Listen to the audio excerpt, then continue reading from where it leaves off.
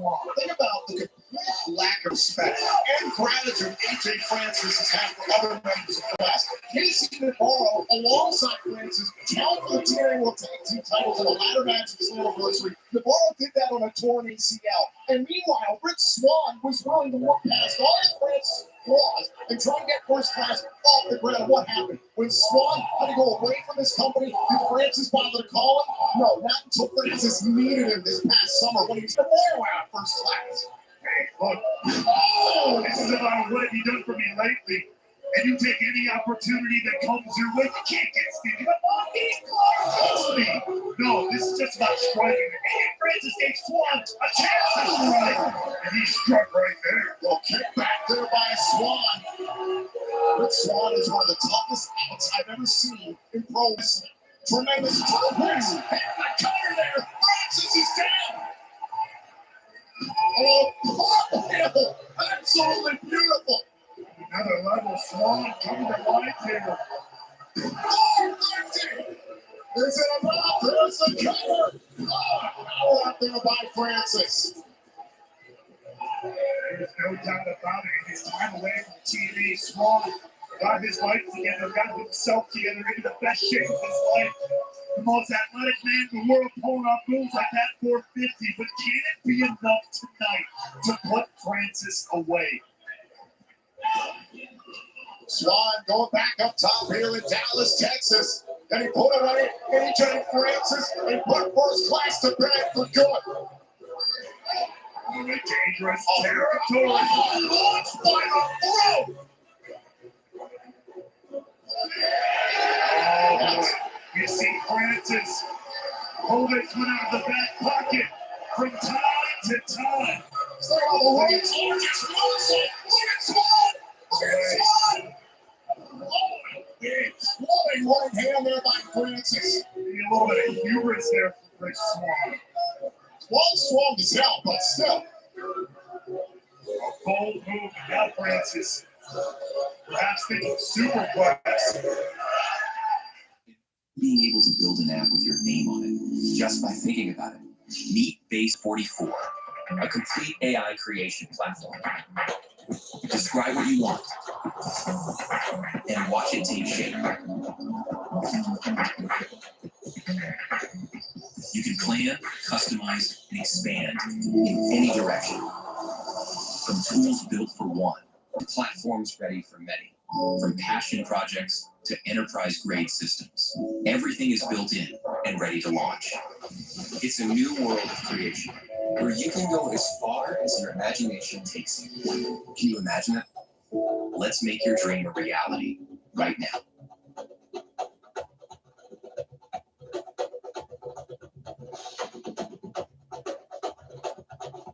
Make your dream home a reality for only $29 a month with Farmer's Home Furniture.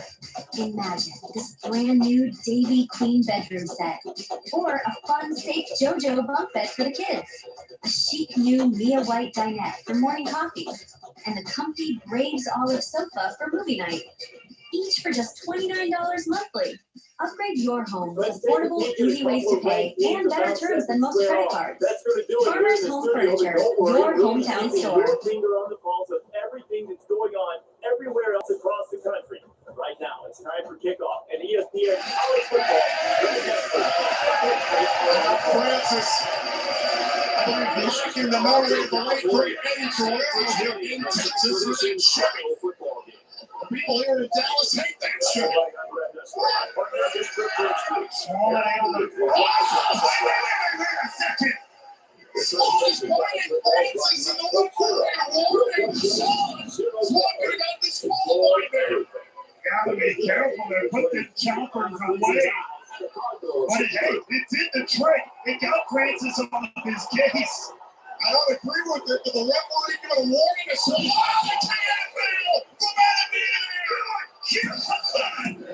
Swann, someone kicked at 2.9. Take another look at this. Francis like a javelin catching Swann in the air. The TFL nearly cut Swann out, but Rich stays in the game. Francis, a jab with a down payment again. Swann has an answer for it. Francis. Taking an Alabama slam almost, but Swan blocking. Swan had a hell of a grip there. Oh my God, up onto the shoulders. Oh dear God. Styles clash. AJ Francis trying to be the only AJ that matters. We have the privilege to have the phenomenal AJ Styles with us this past Thursday to kick off Impact Live on AMC, on our premiere on AMC. The disrespect by AJ Francis, it's even another Styles clash. One is good, two is better, but Swan trying to fight back.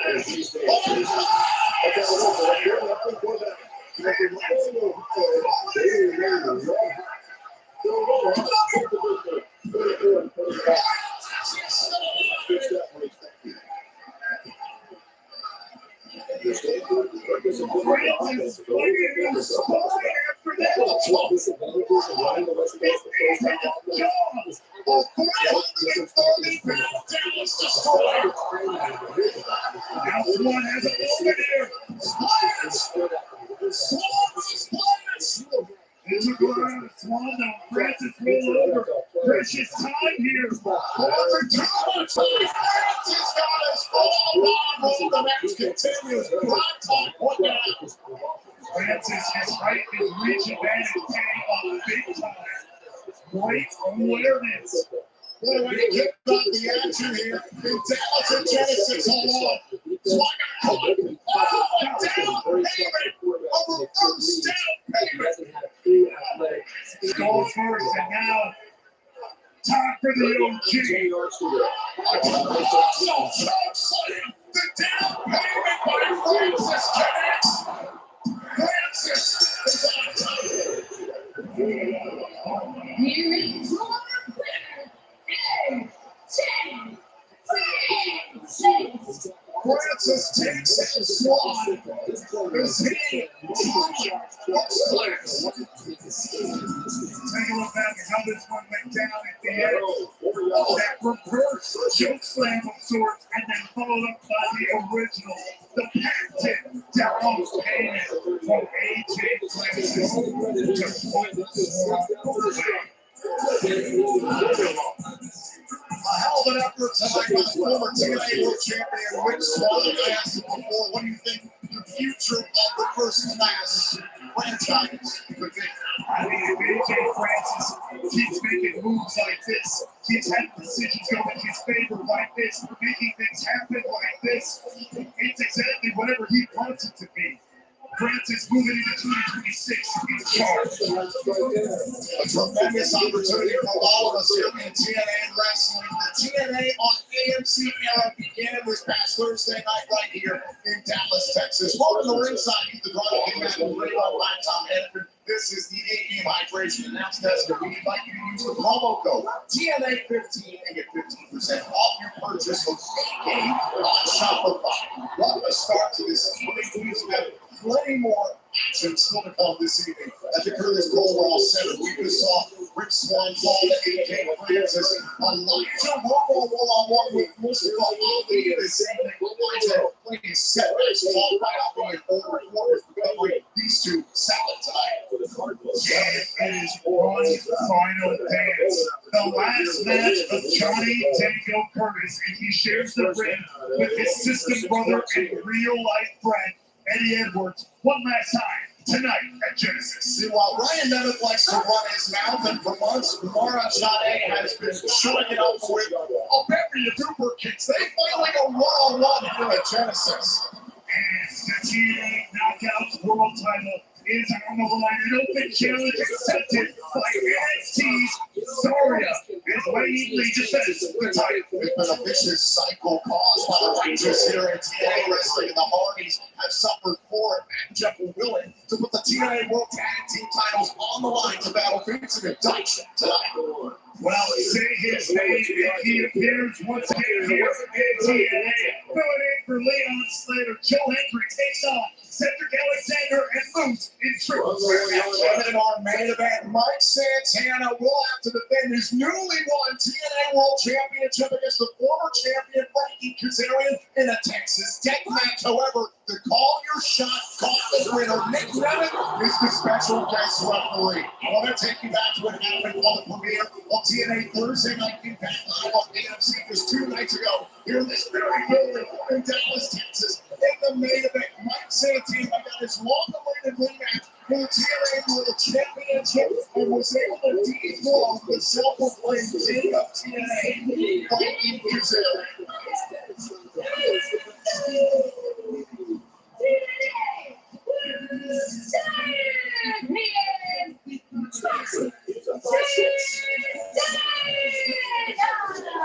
On tonight's main event, the Texas Death Match. Here's Junior Miller.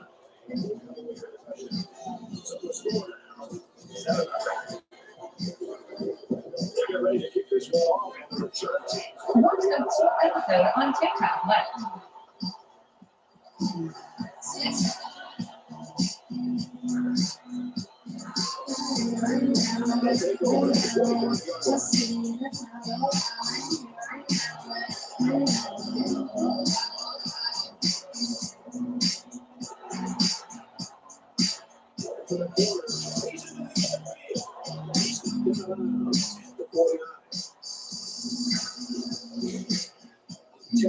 Quarterbacks who can run the ball are so hard to stop. You have to scheme around it, which takes the best coverages out of your. Want to know what happens next?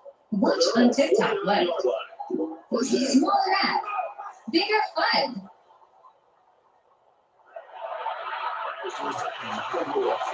The scheme of the defensive coordinator came up with this. They were all over the place on that play and let the quarterback nowhere to throw. So it's second and 10. Cells are too cramped for all these people. Gotta expand them. Forget about luxury beds. Just add a few wooden ones and squeeze together. Prisoners here are complaining about not enough toilets. You're zombies now. What do you need toilets for? Just hold it. Zombies refusing to work and causing riots. Jobs are hard to find. And you're being picky. Set up a treadmill for you. Run 24/7 non-stop. Get fit and generate power. Zombie prisoners are rising. Wrecking the toilets. Plus, blew up my prison and escaped. My prison's completely off the Forbes list. Someone help me out. On the 34-yard line, it's first down.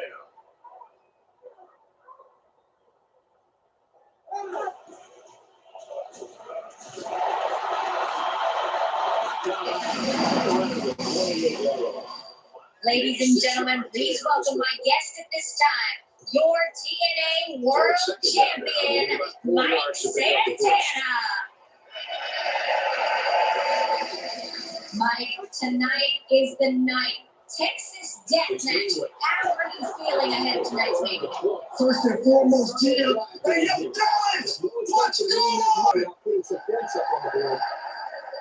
Now, let me keep it a buck with all of you. This past Thursday, Frankie gave me the fight of your life.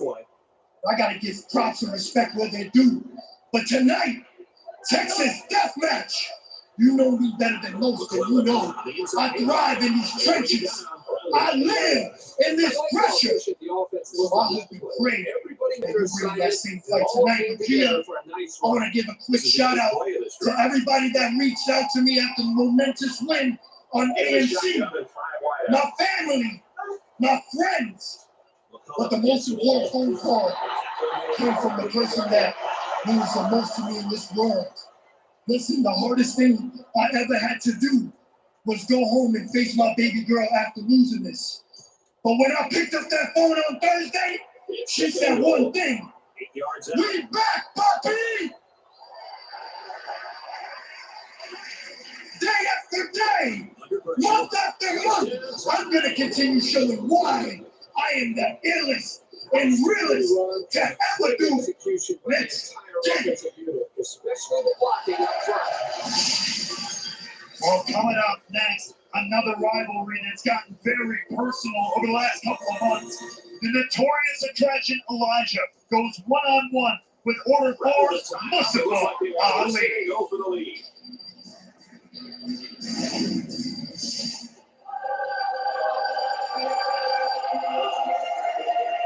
It's a block on the corner.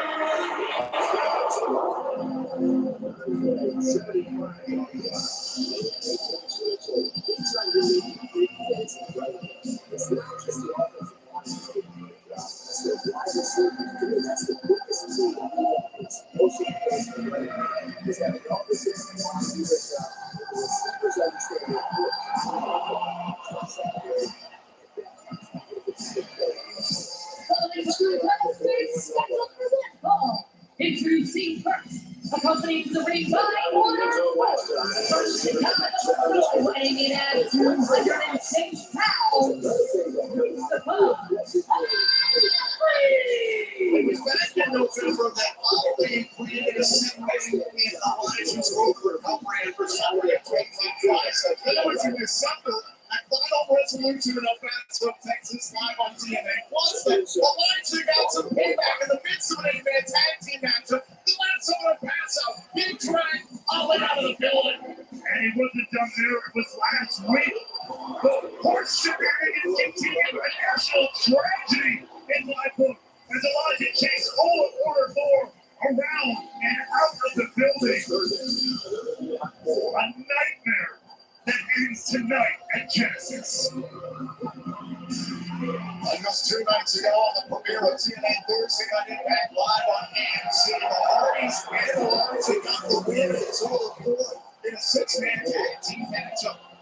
Wadley has plenty of motivation coming to Genesis tonight. He's going to go one-on-one with Elijah for the first time in 6 years.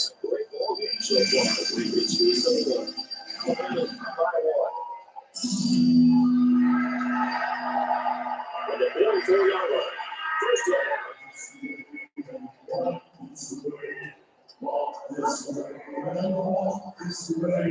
Ladies and gentlemen, from the open road to the planet, he's a man with a song and a soul and fight in his veins. The king of the 6th string, the mystic cowboy prophet, the shifter. Give it up for the one and only Elijah. Elijah set for his first singles match in 6 months. Oh, man, the green hands torn out the Elijah. Down goes Skyler and Hutch. Immediately, Order 4 trying to make an impact before this match even begins, but there's the bell. The bell is rung. This match is officially underway. Per referee Atlas Lane, it's Ali and Elijah one-on-one at Genesis.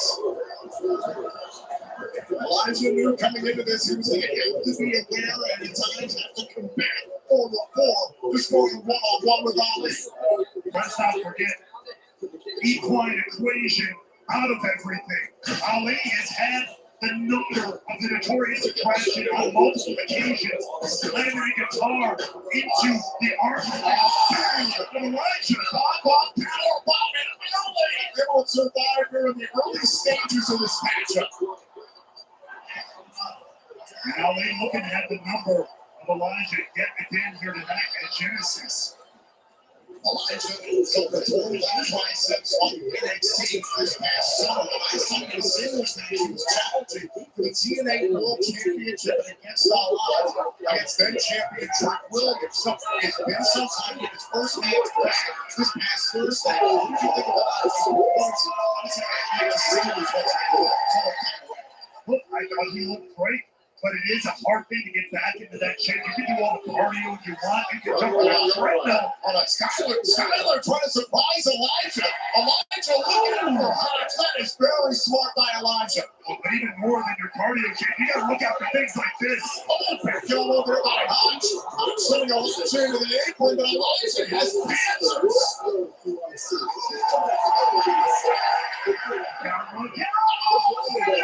And let's not forget, Elijah had come back from that triceps injury in November when we were in Orlando, seemingly about to come back, about to get cleared as he watched Ali from behind. But it was on that night that Ali took his frustrations out on Elijah with the guitar, furthering his recovery time, which has led us to this night tonight. When I was ordered for that lost in hardcore war country system at Battle for Glory back in October, November, it was. I was extremely frustrated. Was trying to get order for back on his feet, building momentum towards the future. He wanted no part of Elijah's concert that evening. You can see now Ali targeting the previously injured left tricep. Of course, and why wouldn't you? It basically might as well have a giant tape X on that triceps. So in Elijah's head, besides just getting into rib shit, getting back in a condition to fight. Standing moonsault up to the leg here. There is Elijah. Elijah putting in the back of his mind. Ali is the man putting back on the show. Elongated his recovery time. He could do so again. Takes off the opportunities for whatever he is taking away. That is like taking away what Elijah loves. Let's just put it all on the table. Elijah is someone who's constantly in the way of getting to the world championship. Don't think Mustafa Ali does not have his eyes and his mind set on becoming a TNA world champion. Rivalry last year between Mustafa and now TNA World Champion Mike Santana. Santana has a ton to deal with. The Texas Death Match affected the total main event. Let's also not forget, I just mentioned it, Elijah's last singles match with his company was for the TNA World title. This would be two men eyeing the World Championship seat. That would be fools if they weren't. Watch out, though. Classic Ali rolling neck breaker. Interception by Ali to perfection. Perfect for you. Doing extension. Infinite void.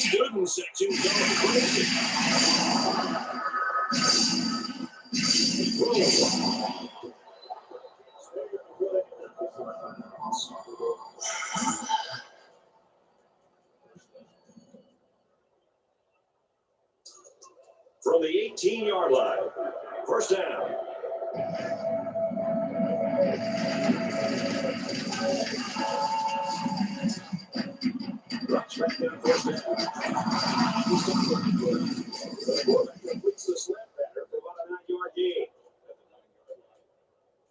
That brings up 2nd and 1. It's 2nd down now. They're just a few feet away from that first down line. Oh, wait a minute. Oh, Ali got caught by Elijah. Ray Ware was going after the notorious scratch and Ali, and they jumped on his head. Take a look back here at some of the action. Walk back here, screen there. Ali able to intercept Elijah and hit that neck breaker right now. Both men down here in Dallas, Texas, and Genesis. Now start. Look it out. Jackson wearing Rhino.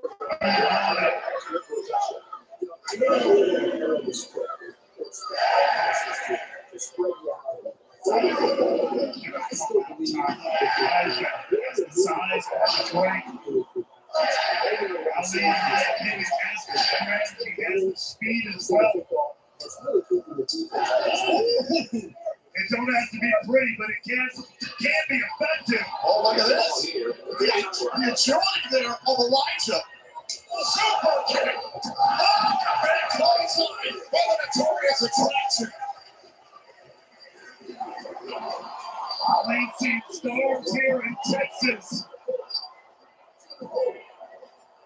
And switch there by Ali. Size and strength advantage. To Elijah, but a ball play there by Elijah. Hey, straight by Elijah. Play back here. And shoulder off the mat just in the nick of time. Mastermind. One of those 4 times steals nearly having a heart attack on that. Take another look back. Watch this knee catching out in right the jaw. Really taking it out. But Ali stays in this fight. What does Elijah have to do? Oh, wait a minute. Is it time for the Highwayman's farewell? That final driver we've seen from Elijah. And Elijah arms first down the turnbuckle there. Look at her strength, though. Great strength there, and Death Valley tries finally up to the next side, but it does that. Elijah will not give up. Now Lee wants to put this one away, wants to end it, wants to put Elijah in the rear view. Over the top turnbuckle here, could be time for finish. The rest of the world fall like a god. They're going to roll through as Elijah got out of the way. Hold on a second, twist it. Highwayman's farewell. Is that good? Wait a minute, Ali is the bridge out. Down goes Ali, but the match continues. Just enough strength to get to his feet. But how much more is left within the leader of World 4? Elijah trying to eliminate those who have tormented him for months now. Ali in World 4. Trying to clear his path forward here in TNA Wrestling. Elijah just gets down and dirty here. Yes, he just pummeling Ali.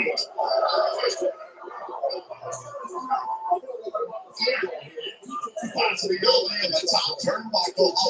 Elijah thinking heavy offense here. This has been a hard-hitting affair between these two tonight in Dallas. No, double! Ali fighting at that tricep. Let us go through the line. Elijah trying to get a hold of Ali here. No way. The Highwayman's farewell from the top turnbuckle. Another great hands. Skyler not just stands as the attention of the referee. The great handshake Ali. Elijah signals Skyler hot to the drop kick by Ali. A plan executed to perfection by Order 4. Actions, remember, have consequences. Oh, wait a minute. Elijah was lying in wait. Down goes Ali. What are you kidding? Off the sky high. Oh, wait a minute. The referee was pulled out of the ring by Special Agent Zero.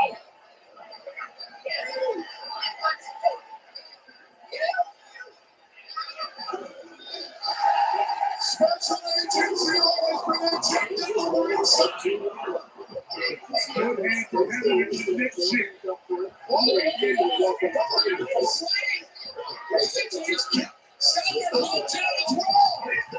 Because he's in the ring.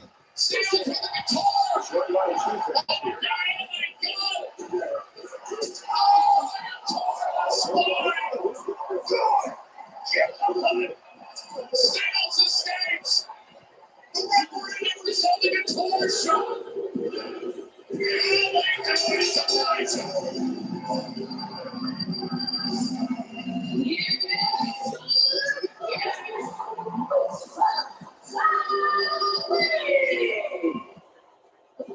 I felt like it was impossible to present.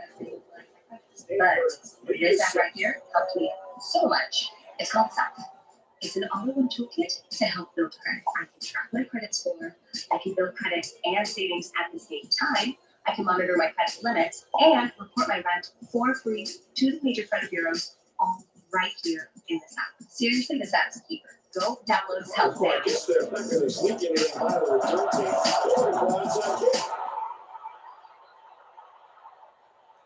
to the 20. East tackle. That's a 25-yard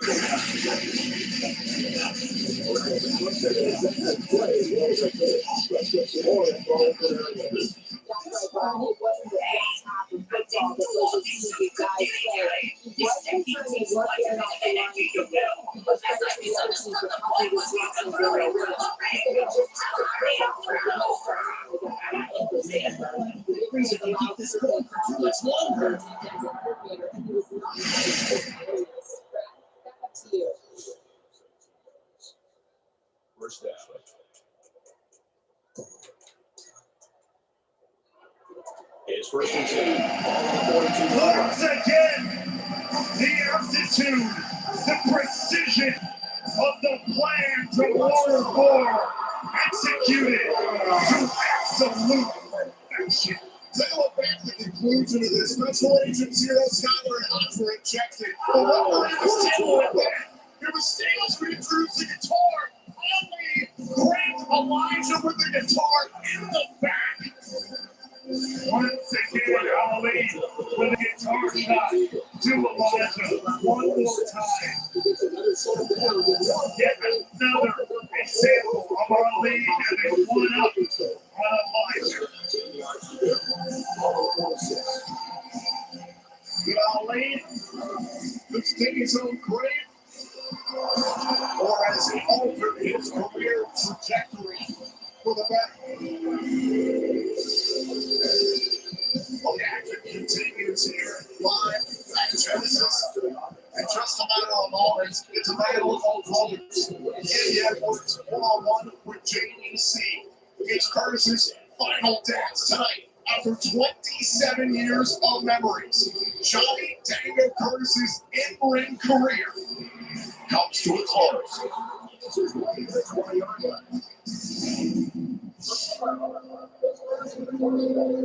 So my wife / handler and I have been talking about the last couple of weeks, and we decided that after Genesis in January that I'm going to be retiring from in-ring action.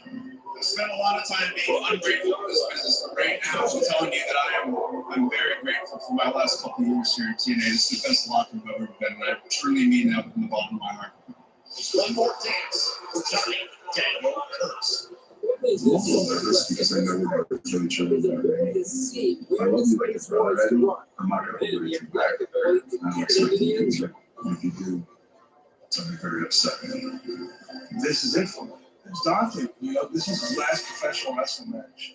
And I got to go out there and do it. It's my turn to go out there and do it. This is all about him. You know, I need to be the best opponent I can be, the best friend I can be for him. I got nothing but respect for you as a man. Does Ratchet have a girlfriend? Throughout Ratchet's adventures, he's had many female influences like Angela Cross, Helga, Rivet, Courtney Gears. I mean, he literally asked Sasha to marry him. And he's like, "You want to marry me?" But did he ever have the balls to actually ask any of them to be his girlfriend? Nope. Most fans think Rivet and Ratchet should be together after meeting in Rift Apart, but that would be pretty weird considering Rivet is just Ratchet from another dimension, so he would technically be dating himself. Ratchet literally asked Sasha to marry him, so they must be together, right?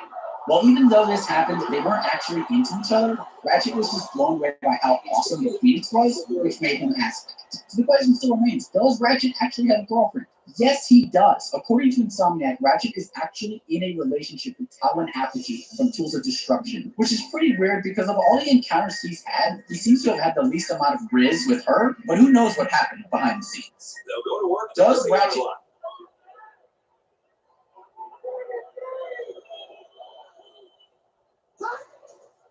Are you about to bite me?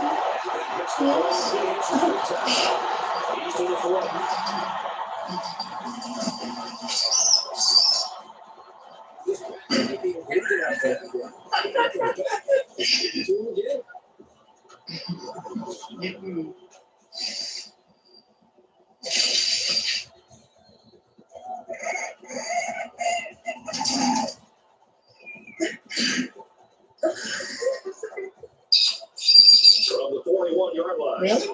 First down.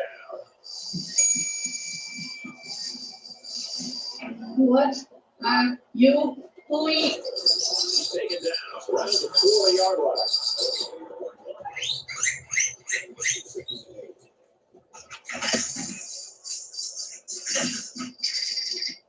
Good morning. How are you?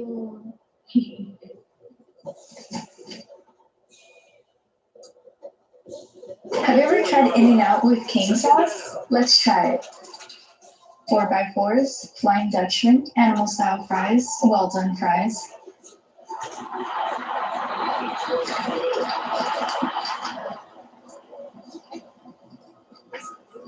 I like cane sauce goes with everything.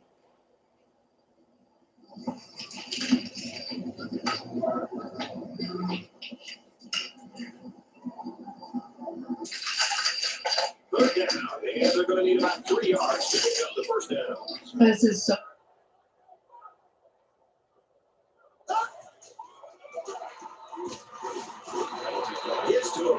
34-yard line.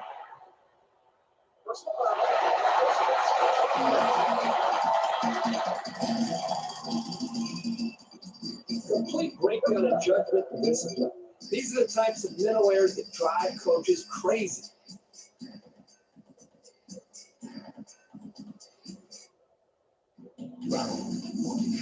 But it's rated. First and 10. So it's right there, bro. 19.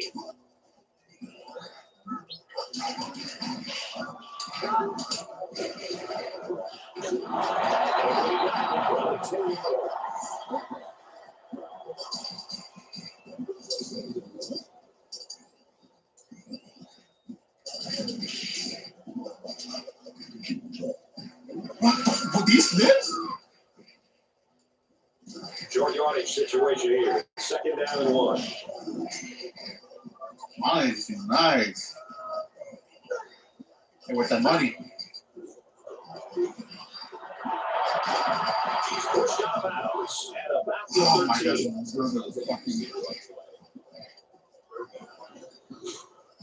No, when you feel pressure like that, the worst thing you want to do is just to throw the ball into coverage. You got away with one right there. He's very fortunate. Are you serious? Just throw it away out of bounds.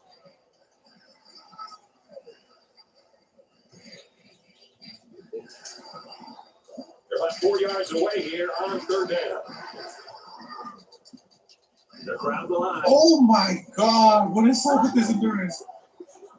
And he hits him hard at the 11.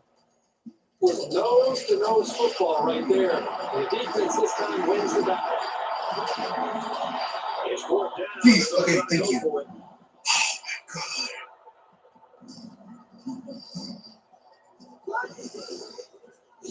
Yes. This flag came to the umpire. That means this is probable hold. Channell on down. Come on. Thanks for doing something. Somebody doing. Come on. Come on, someone say hey there, bro. We got this.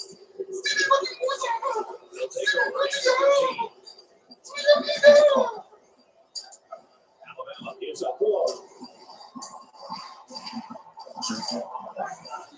I was this close to catching stream. But I don't want to miss another waste of let me because I don't feel the weather right now. So you see the that? And that stream, did they help? That's why I started late. Keep pounding away on the ground, and they find Tater. The Buckeyes. So that helped me out, like rest my body and everything. So I feel good right now. Well, look, not 100%, but it's almost there. I'm like doing like about 2 hours free. I'm like 2 hours free. It's second down. Let's try one thing. Because I didn't do a fighting stream last week. Here's a quick throw. Big play right there. Can they get away with one throw into coverage? Boy, the quarterback very fortunate there. And I'll tell you, watching practice this week, this is something that they felt pretty confident to have some success with. Now it's first and 10 with the defense trying to regroup after giving up the big pass. And done. 74% better. Oh, that's totally fair.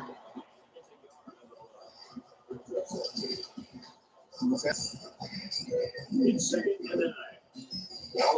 Fuck!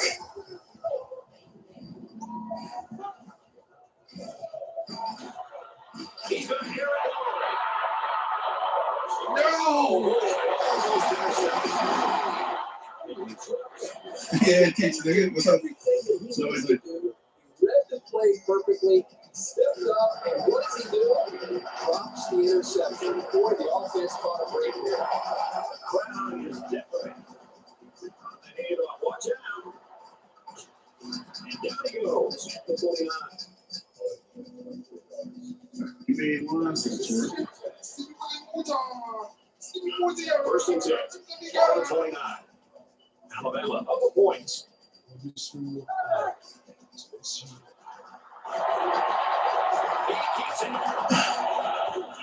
Tackle made right around the 10-yard line.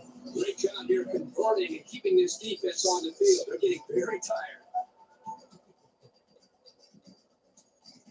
From the 10-yard line. First down.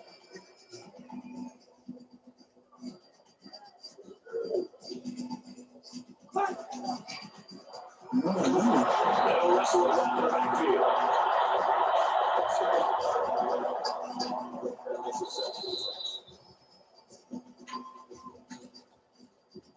That's 3 down and 1 to go. Alabama's up by 1.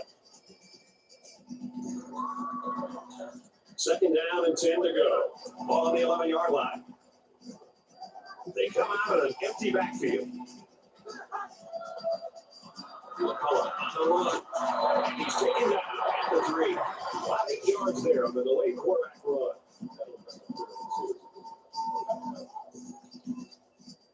They'll line it up again on 3rd down. So empty backfield with 5 wide receivers.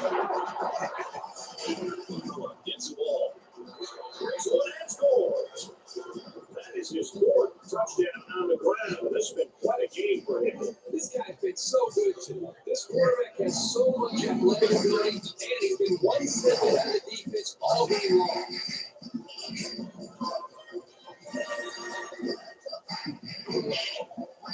And he adds the extra point.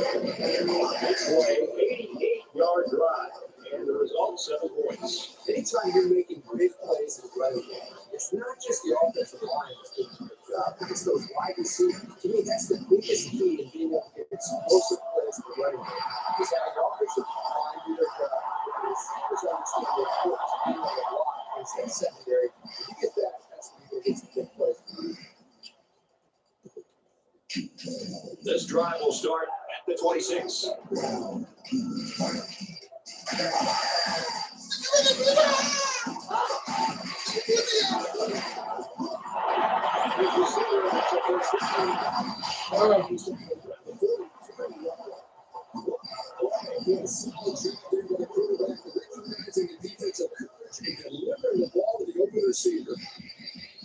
First down, 10 to go.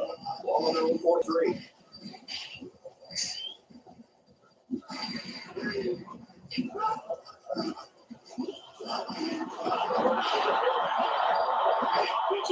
A really good push there.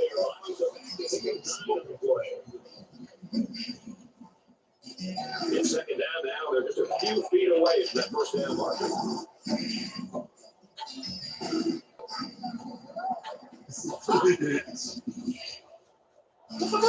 He passes it. This just shows you that you don't need to be sacking the quarterback to disrupt the passing game.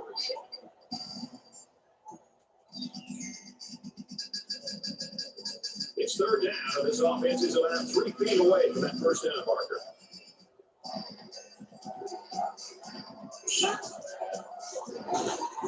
And they make the shot at the 48. You know, a lot of times coaches look to linebackers for leadership on defense. Oh, come on, pump the damn ball in, bitch.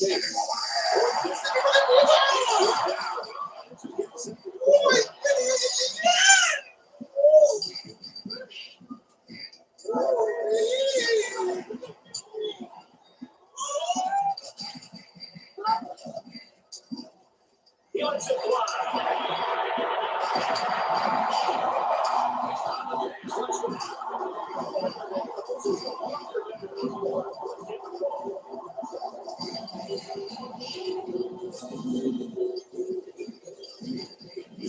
White out here truly knows what he has to do in order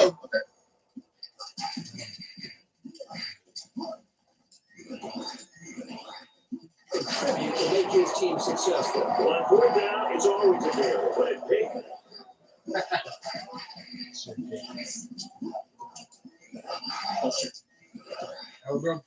In a big way right there.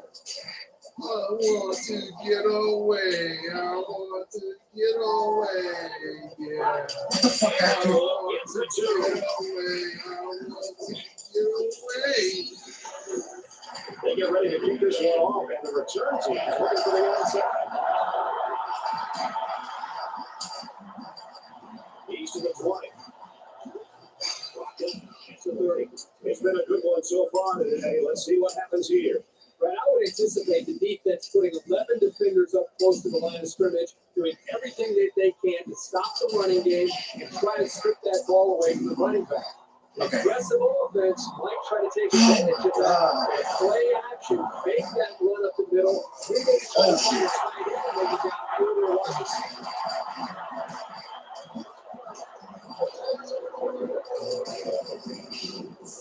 They're giving away 3 yards and they're making life easier for the guys on the other side of the ball. Their own 43-yard line. It's first down. Is up 2.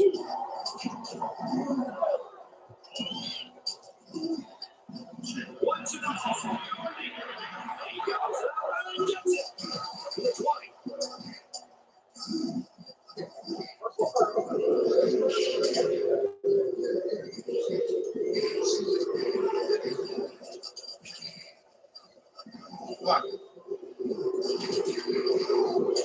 Concentration laps right there. The coaches will be giving them the airball for it, too. I know how to do that.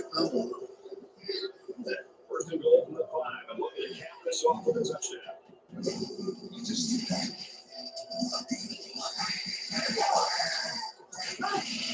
44% that 5-hit combo is pretty good. He's in. Not a good play for confidence, nice defenders.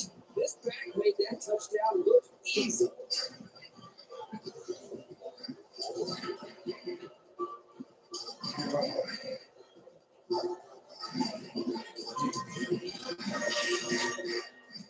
Big extra point here. It'll put them up by 2 scores.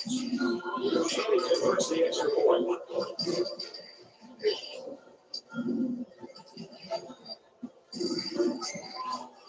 Oh shit, I died.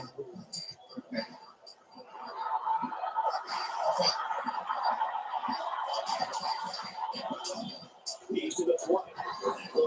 21-yard line.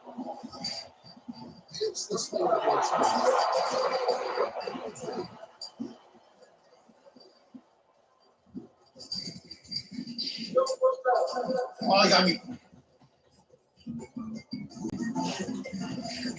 The offense will take over at the 36.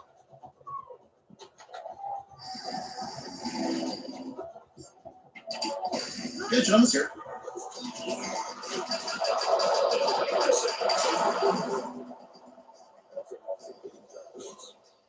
This quarterback has to do a better job of avoiding the rush, because sacks can be real drive killers. Defense looking for another sack in the second down and long situation. A little more than 2 minutes to go in the fourth quarter.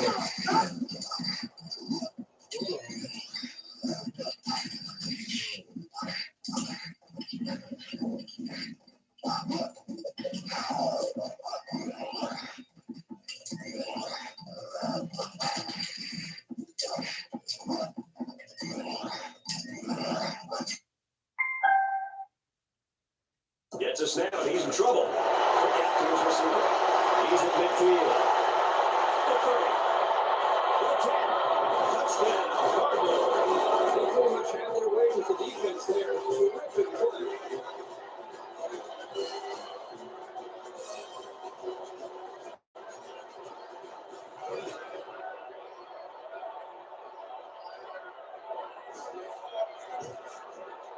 He's out against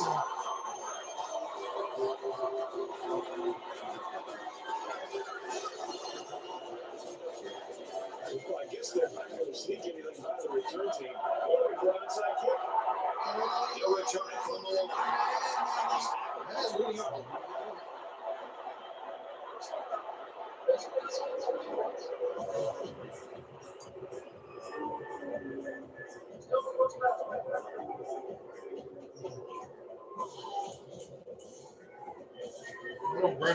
Alabama's going to use their first time out of the half here.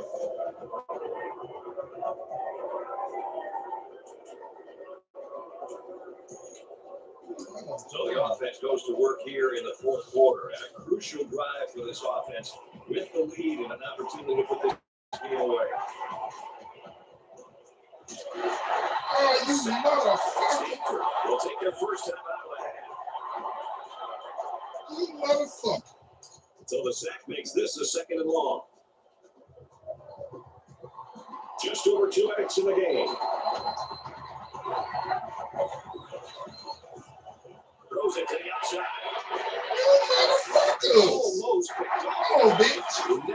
Goddamn y'all son. Good effort by the defender. From their own 29-yard line. Third down. This crowd a huge factor right now against this offense. Yeah, y'all. We're gonna run it again. We're gonna run it again. It's fourth down. Yeah, yeah. It's the offense that takes the field on fourth down. Hey. Hey, yeah. That's the call. He answers big time. He's in midfield.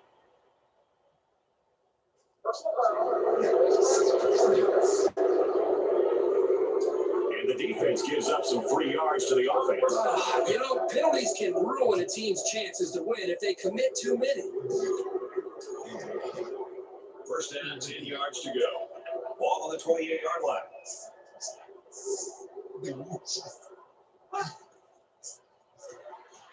Gets a snap. Here comes the defense.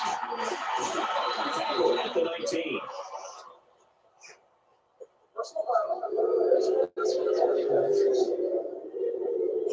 So the offense will move a little bit closer with that penalty.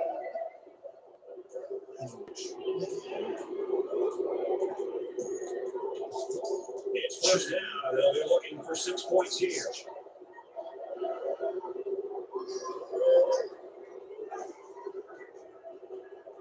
He's on the run. They'll bring it down right around the 4-yard line. Stanford will take their final timeout.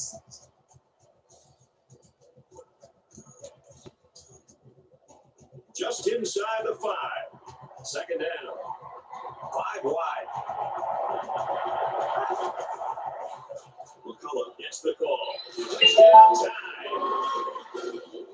Wow, did they need that one?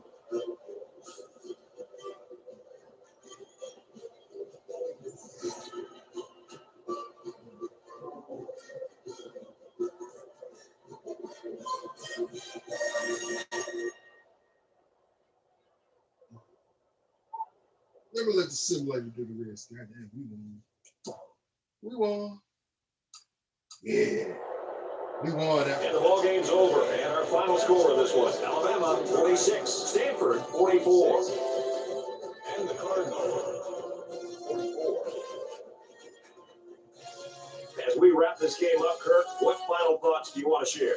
Well, they can breathe a big sigh of relief now. Things weren't always looking so sure today. They could have been looking at a pretty big letdown. Alabama got a much tougher game than they were expecting. But any good team has to be able to win the close ones too, not just the blowouts.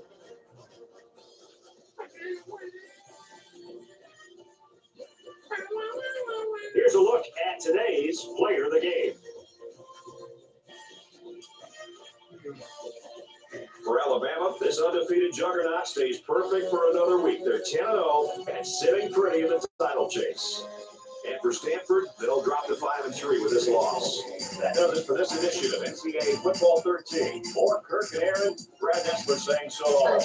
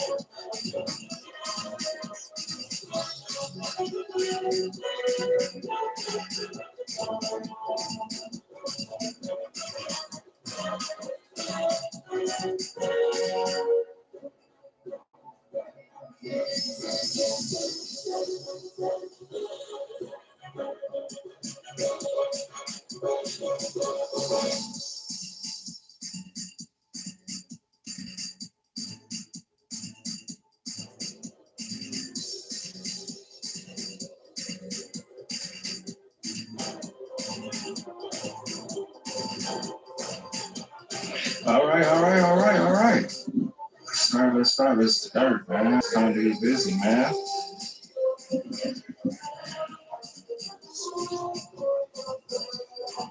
Let's do it, man. Shout out to everybody up there, man. Appreciate you for a little late night stream. Yeah, we're back to the second, man. Back getting it in, Shiesty mode.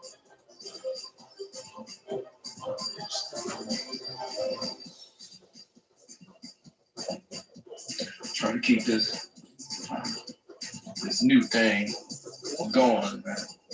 Chasing mode, man.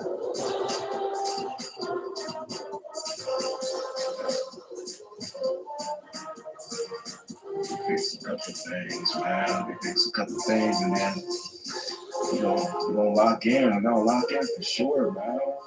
Lock in here for sure, for sure, for sure.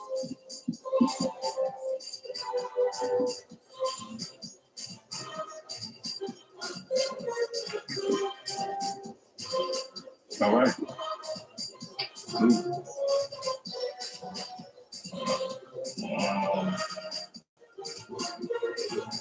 Right there. Let's do it. Ultimately, guys, good to see it up there, man. Are you a fan of season 3? What do you think about season 3? Obviously, it's a new thing. Ruther Four, man. What up, though? Yeah. The question is up there. Right now, we got 50% of you saying yes. We got 50% of you saying no.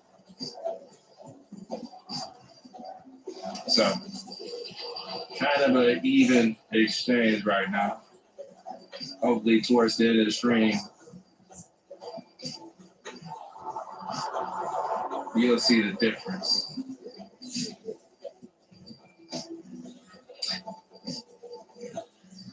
But am I a fan of it? As of right now, don't know yet. Reason being is been getting my ass and kicked in Tekken. Y'all have witnessed that.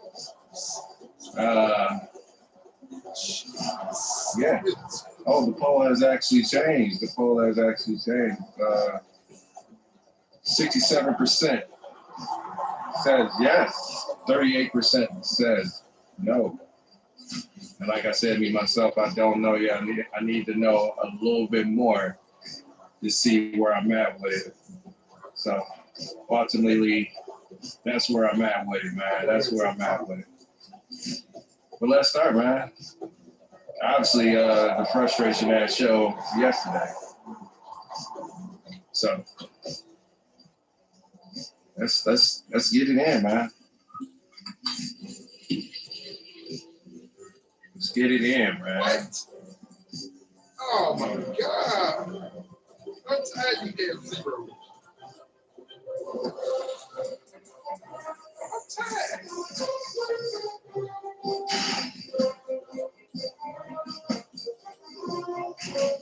Damn. See what I'm going with, man. Oh, sure. Go ahead, man. Thank you, never had the great here. She says, like and subscribe. Please hit that super chat. Matt, your boy. Freddie, what up, though? The poll changed. Get ready for the next 80% says yes. 20% says no.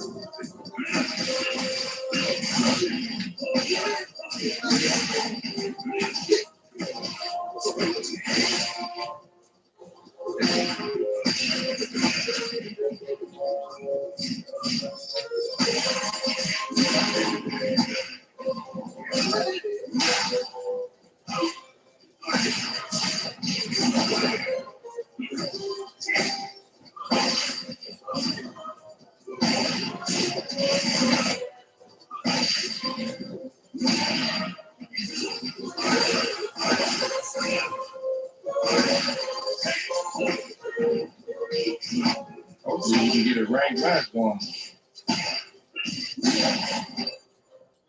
There it is.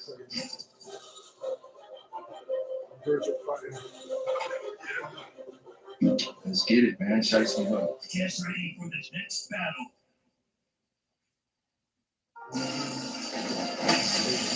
Come on, wind up.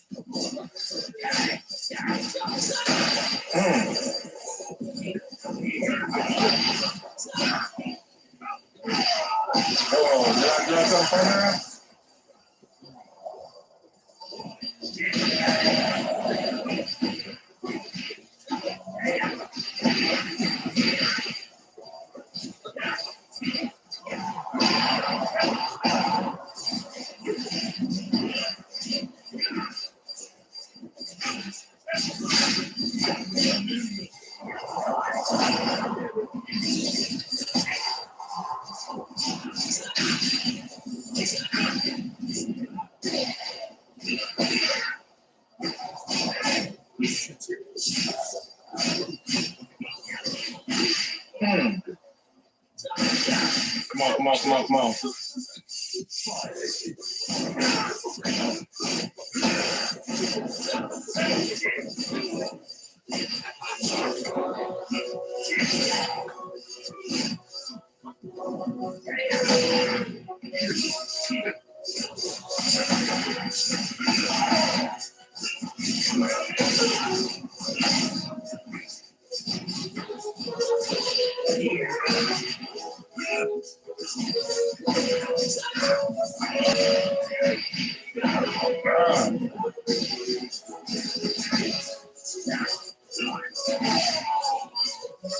Stuck on the wall, bro. Nice battle. I should have went in.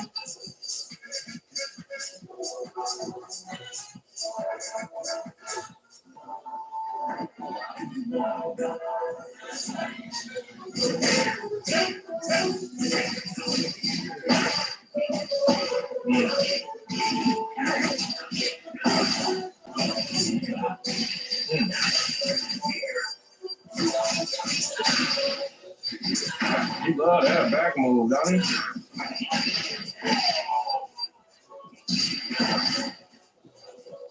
Love that back move.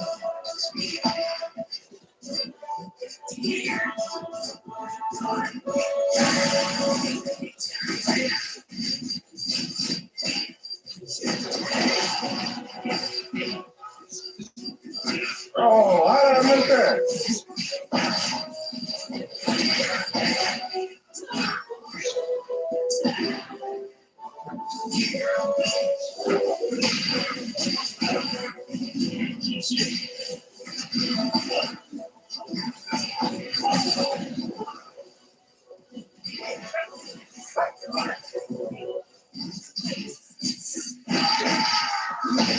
Obviously, that was a mistake.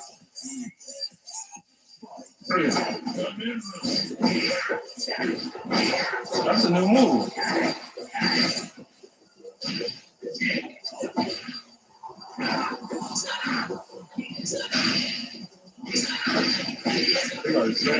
I knew you.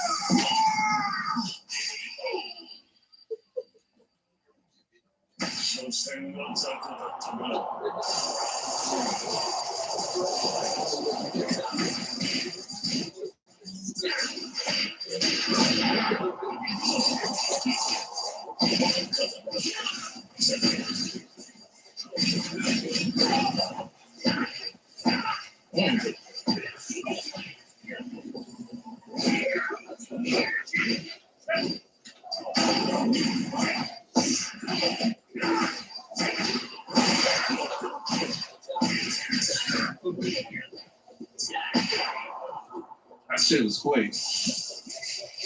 Really. Oh my God.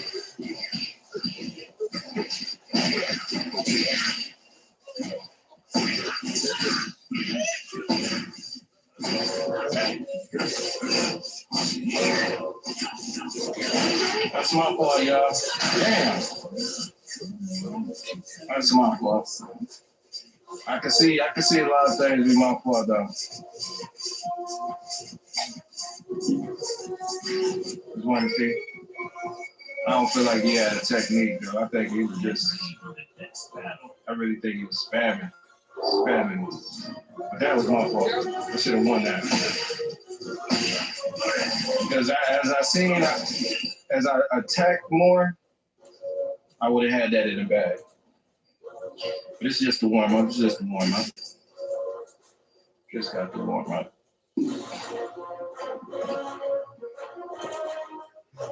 Get ready for the next battle.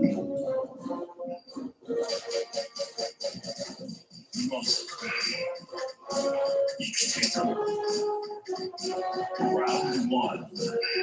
Fight.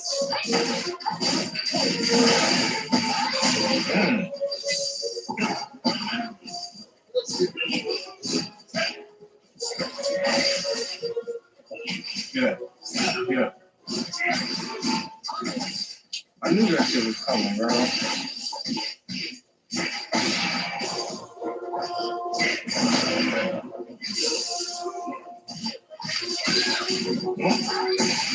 I'm working.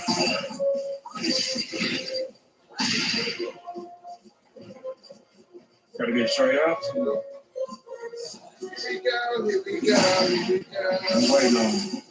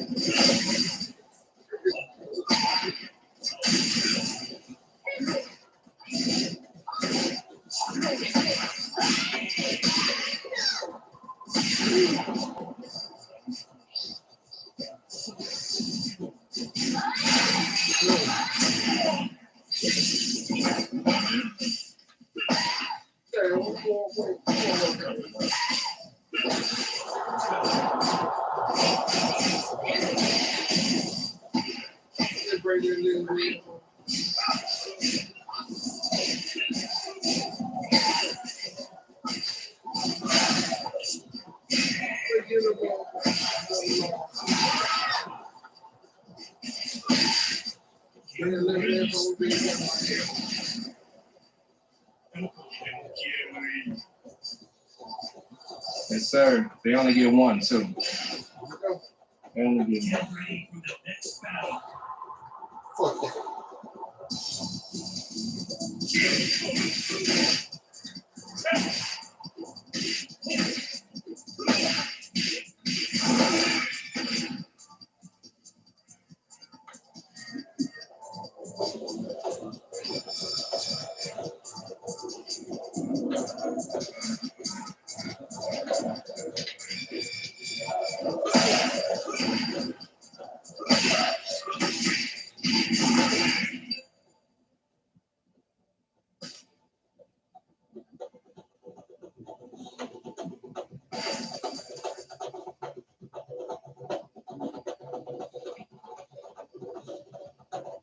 Get ready for the next battle.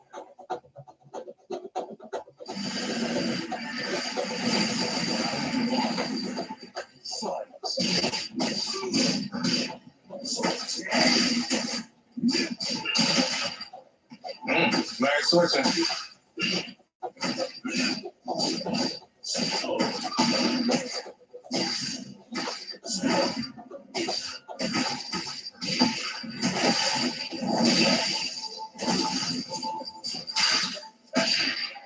Lincoln is a sea of red.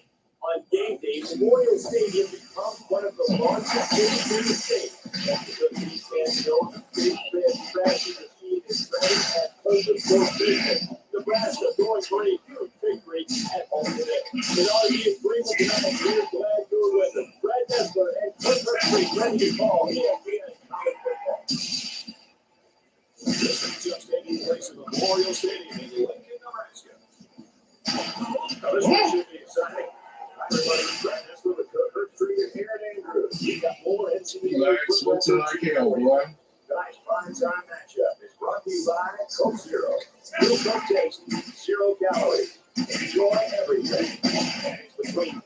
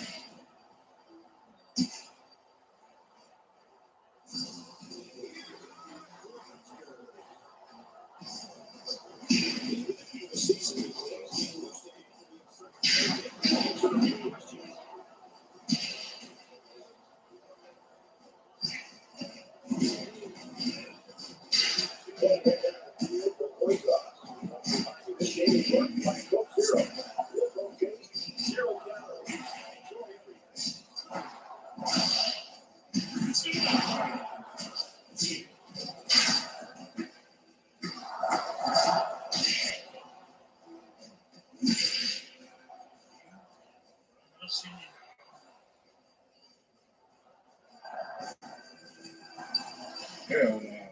Get up out of here, Get boy. ready for the next battle. Get up out of here.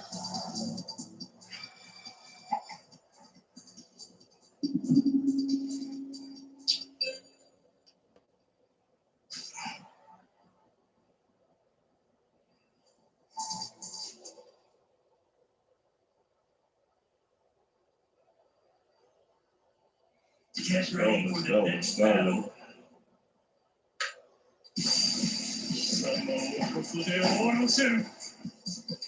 Round 1. Fight.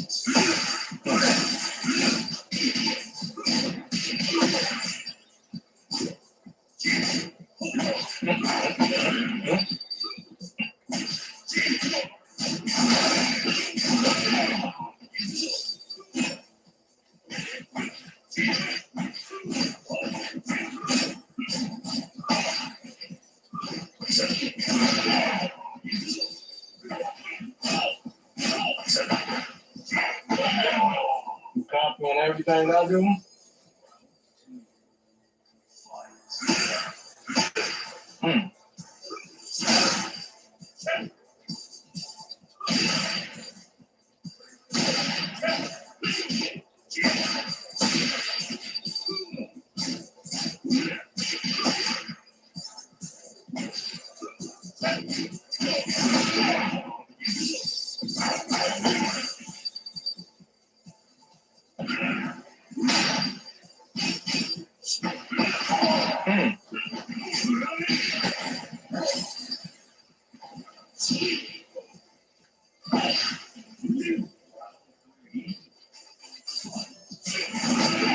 I'm blocking that.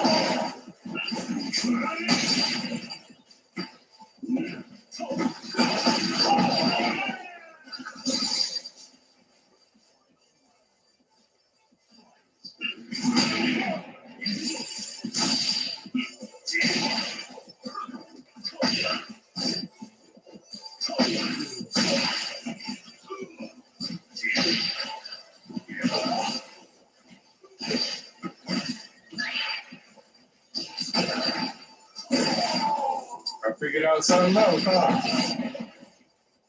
I just gotta watch, bro.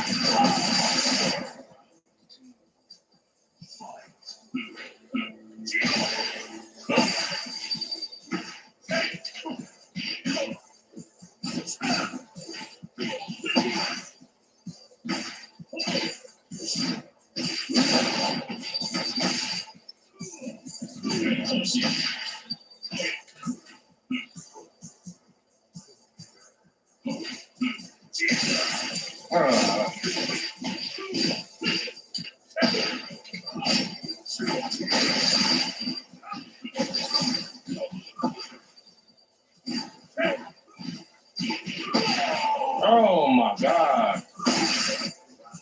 He don't duck down.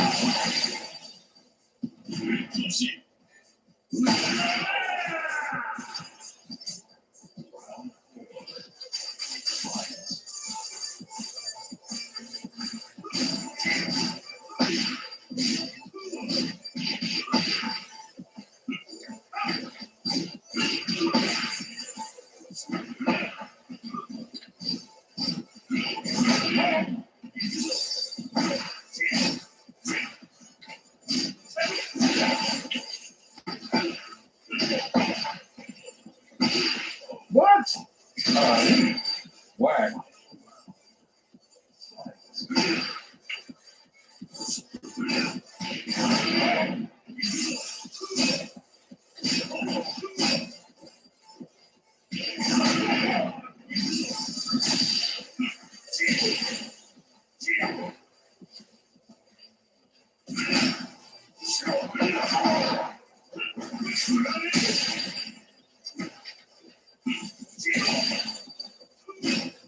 Oh my God.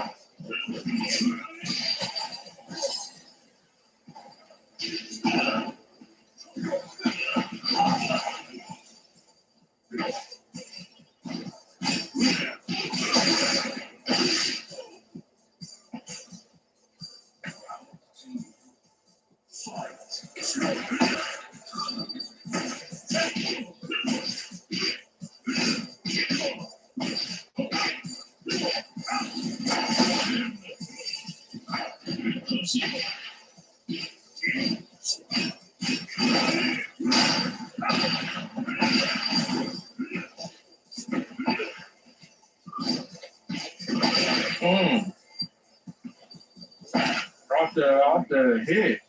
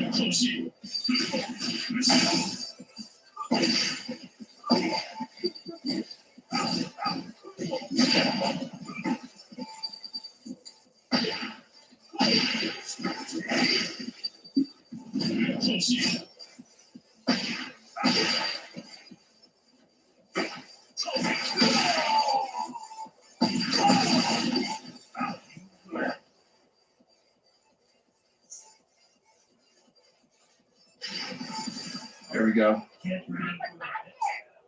into easy. Where's the Badger Geriatric? My nana was too busy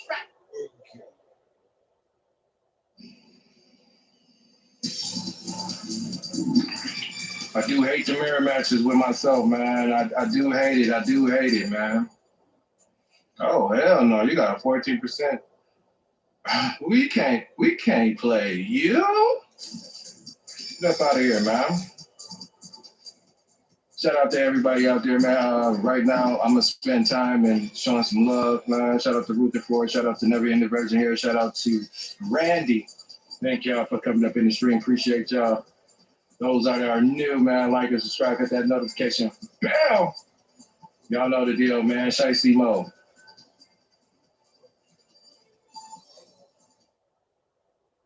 Angel versus.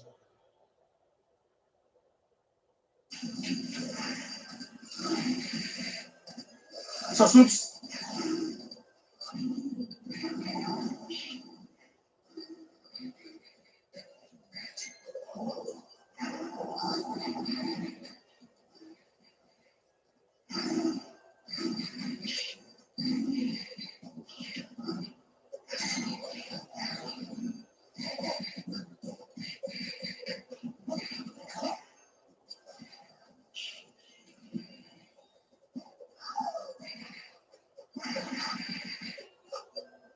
Look at this little bitch. Look at this little bitch. Oh my god.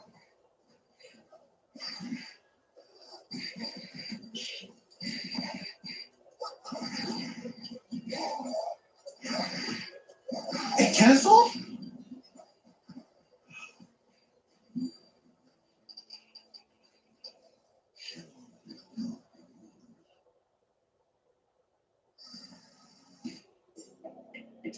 There's no point having two shotguns. I mean, I get it why there's no point. Oh shit, man. I should have chosen these. Hold on, well. Should make mistakes.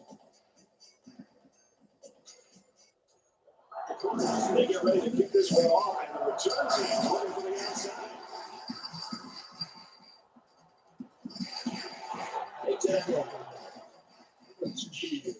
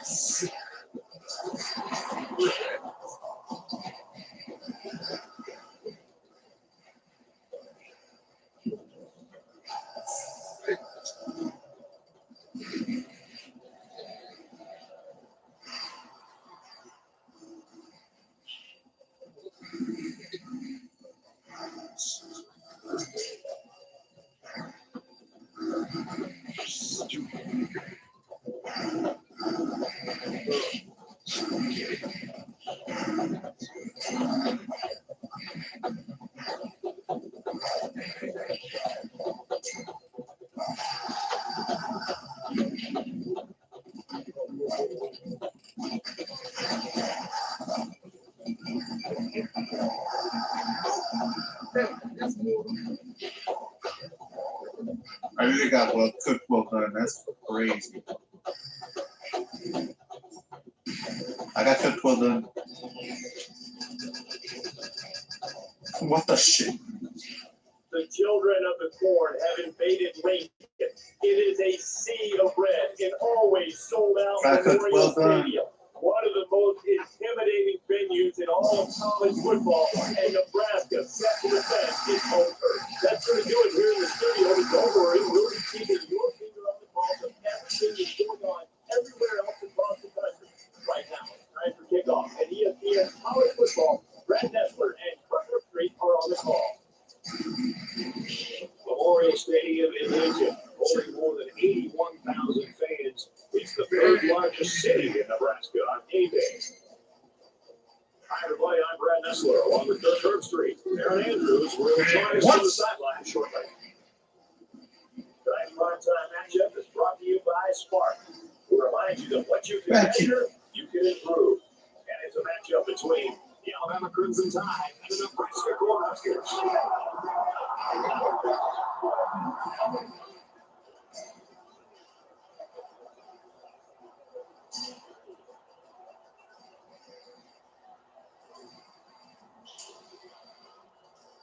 What the fuck?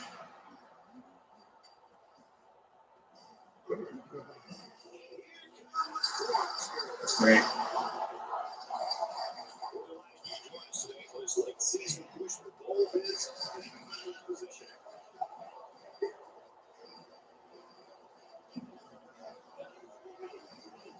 Is he faking? First, let's head to midfield for the viewing zone. It's brought to you by Spark. We remind you that what you can measure, you can improve.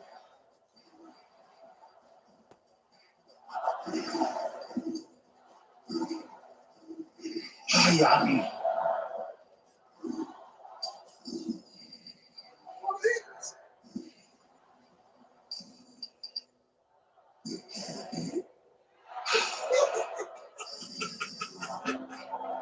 Oh God.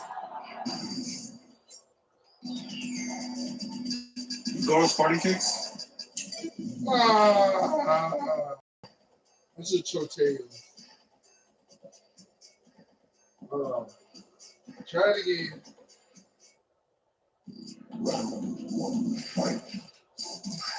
Try it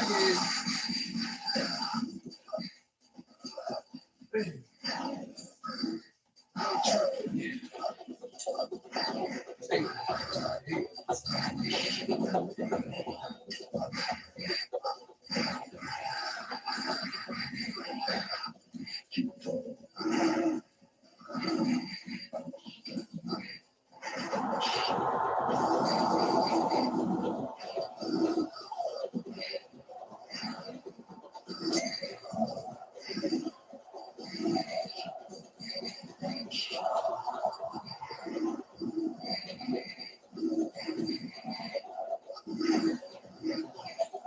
Why did it go through?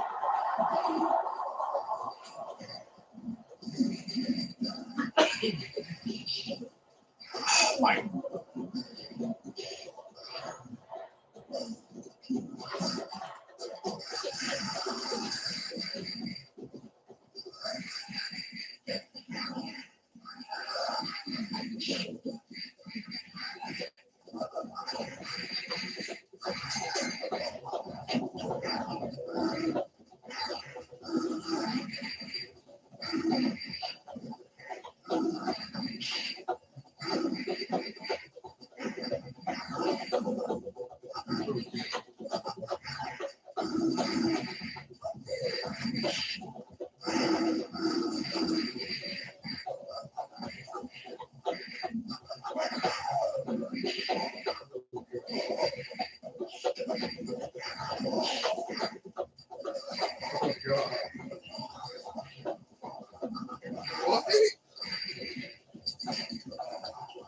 I noticed this shot comes to go down when I do the fucking kicks. Oh my God. On game day, Memorial Stadium becomes one of the largest cities in the state. That's because these fans know the big I know that shot comes to go down. is ready and Also, no, but going when I finish the kick combos, he should stay there. Time for ESPN's college football. Hey, you get knocked out. Kirk Street will be on the call. Brett, take it away. You wouldn't know it, but it only took 90 days to build Memorial Stadium back in 1923. Today, it's one of the iconic sites in college football. Hi, everybody. I'm Brad Nestler. I'm Kirk Street here in the booth. And we're also joined by our sideline reporter, Aaron Andrews. Tonight's primetime matchup is brought to you by Dove Men Plus Care. Be comfortable in your own skin. And it's between the Alabama Crimson Tide and the Nebraska Corps. Yes.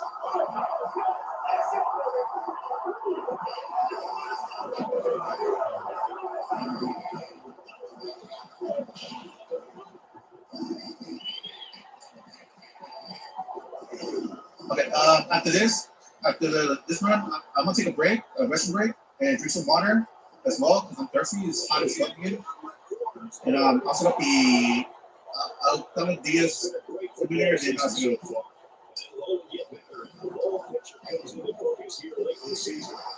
Like I said, we're dealing with summer weather and it's still winter. That's just crazy.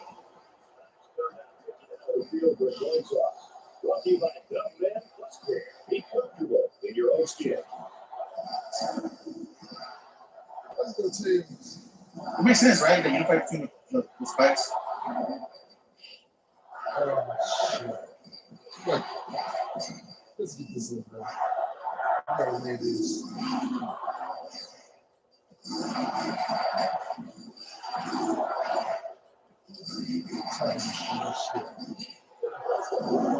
Oh, man. They're going to sneak in and return team.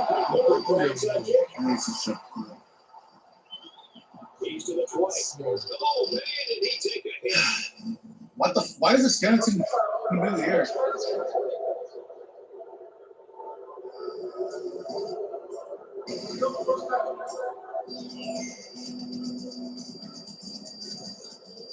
So here comes the offense taking the field for the first time today.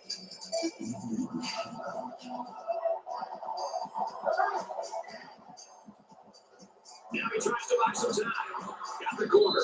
He's out of bounds from the 47-yard line. Let's check in with Reese Davis in the studio. The Longhorns came into the day ranked to go. Although you said they weren't that good, they'll have plenty of ammunition. And for Tennessee, they become full eligible with this win. Literally just more nuts on this check me. A good day, more than 200 yards passing. Meanwhile, the Horned Frogs come into this one ranked number 4. It felt as if the game rested on every play. And for Morgan, he ran for more than 100 yards.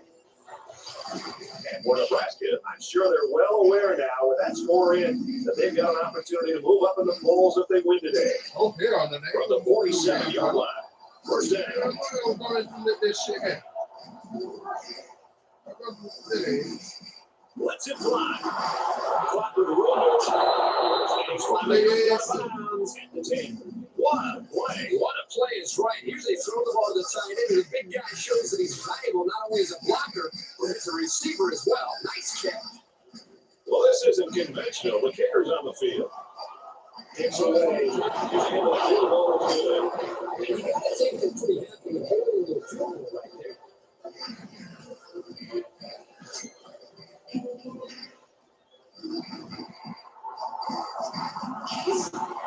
Down he goes. The 43-yard line.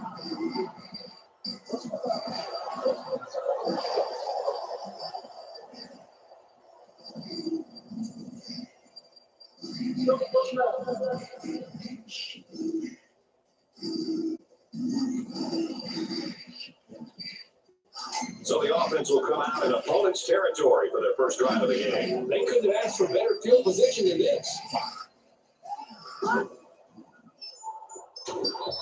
Boy, was he drilled as he let go of that football. Yeah, he's going to feel that one tomorrow. That makes it safe. From the 42-yard line. Second down.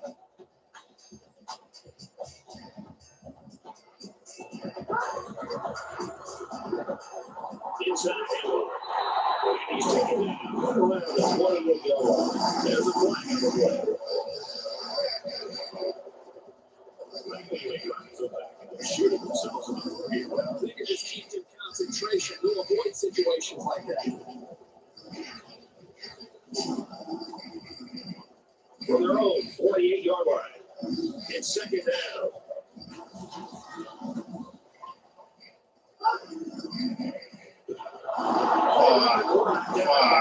Well, I thought the safety did a really good job that time of disguising the blitz before he came. I don't think the quarterback or even the offensive line had any idea that eventually he was sneaking up and eventually coming on the blitz.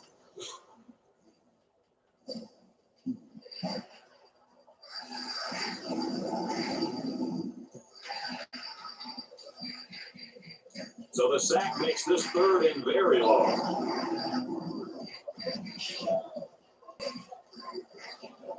What happened? Why is Thomas celebrating? He's going to be sacked for a loss. Right, not only did they give up the sack here, but their quarterback just got hit and hit hard. If I'm an offensive coordinator, or especially an offensive line coach, I'm getting a hold of my offensive line. Why are you celebrating? What Making happened? sure these guys are on the same page. They've got to take more pride in taking care of their quarterback than that play right there.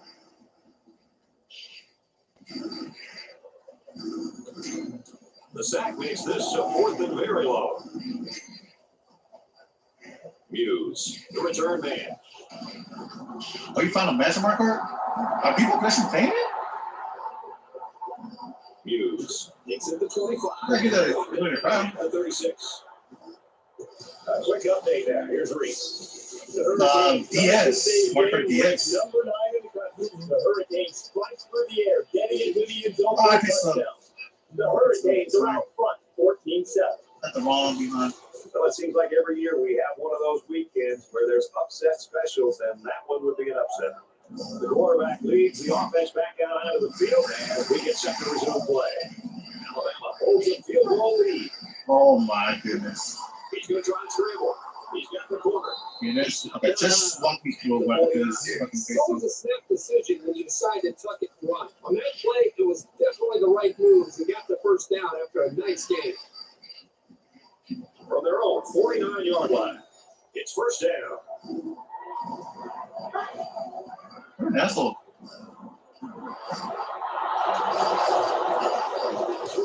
They'll bring it down around the 11-yard line.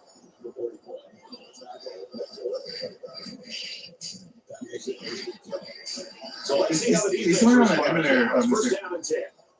That's why it's working. Fucking hitbox.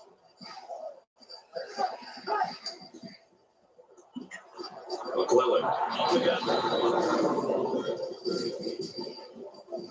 He just put his eyes on that end zone and ran with some real purpose there.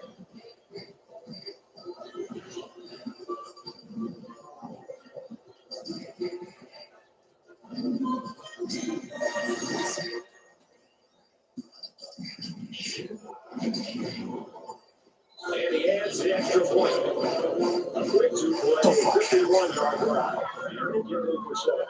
The score 39 fucking plays.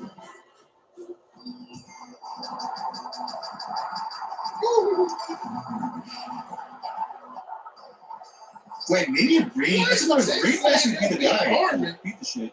They'll beat David. David beat I'm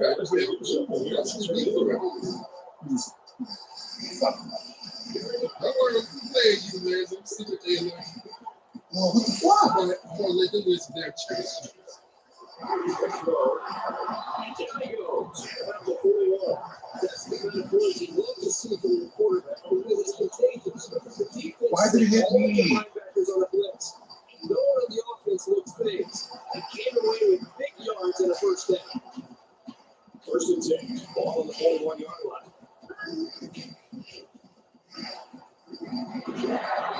He's taken down at the 30-yard line.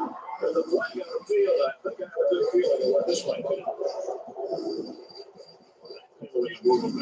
Yeah, so many other guys out there, it's bound to happen occasionally. So the penalty puts him back for a first and long.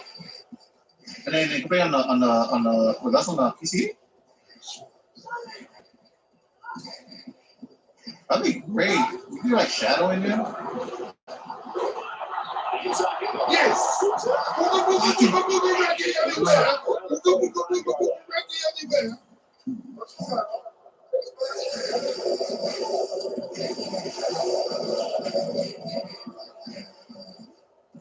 Little stumbles like these can kill your offensive progress.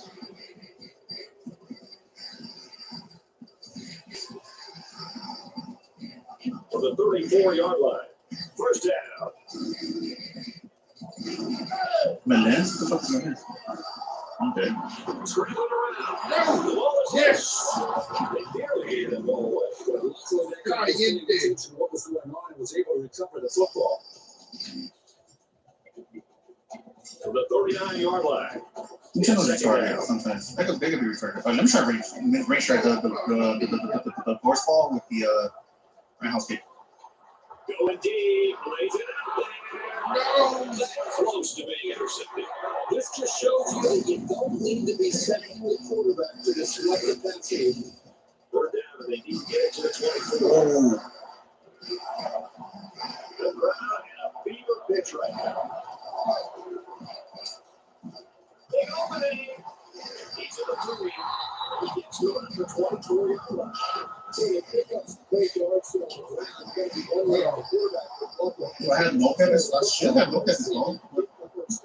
Oh, sorry, excuse me. It should be on the fucking, should be on the PS2, right? No, I'm meant to reinstall it. He's scrambled. Inside the 10. What a play, and that is first and goal. Good job, Alabama. Good job. Yeah, raise. Quarterbacks who can run the ball are so hard to stop. You have to scheme around it, which takes the best coverages out of your defensive playbook. First and goal for 3. They're knocking on the door. They'll line up with 5 wide receivers. Gets the call. Let's go. That is great top football right there. He launching it in.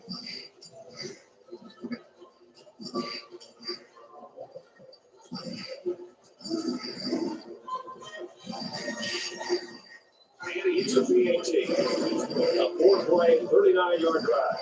And they add 7 points to the scoreboard.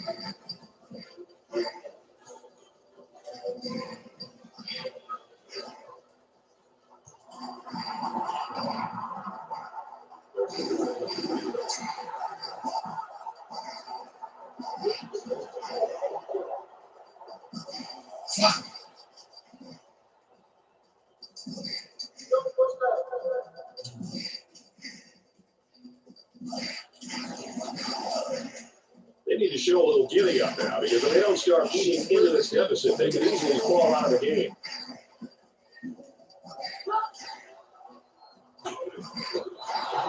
Great pressure on the quarterback, forcing an incompletion. Boy, they really pounded him on that throw. Fuck, it didn't work.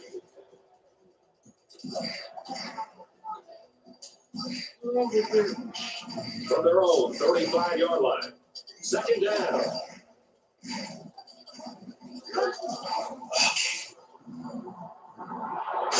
His receiver, and that's a first down. He's in midfield.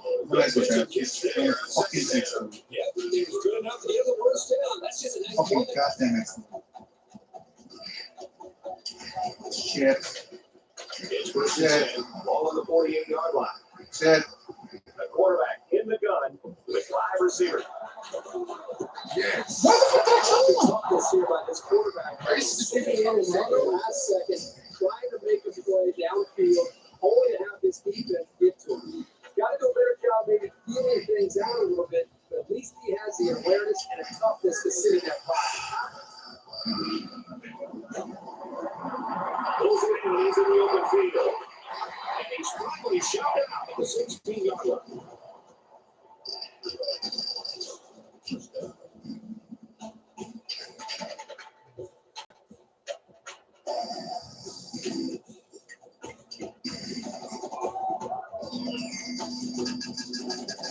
It's first down and 10 now after picking up some great yardage through the air.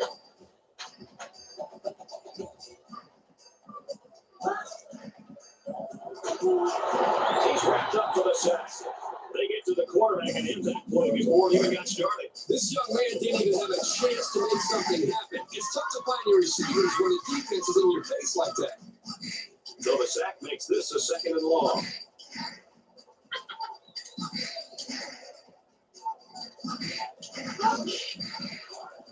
Here's an option right side. What the fuck did I go? The quarterback trying to do a little too much by himself. Hey, maybe next time he'll get it out to the back so we can do something with it. From the 29-yard line, it's third down.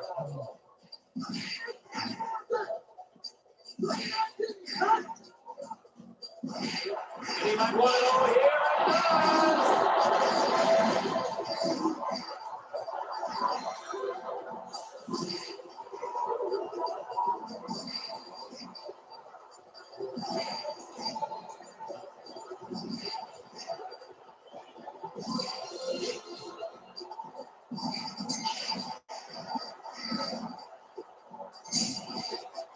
He can push the extra point.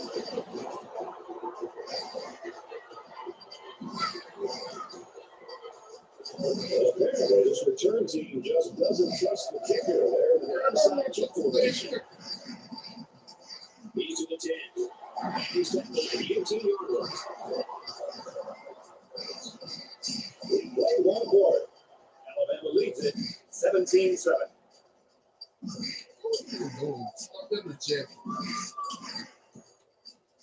They'll go to work at the 18.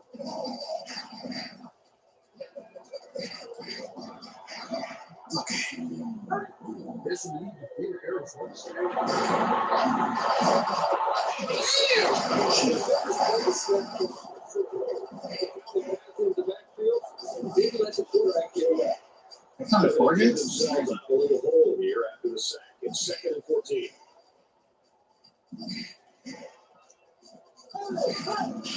Have the advantage in the damn snow. Throws this one out to the right. It's a tight end. Seconds.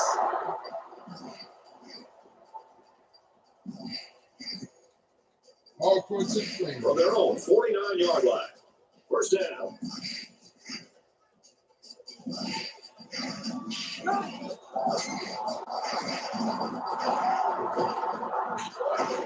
And he's tackled at the 28. Just a simple draw play there, but they picked up some big yards. Russ don't like that shit.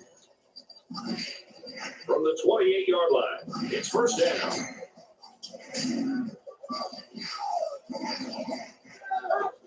Check. Tackle made around the 23-yard line.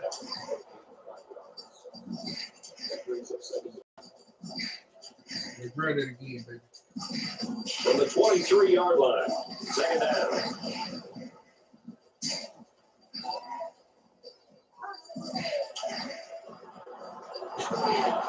Tackle right around the 18-yard line. Let's throw out to Reese now for a studio update. Auburn and Georgia do battle in the Deep South oldest rivalry. And for Georgia, they use their potent ground attack to find their way into the end zone. And What the fuck? he punched one into the end zone on the ground. The Bulldogs lead 7-0. Middle of the first quarter. Oh my God! Look at this AI now. Holy shit, Motaro, relax. Oh my God. From the 18-yard line, first down.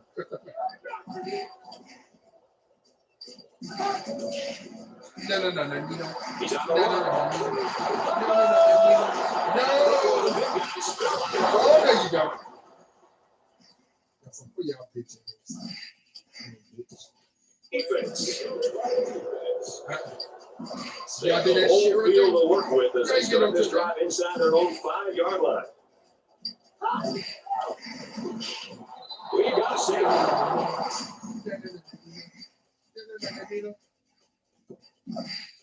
Oh, mamma mia.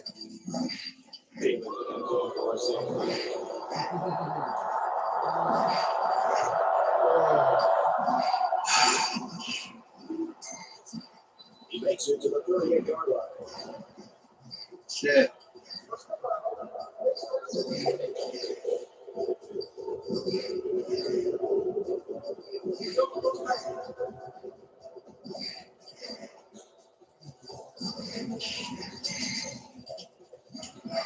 Offense comes out of the field, and they're hoping to avoid the similar thing that killed their last drive. The defense, I'm sure, will be aggressive again.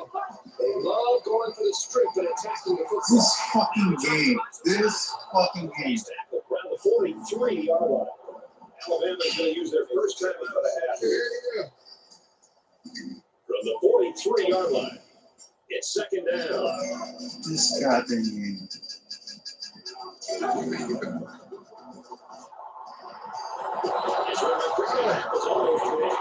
The quarterback's breathing a huge sigh of relief because he got away with throwing what should have been an interception. I kind of did. I don't know. Down to the 37. Reach. Takes it up the middle for Alright, so talking about the game plan? It's the offense that takes the field on fourth down. Gotta be careful about pass play with this defense. Shit. Yeah, but I'm making some fight game. We got the train, you should be able to cover. And for McClellan, he eclipses the 1,000-yard mark for rushing. When you look at players across the country, this guy has put up some amazing numbers. From the 14-yard line, first down. Can't find anyone open. He's taken down right around the 4-yard line. Is it? They're giving away 3 yards and only making life easier for the guys on the other side of the ball.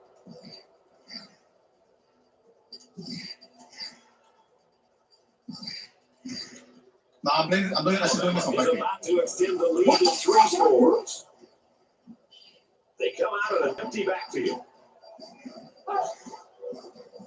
McCullough gets the ball.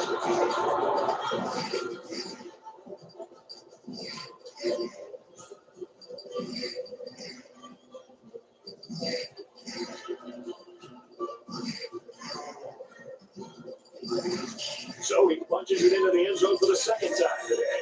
Yeah, he has a lot of freedom to make it like that. And he can do it because of his athletic abilities. The coaches recognize that. It's proven to be successful. Fuck this game.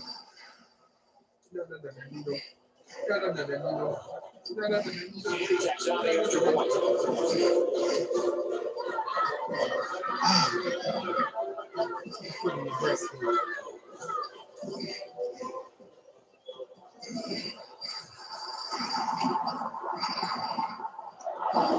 He's to the 20.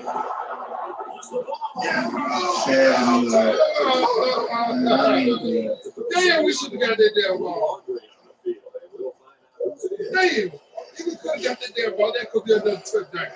These are the calls that drive a coach crazy. Senseless penalties can sometimes be the difference between winning and losing the game. Damn, we fucked that shit up. That's on They'll us. take over at the 27. What the fuck? Close down the catch, and he's got room here. At the 40, to the 20, the 10. Down he goes at the 1. That was a nice play. We talk about this every week. Straight to the blitz. The quarterback and the receiver do an excellent job of recognizing the blitz and adjusting to the play. What the f? Oh. First down, and they got their eyes on that goal line. They come out in a goal line set.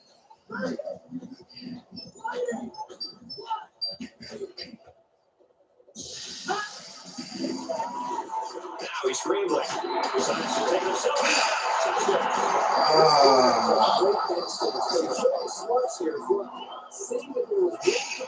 I'm gonna try random. I'll go back to know about this. I have an idea. We'll put 34 on the board. Run for the touchdown instead of trying to force the pass. The heavy shotgun. Shit. They'll go for 2 in this situation.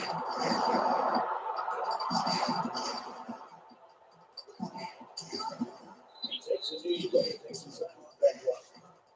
A quick 2-play, 73-yard drive, and they'll come away with 6 points after failing on the 2-point conversion. As a defensive coordinator, I think right now, you almost look at the coaching scared. You've got to be able to react and look at the preparation you put in to get ready for this game and trust that and go out and start to call this defense with some confidence. Right now, they look rattled. They'll start at the 22-yard line. Yeah, the thing is, the second shot comes the He's problem. scrambling at the corner, and he shoved out of bounds right around the 26-yard line.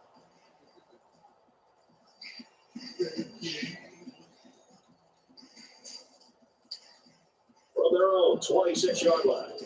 Second down.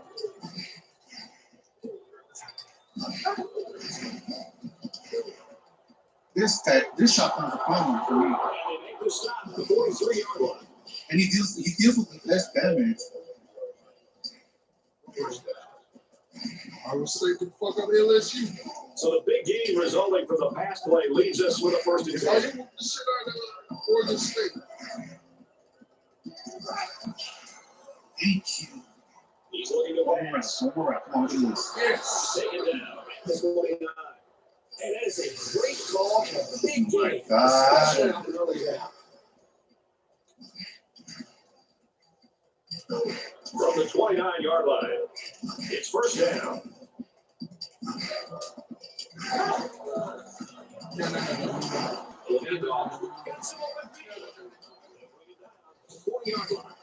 Alabama's going to have to use their second time out of that. Hell yeah. Short yardage situation here. Second down and 1.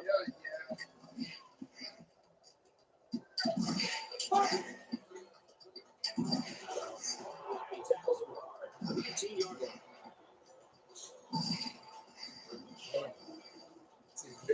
It's third down, and they're about the length of the football away from the first down line. So fucking lucky. Good job.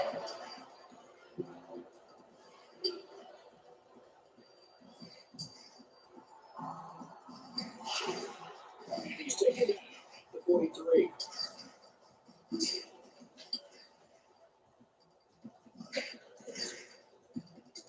So if you're the offense here, what's your mindset right now? I think they're anxious to get back out on the field. Last time out, they drove right down the field, so they know they can move.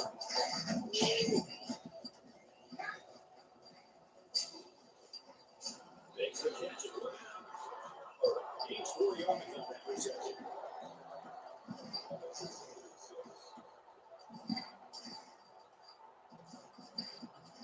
Well, 47-yard line. In second down. Fuck! I hate this game. Makes it to the 48-yard line. He might change the play here before the snap. The offense going to try to open this field up coming out of a 5-wide set. Yes.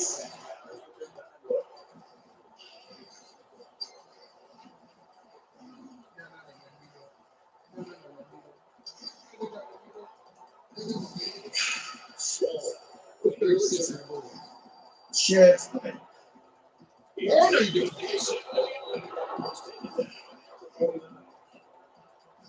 Yeah. Whoa. Oh,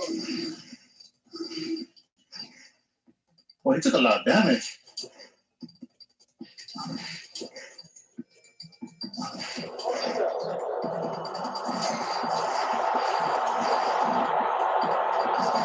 So with that penalty, they'll move the chains.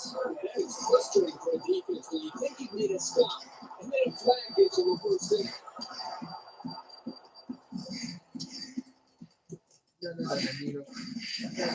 And they're in one-on-one. First down, 10 yards to go. Ball on the 36. It's this one doesn't have the distance. Not a very good attempt there for the sophomore. It doesn't matter what the distance is, it's just so cold out there that it's hard to make any type of field goal.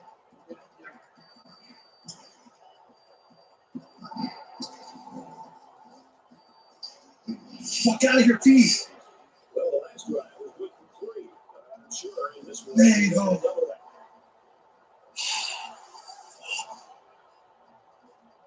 He scrambled.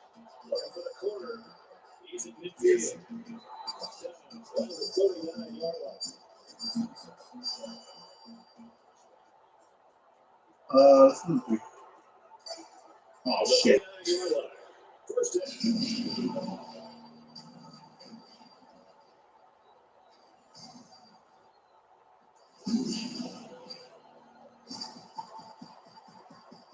This guy's so versatile. You can use him at the line as an extra blocker, or simply downfield like another wide Okay, receiver. I'll be right back. I'll be back in 5 to 10 minutes. I'm going to the restroom. Then we'll get a water break because I'm researching sweating. So give me about 5 to 10 minutes. I'll be right back. Give me a second.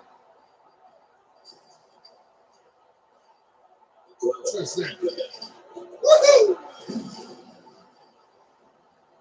Gets another touchdown to go along with the one he scored earlier. When high quarters are trying to decide who will get their support, they're going to be thinking about performances like this one. These have to hear them.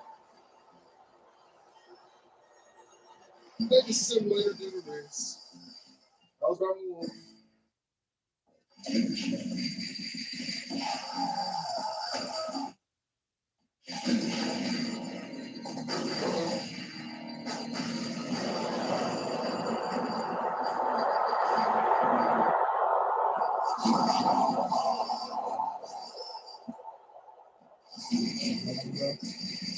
From the 42-yard line.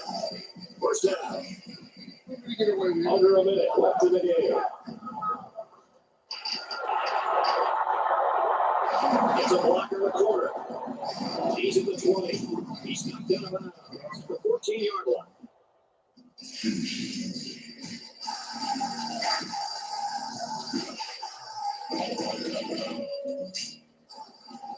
First down, 10 to go. Ball on the 14-yard line.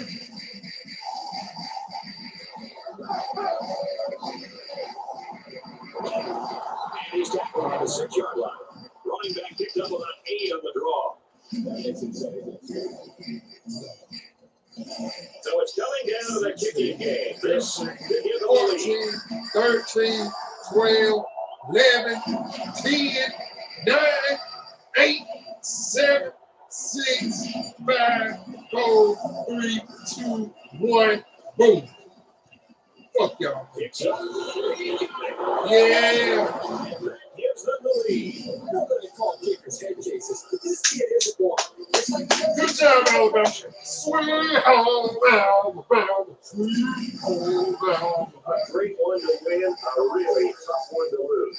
Alabama 39, Nebraska 36. Now we're going to whoop Miami ass now.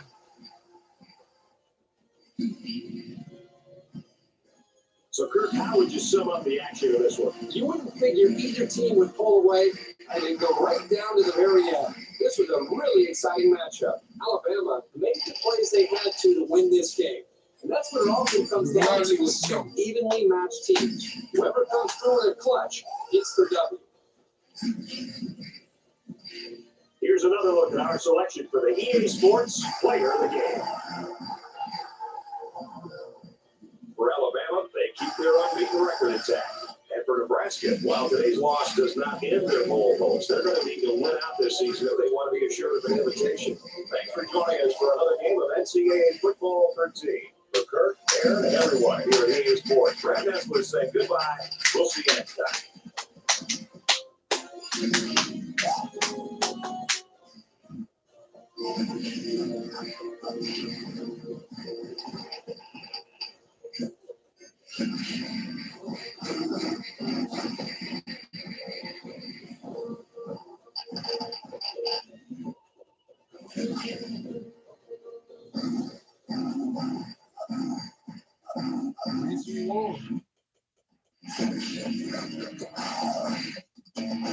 Told you we're going to get a win, okay?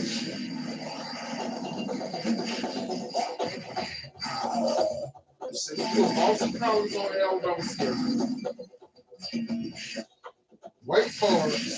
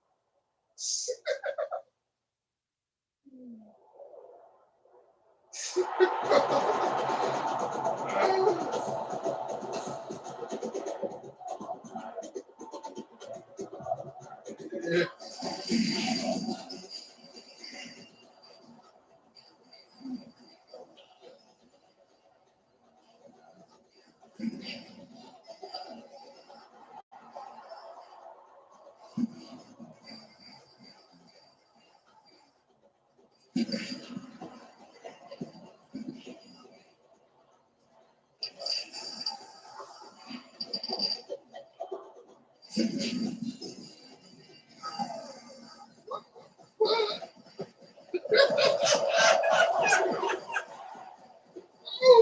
shit! Oh, holy shit!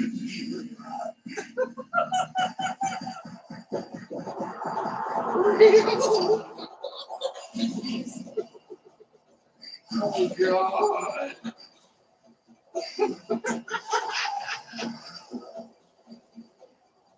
Oh God!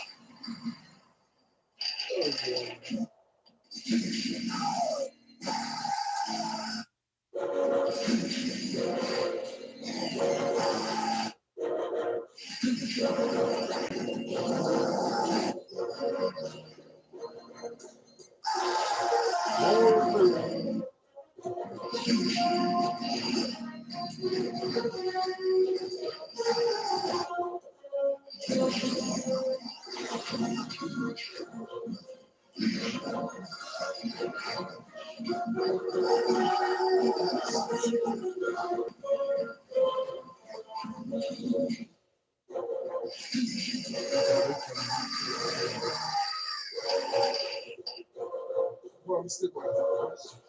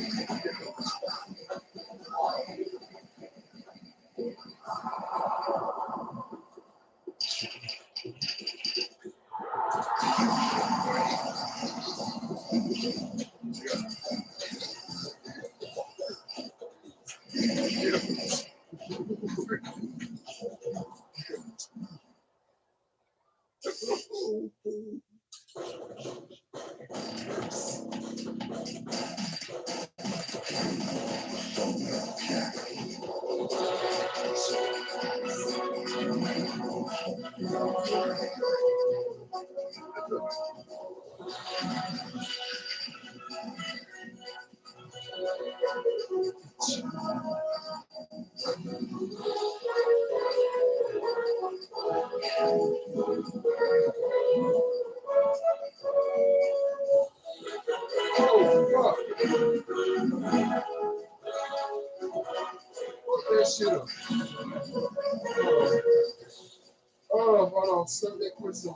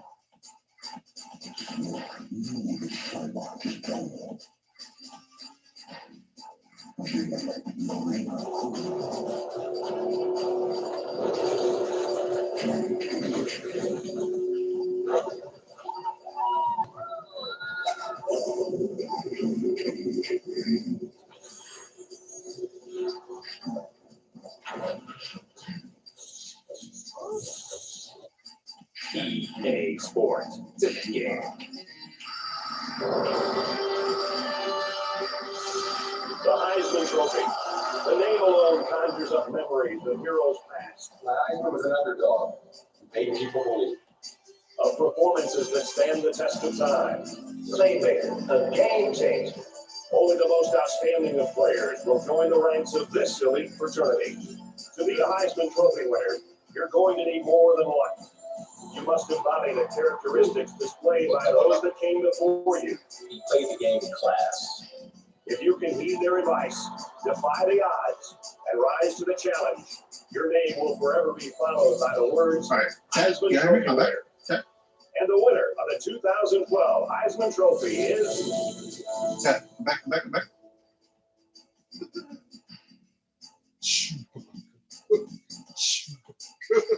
Alright, let me open Discord. You hear me? Okay, good. Okay. Let me open Discord. Huh?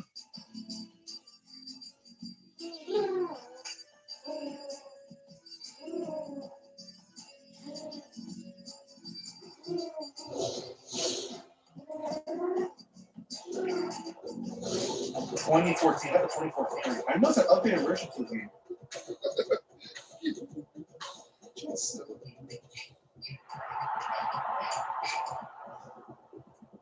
Okay, I'll stream from now on 1 more hour. Unless it's do a 2 hour stream, like, fuck yeah, I'll just have 1 more hour.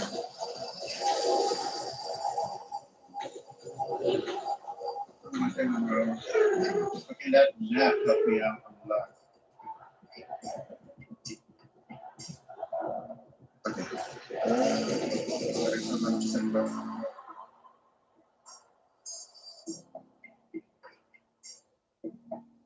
Yeah, I'm opening Discord.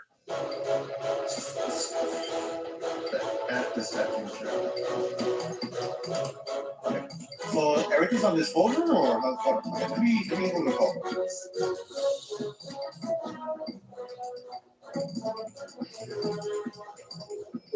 Holy shit! How much?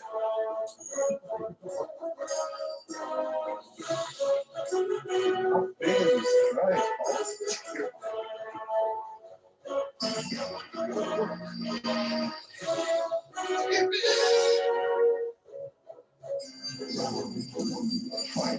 Alright, let me get the call.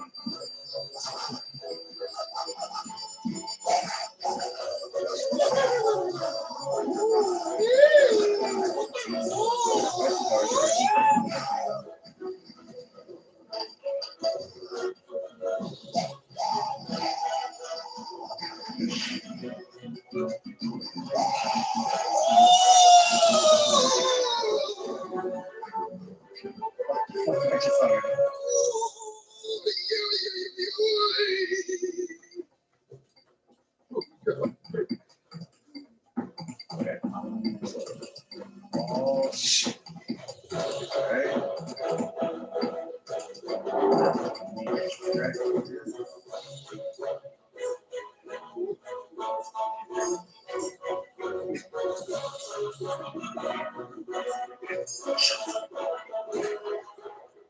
That's how screenshot. I saw everything in the file settings.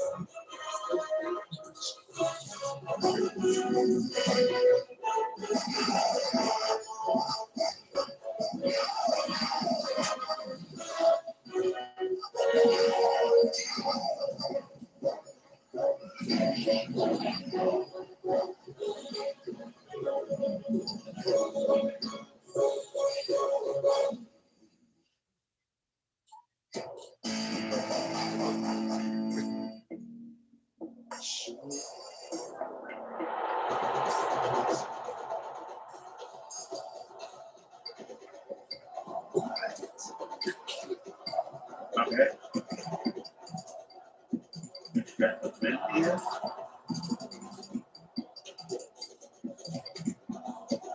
Is there a 3DS emulator by any chance? I guess you guys know.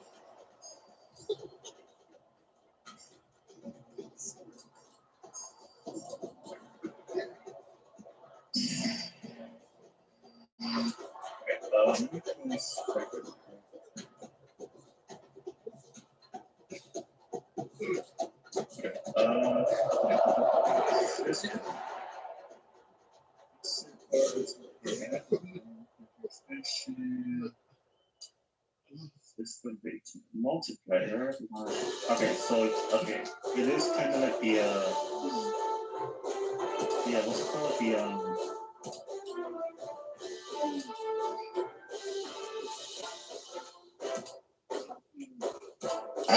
Here we go! Oh, mamma mia! game.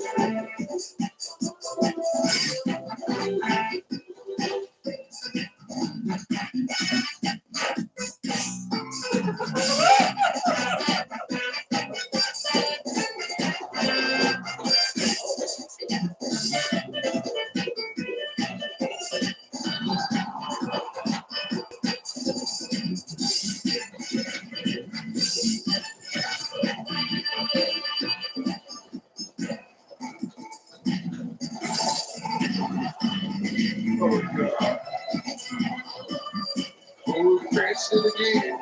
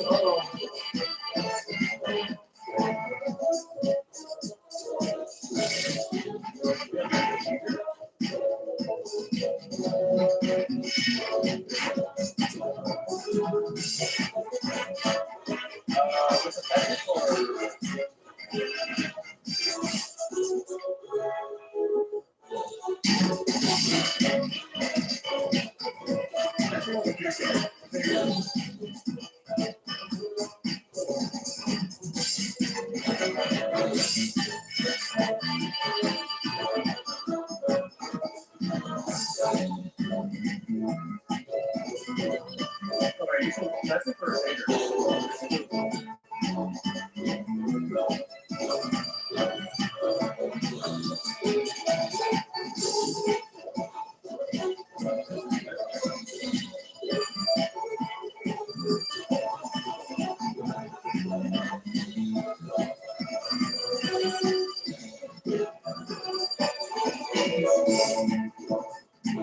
What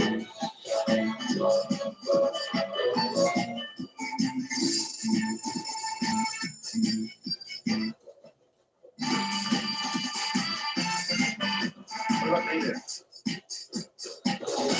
Native or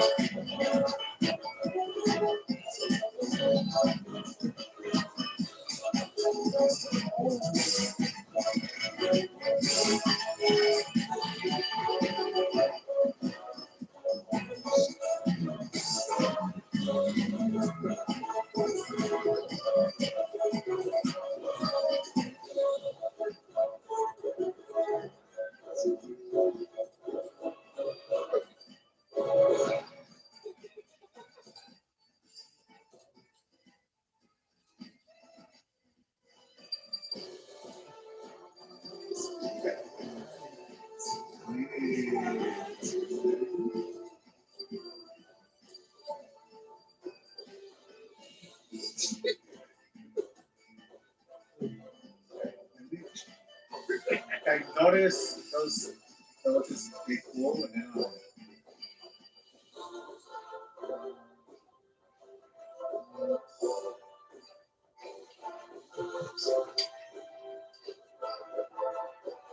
but let me choose it. Sorry, hold on. Let me whip it for you.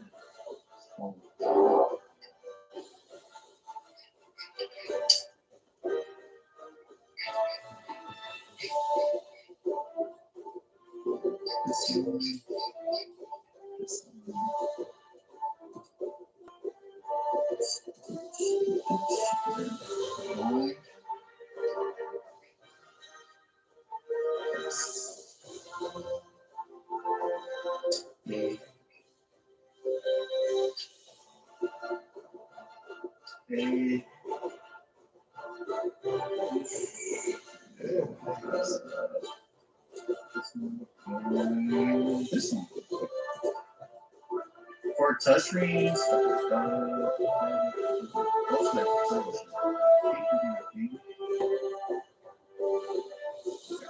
microphone. We can use microphone.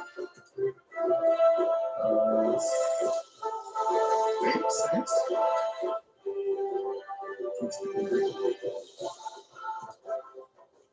Yeah, I know we can use microphone. But the microphone read, like, what do you get the micro off? I know Mario Party needs the microphone. We use microphones. Okay, you still go to Wi-Fi settings now?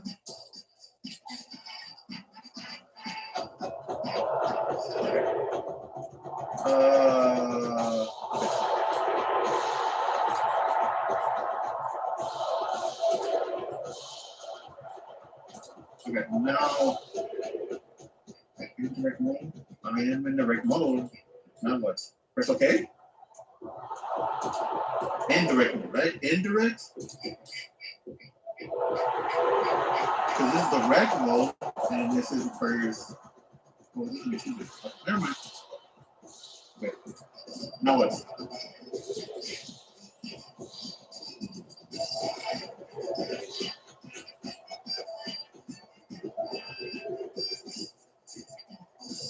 This one? Okay.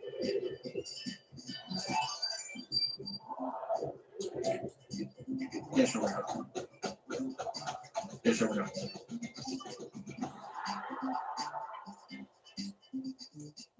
No? Come on, what the fuck? Okay.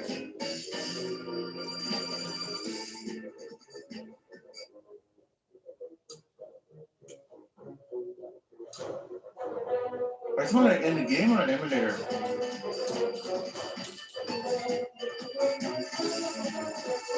I know that, man. I know that.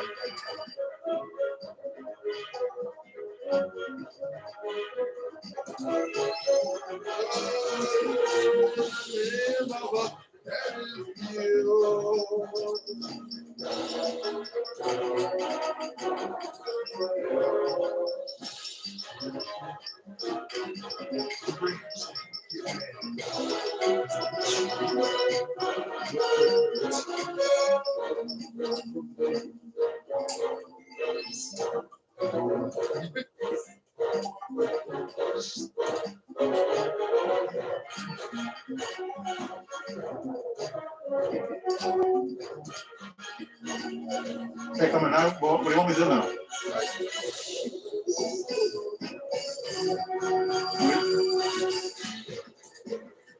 Okay, this one.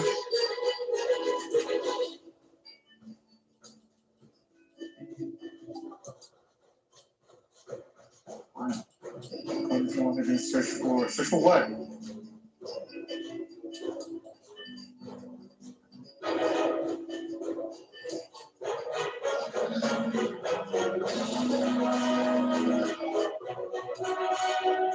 Okay.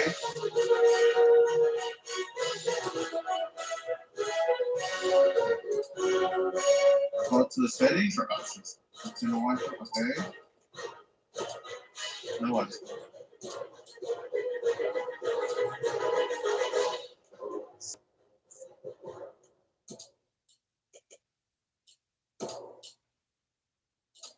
Click ready. Where is this? Oh, okay.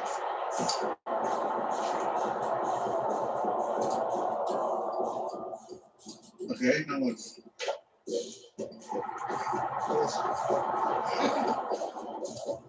Scroll down. Okay.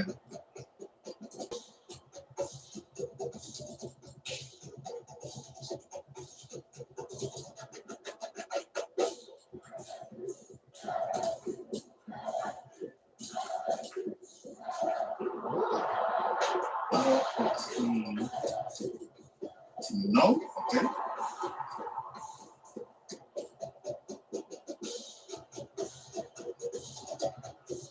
One more game. This is a hell yeah. Hell yeah. Hell yeah. Hell yeah. Hell yeah. Hell yeah. Hell yeah. Hell yeah. Hell yeah. Hell yeah.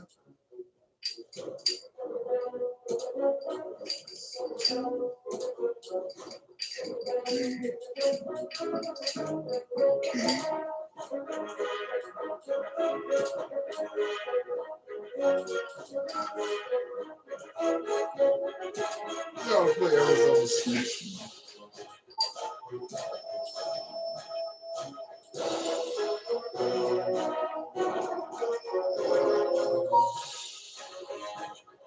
Mission successful. Okay.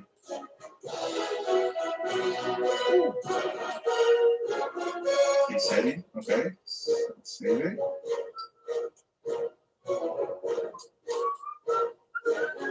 Okay. Now what?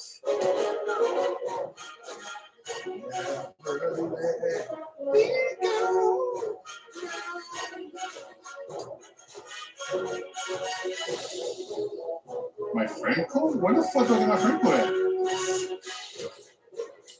Give me your friend code.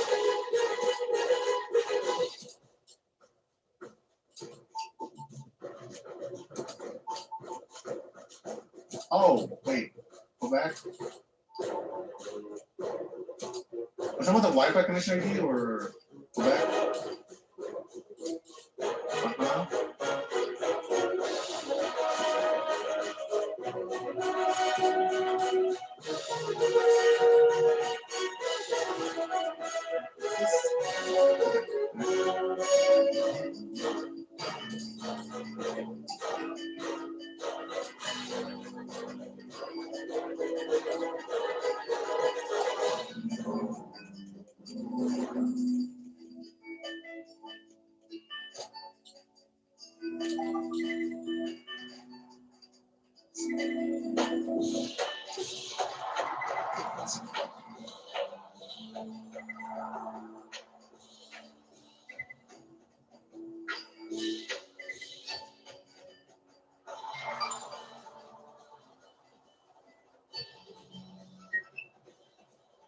I was disconnected with it.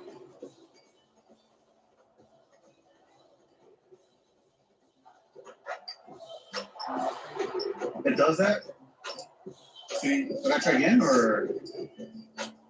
Oh, that's my friend code. Look, that's my friend code. Come back, that's my friend code.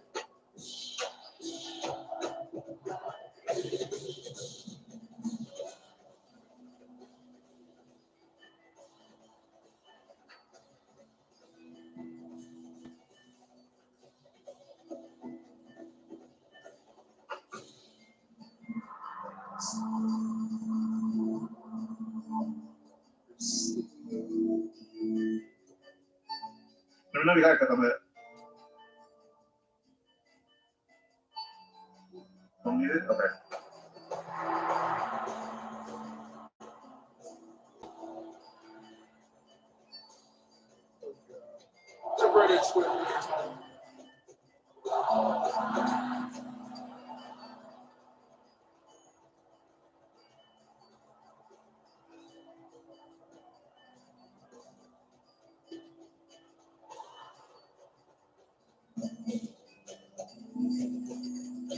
Ugh, I hate Miami Cold.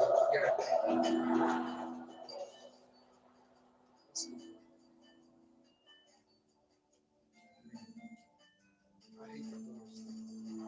Angelo, Angeloh.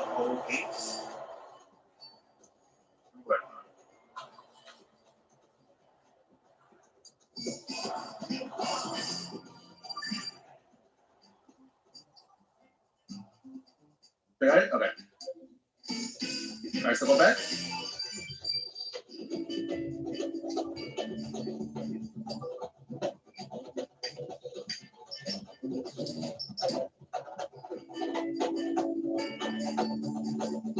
Go to the end part again. Really? Okay.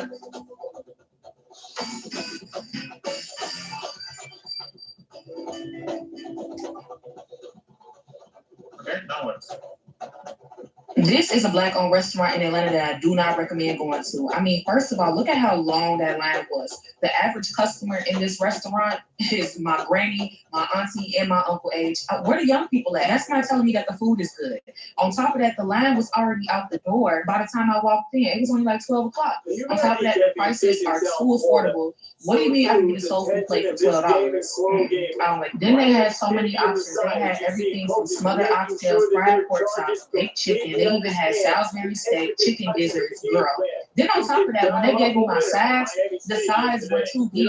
Like, why are you giving me sides that are taking up my whole plate and it tastes like my grandma made it? And on top of that, y'all had the nerve to offer a peach drink for $2 a large? And why did the collard greens taste like my grandma made it? And why was my food seasoned so well? And on top of that, if the line was so long, how are you getting me and my friends in and out of there so fast? I don't really like that. My oxtail was falling off the bone. None of my friends complained about the food, and we also didn't have to pay.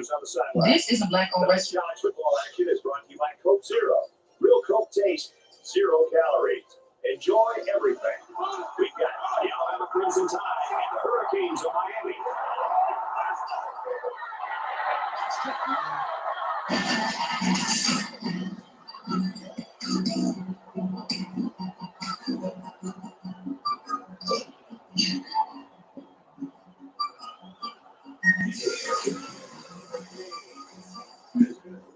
Season so far. And it'll only get better. All picture comes into focus here late in the season. Before we head down the field for points toss, we'd like to remind you this game is brought to you by Coke Zero. Real Coke taste, 0 calories. Enjoy everything.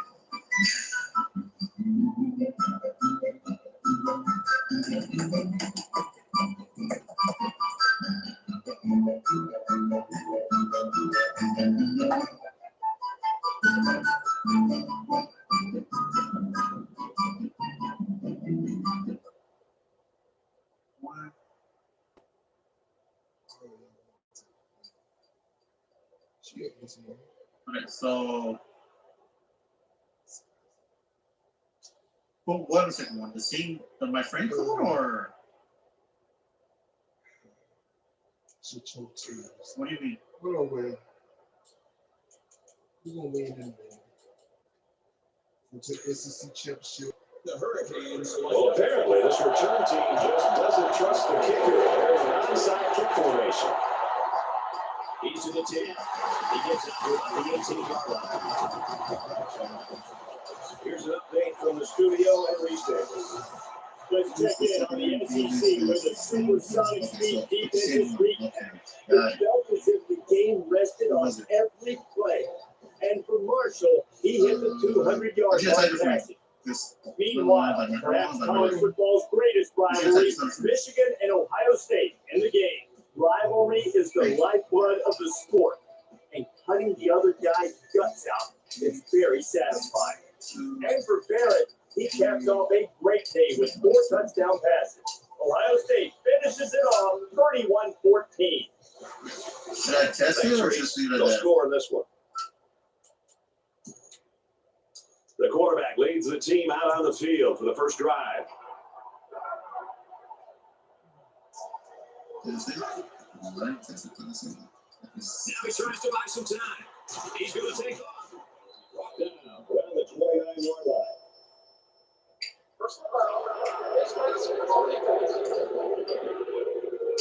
Concentration lapse right there. The coaches will be giving him an earful for it, too. Right, now save it. From their own 44-yard line. What's this from Mark Purdy's ball?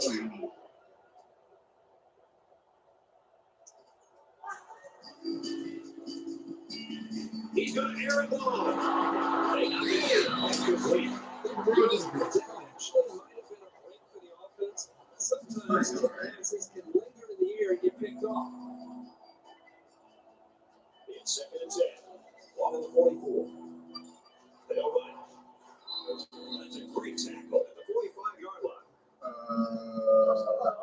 Okay, all right. They're giving away 3 yards and only making life easier for the guys on the other side of the ball.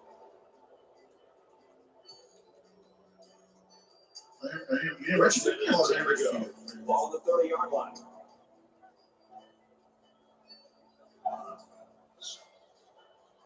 Scramble around. Tackle made at the 27. Quarterback scramble gains 3 yards.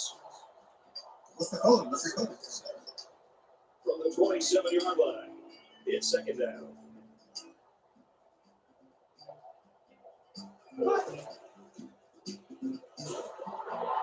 Breaks one. He's tackled right around the 12-yard line. Well, that's another first down, Brad. That's the fifth first down on this drive. You know, this offense isn't getting a lot of big plays, but they're very, very consistent in their execution. And he's got it. And you got to think they're pretty happy with holding them to a field goal right there.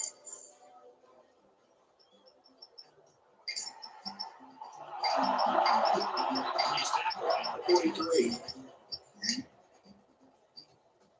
They'll go to work at the 43-yard line. No, we got to play this game.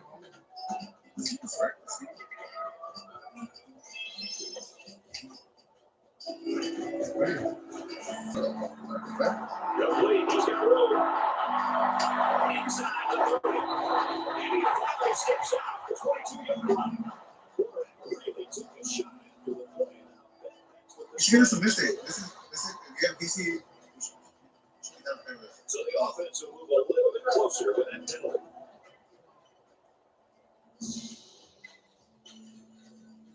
And here's the crowd. And a big pickup through the air has made it 1st and 10.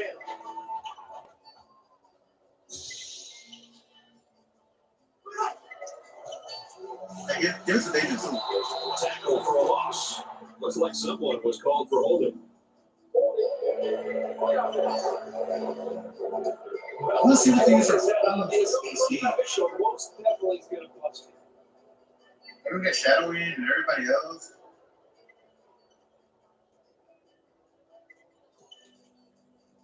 So 1st down once again, but a Let's long searching for ways to a go after that penalty.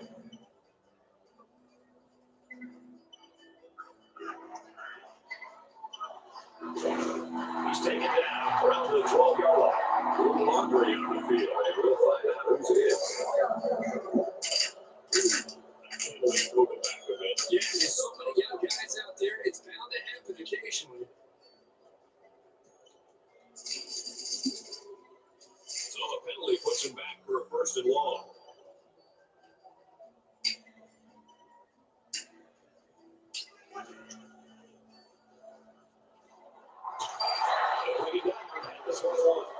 What on you?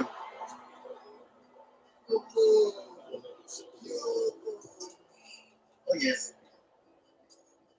It's 2nd and long. Ball on the 21.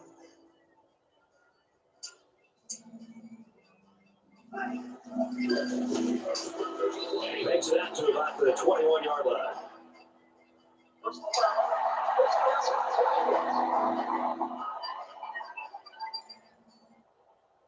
And the defense gives up some free yards to the offense. Penalties can ruin a team's chances to win if they commit too many. From the 10-yard line, it's first down.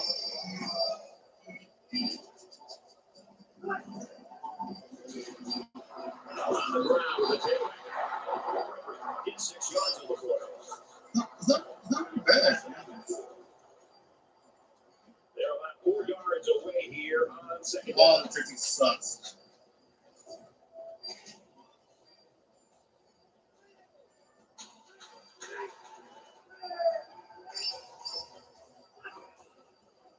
Yeah, we downloaded it. We're just trying to get the one part yesterday. That game is so underrated. It's like one of the underrated games.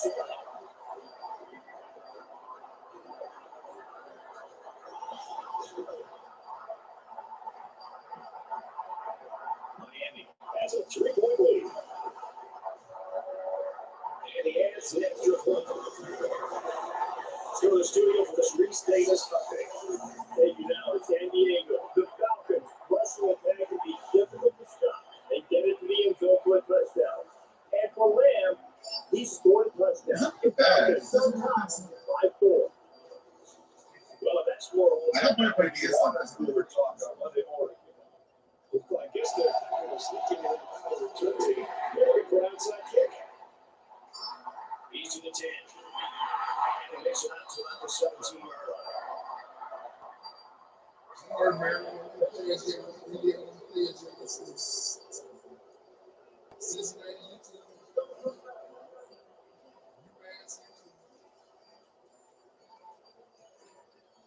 while they are behind, they know they can knock things up in a heartbeat. It's way too early to change your game plan.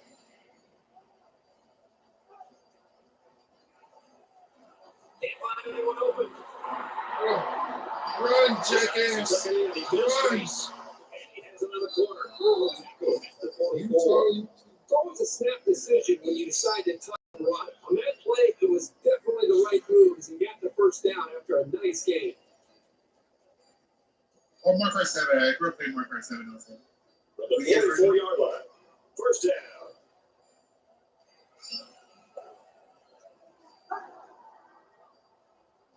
Come on, someone was my show or. There's a strike complete. Knocked down around the 15-yard line.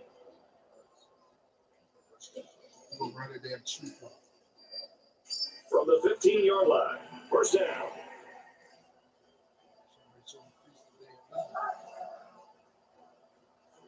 Here's the give. His eyes on that end zone and ran with some real purpose there. What the fuck? Where the fuck did you come from? Whoa, talk about a surprise. They're going to go for 2 here. Not sure why they wouldn't just kick the extra point and go up by 3. Alabama holds just a 2-point lead. Looking for the corner. They got it. With a 3-play, 68-yard drive. And they come away with a 2-point conversion. So the score now, 9-7.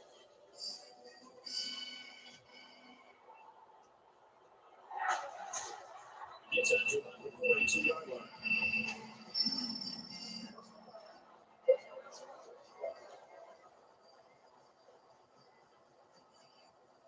Oh, yeah.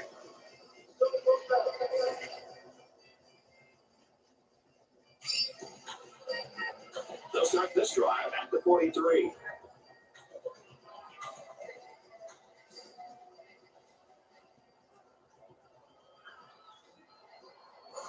Watch out here.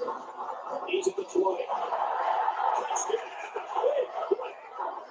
For Sims. That's his 25th touchdown pass. He's the spark that makes this attack go. He does everything he needs for the quarterback on the inside. So the kicker will roll right here and try to give his team a 3-point lead with this extra point. And he converts the extra point. They get ready to get this one with 2 teams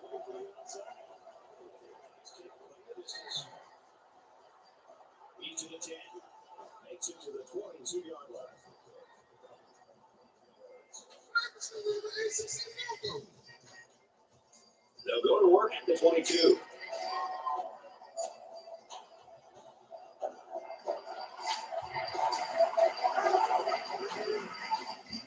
He's straight with running into the quarterback, and he's putting it forward, even got started. This young man didn't even have a chance to make something happen. It's tough to find your receivers when the defense is in your face like that.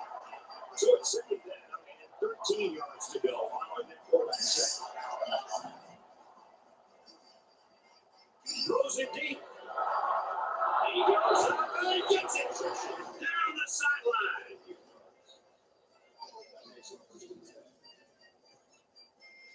Now it's 1st and 10 with the defense trying to regroup after giving up the big pass.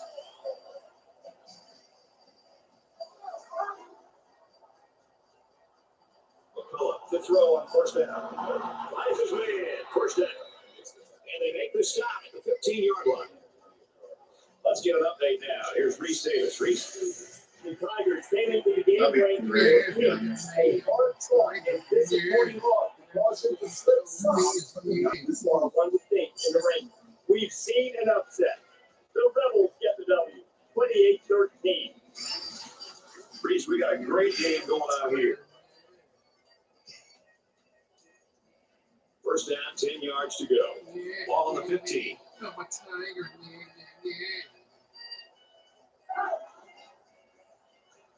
He's on the run. Touchdown, Crimson Tide. That gives him another touchdown to go along with the one he scored earlier.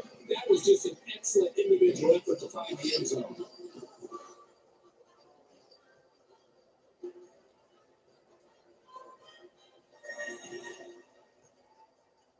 He makes the PAT.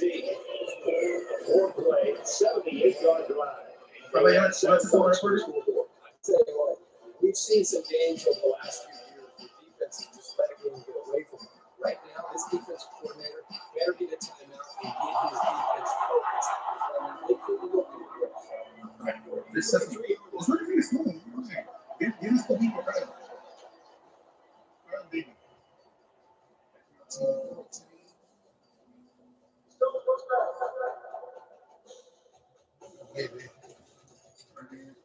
They did a great job on their last drive, moving the ball down the field for a touchdown.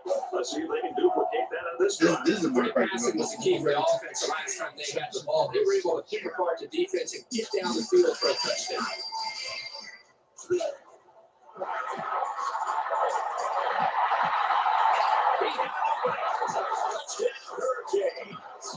Excellent play here by the quarterback, making the proper reads and timing his First one it does, right?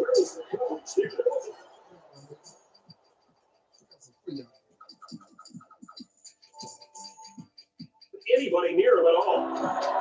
I remember I saw videos that he could play bar car. Very surprising ball here. To kick the extra point and go for a field goal. The Hurricanes taking their first time out of the half.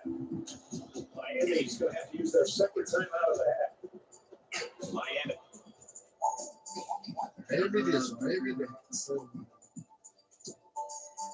Will use their final timeout. Well, apparently this return team just doesn't trust the kicker. They're in outside kick formation. He's to the 10. 14-yard line. Home team's lifeline game.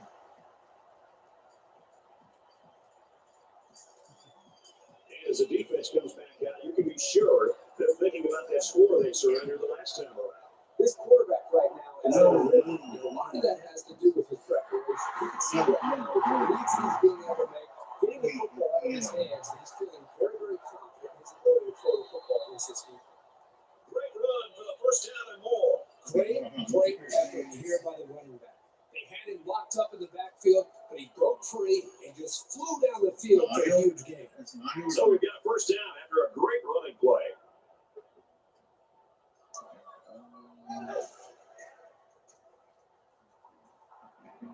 Catches it, and he's looking for more. And he's finally out of bounds at the 23. Oh, no, not easy, man. No, it's pretty much it. And that play could have gone for 6. Oh boy, you're right. And all week long, this secondary did a lot of talking about how they were going to dominate these receivers. I think this is time that they step up and prove it on the field. Forget about talking trash. Let's see how they react after giving up that big play. Okay, we're good. He's taken down at about the 23-yard line. Maybe a yard on the run by the tailback. Okay. On the 23-yard line. Second down.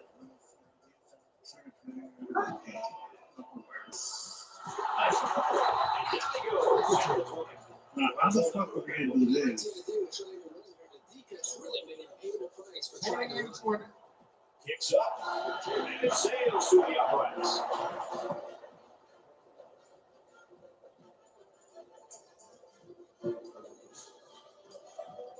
Yes.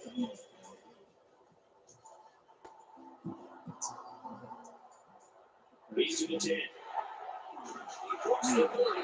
He's taken down at the 32-yard line.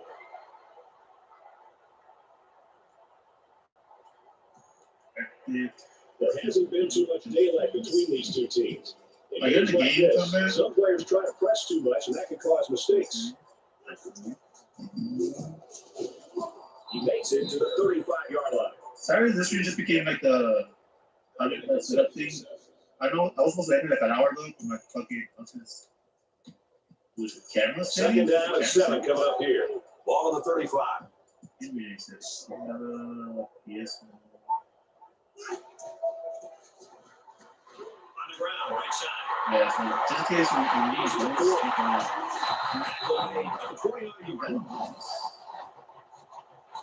let's check in with Reese Davis in the studio. Yes, that's still ranked 20th. That's to be a way. This one was tight. And for Williams, he finished the day with a pair of touchdown passes. Tight one here, Reese, 21-20. First and 10, let's see if they can build off that great run. Message. Tackle for a loss.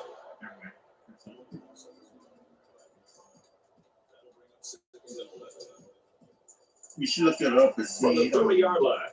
Second down.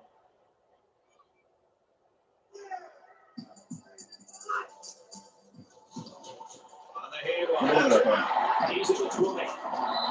He's just way to the 7-yard line. When you're running the ball for big chunks of yards like that, you got something going. First down, and they've got their eyes on that goal line.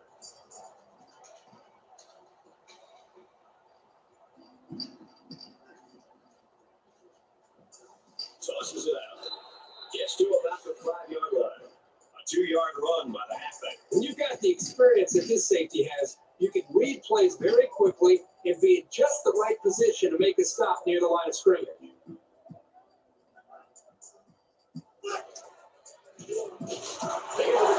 Yes. Come on, Max. Run, nigga. Run.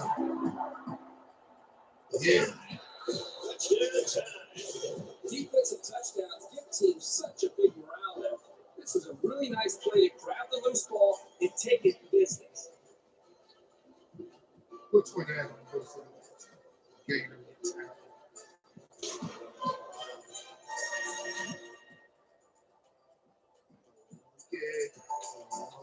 And it looks like they want to go up by 2 scores here. Surprising call by the head coach.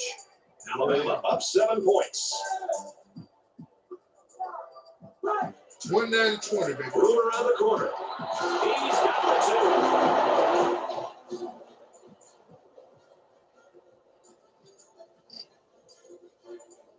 2. Look at Miami. Look at Miami.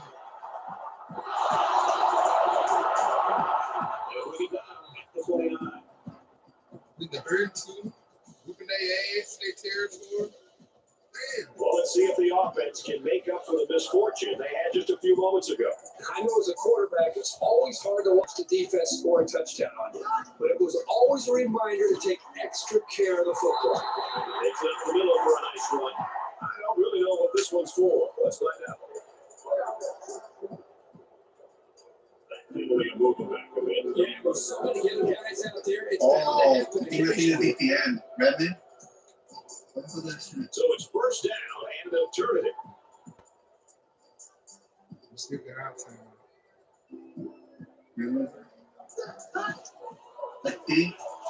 That is Redmond. Breaks away from one, and now he's got the corner. A quick update now. Here's Reese. He's been keeping an eye on everything going on in the top 25.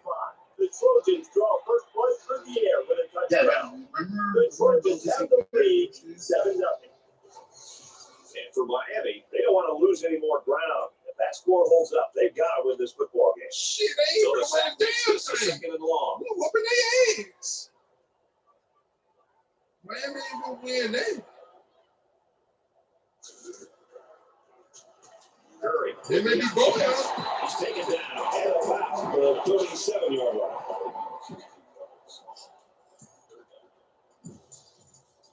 So it's third down, and they've got about 2 yards to go. We're gonna get them a gift. We're be in the goal. Shit.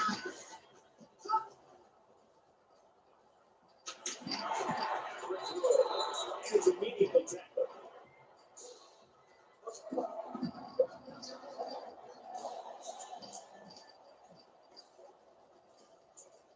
Concentration lapse right there. The coaches will be giving them an earful for it, too. From the 35-yard line. First down.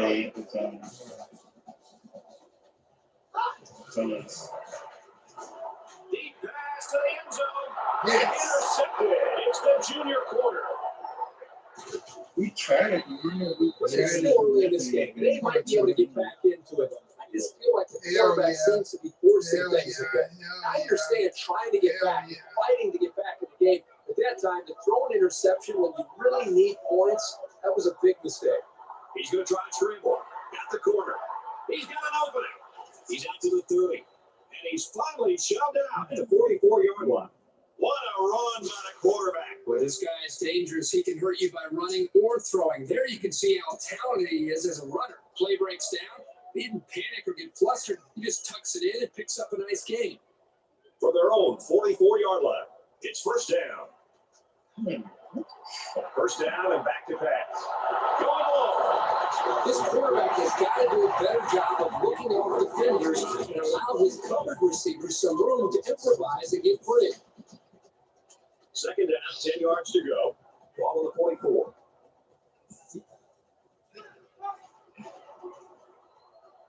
They go with it back, and he's got room. Makes it out to about the 40. He's got a solid drive going here. I know it's not going to mean that much without putting some points up on the board. It's first and 10. Ball on the 40-yard line.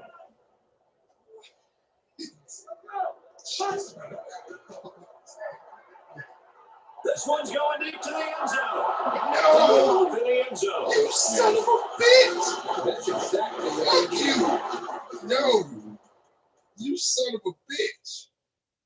All right, watch this in the stream here. I mean, somehow to get the football back to their own offense. They need points on the board, and they need them in a hurry. That turnover can help them out. From their own 20-yard line. Yeah, guys, yeah. First down. Now he's That's free. just in the stream here. Let me just on the market real quick. Let me see if I can do that offline, and then I'll let comment know. We got a safety. We'll have to net play.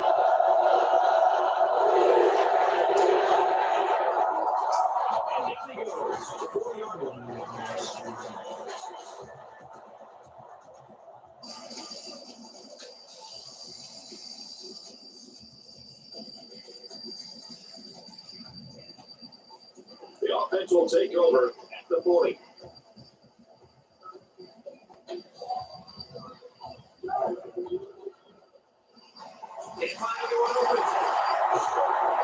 He's going to be sacked for the offense. Alabama's a little confused. They use their second round. They find themselves in a hole here after that sack. It's second and long.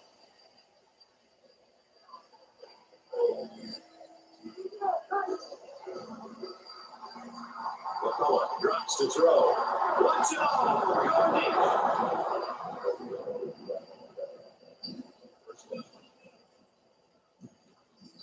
So after the big pass play in the first half, initially it was called a catch, but now we're going to find out for sure if he at least had 1 foot in and possession of the ball before he went out of bounds. He caught it!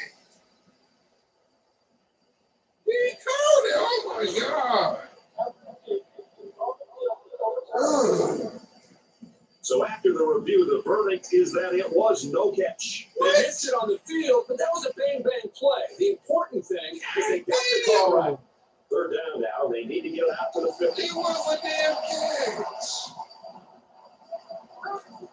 Y'all screwing us. I don't like that shit. Incredible series for the defense. And they get out after 3 plays. I don't like that shit. The ball down the field next time. It's 4th down. They're going to try to go for it. Alabama will take their final timeout. Well, I'm not sure I really agree with this call to go for it, but that's why I'm not coaching, folks. You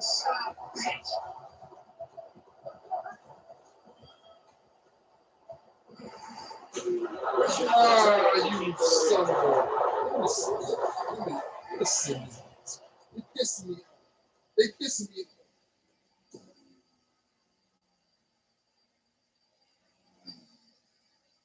No.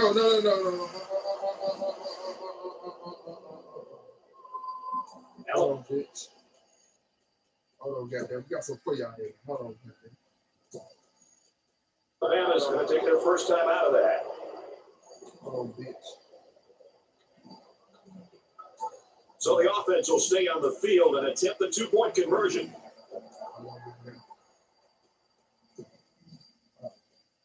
Nah, nigga, we ain't going down like that. Hell no. 2-point conversion.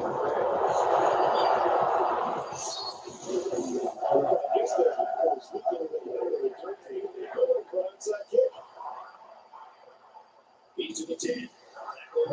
The 18.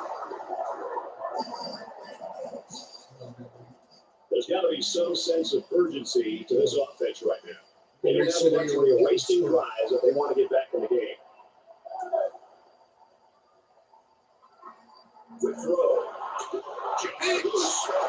The defensive coordinator came up with it. They were all over the place on that play. Let the quarterback nowhere to throw it. 2nd and 10. Ball on their own 18. Piss me off.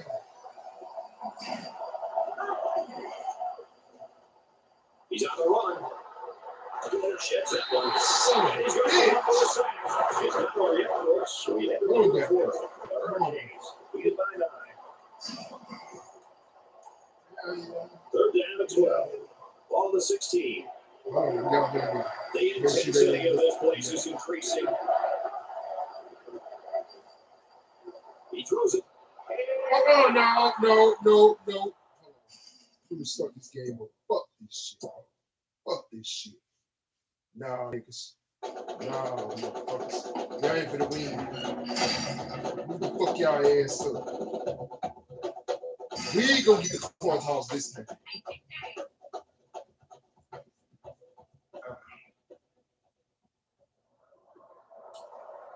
We ain't going down like that.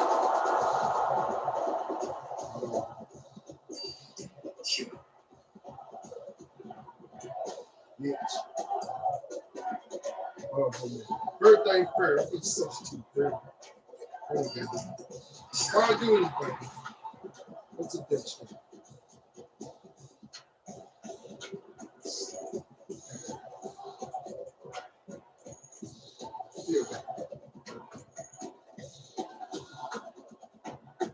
Wide receivers.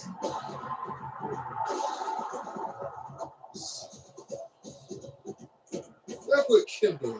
Yeah, let's put Kendall. Let's put Kendall.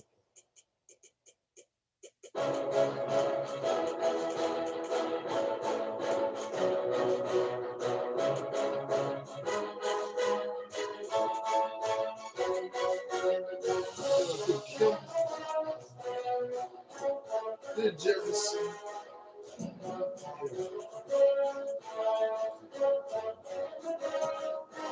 Then Paris.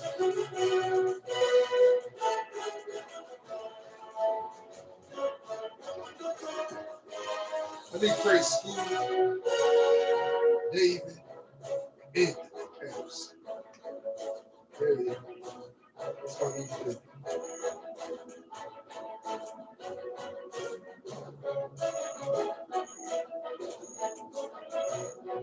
You guys know now about the language.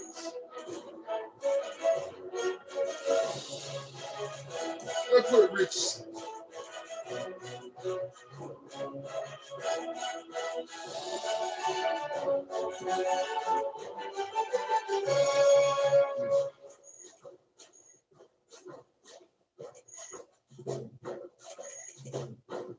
I got school. What about David Paris? Damn. Alright, damn it, I gotta put, I gotta create David Paris. Yeah.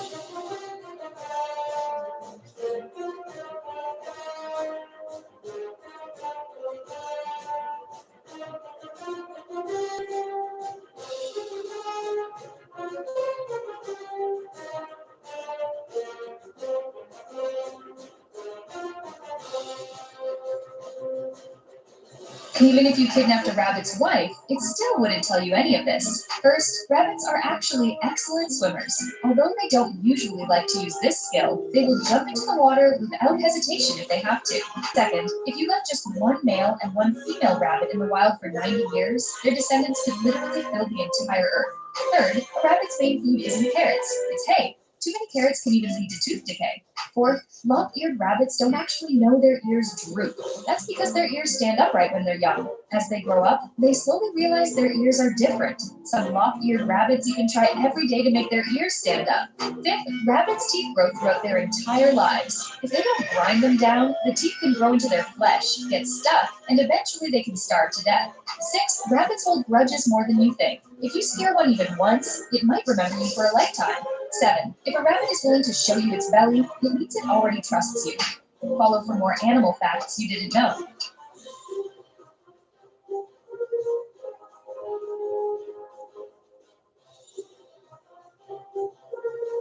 We queued an hour and a half on where you can get steak and chips for 28 quid. But was it really worth it? We visited the Marylebone where the pub opposite sells takeaway pints, so you know exactly what they do. Established in 1959, Entrecote is famous for its single course menu. Well, there is no menu. You serve this boiled salad with French dip to start. Be careful with how much of that French mustard you put on though, because oh my god, it has a kick. Like, it's nearly blew my bloody brain out. It was so tangy, honestly, you just need to slop this little bit. Then it was time for steak and chips. You only get asked one question, and that's how you want your steak cooked. And obviously it comes with that special house sauce. Honestly, I would love to know what goes into that stuff. I asked for the steak to be cooked medium rare, and well.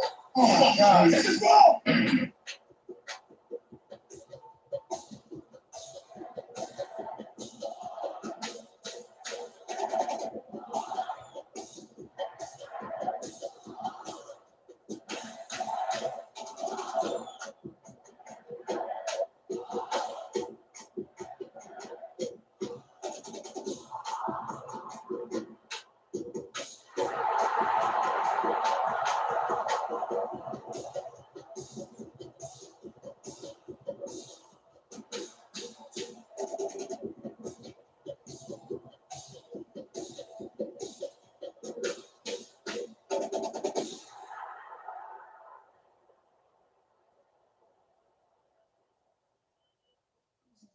cool, dude.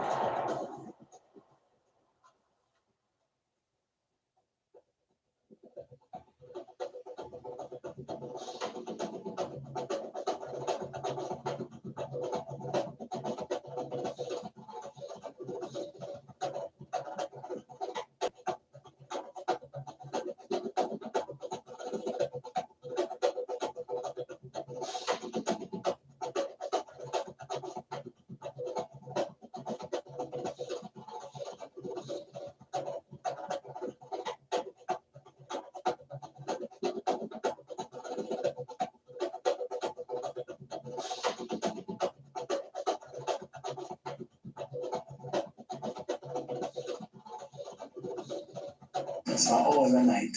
I never should. The humidity can be thick in South Florida. So too the tension in this game in Coral Gables. Miami Stadium aside, as you see coaches making sure that their charges completely understand the intricate touches of the game plan. Who can dial up a winner at Miami Stadium today? It ought to be a great one tonight. Time for college football on ESPN. Brad Nessler and Kirk Herbstreit will have the call. We come to you from beautiful Miami as these two teams get ready to square off. Hi, everybody. I'm Brad Nessler, and I'm joined by the former quarterback, Kirk Herbstreit. And we'll also hear from Aaron Andrews in events. This presentation of college football is brought to you by Spark, who reminds you that what you can measure, you can improve. And we've got a good one tonight between the Alabama Crimson Tide and the Hurricanes of Miami.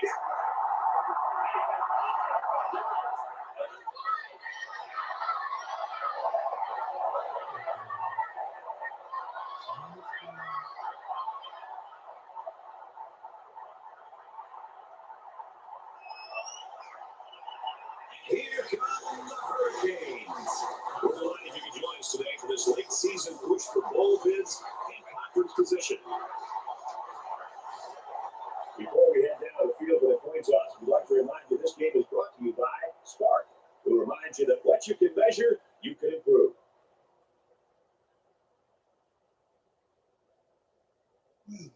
Let's go to you. No, he is. Yes, thank God. You get the ball back. No bullshit.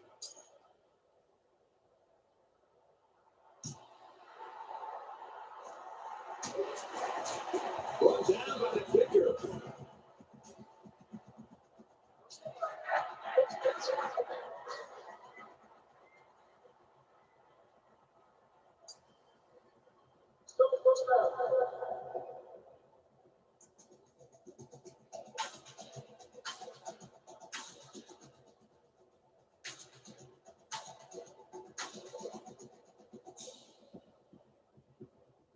For Miami, Kirk, you watched a lot of film on these guys. What do we expect this afternoon? I think one of the big disadvantages of running the West Coast approach style offense is having athletic difference makers in the backfield because of the timing and the rhythm between the quarterback and his receivers, and between the quarterback and the running backs and the passing. If you don't have true difference makers, I'm talking about future NFL players in the backfield, you just have generic, average players in the backfield. That's very easy for defenses today to match up with this kind of offense. Remember, there's never been more of an emphasis on team speed for defenses than today in college football. And if you don't have difference makers in that backfield, try to be able to separate yourself from the defense, then they're going to be covered. And it's going to be very tough for the quarterback to make good reads if he doesn't have true athletic speed demons in the backfield.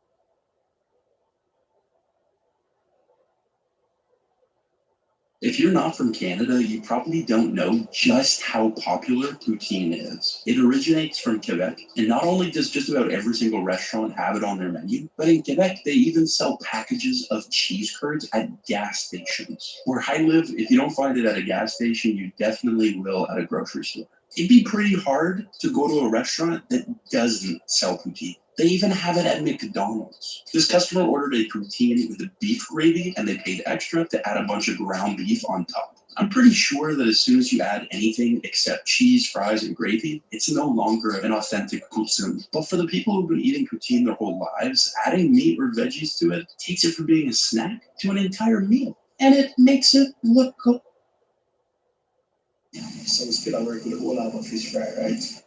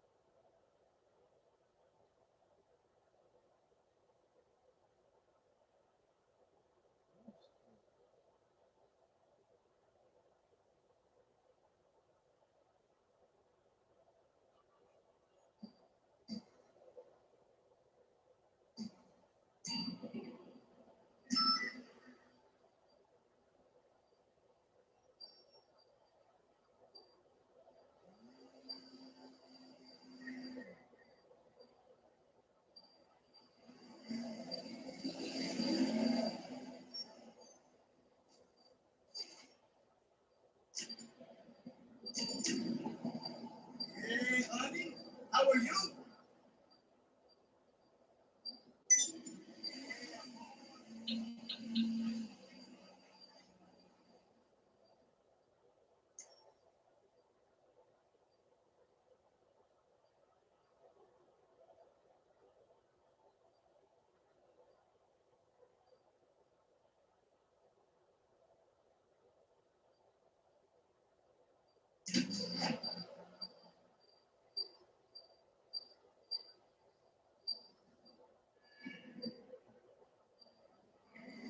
Holding penalties can really kill momentum.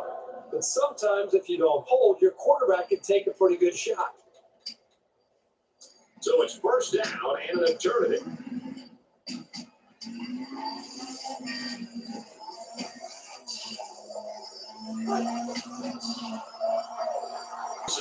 Back to back here on first down. He's taken down from the 41-yard line. Time for an update from the studio. Reese, what have you got? We've been locked in on what's going on in Colombia. This game was so tight, every play seemed to be of the utmost importance. And for Marshall, a huge day with 4 touchdown strikes. elsewhere. The Wolverines came into the day ranked 12th. All those who said they weren't that good now have plenty of ammunition. Rivalry is the lifeblood of the sport, and cutting the other guy's guts out is very satisfying. And for Barrett, a big day for him, going for 4 touchdowns.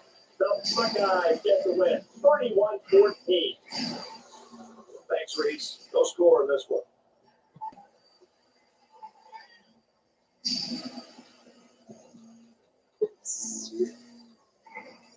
Second and 8 coming up here. Ball on the 41.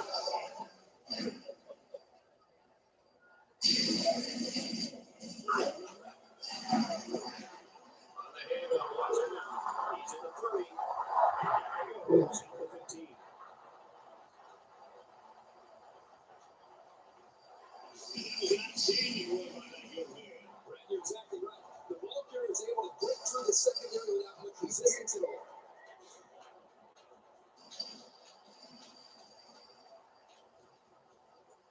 It's 1st and 10. Ball on the 15.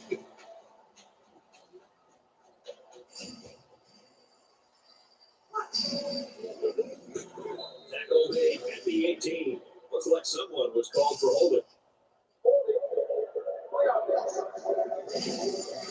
That quickly drives them back and they're shooting themselves in the foot here. Well, they can just keep their concentration. They'll avoid situations like that.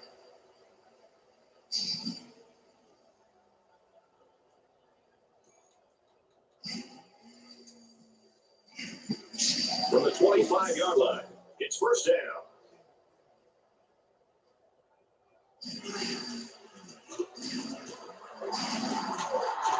Right down, right around the 10-yard line. With the flag on the field, I've got a good feeling of what this might be. Those doubles like these can kill your offensive progress.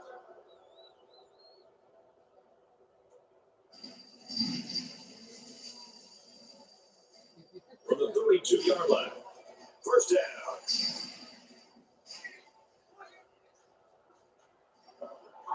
Up the gut. And they make the stop, the 20-yard line.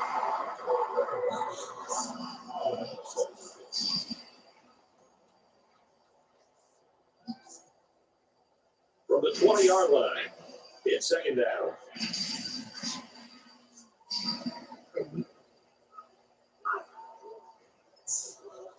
And that gets the ball, and he answers big time. Inside the 10.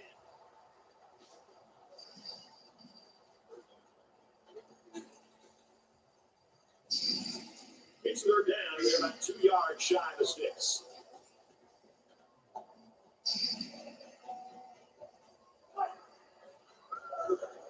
Flags forward to about the 7.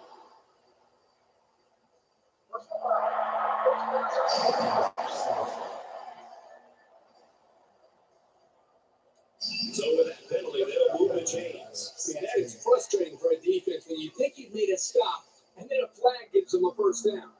It's 1st down, and they'll be looking for 6 points here. They're looking to defend that goal line with 5 defensive linemen. And he's taken down around the 1-yard line. Picks him up 2 yards with that catch.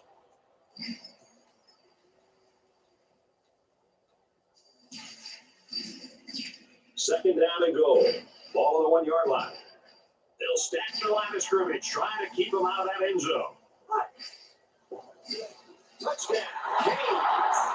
So players are looking back because we have a penalty on the play. Anytime you get called for holding, he's not going to help the offense. But if you get called for holding in the end zone, you're giving away a score. It's 2nd and goal. Ball on the 11-yard line.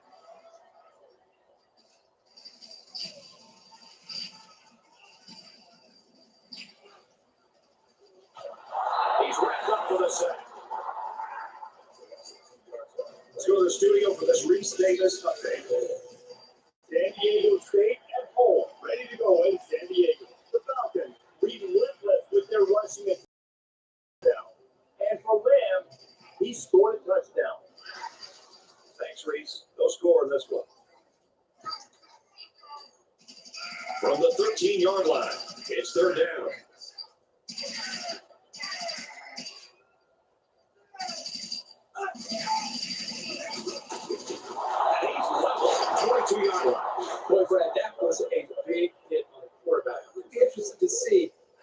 responds from this hit, whether or not he comes after his offensive lineman and challenges him to start playing a little bit better.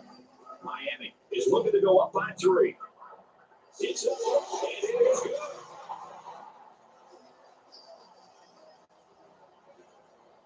They get ready to kick this one off. Jersey is looking for the outside. He's to the 10. And he's taking it to 16-yard line.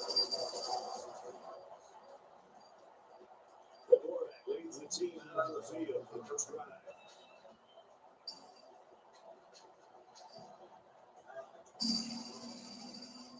Can't find anyone open. He's got the corner. And they quickly push him out at the 41-yard line. And the Heisman hopeful shows us that he can run as well as pass. He's so gifted. Not only can he throw the ball, he has the abilities he saw here of tucking it in and really hurting defenses. From their own 41-yard line. First down. McCullough to throw. He lets it fly. Can't roll it in. That would have been a great catch by the tight end. He got hit pretty good, but still, wouldn't be surprised to see him go back into the huddle and say, hey, fellas, that one's on me. That one's my fault. So it's 2nd and 10. Ball on the 41.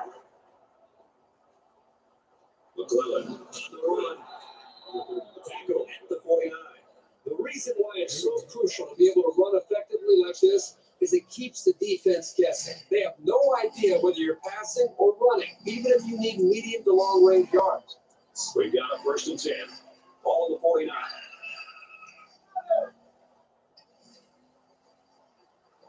He's looking for 6. And this one will fall incomplete. Quick update now. Here's Reese. The Tigers came into the game ranked 14th. A hard-fought and disappointing loss that caused them to slip some, but not too far, one would think, in the rankings. We've seen an upset. The Rebels get the W, 28-13. Reese, 3-0 here.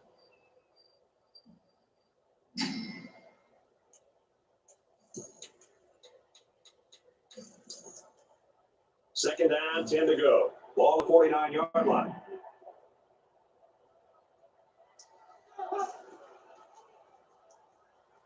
Going deep, lays it out there. Almost intercepted. That was a nice play. But anything you can do without being penalized to prevent the offense from moving forward is always a plus. Third down, they need to get it down to the 49. This crowd, a huge factor right now against this offense. You can be outnumbered. Again with the run. Nice run. He's brought down. Oh, we ain't getting the goddamn. Those type of situations. But a very hard play stopped that run short of the sticks.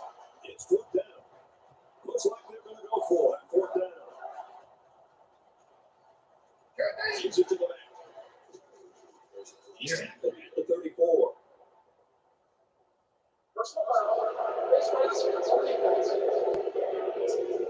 They're giving away free yards and only making life easier for the guys on the other side of the ball.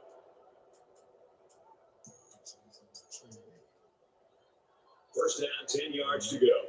Ball on 19-yard line.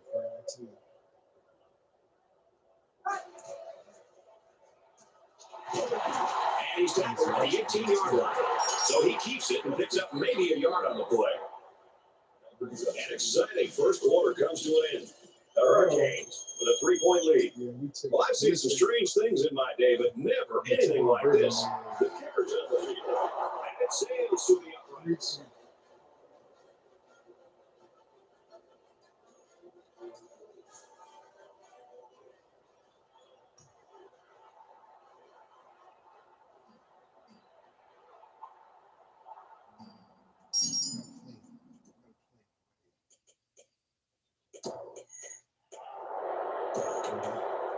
This drive will start at the 25-yard line.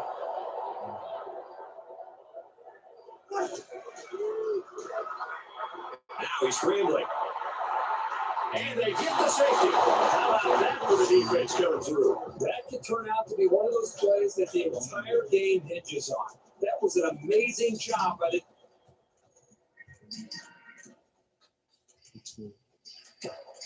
defense. Brad, please.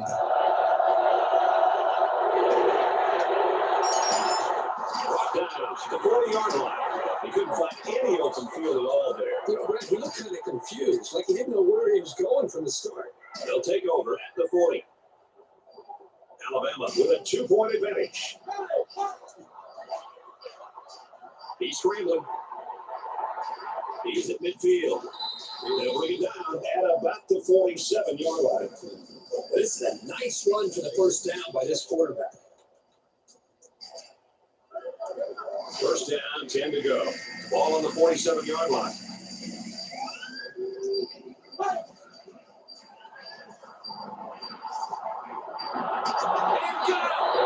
He gets hit out of bounds at the 15-yard line. Now it's 1st and 10 with the defense trying to regroup after giving up the big pass.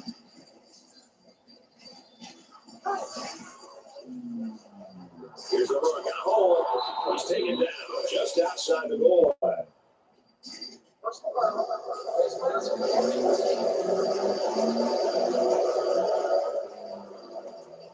Concentration laps right there. The coaches will be giving them an earful for it, too.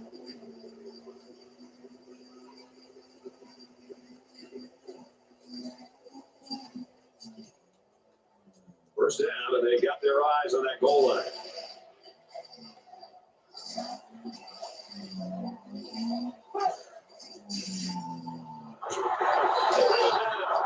The defenders played the snap count perfectly. They found the passes into the backfield and didn't let the quarterback get away. They're at the 2. It's 2nd down. 5 guys will be out the pattern as they're in the shotgun. McCullough gets the call. For McCullough, he has a chance to rush his way into the record books. He just knows how to run the ball into the end zone. And if you don't think that's a special skill, just know the defenders he's run through to get there.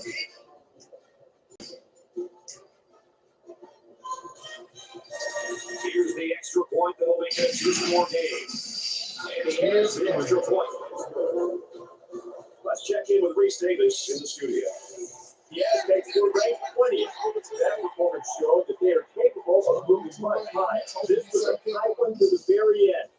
And for Williams, he racked up more than 100 yards receiving. That's good stuff, Reese. Thank you.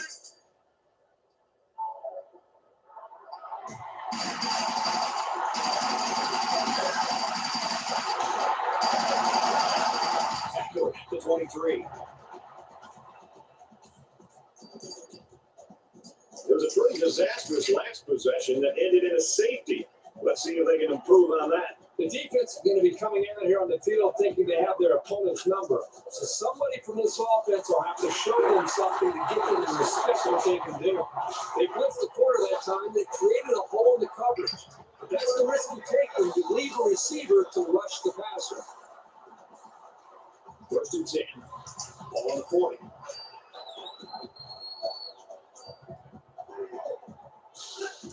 Arizona State USC.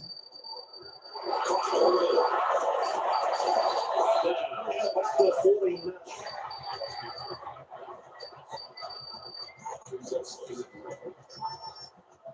It's 2nd down now. They're just a few feet away from that first down marker.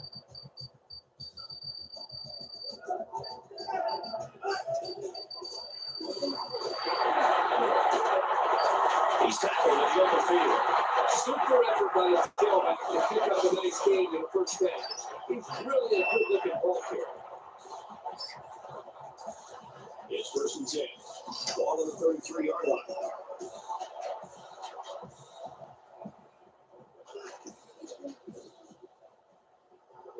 Even though they didn't sack him, the pressure was still enough to force a bad pass. If you can get in there and disrupt the pocket, then the quarterback is going to have a tougher time getting the ball to his playmakers. From the 33-yard line. 2nd down.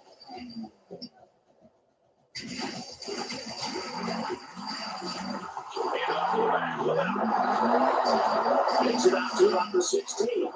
This is the kind of steady, strong drive the coaches love to see. Right now, they're firing on all cylinders.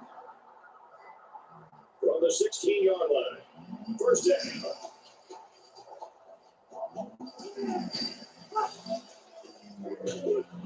He's gobbled up in the backfield.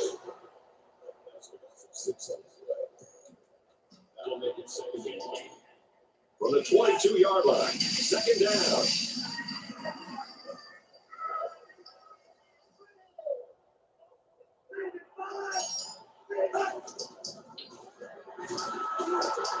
Looks over the middle and it's picked off. Alabama's going to take their first time out of that.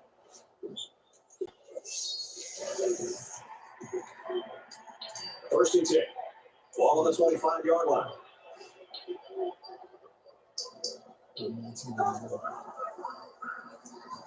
He scrambled. And he breaks another. Tackle made at the 35.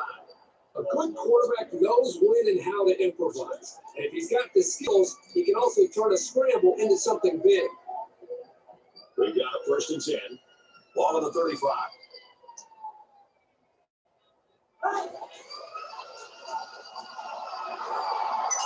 He heaves it deep. Doesn't get there. Great safeties are almost like a center fielder, rolling back his back, just reading the quarterback's eyes. Here he does a really good job of seeing where the quarterback wants to go with the football, getting a very good jump on it, and simply not getting it away from the receiver. Flips it, middle, right of it. And down he goes, the 45-yard line. Watch out for free. And the defense gives up some free yards to the offense. You know, penalties can ruin a team's chances to win if they commit too many. Watch out for free mistake. From the 40-yard line, it's first down.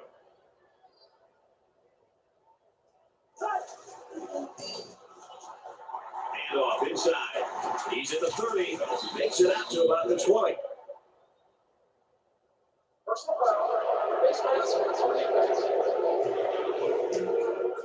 So the offense will move a little bit closer with that penalty.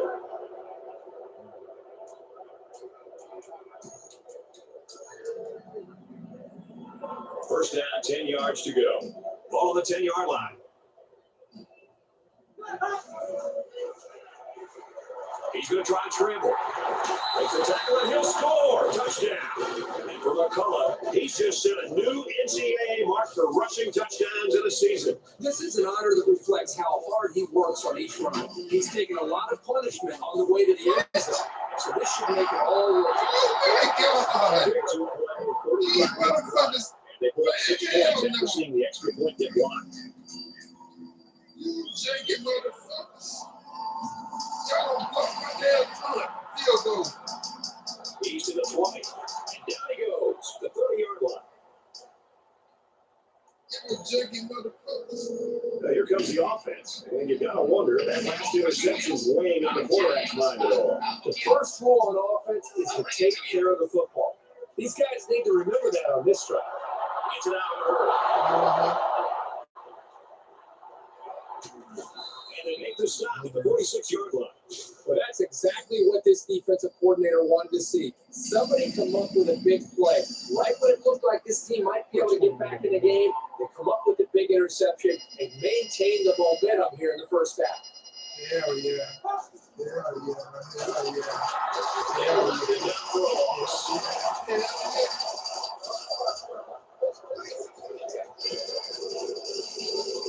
Giving away 3 yards would only make life easier for the guys on the other side of the ball.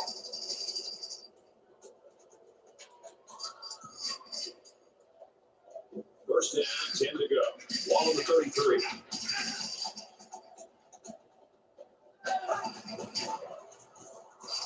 Scrambling around.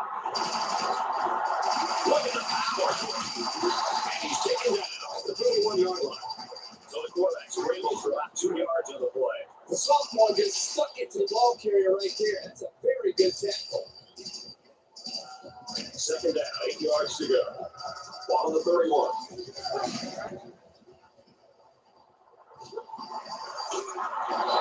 Good open field tackle.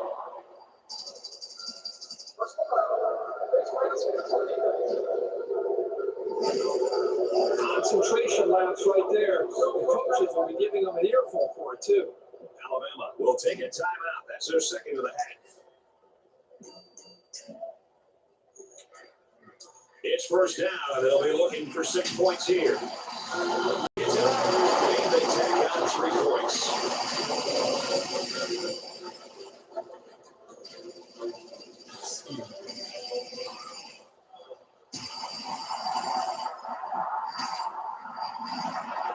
He's out to the 30. And he's tackled at the 39. Make sure they kick it back. There you go. They don't deserve no tail. It's just a Michelle gone. No. make any sense. The field goal unit's out there, and I don't quite know why. It's up, and it falls short. No good. Not a very good attempt there by the kicker. Still, our score, 21-3, Alabama. It's still only the second quarter. We got a lot of football left, but I got to say, this one is teetering on the brink of a blowout. He wants it all, going long. It's caught. Crimson Tide. And for McCullough, that touchdown toss gives him the team's career record in that department. Here's just another notch in what's been an outstanding career. It's sort of hard to comprehend how good he's been for so long. And he converts the extra point.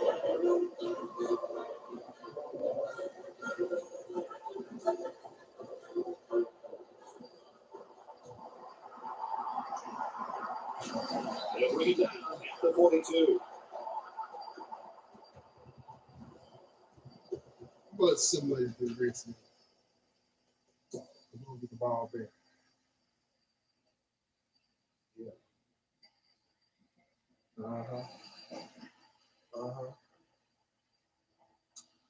30-17. And the ball game's over. And our final score of this one, 38-17, Alabama. 38. And the Miami Hurricanes, 17. Kirk, go ahead and just give us your reflections on this game. Well, this was shaping up to be a really close game, but they did what they had to do, made some big plays, and were able to pull away. Alabama had a really tough matchup coming in, but they were prepared, motivated, and came away with a really solid win.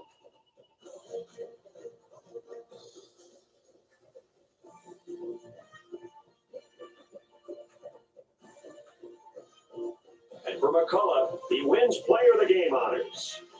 For Alabama, they continue their run at a perfect season. After the Hurricanes, after a great 8-1 start, they drop only their second game of the year. That's it for this presentation of NCAA Football 13. For Kirk Herbstreit and Aaron Andrews, I'm Brad Nessler saying thanks, and we'll see you soon.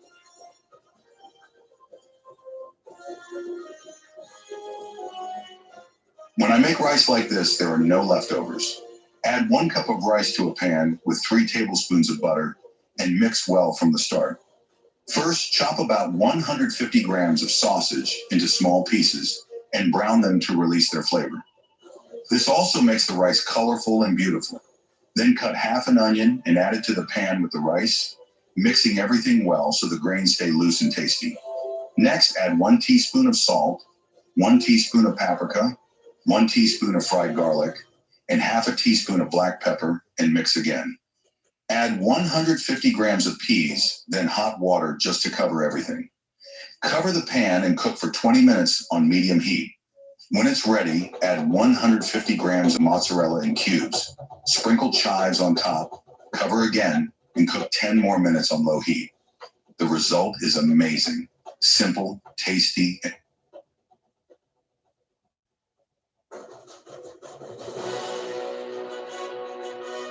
Only eating at Black-owned restaurant, happy Black History Month! Today we went to Fat Fowl, founded by the lovely Chef Shorn, who cooked us up the cheesiest mac and cheese I have ever had. So well seasoned too, with this like earthy, smoky undertone, and just so creamy and rich. And they went viral for this oxtail grilled cheese, which is decadent. It's almost like a dessert. With melty Gouda and mozzarella, and this juicy oxtail. And this oxtail breakfast sandwich isn't even on the menu yet, but Chef Shorn let us try it. It's got this like really flavorful guac, like really nice and tangy and salty. And the bread is so soft with this like crispy, buttery. That's all for today.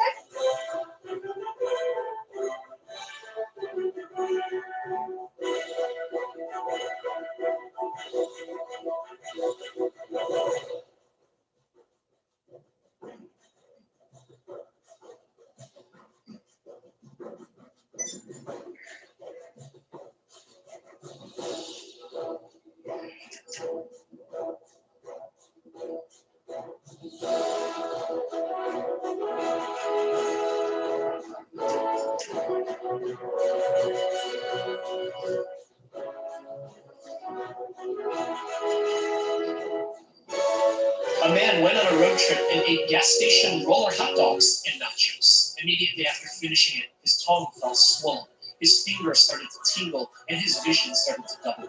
In the hospital, doctors thought he was having an allergic reaction, but it wasn't an allergic reaction. Over the next 3 hours, a wheezing sound could be heard from him as he struggles to breathe. The muscles in his face, his eyes, and his tongue become weak. An examination finds that his throat muscles have become paralyzed since he came into the hospital. He can still hear. It looks like he can still respond to pain, but he's now trapped in a body that can't breathe for itself, can't speak for itself, and can't move by itself. The brain controls the muscles through the nerves. Every single one of these things are fine by themselves. A brain MRI showed everything normal, so his brain is fine. His senses are still intact, so his nerves are fine.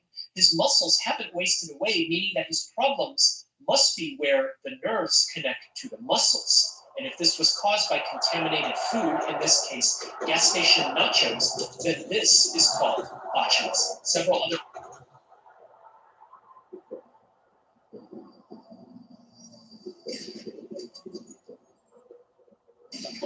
Taco Bell came out with a couple new items, so y'all know I had to try it. Look at this grilled cheese burrito. T-Bell is not playing. Probably the best burrito I've ever had with Taco Bell. I got it with steak. Perfectly grilled. Next on the street, chalupas, like bread inside of bread. I got this one with steak. They got onions, cilantro, on top of chipotle sauce. It's like a pillowy, soft taco. This might be real Mexican food. Next on the jalapeno ranch nacho fries.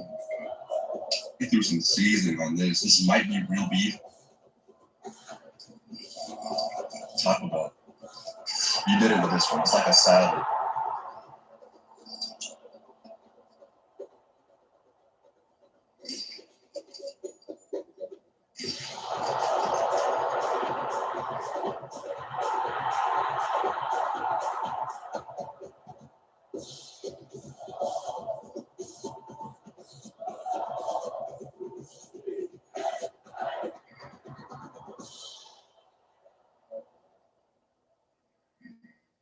This is the most normal meal in 1970. The Beatles have split up, the Empire is gone, and Britain's about to enter its favourite hobby of non-stop strikes. The war is over and rationing technically doesn't exist anymore, but everyone's still cooking like the Ministry of Food might burst through the door at any second. Mince is everywhere in 1970 because it's cheap, it stretches far, and it doesn't ask questions. You can feed a family by questionable cuts of meat and call it a meal without anyone kicking off. And everyone's still boiling their veg to death. So it's accompanied with boiled potatoes and carrots. British cuisine really struggled to get away from the rationing mindset of the 1950s meat and two veg. And this plate of mince and onions, for me, is oddly comforting. I don't think I was ever served this as a child, but seeing this dish has sparked some memories of it being around. But maybe it's just the smell that reminds me of my horrible dead grandparents and the trauma of having to stay around theirs as a child.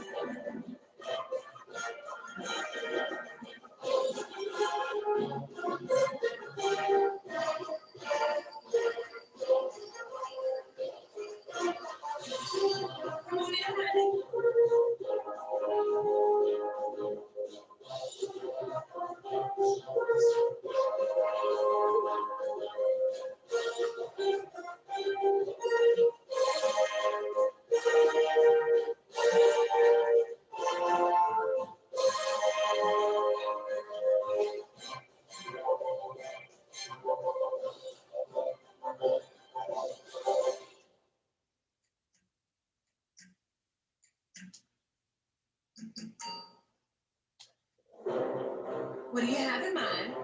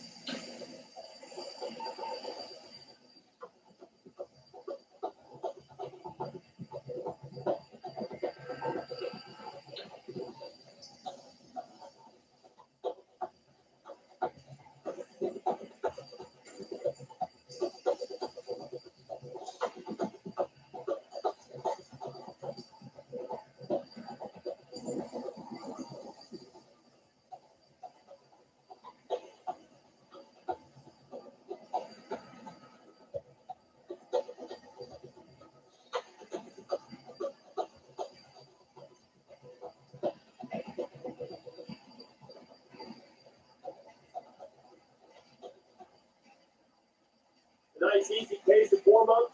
Over. Better buckle those chin straps. SEC action about to start. Time for ESPN's college football. Brad Nesper and Kirk Herbstreit will be on the call. Brad, take it away. The Georgia Dome in gorgeous Atlanta, Georgia, the site for this SEC championship game. Hi, everybody. I'm Brad Nesper. My partner is Kirk Herbstreit. Aaron Andrews will be on the sidelines with us. Hey, We'll hear from Reese Davis all day long from the studio. guys, today I'm going to show you how to make the most delicious tacos a la mexicana. I guess the first thing we begin by setting our pan or wok over medium high heat. We're going to be adding a little bit of oil and just allow it to heat up. Once the oil is nice and hot, we're going to add our potatoes. And just moving it with a little bit of salt. And I just allow it to cook for about 5 to 7 minutes. So after 5 minutes, our potatoes should be cooked. Now we're going to move to the side. And with that, we'll be adding our chicken paste. You're going to season with some black pepper, chili powder, oregano, and cumin, along with a little bit of salt. And I just allow it to cook. After 5 minutes, our steak should be cooked. Now we're going to move it to the side. We're going to add our ground beef, along with our chorizo. We're going to break it down and allow it to cook. So after 5 minutes, our ground beef and chorizo should be fully cooked. Now we're just going to set it to the side. I just want the grease to come to the center. Like that, we can fry our wings. Just allow them to cook for about 3 minutes. Okay, so after 3 minutes, remove some of the grease from the meat. And now we're just going to add our minced garlic and chipotle, along with aroma tomato, onion, and jalapeno. Mix it. And allow it to cook for about 3 minutes. Okay, so after 3 minutes, I'm just going to mix it all together. Now we're just going to get ready to add our hot sauce. And lastly, we add our cilantro.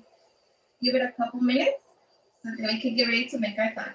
Okay, so once we're ready to make our tacos, we're just going to grab our corn tortilla, dip it into the reserved grease, and now just heat them up. Ready? And just like how as we have our tortillas, we can now get ready to serve. Guys, today I'm going to show you how to make them.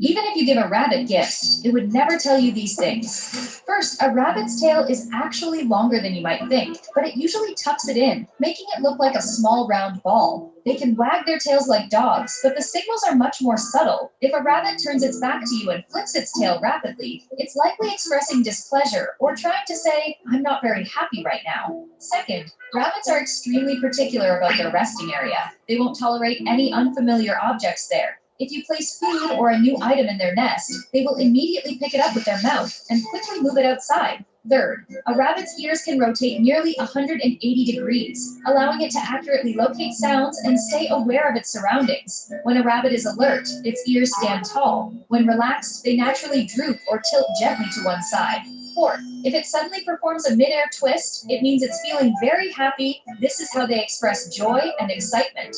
Conversely, when a rabbit is angry or uneasy, it will stop. Even if you give a rabbit gift,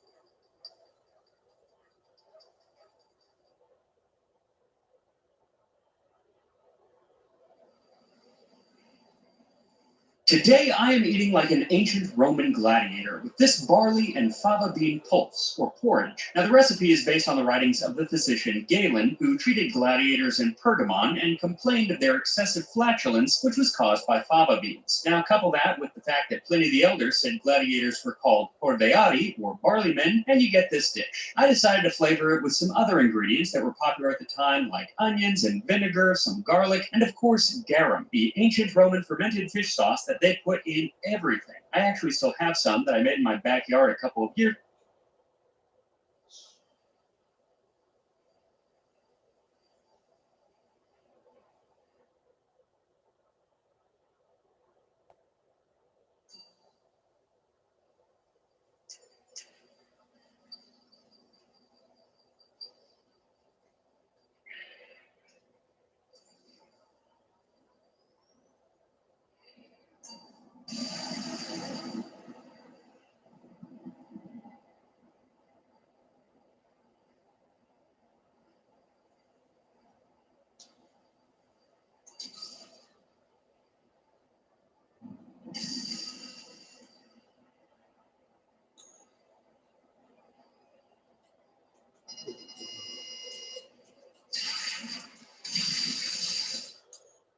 Well, I guess they're not going to sneak anything by the return team. They're looking for an onside kick.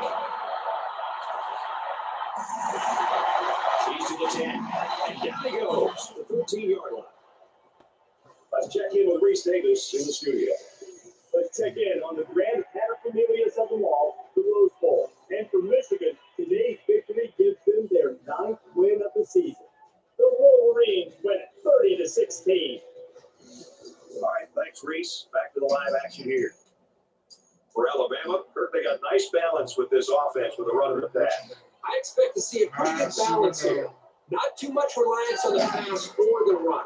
If they can get their zone blocking schemes working, they have the potential to spring something. He might have gained a yard on that scramble. Good job by the junior linebacker to read the run and limit the play to a short game. So we've got a 2nd and 9 here. Ball on the 14. He wants it all. Good catch there. Right out of bounds.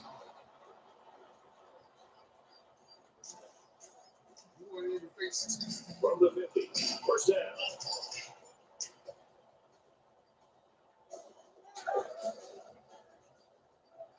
Hand off to the back. Makes it out to about the 49. When you're running the ball for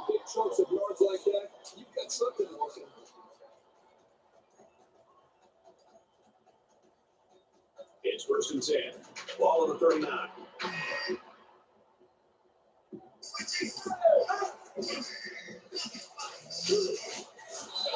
they bring him down for a sack on the play.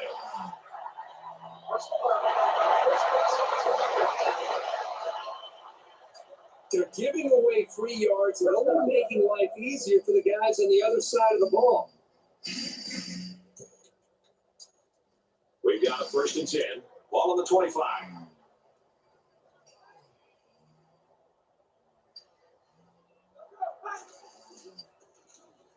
Here he goes. He makes his way out to the 9. Unbelievable. They can't get this offense off the field. They've been like a machine on this drive. Very methodical and efficient. But once again, moving the chains.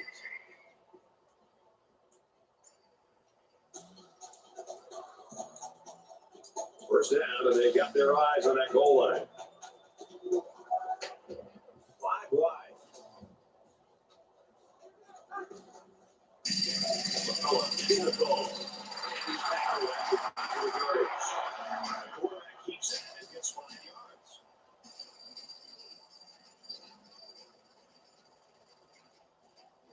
Second down, goal to go. 4 yards out.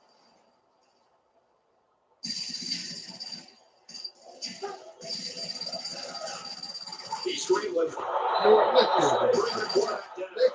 You can't take sacks like that with a quarterback. You just can't. If you can't find the receiver, get out of the pocket and throw the ball away.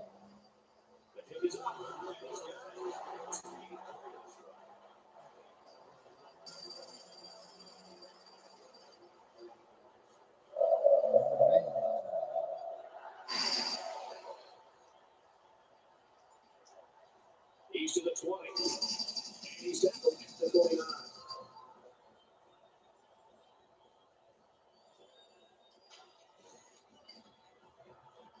So let's see what the offense can do as they come out onto the field.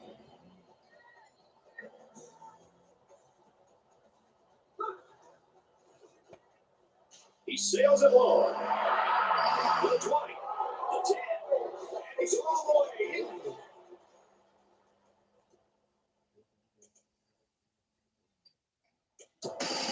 For a touchdown. Texas just took their first time out. The Longhorns call it time. That's their second of the half. Texas will use their final timeout.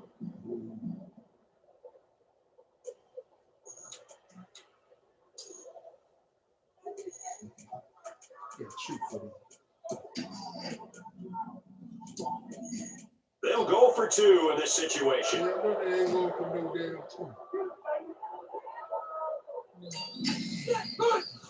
don't get it.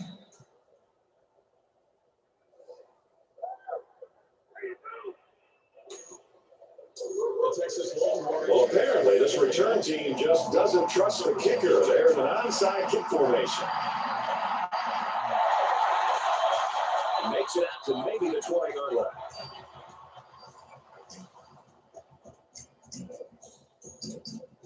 They'll start this drive at the 20-yard line.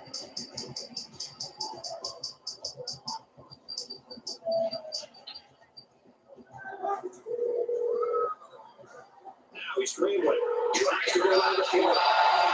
About the 25-yard line. He scrambles and picks up 5. Second and 5 coming up here. Ball on the 25.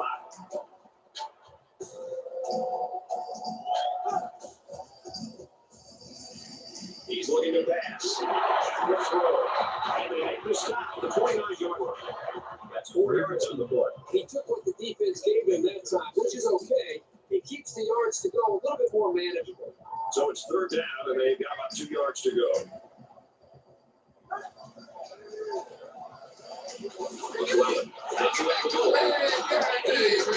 At the 27. The defense just met the blockers head on and drove them back straight into the runner. It's 4th down, so they're going to go for it here. This is a very questionable play call here. I'm not sure I agree with it. I agree with it. Now he tries to buy some time, and he hits it hard at the 38-yard line.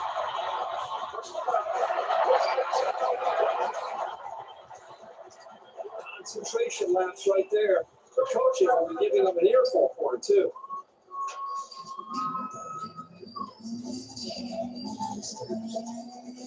From the 47-yard line, it's first down.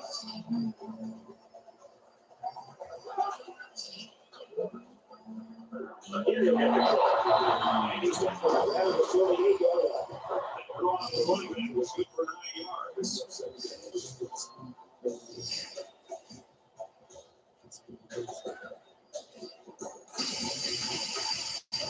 Short yardage situation here. Second down and 1.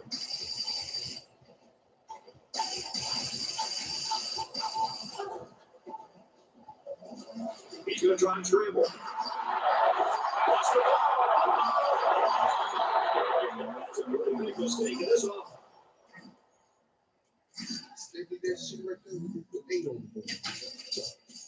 will lose possession of the football. Sloppy job by the ball carrier. First and foremost, you should always be concerned about the ball.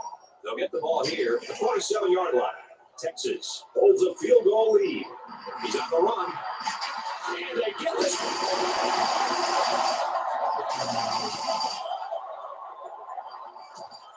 Safety.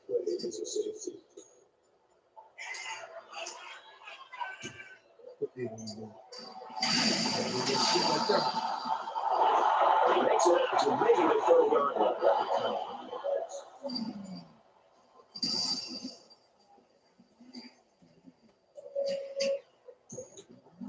You never like to have to play from behind, but a deficit this manageable shouldn't be in the front of their minds. They just need to go out there and play. He scrambled. He might not be able to get the pass off. He's taken down at the 34-yard line.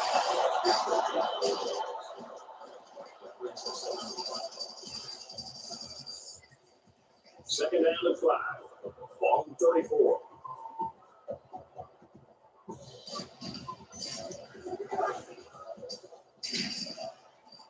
Once and all, going deep.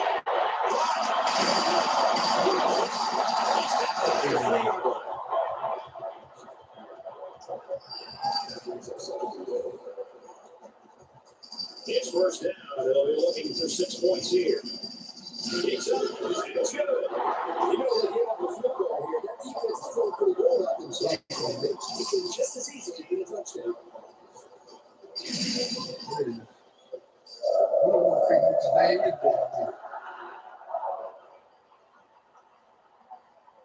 He's into the 30.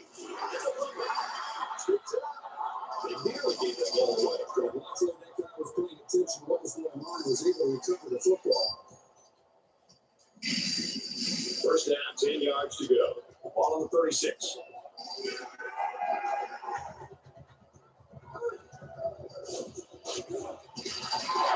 Great pressure on the quarterback, forced that incompletion. He really pounded on it.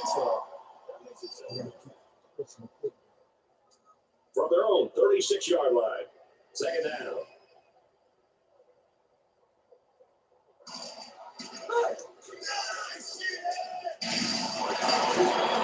And they push him out around the 48-yard line.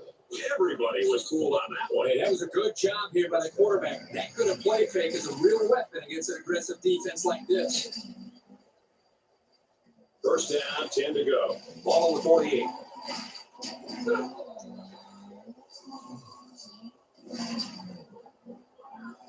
A long ways yet to go, but at the end of one, Alabama's leading by 2. First and 10. Ball on the 48-yard line.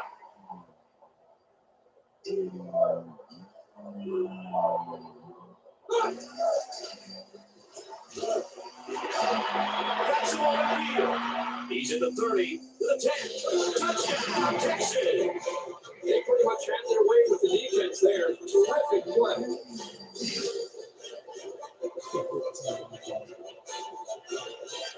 Texas holds a 4-point lead. And he converts the extra point. Let's get an update now. Here's Reese Davis. Reese.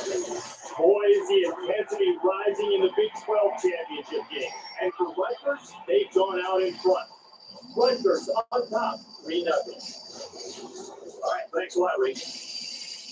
They get ready to kick this one off, and the return team is looking for the outside. He's to the 10. He's tackled at the 21.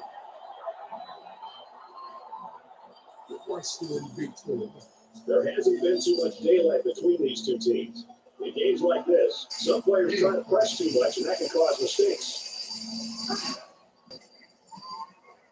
Can't find anyone open. Still dragging guys. Around the 25-yard line. The quarterback didn't see anybody open down the field, so he took it himself and picked up some decent yardage. 2nd and 7. Ball on their own 25.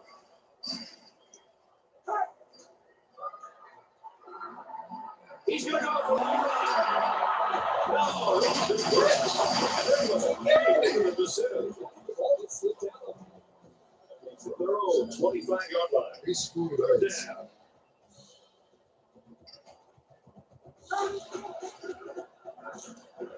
Here's the give. He's to the 40. Gets to around the 42. Very well designed play that time to give him a first down. The linemen executed their blocks nicely and went for a good game. From their own 42-yard line. First down.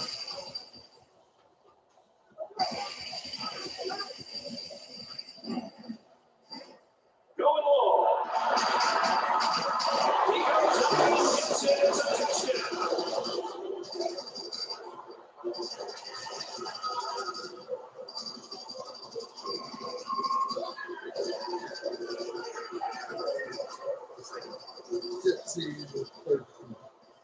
He makes the ep8. So a quarter right, 78-yard line. They go up 7 points.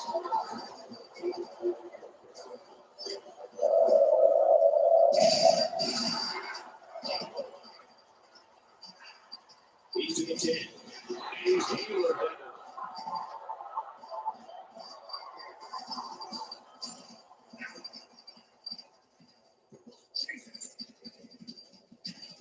Momentum swings have been fairly even. There was so little separation. This game can be drastically changed on just 1 or 2 plays.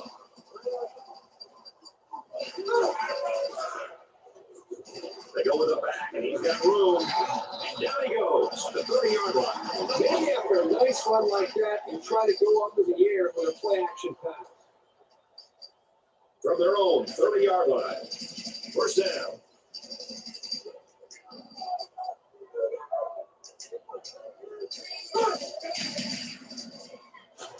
Makes the catch and way out. He's to the 40. He's in midfield. At the point.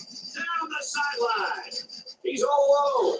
Touchdown. Huge play.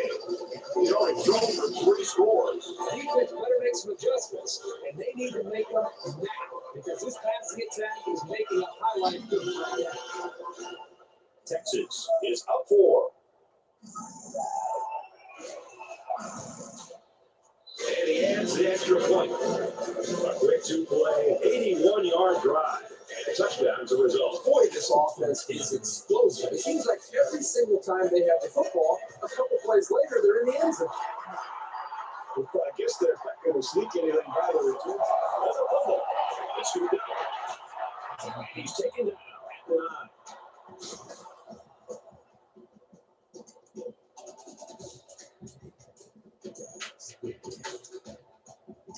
First and 10. Ball on the 9.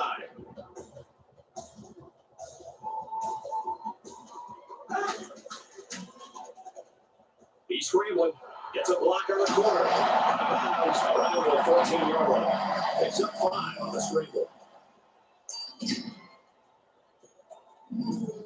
2nd and 5. Ball on the 14-yard line.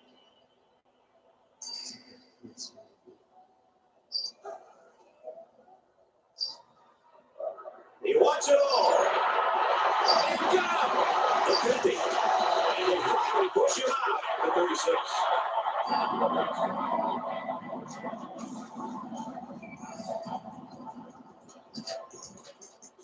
Now it's 1st and 10 after the big pass play.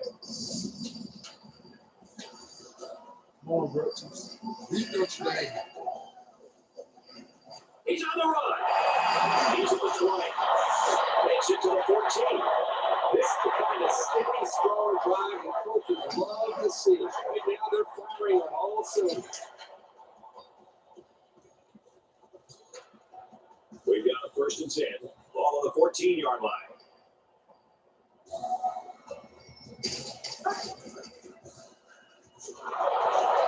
Runs with it, and he's got room.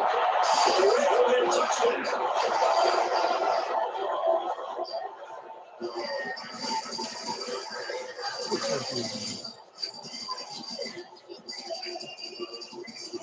What made this so impressive was first his ability to see where the space was to work, then the athletic ability to get it into the end zone. The kicker will stay on the sidelines for this extra point, as the offense is going to stay on the field and try to make this a 3-point game. He's got the corner. He's in for the conversion. So a 4th play, 91-yard drive, and they have 8 points to the total. The score now, 23 points.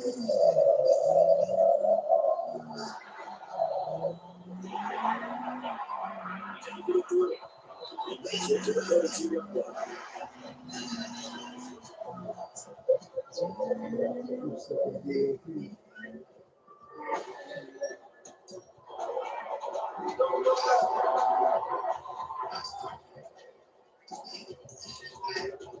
In a game that's this close, you can't afford to waste possessions.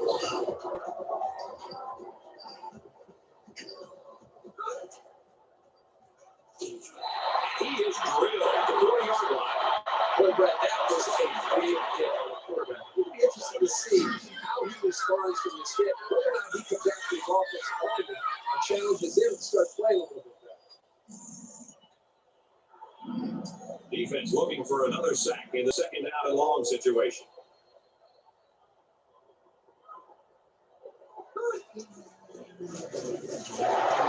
He's at midfield. Tackle made around the 46-yard line. A quick update now. Here's Reese. Let's get you up to date on the Fiesta Bowl. The Huskies relentless with their rushing attack, and they score a touchdown. Washington leads it 7-0. And we thank you, Reese Davis. Back to the action here.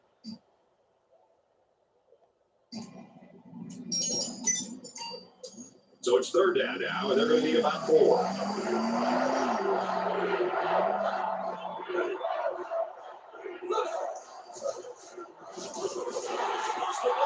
Yes.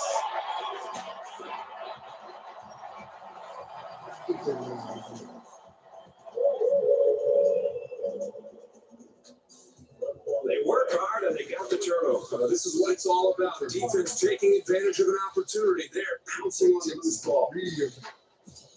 It's 1st and 10. Ball on the 42-yard line. Alabama is up by 3. Now he tries to buy some time. He's knocked out of bounds at the 43. McCullough picks up a yard on the scramble. 2nd and 9. Ball on their own 43.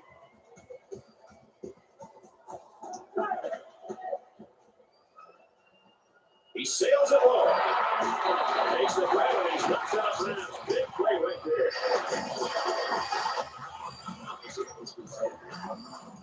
So let's see how the defense responds now. It's 1st down and 10.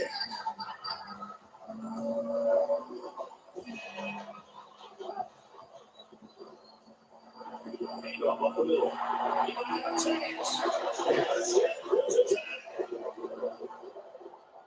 It's such a talented, skillful back, as you saw right there.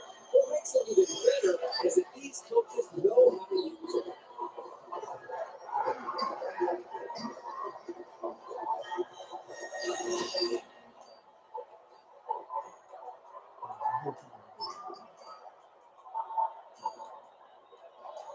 So the offense is going to go for 2.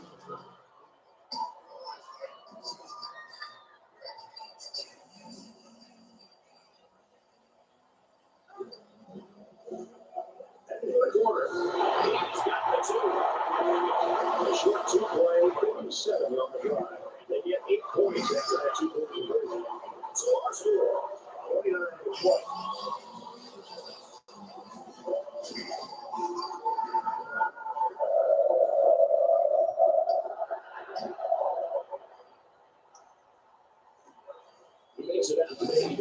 6-yard line.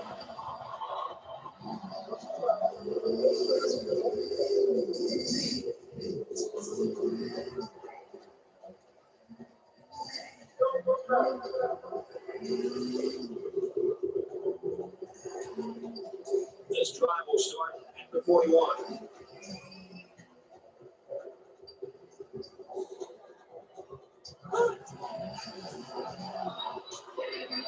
Slayton. Inside the 30. And he's taken down at about the 19-yard line. Once this guy gets into the secondary, he can be a real problem to bring down. He can shake off a lot of tacklers who are smaller than he is.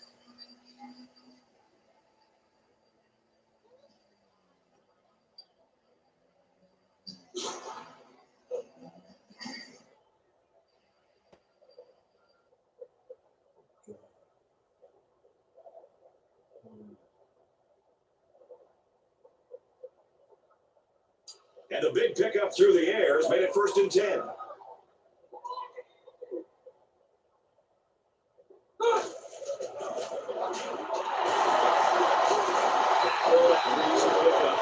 Mohammed gets up about 7 yards on the run.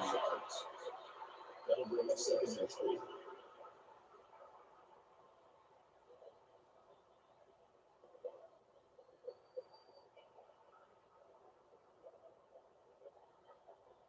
Second down, and they're going to need about 3 yards to pick up the 1st down.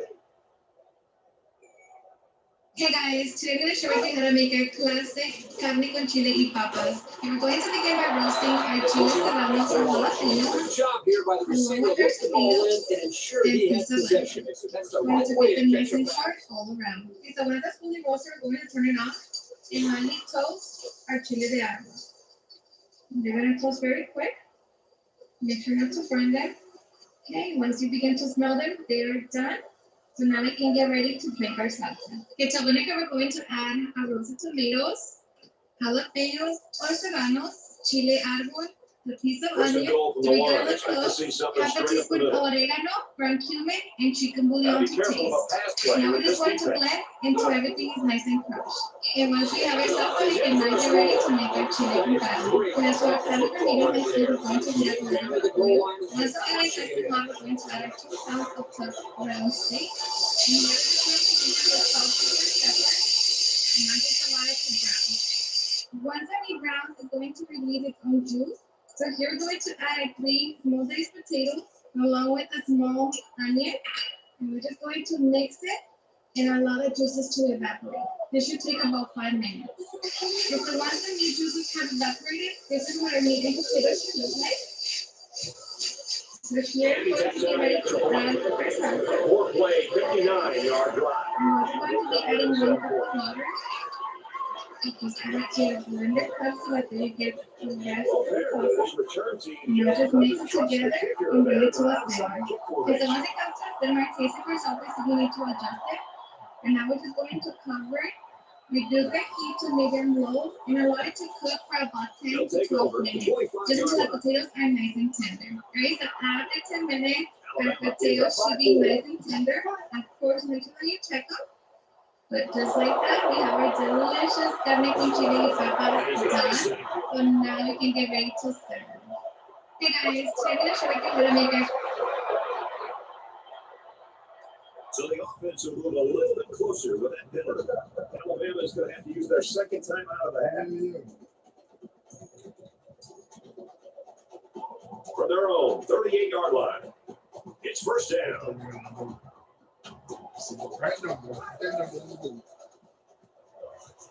He lets it fly. Incomplete.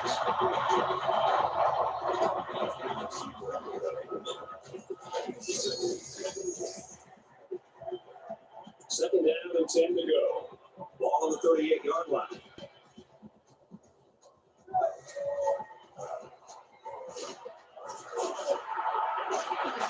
Takes it out to about the 46.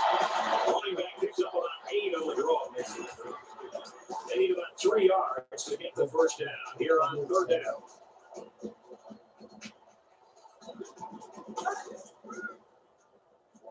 And it's a stop at the 47-yard line. Alabama will use their final timeout.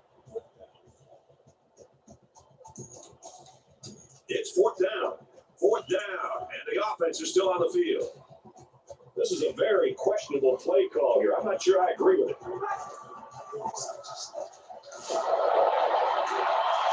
Tackle at about the 42-yard line.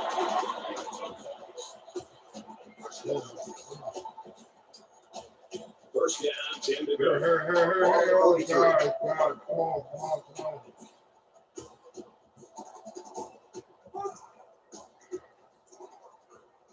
He goes downtown. Whoa, we gotta go back to that.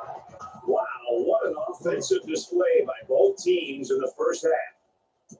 31-27, Crimson Tide.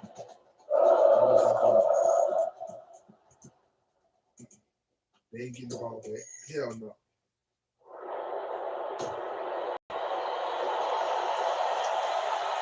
He's to the 10. He's taken down at the 26-yard line. For Texas, they've been locked in a pretty good battle so far. Here's more from Aaron Andrews. Well, talking to the coaches, they both expected the first half to go this way, and neither one seemed to want to reveal too much about their plans for the second half, which tells me we could be seeing more of the same. And for Alabama, they had some lapses on the defensive side on more than one occasion, something that didn't please the coach at all. Brad? Well, I've seen some strange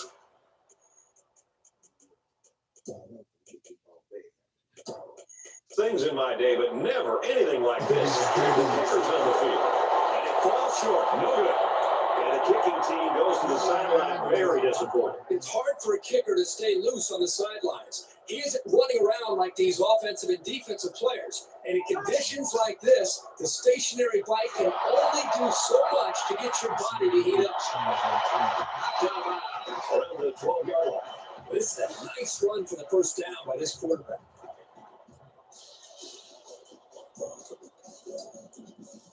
First and 10. Ball on the 12-yard line. Alabama holds a 4-point lead. Another run. And he's tackled after possible yardage. McDonald picks up about 7 yards on the halfback draw. They need about 3 yards to get the first here on second down.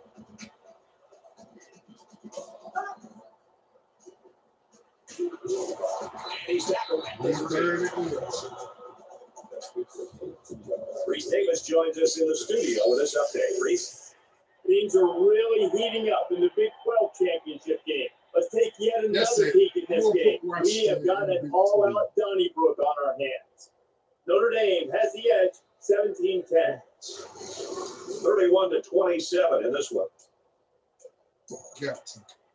It's third down, and they're about the length of the football away from the first down marker. In the shotgun and 5 wideouts. McCullough, the ball carrier. It takes a lot of strength to run it when you're getting into a massive pile of bodies. Good job of holding on to it and getting it across the goal line.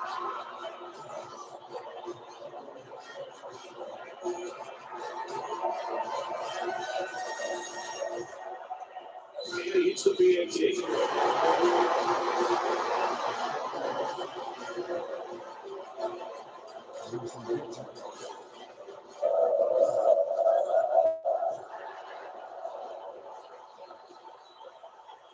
He's to the 10.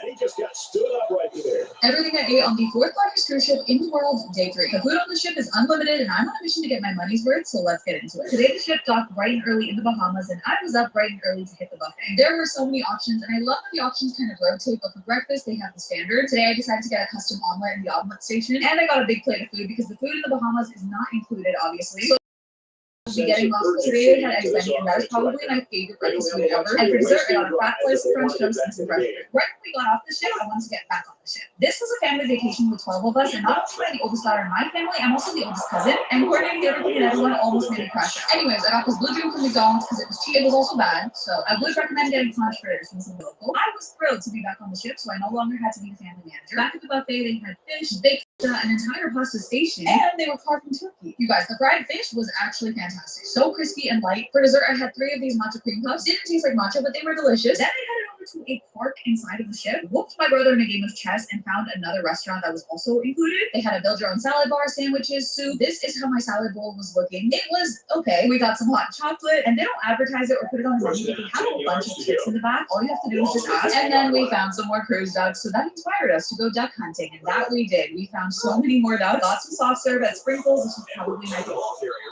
And he's level at the 41-yard line. That brings up second and 1.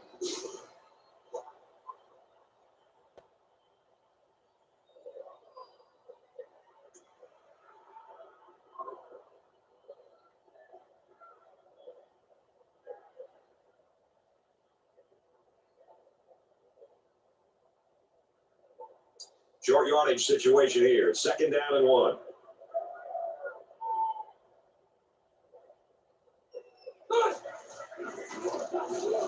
Here's an opening. He's taken down to the 30-yard line. First down.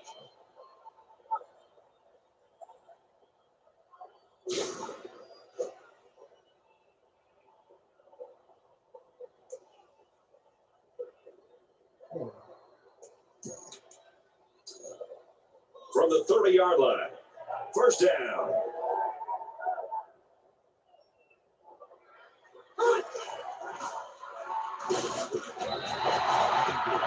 The toughness here by this quarterback, sitting in until the last second, trying to make a play downfield, only to have this defense get to him. He's got to do a better job maybe feeling things out a little bit, but at least he has the awareness and the toughness to sit in that pocket. Let's swing and he drops it. Reese Davis is standing by for this update. Reese. Always a wild offensive showcase in the Big 12 championship game. This is a game we've been watching closely today. The Scarlet Knights' rushing attack can be difficult to stop, and they get into the end zone for a touchdown. A 17-17 tie. Reese here is 38-27. Third down, and they need to get it down to the 20.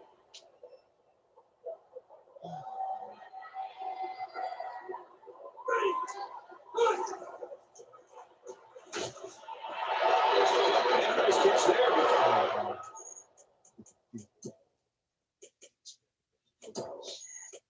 Before he stepped out of bounds.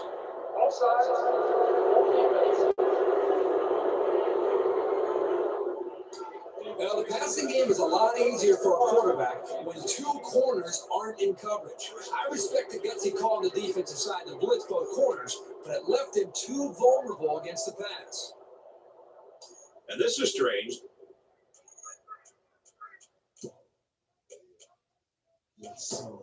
The punter's on the field right now, and I'm not quite sure what's going on. Gets it away. It's low. A little too much leg into that punt. They'll bring it out to the 20.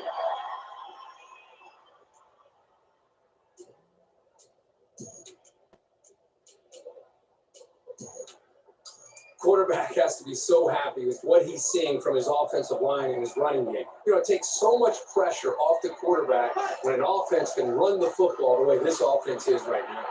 He's going to try to trim it. He's to the 40. Steps out of bounds. Around the 43-yard line. Their own 43-yard line. First down.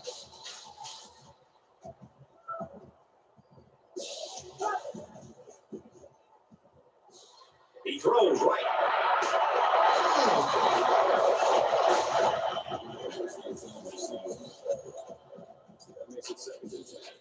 So it's second and 10.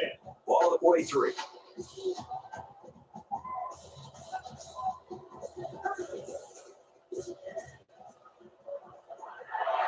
There's a strike complete. And they finally push him out at the 30. For McCullough, he keeps adding to his awesome career passing totals. There's been some great passers that come through here. This would be quite an accomplishment. It's first and 10. Ball at the 30-yard line.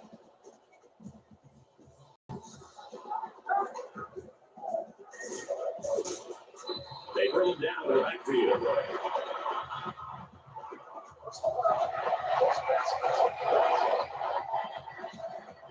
They're giving away free yards and only making life easier for the guys on the other side of the ball.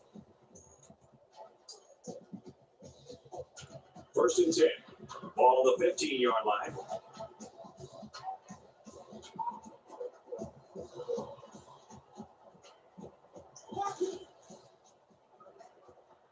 Back to pass.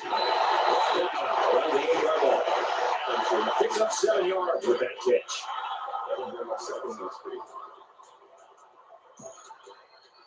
Second down, and they're going to need about 3 yards to pick up the first down.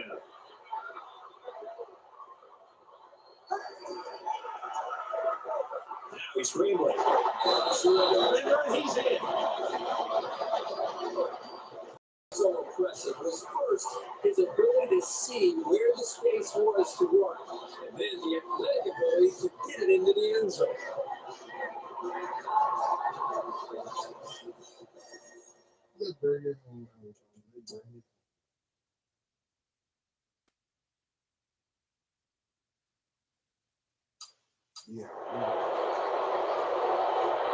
And so that's going to do it. Our final score. Only eating at restaurants with no Google reviews. First of all, never stepped to this little halal food truck, and my man Channell smothered my beef lamb falafel platter in so much sauce. And just look at that pile of steamy, saucy, meaty deliciousness. This fresh crunch from the salad, and this really intense, bright, spicy kick from that red sauce. It was some of the best falafel I've had this. I don't even love falafel usually, but it was so buttery and herby, really well seasoned, and it's really one Google review from months ago. So please go support my man Channell. And then next time I got this Chinese spot that's been open for 3 weeks, but they didn't have any customers, and they make all these hand-pulled noodle dishes, and it's Lunar New Year, so it's good luck to eat long noodles. We also tried their boneless short rib skewers, which were $9 each and not huge, but the fresh lemon brought out this really tangy, peppery spice so well. And I do wish their dan noodles had a little bit more chili oil, but the pork belly was so tender, just fell apart, and the noodles have this perfectly like chewy, slurpy, soft texture, and I just looked again today, and I think they have a few more reviews now. I think they have like 7, so good for them. And finally, I saw this one called Hampton's Florist, but they had photos of food. It turns out that it's actually the florist next door to the bodega. And this bodega is huge. It's like 3 times the size of my bodega. And I didn't think they had reviews, but we got food anyway. We'll just come back when the florist is open to roast their flour. We tried their hangover sandwich with steak, peppers, onions, eggs, cheese, and potatoes. And the bread was so toasty, but also really soft. And the steak was so cheap.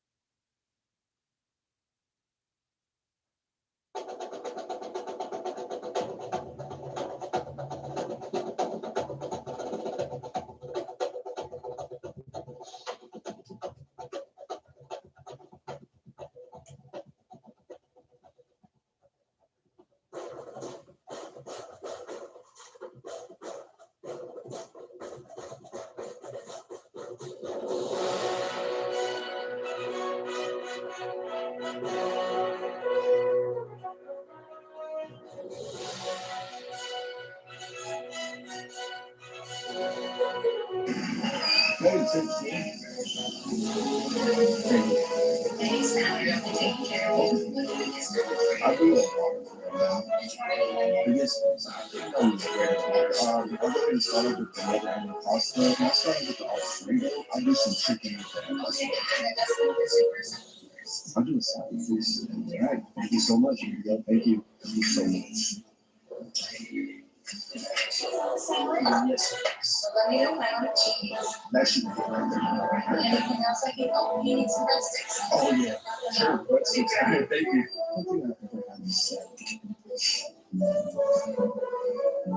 Yeah.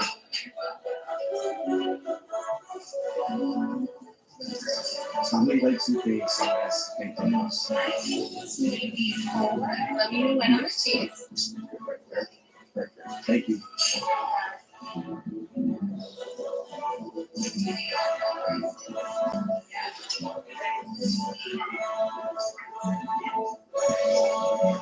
Last piece. I got through the first one.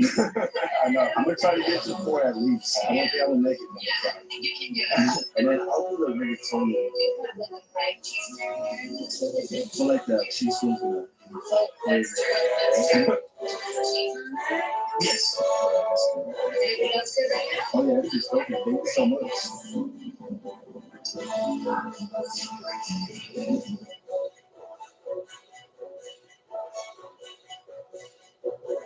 And burgers and fries, what you want to drink. All right, we back with another one. This time we're making burgers. These came from August. You can take them straight out the freezer and put them in your pan. Fries came from August. And I already got started with my seasoning. I laid the season side down first. Now I'm going to season these other sides and get them cooked up. And we're going to get into it, y'all. Everything we're going to use today is from August. Burger.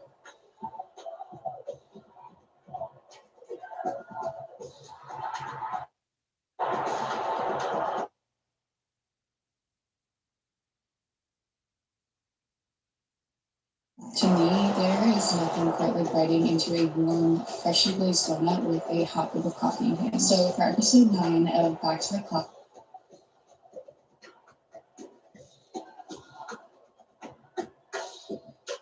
Did you know bunnies are basically the pettiest animals on the planet? Bunnies have an incredibly sharp memory. They remember every single person who has ever scared or startled them, and they do not forgive easily. If you accidentally stepped on a bunny's foot 6 months ago, he remembers your face, and he will thump at you every time you walk into the room. Sometimes, a protective mother rabbit will fiercely fight a snake to get revenge on it for attacking her young, and she usually wins. So the next time you think about bothering a bunny, just know they won't forget.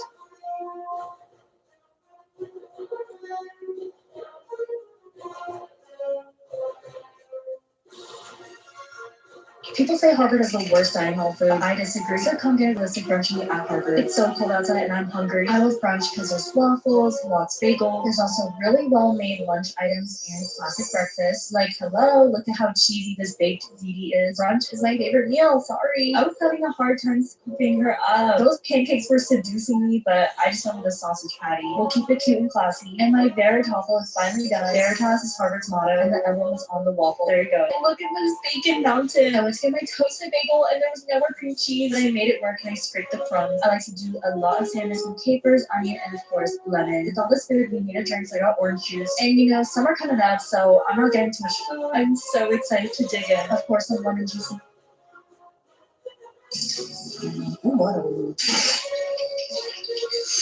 Let's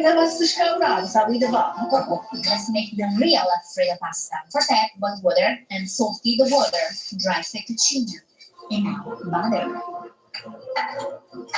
Now pasta water. It's important so that our butter melt it with the hot water. And now let's start to dig our fettuccine. So here. And now guys, the butter melted with the hot fettuccine. And after the butter melting, allow it and mix and mix. Easy welcome to creamy. Part top is not a rare dish without the crunch of black pepper. And this is the simple Alfredo pasta, the Italian way. Do you want other easy recipe like this? Follow me and leave a comment.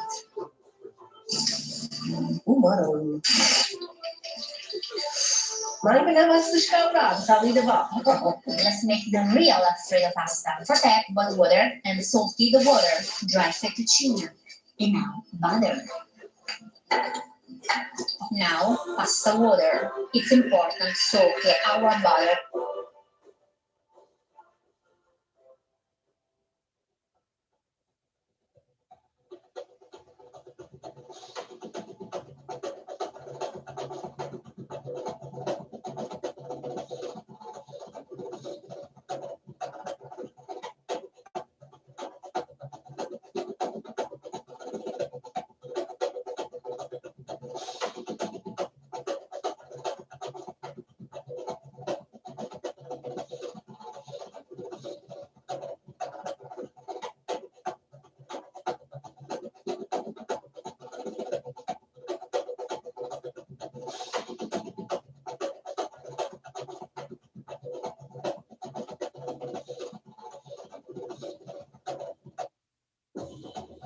two teams make it to the arena. Only one is able to celebrate. Tonight, one of these two teams will bring home a national championship. Time for ESPN's college football. Brad Nessler and Kirk Herbstreit will be on the call. Brad, take it away. We find ourselves in sunny California for what is sure to be an exciting BCS National Championship game. Hi, everybody. I'm Brad Nessler. Tonight was another really easy one-handed. First, grab 2 smoked sausage rolls, and I started to slice those up, but you do want to heat up that skillet and get a little oil in there, and half of that garlic and butter. Then slice the rest of that sausage. I ended up only doing 1.5 really, and then I diced up an onion. Throw those in your pan once that butter melts. Then we already have some rolls with this dinner, so I'm getting those ready in the pan as well. Then once that sausage gets nice and brown, I am adding some minced garlic to mine, maybe a tablespoon or so, and just tossing it up so you can really smell it. Then I'm adding a pound of pasta to mine, just toss that up and mix it in that butter. And now I'm adding 4 cups of roasted chicken. And now I'm going to throw in those rolls because once this starts to boil, you have about 10 minutes. And make sure when it's boiling, you kind of toss it up every now and then. And then once that liquid is about absorbed, you're going to add about a half of a cup of paprika. And now I'm taking some Bourguignon cheese, the garlic and fine herbs one, and just throw this in. And now you're just going to stir this around until everything melts. And I did turn down my heat here whenever I added that paprika. Just keep tossing up everything until everything is melted.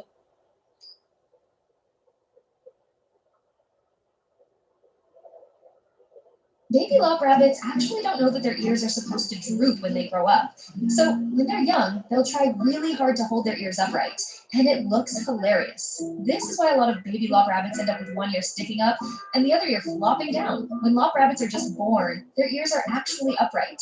It's only after they grow up that they gradually realize their ears are supposed to hang down. And here's the funny part. If a lop rabbit grows up with a group of upright ear rabbits, the lop rabbit will try to keep its ears upright, and the upright ear rabbits will try to droop theirs, because both sides think the other type of ear is what's normal. Compared to other rabbits, lop rabbits are usually more gentle. But because they're naturally a bit timid, they'll often hide in a corner first and secretly observe you. But if you build a strong enough bond with one, they'll become very attached to you, and they'll want to stay with you all the time. Also, lop rabbits are super clean animals. They'll often use their little hands to rub their face or carefully groom their long ears. And as long as you take good care of them, they can stay with you for around 8 years. Baby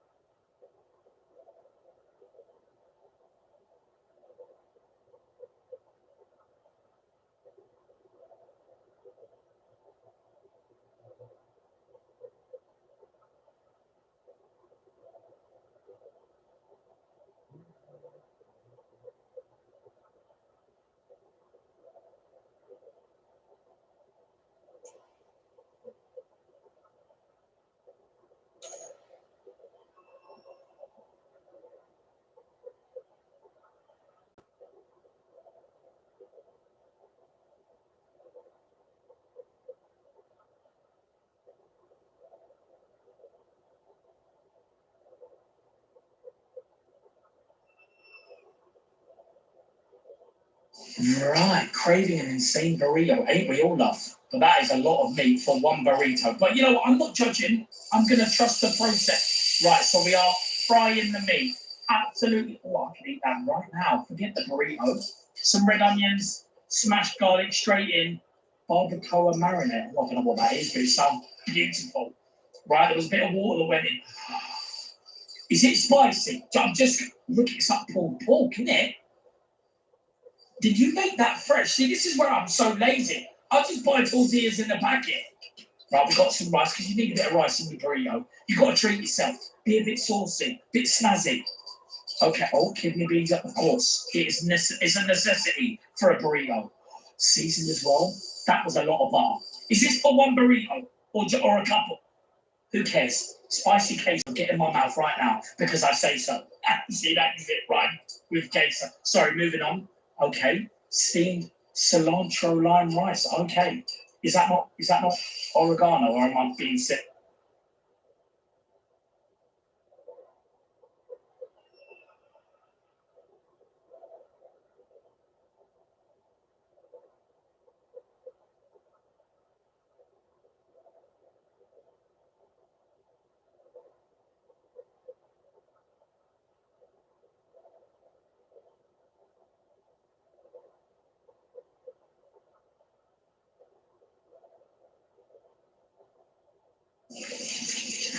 Hi,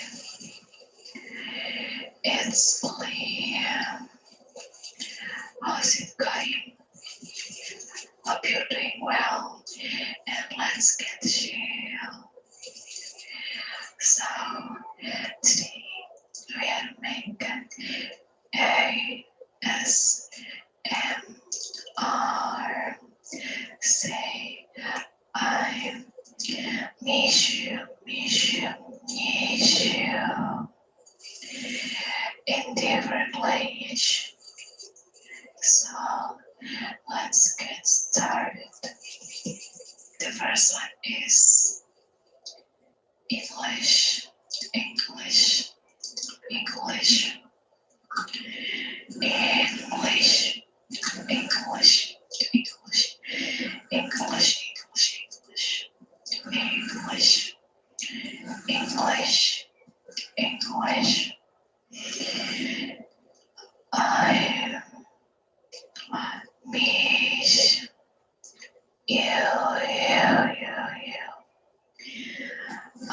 miss you. I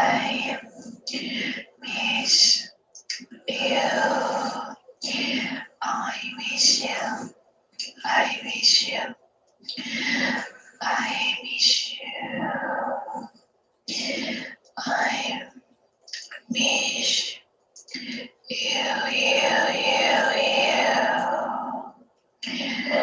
I miss you. Spanish. Spanish. Spanish. Spanish. Spanish. Spanish. So let's see what the offense can do as they come out of the field.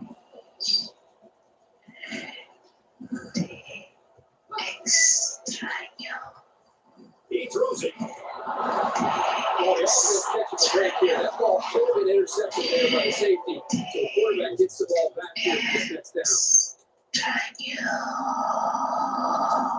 They line up at the 13. Second down.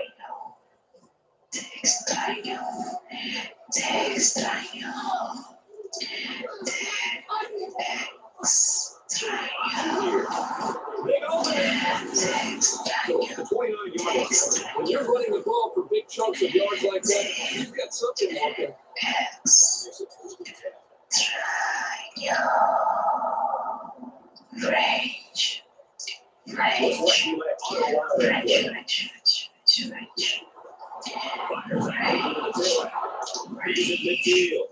Range. He's finally knocked out of bounds. 35-yard line. And that play could have gone for 6. Oh, boy, you're right. And all week long, this secondary did a lot of talking about how they were going to dominate these receivers. I think this is time that they step up and prove it on the field. Forget about talking trash. Let's see how they react after giving up that big play.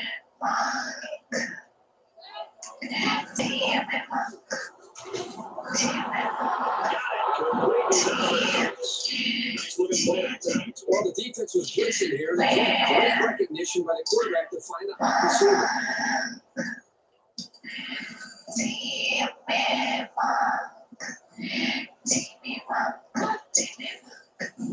Here's an option.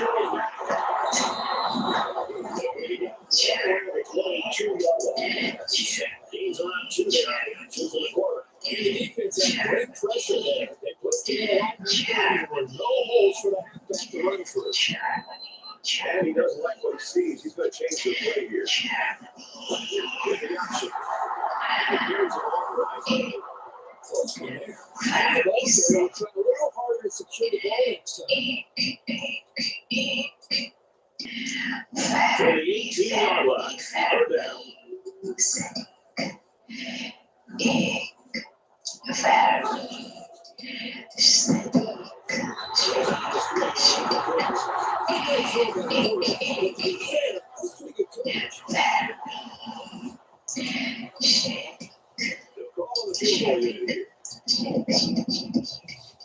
Fresno State to take the lead with this field goal. The kick is up. It's good.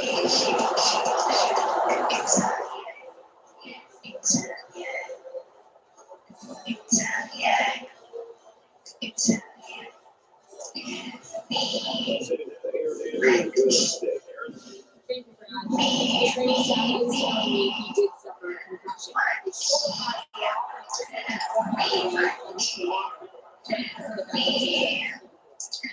These guys really have to find somebody else to step up now.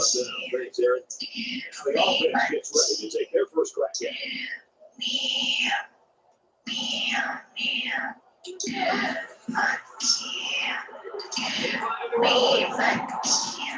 He's tackled behind the 28-yard line.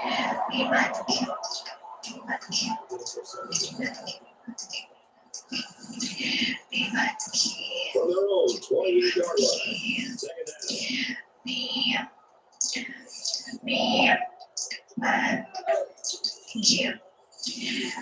Takes the pass. He wants it all. Timing here between the quarterback and receiver looked a little off there. Sometimes that happens, especially on a deep throw. Third down, 5 yards to go. Ball on their own 28.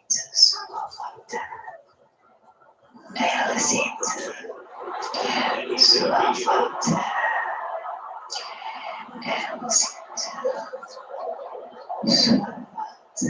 So with that penalty, they'll move the chains. That is frustrating for a defense when you think you've made a stop, and then a flag gives them a first down.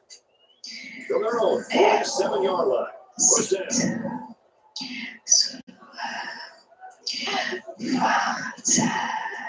Scrambling around. Over the 28-yard line. So he keeps it, picks up maybe a yard on the play. One thing about this linebacker over the years that separates him from the rest are his instincts and ability to make the play. That's a nice tackle by the senior. From their own 28-yard line. It's second down. They go in the back. He's got room. He's in the board. They've got a solid drive going here. That North's not going to need that much without putting some points up on the board. 35-yard line. First down.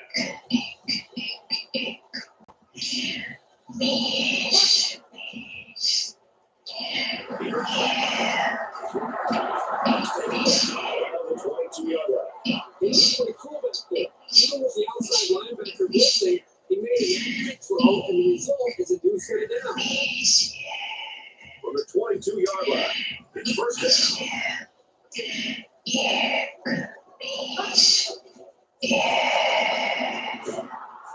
they make the stop at about the 19-yard line.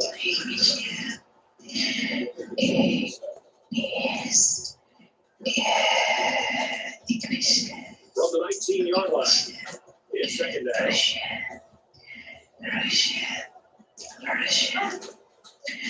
And on the inside handoff, gets out to about the 8. The offense coordinator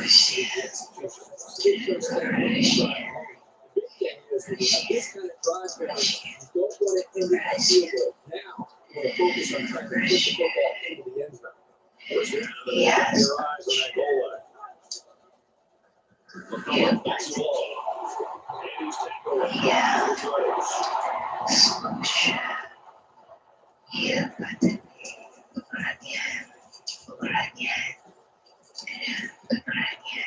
this is the 10th play in the drive. Everybody watch up tight defensively. Ukrainian. Ukrainian for the score. Yes.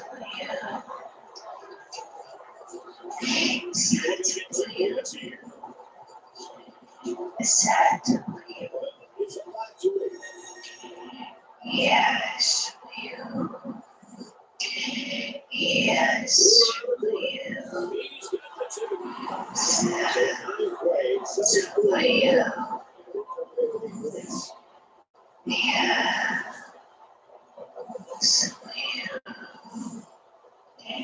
Yes.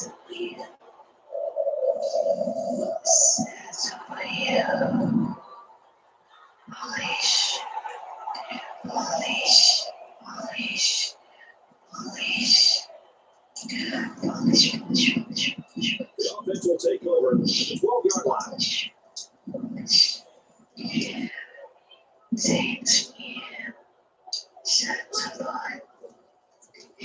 They run it. Down he goes. 14-yard line.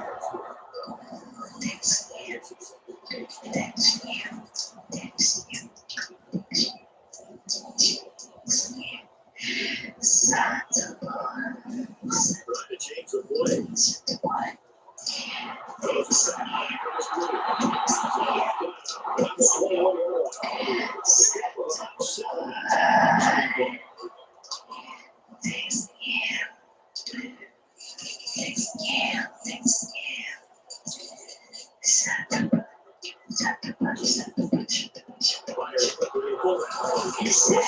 That's 21-yard line. Well, it was third down, so they obviously had to get to the sticks, and they did just that with this little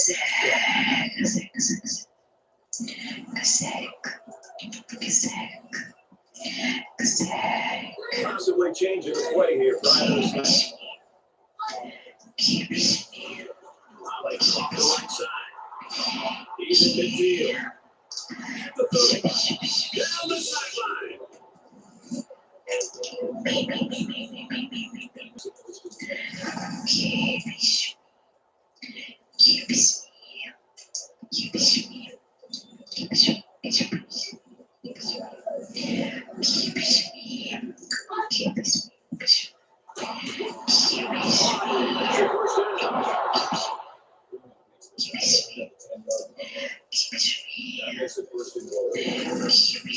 It's first down. They'll be looking for 6 points here.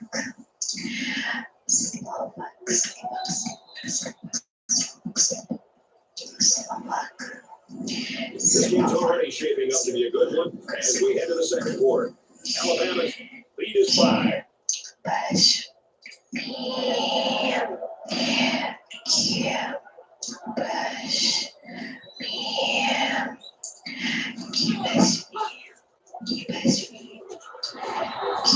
About the 8-yard line.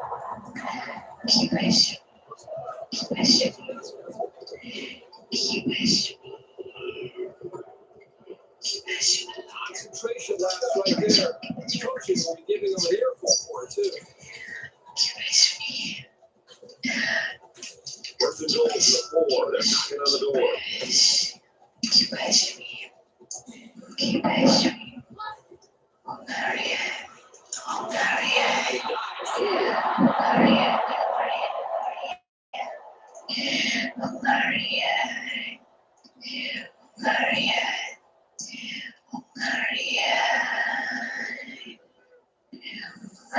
Pearson is changing things up here before the snap. Goes this one to the right.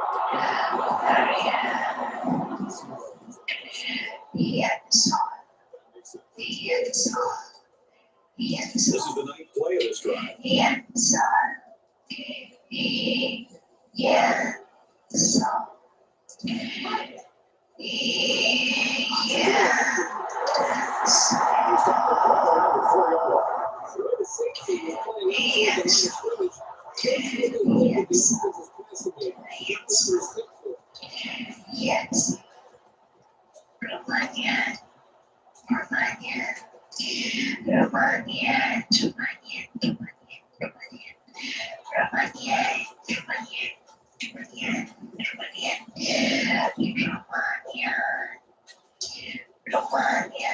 This one should be makeable.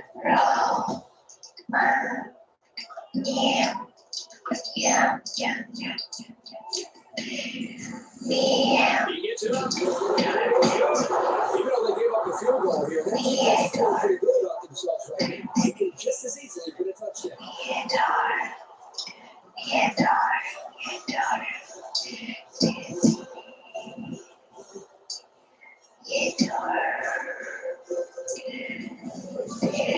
Looks like just they're not going to sneak anything out of the return team. Going for an onside kick.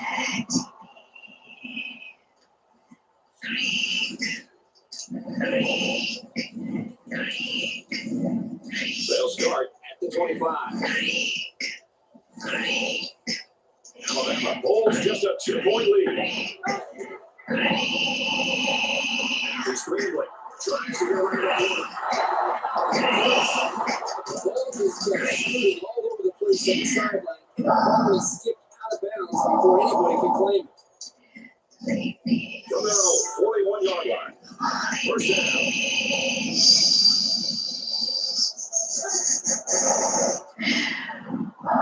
Throws it deep. Quick reaction to get his hands in the way of the pass. So it's 2nd and 10. On the 41.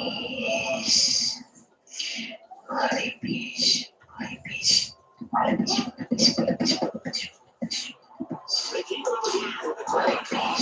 He's taken down. He got some key blocks and he's able to turn it into a 10-yard gain. So it's 3rd down, and they're just inches away from picking up the first down. He's already sacked for a loss. I think this defensive end is doing a great job of getting after the sack this game.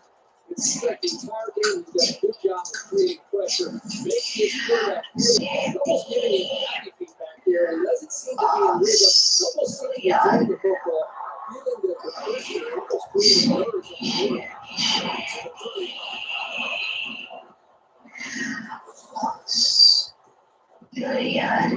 Let's see if they can build on that great role.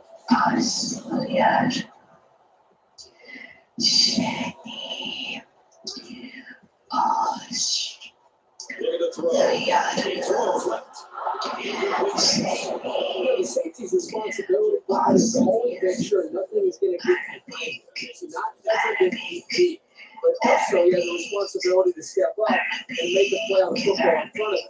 It's just another example of a defensive back, in this case a safety, just having really good instinct to be able to come up and know when to come up and knock that ball away. Here's the deal. Tackles the 18-yard line. So the halfback gets only 2 on the draw play.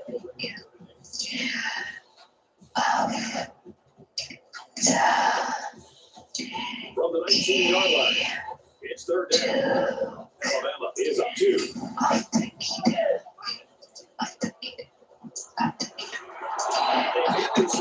They get to the quarterback and hit that play before he even got started. This young man didn't even have a chance to make something happen. It's tough to find the receivers when the defense is in your face like that. More than long here after the sack. It's surprising here that they didn't elect to punt. I don't agree with this goal.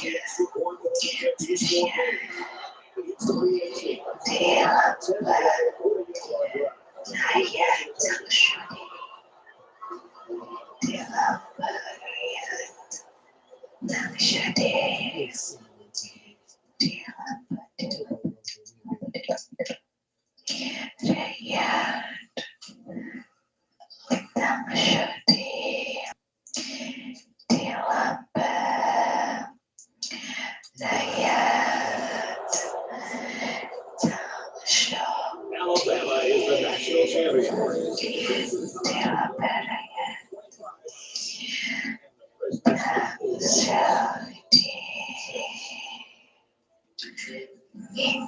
As we finish up the broadcast, what do you have to say about how this game turned out, Kurt? Alabama made the journey and finished it off with the national championship. It really couldn't have happened to a better Back today, we're trying to get Taco Bell orders. First, we have the cheesy quesadilla and the steak nacho fries. We'll open up that quesadilla, place the nacho fries inside, and now we have the quesadilla supreme. Oh, it is hefty. Congratulations to our Taco national Bell champions. fries. Now, this is a good ass quesadilla. Toppings of the Taco Bell sauce, sour cream. Look how delicious the insides are. I know you want to bite, say For the Bulldogs, this is 10 out of 10. Next, we got to order the steak dipping burritos. You digging in me. Not gonna lie, these are pretty good. The steak is cooked perfectly. You can just double fist these. I wish it was bigger. Next, we have the cheesy beefy burrito with jalapenos inside. Definitely gonna need sour cream on this. Very beefy. Speaking about beef, I'm really excited to see Kendrick on the halftime show. The Super Bowl is actually going on right now. Let me know who you got winning the Super Bowl in the comments. Watching down, we have the strawberry freeze. That's delicious. Perfect for a nice summer day. And finally, we have the Doritos Gordita Crunch. I've never tried this before. Oh, that's phenomenal. That extra shell just makes it 10 times better. Let me add some jalapeno sauce. Oh my goodness. I'm taking this over the regular Doritos Locos Tacos. Taco Bell has yet to let me down. Everything I tried. Indeed.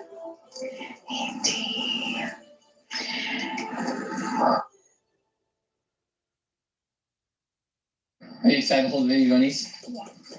Alright. Oh, they're all trying to get warm. Where's the light one? There's some over here. There's right one here. Okay. I got ready for it. We're all trying to get warm. Can I hold the light one? Hey, be careful. Yeah. They're sleeping.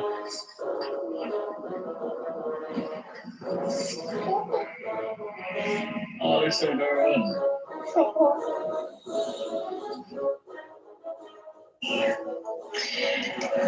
Oh shit.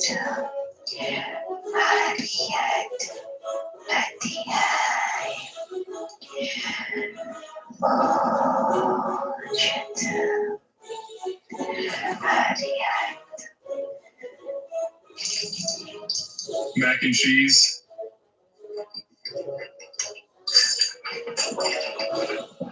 There's just something about boxed mac and cheese.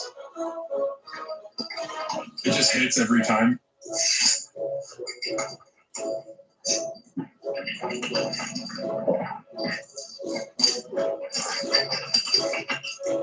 Super cheesy. This would be the perfect late night snack.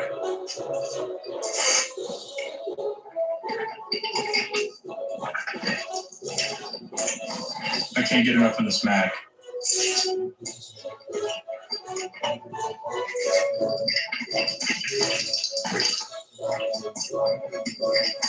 Last bite.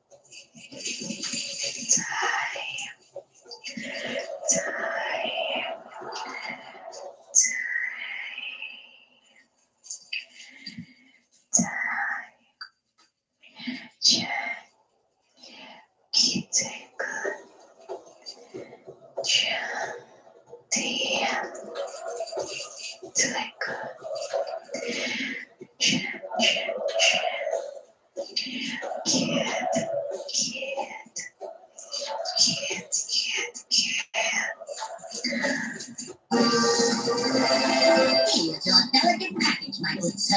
You were gone for 3 days. You said this all went up of Mount Eruptus. Not the Mount Eruptus. Mount Eruptus cleaners. Oh! I guess there's only one thing left to do then. Time to break my high score.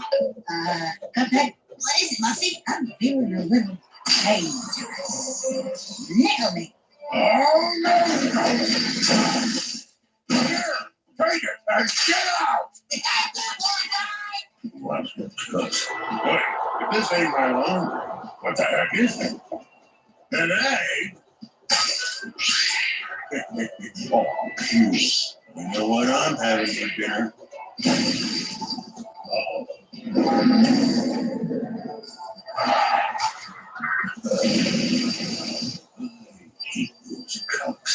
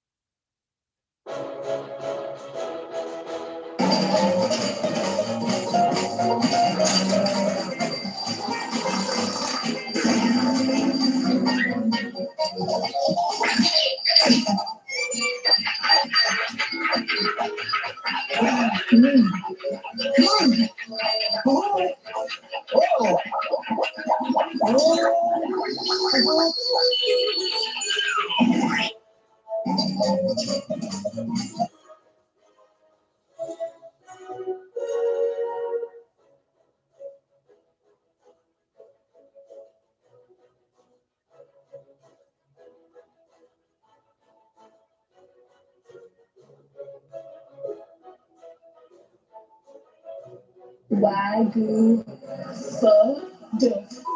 What's up, runners? Today we're at Le Don, a Michelin Guide Vietnamese restaurant in Union Square, Motors. I know what we're all thinking. Standing at 6'9" from Everett, Ohio, Le Don James!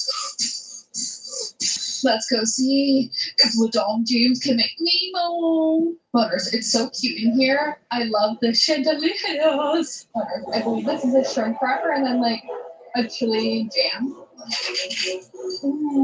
That's delicious. The chili jam is like sweet and like crunch on it. Got Vietnamese chicken wings. He told me squeeze the lime over top and then dip in here for extra flavor. I think this is where the spice comes. So crunchy on the outside, has like a sweet chili glaze, and the meat is soft with bone. These are banging. Oh, it smells so good. Thank you. Motors, Wagyu pho duck. I want a bite of everything. This smell is getting me going.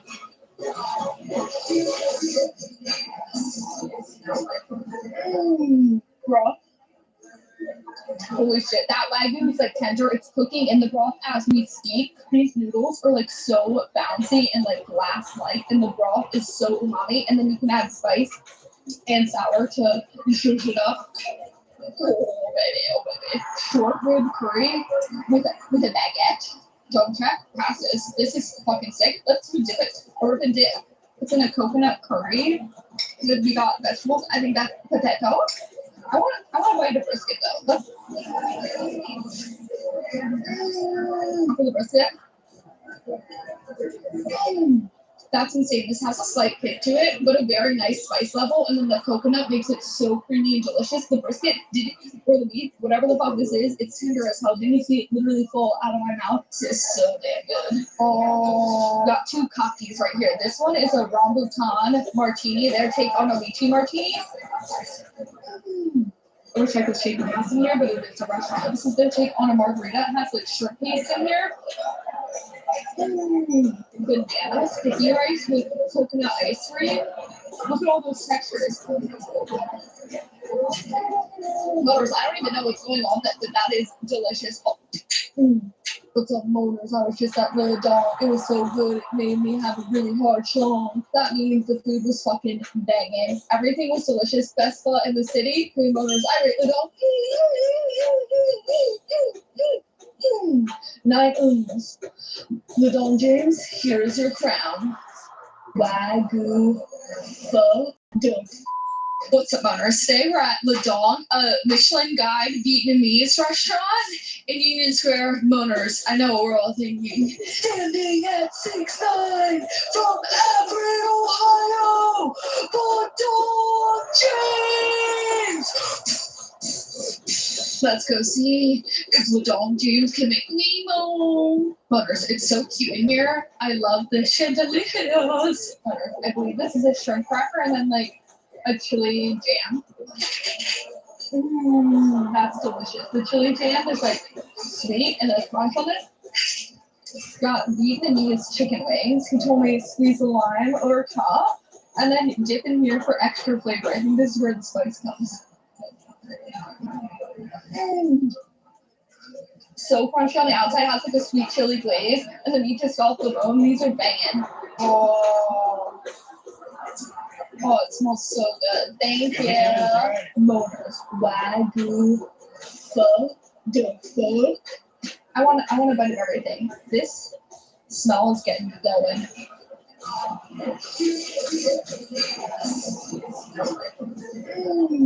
Broth. Holy shit, that wagyu is like tender. It's cooking in the broth as we speak. These noodles are like so bouncy and like glass-like, and the broth is so umami. And then you can add spice and sour to zhuzh it up. Oh baby, oh baby. Short rib curry with a baguette.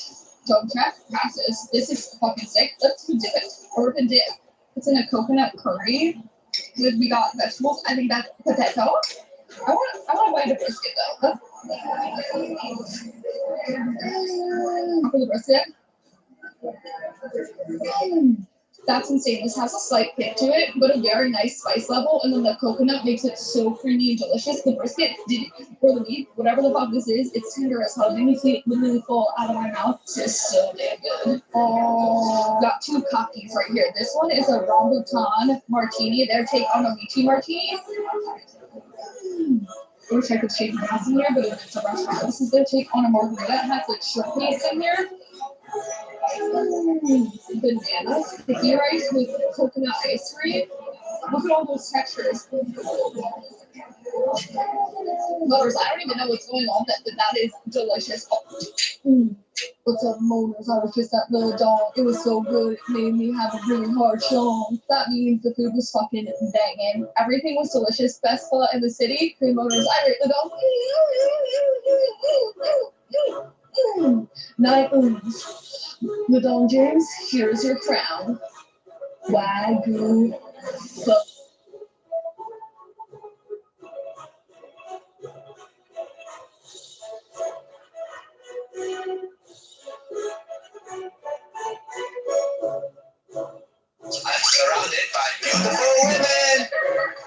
In Rocco's Modern Life, one of my favorite one-off characters is Dr. Katz. Hello there, I'm Dr. Katz.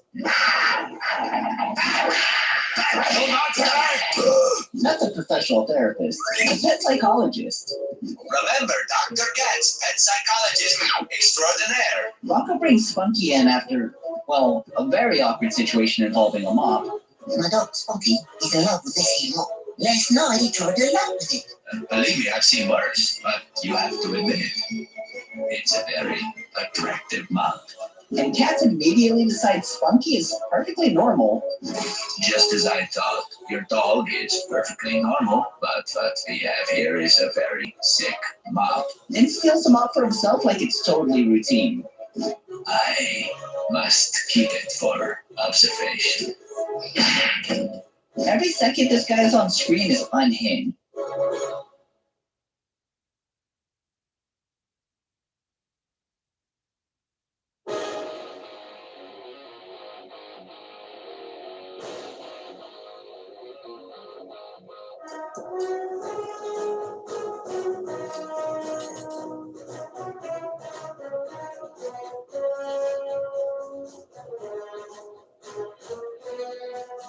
This is the easiest mac and cheese of all time. It literally takes 3 ingredients and less than 10 minutes to make.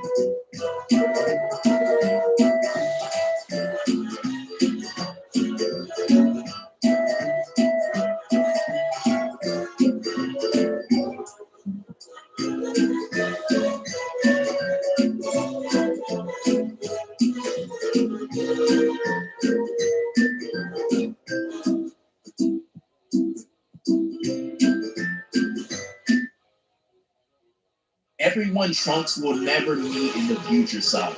The Future Saga is one of the most depressing arcs in Dragon Ball, especially in Dragon Ball Z, and the ramifications of when the androids attack change the entire course of the story if you really think about it. In the future, not only are Gohan and Videl never together, but unless Videl is in hiding somewhere, they're both dead, so Pan never existed either. Goten would never exist as well because Goku died from the heart virus, and neither would Bulma because Vegeta is dead too. Android 16? Obviously, Androids 19 and 20 were one of the biggest changes to appear in the timeline we follow now, as they didn't exist in Future Trunks' universe. Boo, because as we saw and as he told us, Trunks was able to prevent the disasters of the Boo Saga. And finally, is any random character who was surviving or had the potential to survive in the universe itself, because when Future Zeno showed up after being summoned by Goku, he wiped out everything, including any innocent people.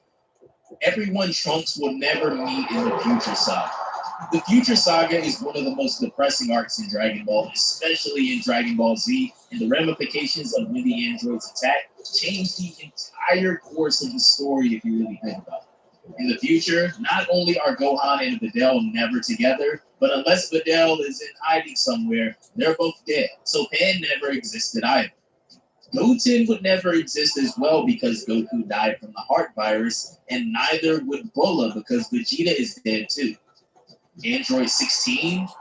Obviously, Androids 19 and 20 were one of the biggest changes to appear in the timeline we follow now, as they didn't exist in Future Trunks' universe. Boo, because as we saw and as he told us, Trunks was able to prevent the disasters of the Boo Saga. And finally, is any random character who was surviving or had the potential to survive in the universe itself, because when Future Zeno showed up after being summoned by Goku, he wiped out everything, including any innocent people. Everyone Trunks will never meet in the Future Saga. The Future Saga is one of the most depressing arcs in Dragon Ball, especially in Dragon Ball Z, and the ramifications of when the androids attack changed the entire course of the story if you really think about it. In the future, not only are Gohan and Videl never together, but unless Videl is in hiding somewhere, they're both dead. So Pan never existed either. Goten would never exist as well because Goku died from the heart virus, and neither would Bulma because Vegeta is dead too. Android 16? Obviously, Androids 19 and 20 were one of the biggest changes to appear in the timeline we follow now, as they didn't exist in Future Trunks' universe. Boo, because as we saw and as he told us, Trunks was able to prevent the disasters of the Boo saga. And finally, is any random character who was surviving or had the potential to survive in the universe itself, because when Future Zeno showed up after being summoned by Goku, he wiped out everything, including any innocent people. Everyone Trunks will never meet in the Future Saga. The Future Saga is one of the most depressing arcs in Dragon Ball, especially in Dragon Ball Z, and the ramifications of when the androids attack changed the entire course of the story if you really think about it. In the future, not only are Gohan and Videl never together, but unless Videl is in hiding somewhere, they're both dead. So Pan never existed either. Goten would never exist as well because Goku died from the heart virus, and neither would Bulma because Vegeta is dead too. Android 16? Obviously, Androids 19 and 20 were one of the biggest changes to appear in the timeline we follow now, as they didn't exist in Future Trunks' universe. Boo, because as we saw and as he told us, Trunks was able to prevent the disasters of the Boo saga. And finally, is any random character who was survive.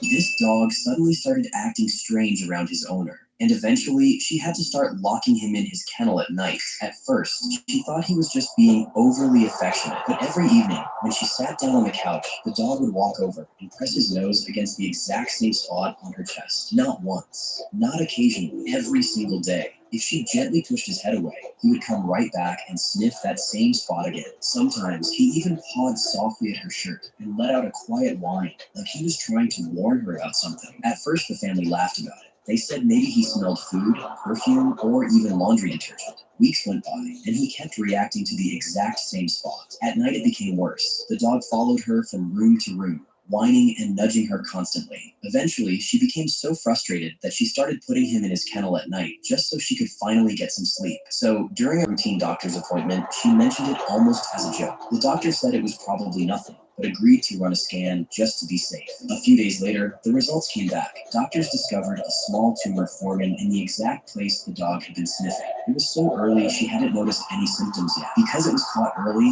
doctors were able to treat it right away. When she finally came home from the hospital, the first thing she did was walk into the living room, open the kennel door, and carry it out to the garage. The dog never slept in a cage again. Now every night he sleeps right beside her bed. Do you think that dog knew something was wrong long before anyone else did? This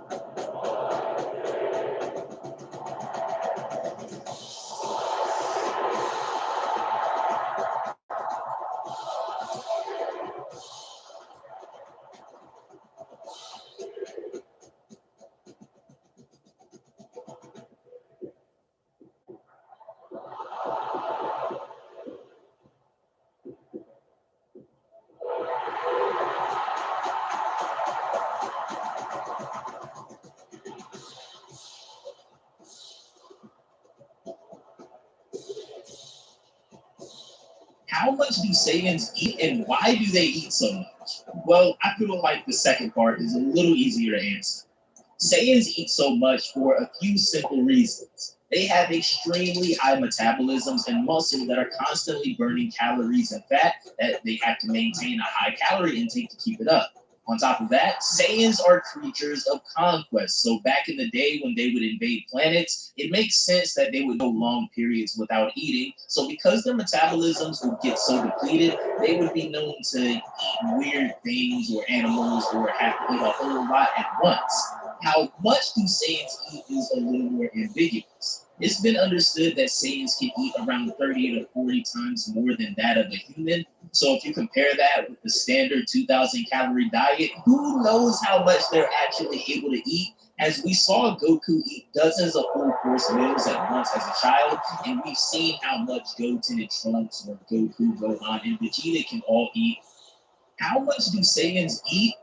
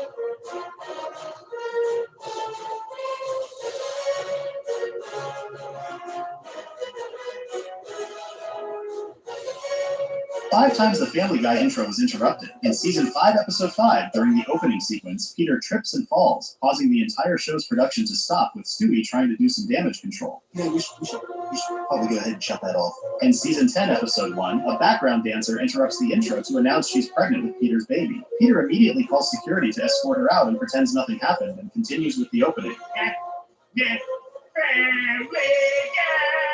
In season 12, episode 20, after his spin-off series flops, Cleveland returns and replaces Mort in the opening credits, making Mort irritated. Okay? What do you care? In season 14, episode 15, Stewie has a nightmare where he says the wrong line during the show's intro, which ends up getting him benched with some other show characters. In season 10, episode 12, during a parody of the Little House on the Prairie opening, Stewie falls down the hill. Ow! There's a rock right there! 5 times the Family Guy intro was interrupted.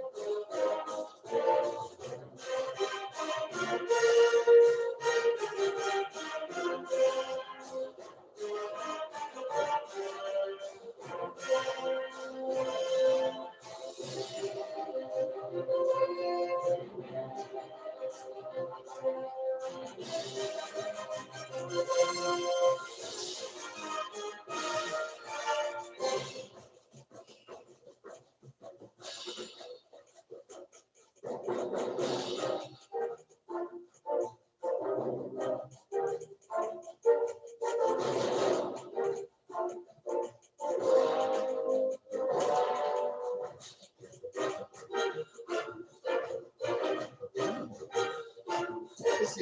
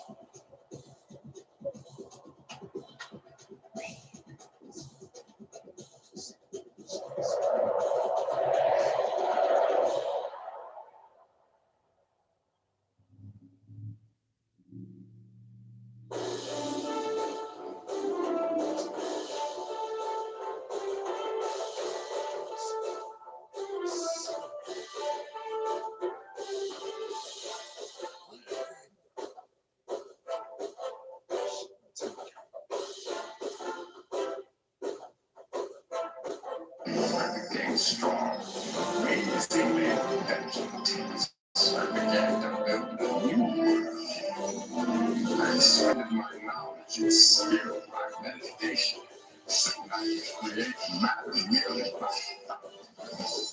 In half a century, I built this entire space station from scratch. Now the time's finally come for my revenge on the hairless apes for making a guinea pig out of me, like you, Muffin. While you put your neck on the line, the humans sit getting fat. That's why I brought you. The presence is strong. Together we can combine our forces and bring a new order to the galaxy. Seek your heart. You know it to be true. No human ever showed you real kindness and love. It's all been a lie. I became strong, amazingly intelligent. I began to build a new world. I expanded my knowledge and skill by meditation, so I could create matter merely by thought. In half a century, I built this entire space station from scratch. Now the time's finally come for my revenge on the hairless apes for making a guinea pig out of me, like you. While you put your neck on the line, the humans sit happily getting fat.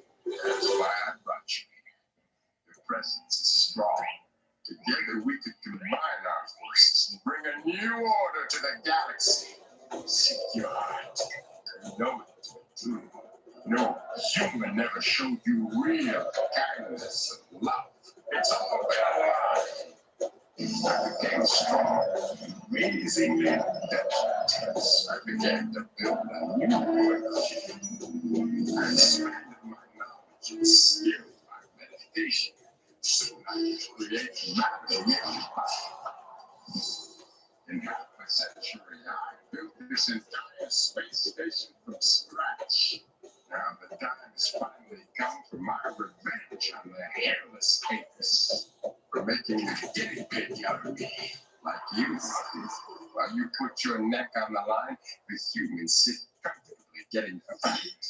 That is why I brought you here. Your presence is strong.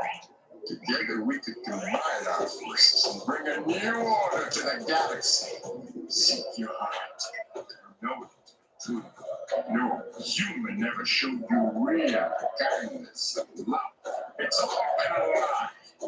I became strong, amazingly intelligent. I began to build a new world. I expanded my knowledge and skill by meditation. Soon I could create matter nearly by in half a century, I built this entire space station from scratch. Now the time has finally come for my revenge on the hairless apes for making a guinea pig out of me, like you, monkey. While you put your neck on the line, the humans sit comfortably get.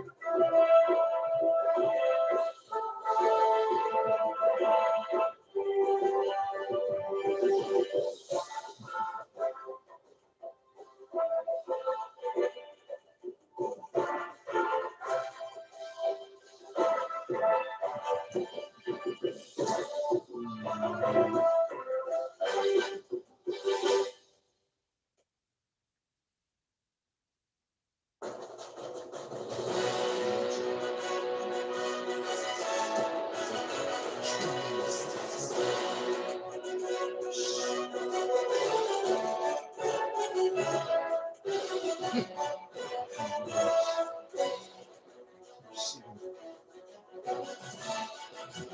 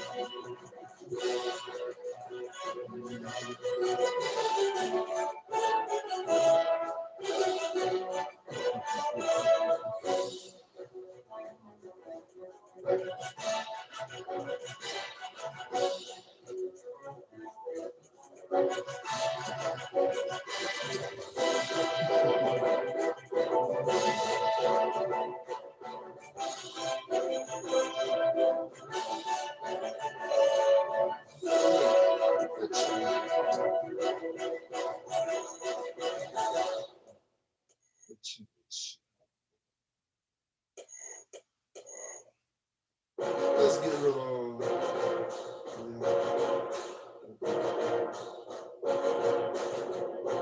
let's get rid of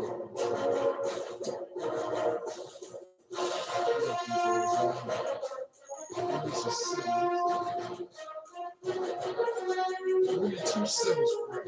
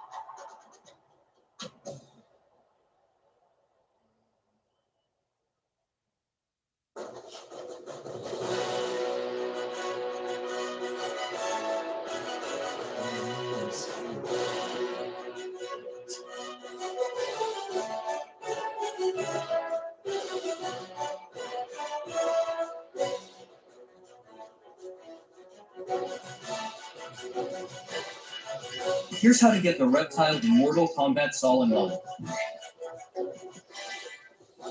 It's located behind this waterfall. So you have to cover the water channel to open it. Simply go to the next stack. Then destroy the rock or wall using the living statue soldier there.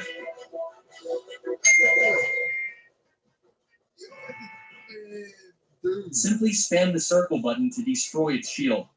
Dude, you don't have to tell these people. They gotta Then find out. drag it back to destroy the wall. Once you've successfully destroyed the wall, return to the station. Oh God, you moron.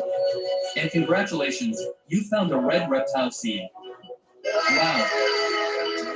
Pretty easy, right? Such a jackass. You don't have to tell them that shit.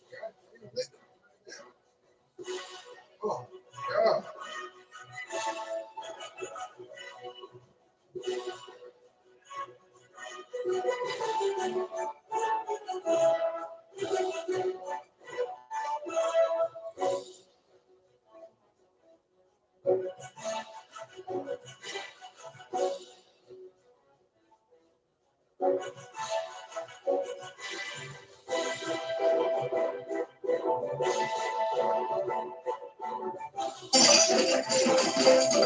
Well, that darn mallet can't fuck a mouse without me mallet.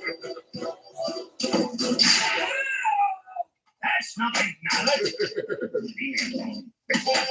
Ah, the mallet.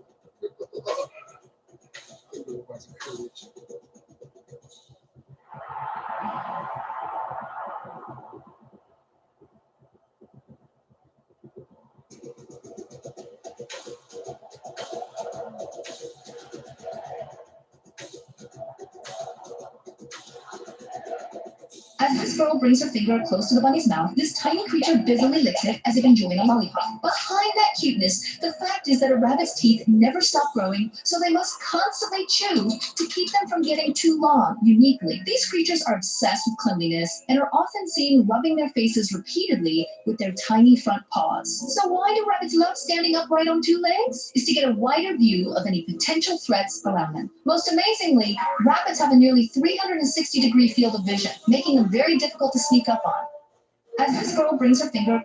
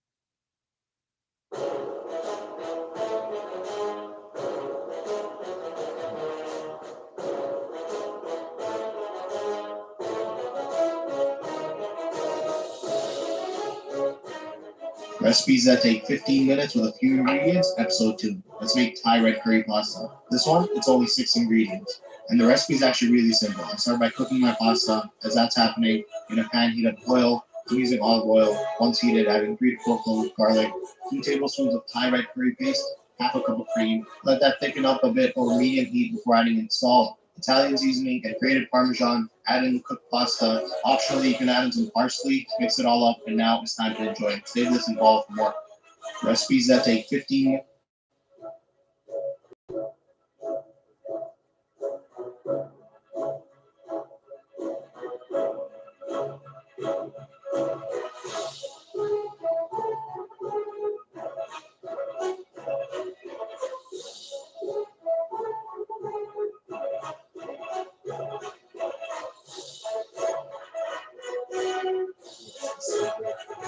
Hi there, my name's Sean, and I want to talk about Rocco's modern life. Buckle your seatbelts and adjust your rearview mirrors because today we're checking out skid marks. I hope you've got insurance, pal, because you're gonna hear from my lawyer. We open mid-action with an O-Town Action News special bulletin. Police are in their 5th hour of a grueling low-speed chase across the empty highways of the city. The suspect car? Well, it's Rocco, with Spunky in the passenger seat, both completely oblivious to the 5-hour pursuit behind them. Rocco casually notes how no one's on the road, and they seem to have the whole highway to themselves as they cruise at their leisurely pace. As he exits the highway, he finds himself face-to-face with a police barricade. A SWAT unit armed with fly swatters surround the car while an officer with a naked that the suspect exit the vehicle. The officers smack the trunk until the hatch pops open and a squirrel emerges with his arms raised, immediately surrendering to the apprehending officers. You would think that ends the madness, but instead of being treated like a fugitive, Rocco's ticketed for a missing gas cap. His car is towed off, and he's told that he needs to rectify things with the DMV, or MVD, depending on where you live. What a setup. There's something strangely 90s coded about kicking things off with a big chase sequence just to make the rest of the episode about a trip to the DMV. Like a Kramer subplot in a Seinfeld episode. Oh, sorry. Hit it, boys. Rocco and Spunky head to the Department of Motor Vehicles to sort out the ticket. Along the way, drivers lean out the windows and mock him for not having a car. It's such a specific, irrational anxiety. The kind of thing you would never expect to happen in real life until a cartoon makes it feel like it's possible. Hey, pedestrian! What's the matter? Ain't you got no car? Imagine getting publicly roasted every time you step into a crosswalk. Or walking. The nerve of some people is wild. Inside, the lines are exactly what you would expect. Long, slow, and buried in red tape. Attention, please. For the owner of a small dog, license number 135790. Please come up to the security desk. Then we get Filbert, which allows me to segue a little bit into a Mr. Lawrence appreciation segment. He directed this episode, contributed additional writing, and voices not just Filbert the Turtle, but also the news anchor from the opening of the episode. Weren't they great, folks? Fun fact, this is the first and only time Mr. Lawrence voices that news anchor. Filbert brings back that tightly wound, neurotic energy the first season has mostly kept in the background. Where Heifer is loud and outward opposite of Rocco's straight man demeanor, Filbert is more inward and anxious. And the plate of my head is vibrating. And somehow, despite that contrast between him and Heifer, he still manages to harmonize with Rocco's energy. It creates a social structure that only works because Rocco is the axis. You pull him out and the whole thing collapses. As Filbert becomes more prevalent later on, the contrast between him and Heifer sharpens into something closer to frenemies in most situations.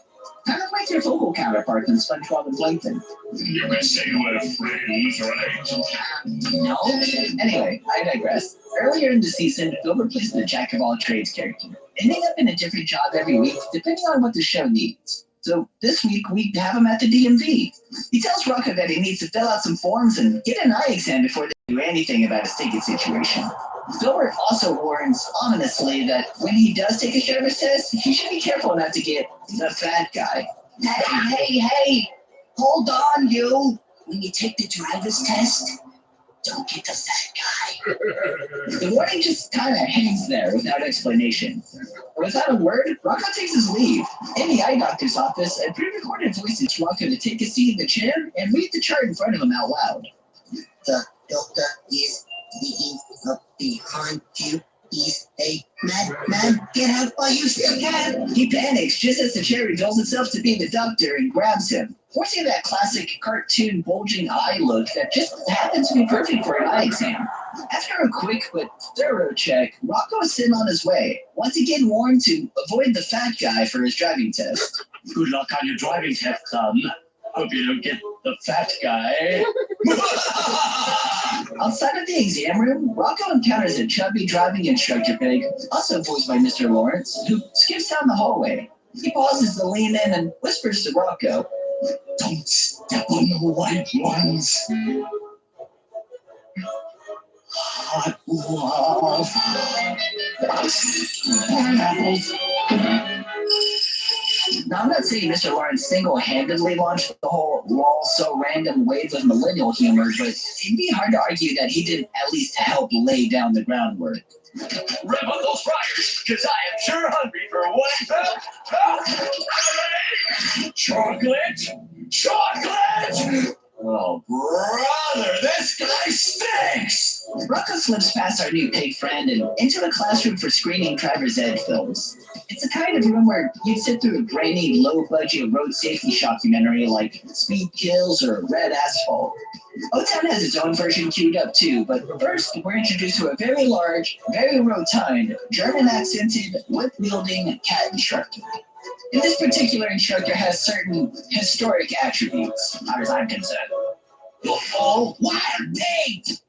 I'm a wild pig! He shouts every word, cracking the whip between syllables while shaming the room for being there at all. You are here because you have disgraced the name of the Department of Motor Vehicles. He lays down the rules, cues up the PSA, and on his way out, he leaves with one final warning. Even he can't help you if you end up with the fat guy. I can't help you if you get the fat guy! Rocco, casually manning the projector, starts the film as the lights dim. The red concrete PSA is hosted by a boxing glove-wearing clown puppet who dodges off-screen punches while introducing the carnage to come. Sometimes you forget the It's a pretty straightforward road safety parody. Tomatoes stand in for family members, a low-speed crash hits a wall, and the tomatoes explode on impact. The splatter sends the classroom into tears, with some even retching at the tomato-stained horror on screen. The film is meant to terrify him, but Rocco looks around the room and sees only absurdity. He disengages and eventually nods off at the projector. Before the moment passes, we see the clown puppet warn once again not to get the fat guy for the driving exam. And don't get the fat guy! An undetermined amount of time skips forward as Rocco wakes to find the lights on, the classroom empty, and a signed certificate of completion taped to his forehead. The only thing standing between Rocco and getting his car back now is the driving test. Outside of the DMV, Rocco nervously waits for his driving instructor. He's been getting warnings about this fat guy driving test instructor all day long, and now is the moment of truth. The instructor arrives on foot, miming and sounding out driving in an imaginary car, which, LARPing a driving test sounds pretty on par for the O-Town DMV. Oh, and of course the driving instructor is a large, round elephant character, which is supposed to imply that he might be the fat guy, but he's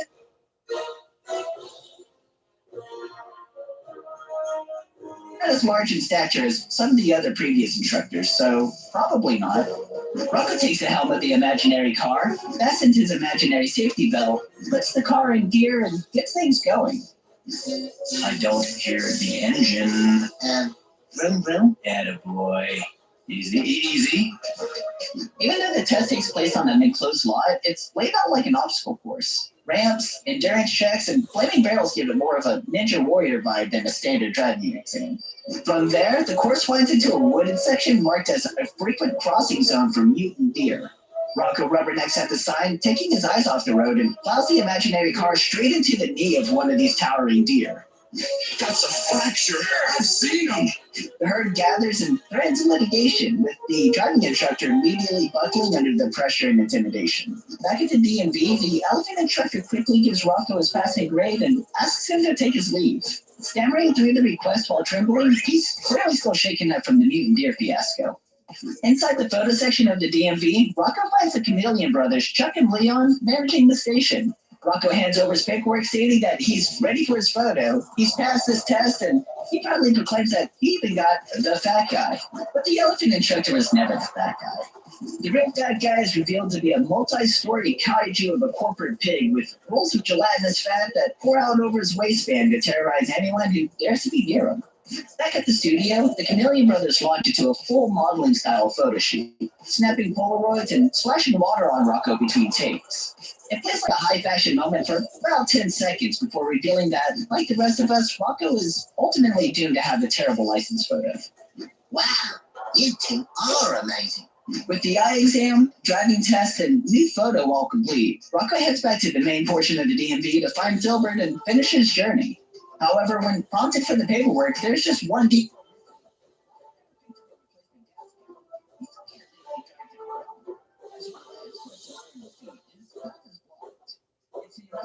monsters in the squirrel from the beginning of the episode.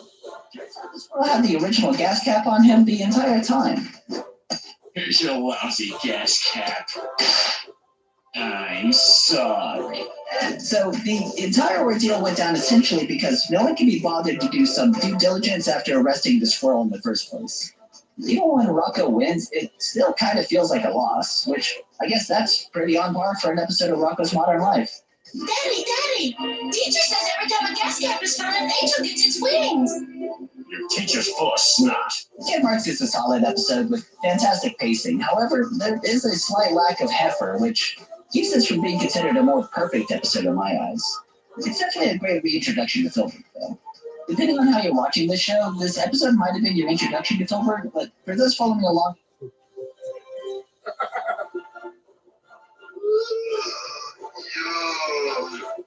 Oh, yeah.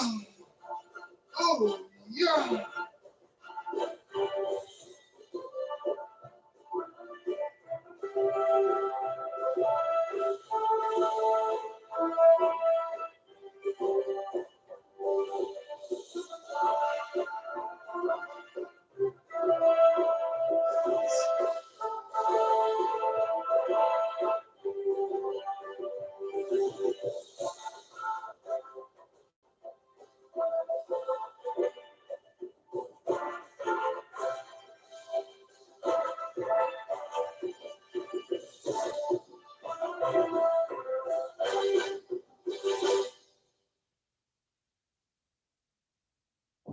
Never throw potato peels in the trash again. A genius trick everyone should know. I'm going to place 3 potatoes with the peel, cut in half and with the inside removed, into a pot with hot oil. And we'll fry them until they're evenly golden like this. Right after that, I'll remove the potatoes from the pot, place them on a plate, and set them aside. In a skillet, I'm going to add a drizzle of olive oil, 1 chopped onion, 3 cloves of garlic minced, and we'll start sauteing. And before I forget, tell me which city you're watching from so I can send you a special shout out. Today's shout out goes to Ashley Turner from Salem, Oregon. I'm really happy you're enjoying our recipes. Now I'm going to add 300 grams of ground beef. We'll keep sauteing until the meat is lightly browned. Look how incredible it's already looking. Then I'll add 2 tomatoes diced, 1 teaspoon of salt, half a teaspoon of black pepper, 1 teaspoon of paprika, half a teaspoon of chimichurri, half a teaspoon of onion powder, half a teaspoon of garlic powder. And I'll mix everything until the ingredients come together. Next, in a baking dish, we'll place the potatoes we reserved, arranging them side by side like this. I'm sure this recipe will become a classic in your home. It's impossible to make it just once. Then, I'll add shredded mozzarella to taste. Is there any special ingredient you would add here? Tell me, I'd love to know. Now, we'll take portions of our sauteed mixture and stuff each potato like this. Tell me what you're thinking of the recipe so far. I'd love to know. Then, I'll add more mozzarella to taste, spreading it over all the stuffed potatoes. We'll bake at 356 degrees Fahrenheit for 15 minutes. After that time, I'll remove the baking dish from the oven and carefully take the potatoes out, and we'll transfer everything to a plate. Every time I reach this part of the recipe, I'm reminded that cooking isn't just technique. It's also the emotion of turning simple.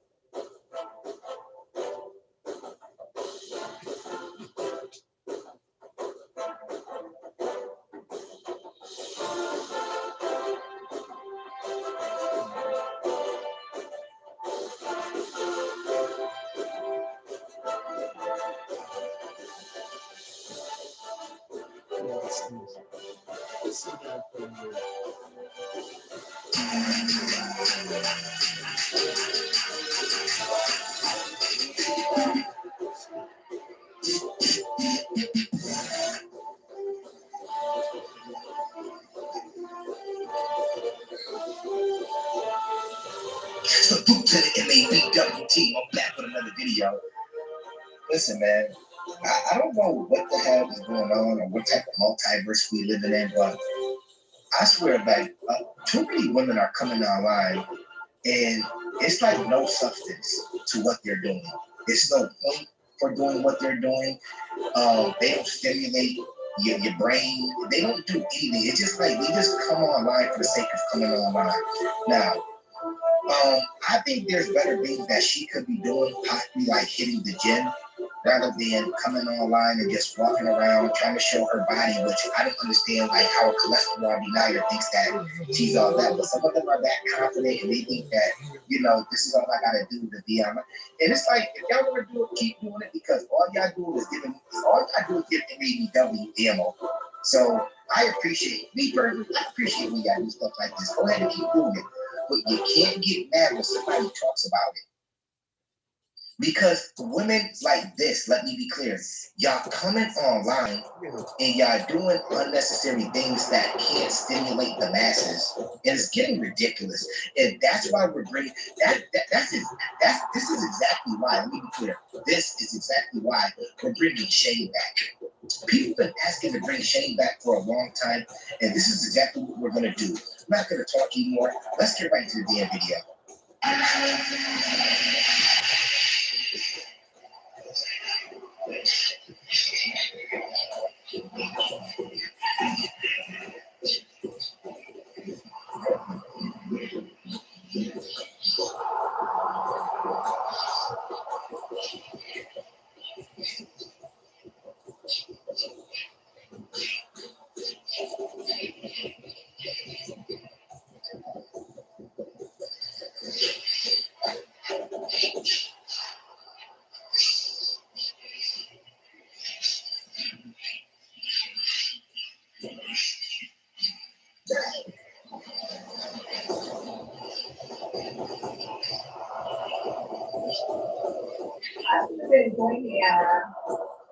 This is crazy. And I want to be clear. I always reiterate this. Don't forget, these are the same women, or you get other women that appreciate women like her that do stuff like this, that'll say that you've been sexualized us too much. See, I like to make a point when I come online. I just like to make valid points when I come online, because there's too many women walking around talking about how men are sexualizing them online. But women, some of them out there, we clear, some of them don't agree with this. Oh, go ahead, girl, twerk. Then you get the next bot that come on. I'm like, you know, men are sexualizing us. Yeah, men are sexualizing us. Let's Me Too them for looking at our bodies, for only paying attention to our behinds.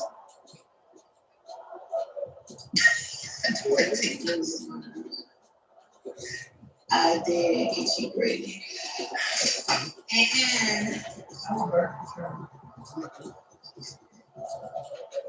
And it's always the simps online. I'll get you pregnant. I'll drink your bathwater. Knock it off. Really? She might get knocked down, but I ain't getting her pregnant. No, I'm not. How much bigger do you think she's gonna get if she got pregnant by you? Dudes be saying anything. Yo, I keep saying simps is they tear this world apart. And this is why these women believe, this is why they believe the hype in them.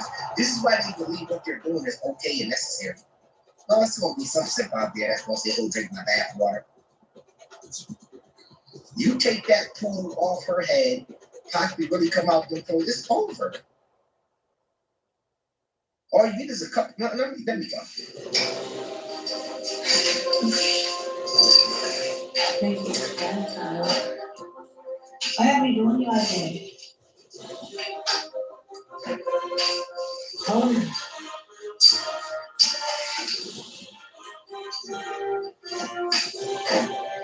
It's so heavy, like look at it. It's crazy.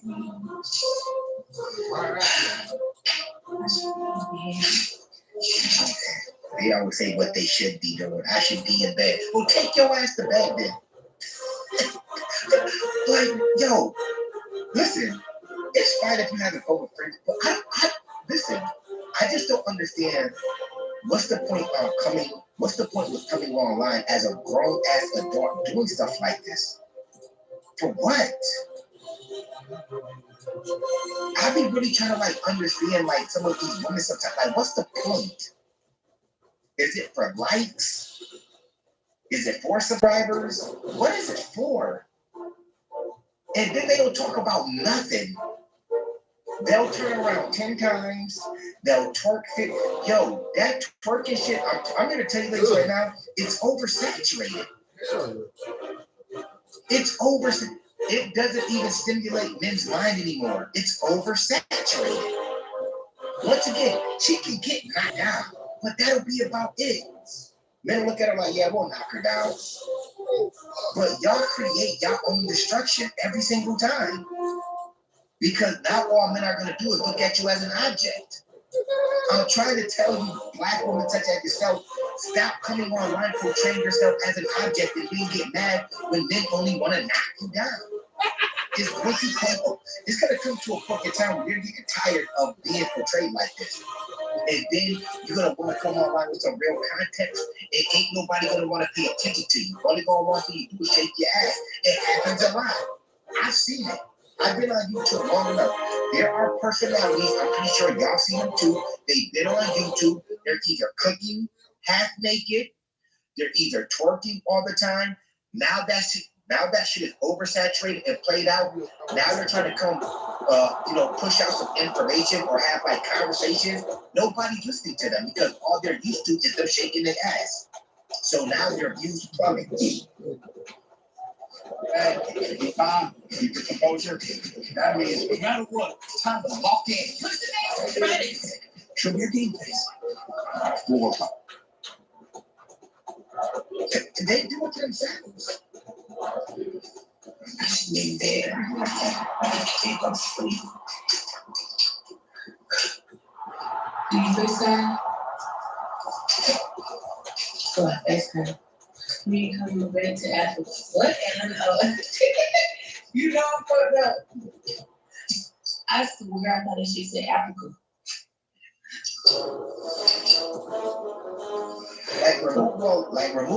Remove half the shit she got on. These thick ass drawn on eyebrows, cumbrella eyelashes, caked on makeup. Take the poodle off her head, let it move on. What do you have? You got a cholesterol denier. None of the bros are walking down the street with her. She's a late night, what's good? I'm gonna come over with the Uber Eats sign in, let me in through the back door. I'm knocking you down. That's what she is, respectfully. And I'm gonna make it seem like I'm the Uber driver that night, the Uber Eats. I'm gonna act like I'm the delivery driver. You is not, ain't none of the bros walking outside with her. Not no men that really got themselves together. No, you not. Yeah, you a damn lie if you tell me you would. You're not walking down the street with her. You're not. Come on,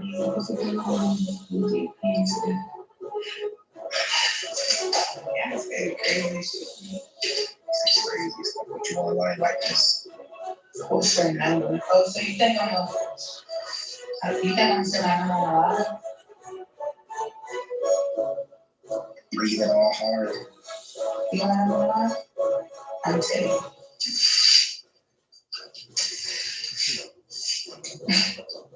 Have I ever been there? I'm going to get the patrol.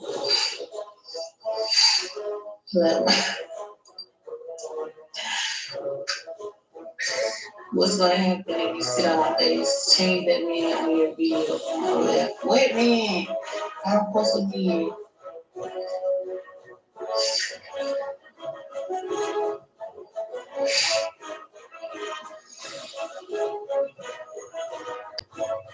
No context. No. And this is what happened. All they want is men to hype them up. I would never. If MABW, if y'all ever see me in a chick comment section hyping her up, so a chick like this, I've been compromised. I'm telling y'all. It ain't the real it ain't, I'm telling you. Y'all know the ones who rock with me, y'all know me. Y'all know we like family. If y'all know me, y'all know how I am.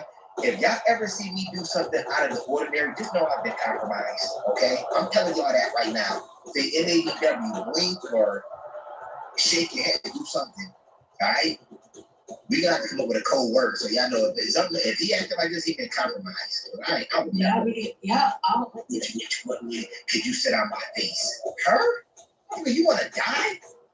It's dudes in her comment section saying you can sit on my face and this what? Really? Dudes out there, I'm just asking a question. Would you let a chick like this like sit on your face respectfully? Wow. It's late. Wow. Hey, boo, you look so pretty. Thank you. Cutie shoes. All they want.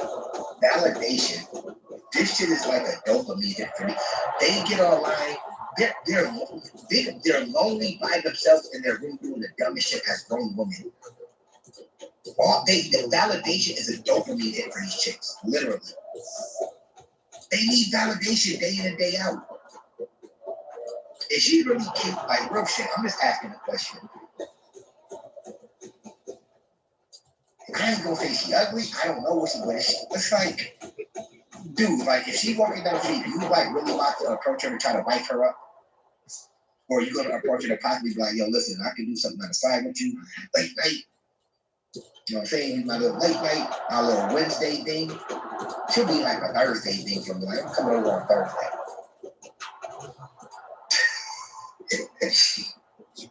Thursday.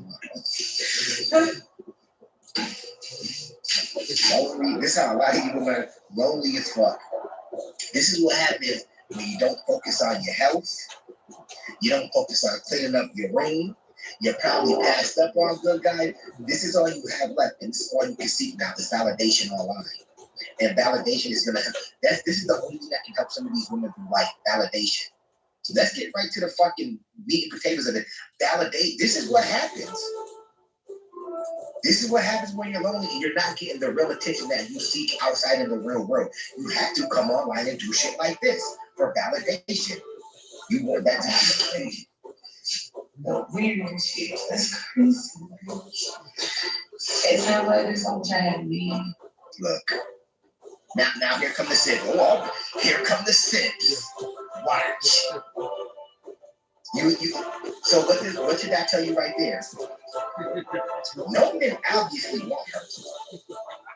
She probably is a good bust down, but other than that, no men want her. And once again, this is what women come. This is what they live to strive for.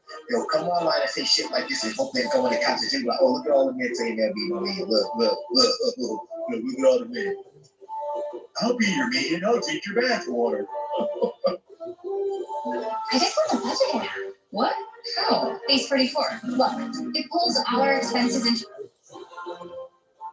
Come with me, baby. I'll wipe you up quick. See how shit men say just to get some fun sometimes too. If you was mine, you know what I'd do to you? I'd never let you go. What?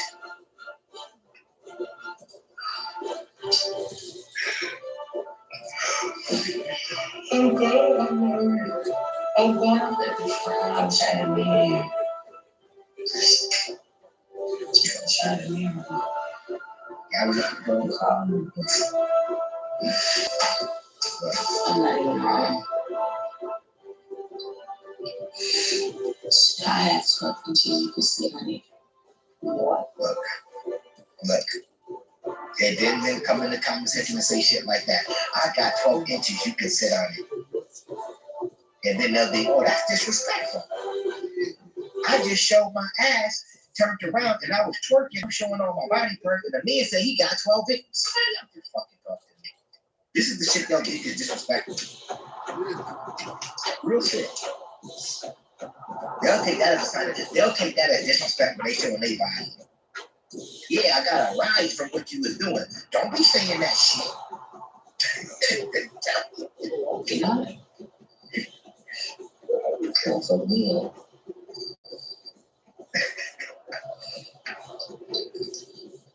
You like right noodles?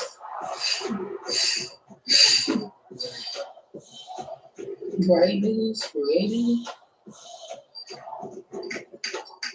Yeah, boy, y'all ain't talking about nothing but sleep. I like them, you know. I like them dark skin though. I like them short feet. Brown. I prefer brown skin. I can't be on with the princess.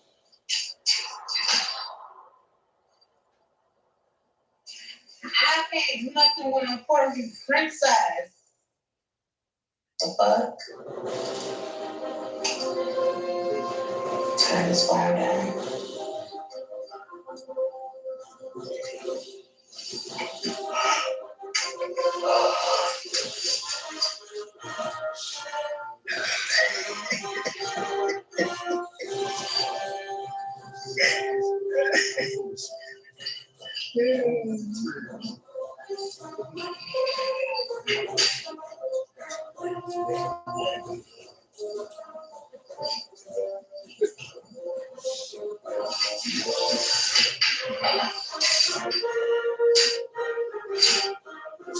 Right, what y'all doing? Y'all knocking her down or you wiping her up? I need answers.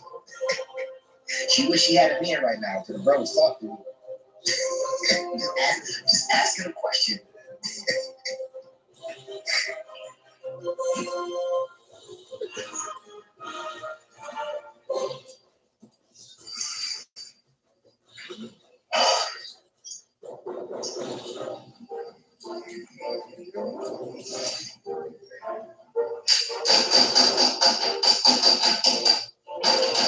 Farted?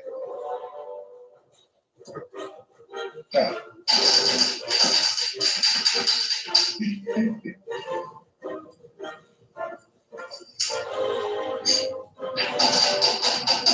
That, I don't know, I gotta have to do it tomorrow. That shit feels so good. Can I get real to you? What? Mary, hey, you got too much ass on your back. I'm gonna go for you. You know, like light skin is not. I'm cool light skin. It's always a problem. I want some dark chocolate. You know, the princess is out of here. Bro, can you handle that back there? Right that way. I'm just asking a question. Stupid knows what they want to do. I mean, try doing. Wifey material or just bust down material? I need answers. For me, bust down material. Some of y'all may be wifey material. That's like, what?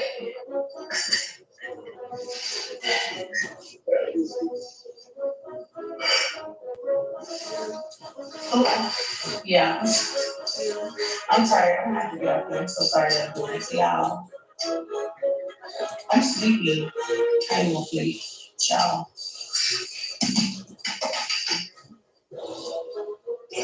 I'm tired. I want to watch my bed.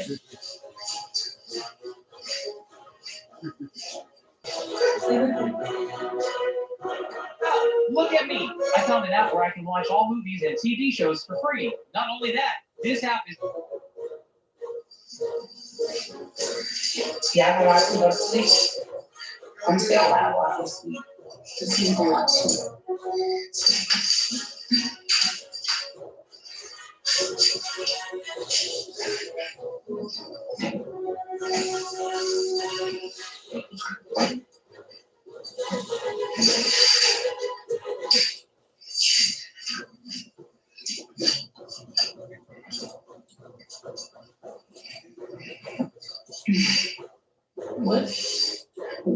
one time. My girl just was sleepy. Yeah, I was so sleepy. Yeah, watch me like I like to sleep. I ain't the best.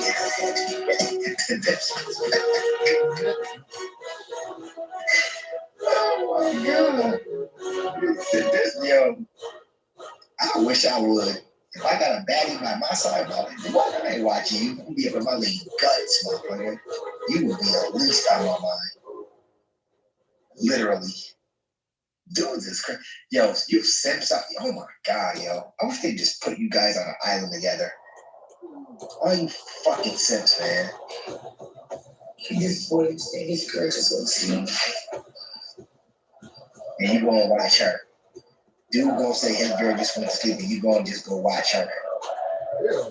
Get on her fucking TikTok or live or whatever she's on and just watch her. Watch her cholesterol be higher. Turn around. Like you can't see that shit outside on a daily. Some dudes sound bad, man. I swear. I'm bad, yo. I would never.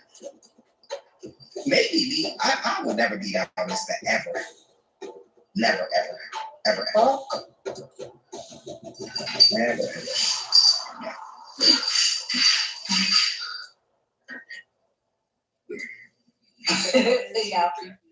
I was gonna tell you how I asked. Okay. Fucking banana pudding arms, lunch lady arm. Like she been doing that shit. Cafeteria lady arm for like 10 years. She vested in the school district. Been serving fucking nasty ass food lunches for like 10 years.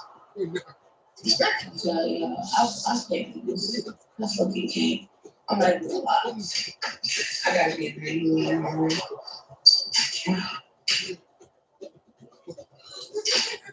Hey.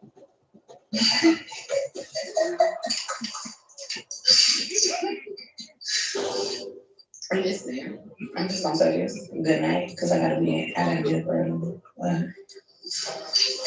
Thank you for supporting me. What is support? What does she do for y'all to support this dumb shit? Respectfully. Somebody tell me, please, what the hell is going on in this world? What did she do where y'all should be supporting her? Shit. Just asking, man. What did she do? Absolutely nothing. Much better. Much better. Thank you for supporting me. Clip of bed. I'll tell you shit on my face. Yeah, look, that's gonna take another hour. I gotta take this shit off my face. That's what you got on your face, some shit. That's gonna take about a good hour. Imagine getting up, putting some shit on your face just to get online, do that for about 20 minutes, and then go to bed. And then have some sense right. I take all that shit off. Someone said, take a sleep. You want to sleep with me? Y'all will get stay up on last night. Smell. Just like a hippo snoring. Night now. I had dick in a little minute. A little minute mean 2 days ago. She ain't got no meat, or she gonna get us some hardwood and bubble gum. That's what I'm telling you. And then later on down the road, yeah, I need that 6-figure man. I don't care if he's I don't care. Just 6 figures, about 6 feet tall, and he can't be fat. She gonna say some shit like that. I'm like, what? You looked in the mirror, motherfucker? Last time you weighed yourself. That's 5 weeks, because I got 4 weeks. No toys. Show me that beautiful smile. Oh, say I really, yeah, I really. Yeah, I can't believe I'm in the dark. I might see her. I can watch her. Yeah, I'm fine as fuck. Who gives a fuck what you is, bitch? They watching me. So I'm trying to promote her guests. Now you don't reach. I don't understand what you're doing. crazy.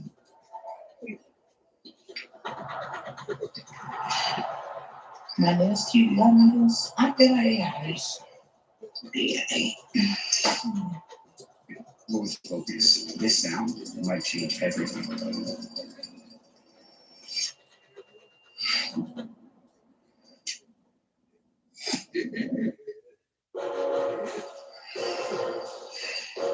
Just look at me. I'm gonna be in the dark. I'm not gonna show you how nothing would be. It's gonna be dark. I'm dead upstairs, yeah. Okay, y'all can go to sleep. Okay, let's take those ones out. Let's leave real quick. Let's say with the clothes off, like when you're straight, like a straight dead walrus. Take the dead clothes off. Dead walrus on the beach. Dead walrus. Like a dead walrus on the beach. We got time. We'll look. We do want to see what's under those garments. We would like to know. Inquire minds and bros. We would love to know what's under those garments. How it really look. Go ahead, since you want to show us being much. We'll wait. We'll be looking like a dead walrus. Dead still. This one's in the cold. I didn't sleep. I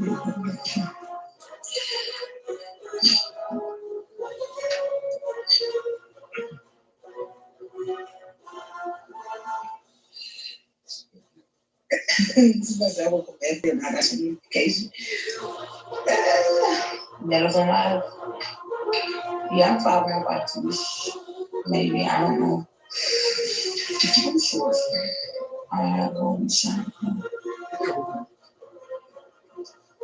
I'm sure it's and I still believe since you come to see me. Not for me. Let's stop the dead video right there.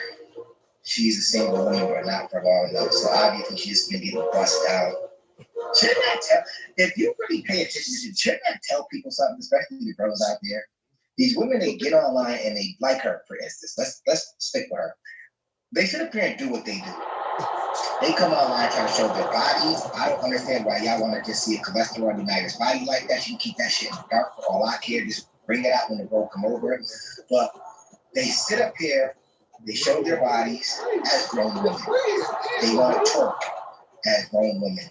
They talk about how they're using their toys and how the shit they just do online to just try to get attention or have men gravitate towards them. And then they don't understand why they don't have a man, but later on, after all this is said, after it's all said and done, they'll end up wanting a man.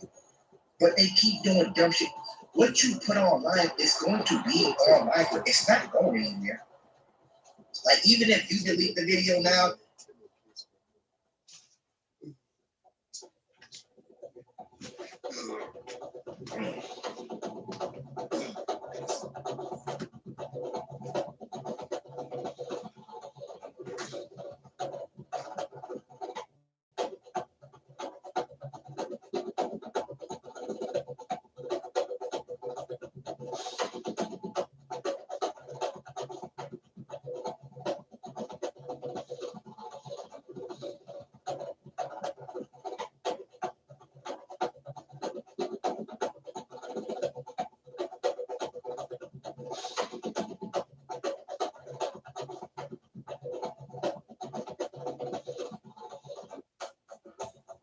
We're at UMass Stadium in Amherst, and you're getting a live look at the final moments before kickoff. Surely, as these guys are stretching, they're going over the finer points of the game plans in their mind.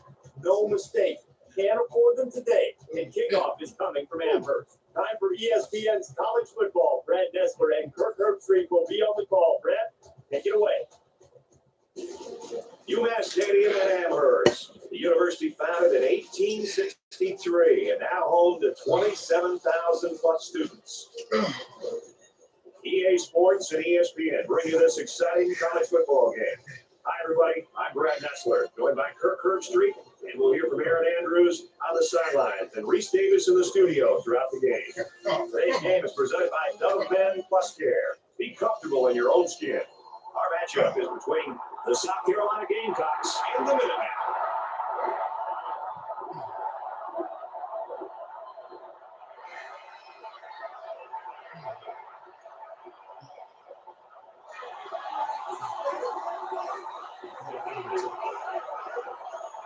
And here come the Minutemen. If it's excitement you're looking for, well, you've come to the right place as the early college football season continues.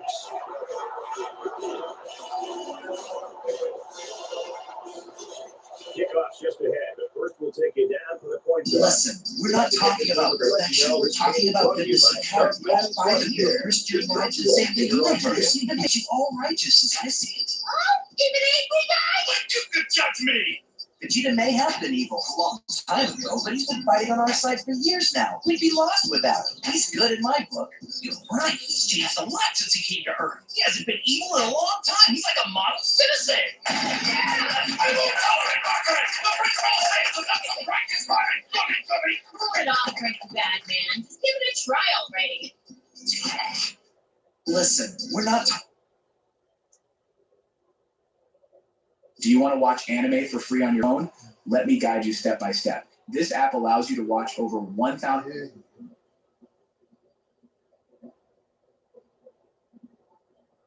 Salute to the MABW team. I'm back with another video. Before I start this video, I just want to let everybody know I'm not here to bash this lady or talk foul about her. I like talking about the dating culture at all ages, okay? Without further ado, let's get right into the damn video. Dating over 60, me personally being 68, I'm finding it very much difficult. I find that gentlemen that I talk to are very much concerned about the money that they have to spend on dinner. In return, feel that women my age that are retired are not concerned with covered in terms of where we live, how our money is flowing, if we're driving, if we're traveling. I feel that we're already at that stage. But I find that the men like younger women, and I know when I was young, I know what I wanted from a man that was 30 years older. And when we were done, then I was ready to go and hang out with friends that was my age. Okay, so yeah, see how these are. See, everything for me, and everything that I talk about, I feel it's a teaching lesson. But she probably was a little doozy back then, okay? Let's keep it real. She probably could have been a little doozy. But think about what she said. She said that she knew what she wanted from a man that was 30 years older than her, especially when she was younger. Now, to the men out there, what do you think she wanted from a man that was 30 years younger? And what do you think those men got out of her? And the only reason I'm saying this is because look where she's at now. She's 68. She has no mate right now. But the thing is, women will play all these games, and once again, they're willing participants in everything they do. So these women that y'all think that older men, these younger women that y'all think older men are chasing, these younger women, they want these older men because for the most part, they want something out of the older men. And then after they're done with them, they want to get right back to hanging out with their friends or going whatever they're doing with their homegirl. That's how it is. This shit is on overdrive mode in 2026. That's why I said sometimes like the older generation can't teach the younger generation anything because look at what they used to do. And I'm not sure that was just her preference. That's just what she did. But you gotta look at where these women are at now and what they want from men now. Now they want companionship. But it's like I don't think any man wants to be your companion when you're 68 years old. After you've been able to have all your fun, mess with older guys possibly for all your life and do whatever you want to do. Everything I do and everything I talk about for the most part, we do a little bit of satire and have fun, but we also gotta have some teaching moments so young girls can learn from this. You can't sit up here and say, I'm gonna run a much more of my life at a young age, and then when I get in my 40s, 50s, and 60s, this is when I want to settle down. That's all I'm saying. And I'm not saying this is on her right, went on her right, but I'm just saying. Let's continue. money is a problem. I went to have a drink, a girl and I, a couple nights ago, and for 2 drinks was $34. I remember a day when you could get 2 drinks for less than 15. Yeah. And so that's a bit difficult in terms of the man buying you a drink because I guess it's expectations. So are you saying that men over 60s are having issues with maybe buying drinks or taking a woman out to dinner? I am on a dating site. The men that I talk to run into younger women who are 30 years, under them.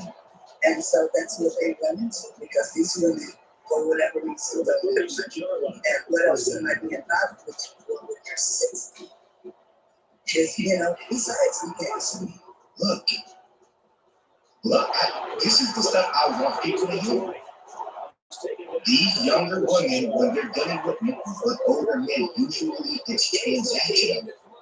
They want to deal with older men for financial purposes. Maybe to pay some bills, maybe to pay some school loans, but for the most part, that is going to be something transactional because you ain't just going to get money out of men for no reason. They're not just giving up their money.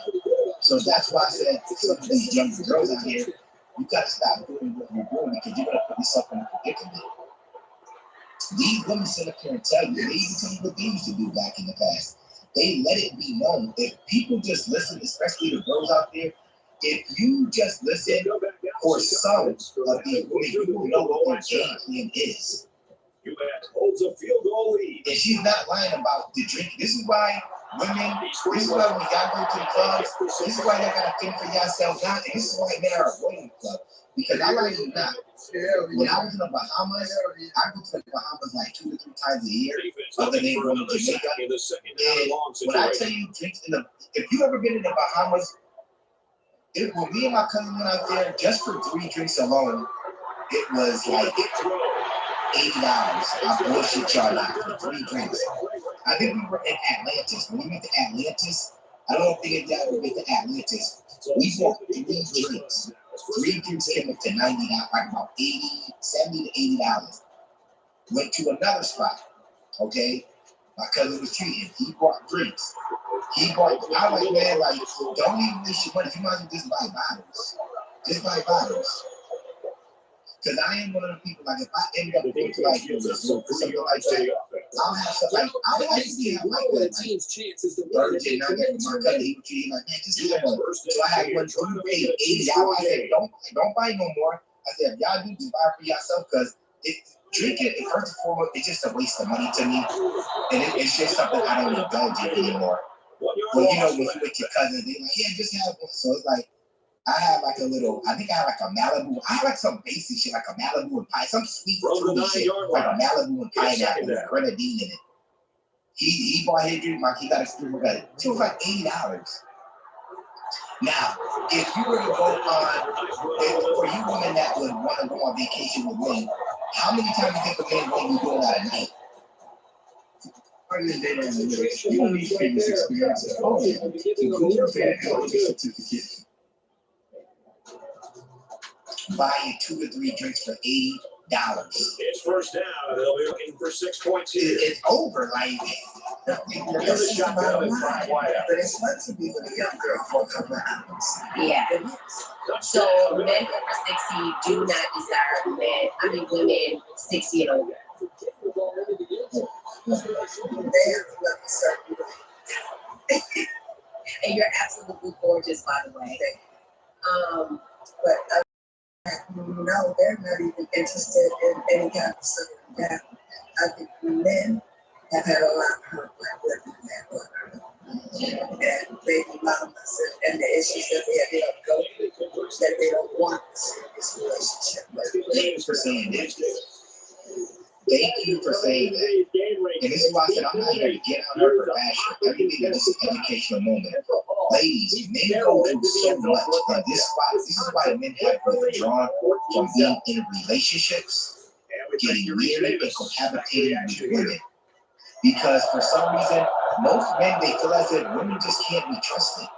some. I'm not saying all of you out there, but I'm just saying, men, y'all act like men don't go through things with women. See, the thing is, most of the time, men just keep stuff to themselves. Men don't come online and vent. They don't get online and make TikToks. They don't get on Facebook or Instagram and YouTube and complain about all the shit that women complain about. Men just keep to themselves and they move accordingly. Men will move differently because we can show you better than we can tell you. I'm telling ladies right now, men will show you better than they can tell you. If men say, I'm not hitting the club no more to spend money on these Jezebel, men ain't hitting the club no more to spend money on you, Jezebel. Or if they do hit the club or bar or a lounge, they still ain't going to spend money on it. Because men have been put through the ringer. That's why I said women, for the most part, they don't have it as hard as men. In any situation, whether we marry you, you're our girlfriend, because this is the issue. Half the time, especially if the kids are involved or y'all are married before, when y'all split up, women are the first ones to run to the courthouse. Men are always getting hit with a surprise. Men are not running to the courthouse when they break up with you just because y'all have kids, or for the most part, if y'all are gonna separate as far as break up when y'all were married. Men are always getting hit with the element of surprise all the time. Because if it was up to men, okay, we just go our separate ways. You take what you take, I take what I take.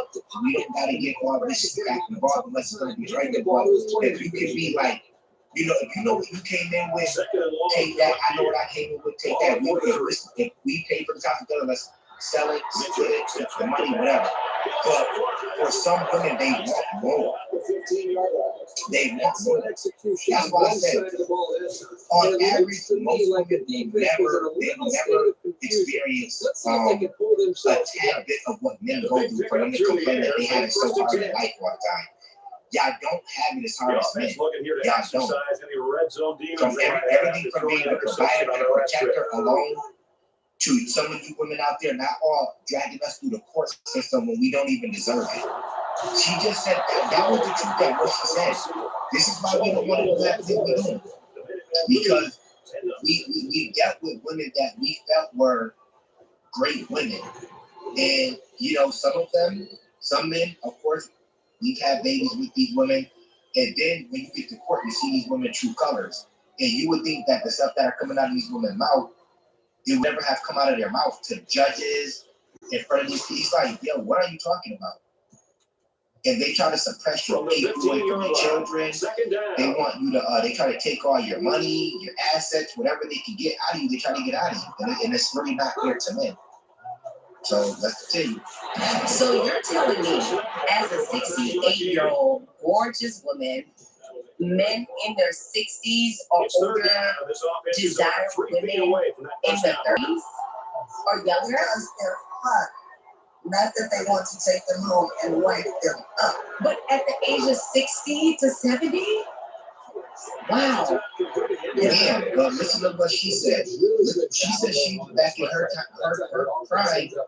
She was dating men 30 years older than her. So she's like, come on, this is nothing new under the sun. She act like she's surprised that this hasn't been going on forever. Your AI writes full-length books in minutes. Just input your book idea and let our AI transform it into a full. I always find it funny that women, they never have a problem when younger women are dating men that older men that got money. For instance, I know this is so cliche and it's always brought up, but think about Young Miami and Diddy. Diddy was about 25 years older than Young Miami. Think about Summer Walker. She brought a old Caucasian man on the red carpet wearer, like at the BET Awards. I think he was like 70. Summer Walker's like 30, 32. I think. Women, if you're a man, for the average man in your town, if you're just the average guy, and let's say you were 60 or 65, if you were dating a 30-year-old, they would look at you as if you're Barbie, or somehow, some way, as if you're Barbie. If these young women can put a guy that got money and he's rich, these women give it a thumbs up. Why is it so different? If y'all think men are creeps, I'm gonna say it. I think the men can do whatever they want. I think if you're 30, you're grown. He's 65, he's grown. She's 30, she's grown.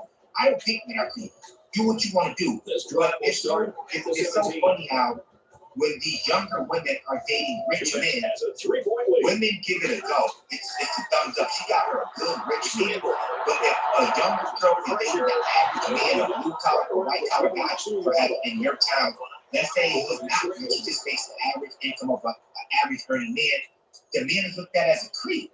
From their own 22-yard line. Second down. Y'all know I'm not lying.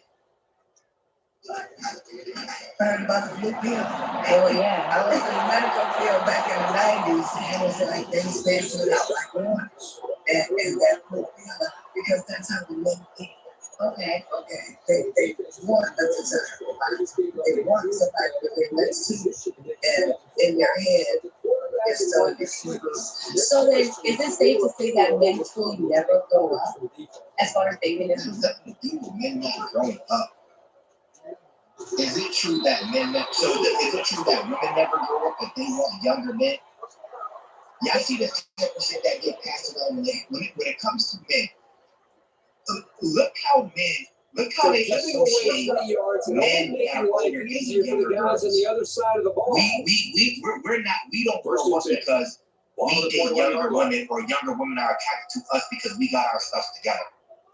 So if you're older men and young to the girls out there, if you're an older man, younger girls are attracted to you, you're not a grown man. You didn't grow up because you won't date women your age. I want to make this clear. You got an influx of younger girls chasing you. Let's say you're 50, okay? You got an influx of 25 to 30-year-olds chasing you. You don't, but you still get back a little bit, but you have an influx of 25-year-olds and 30-year-olds chasing you. Is that does that mean that your child might be good for the younger woman chasing you because you took care of yourself and you feel good? I'm just asking a question. Let's continue with the DNA. It's not a matter of natural spring. That's what they was doing.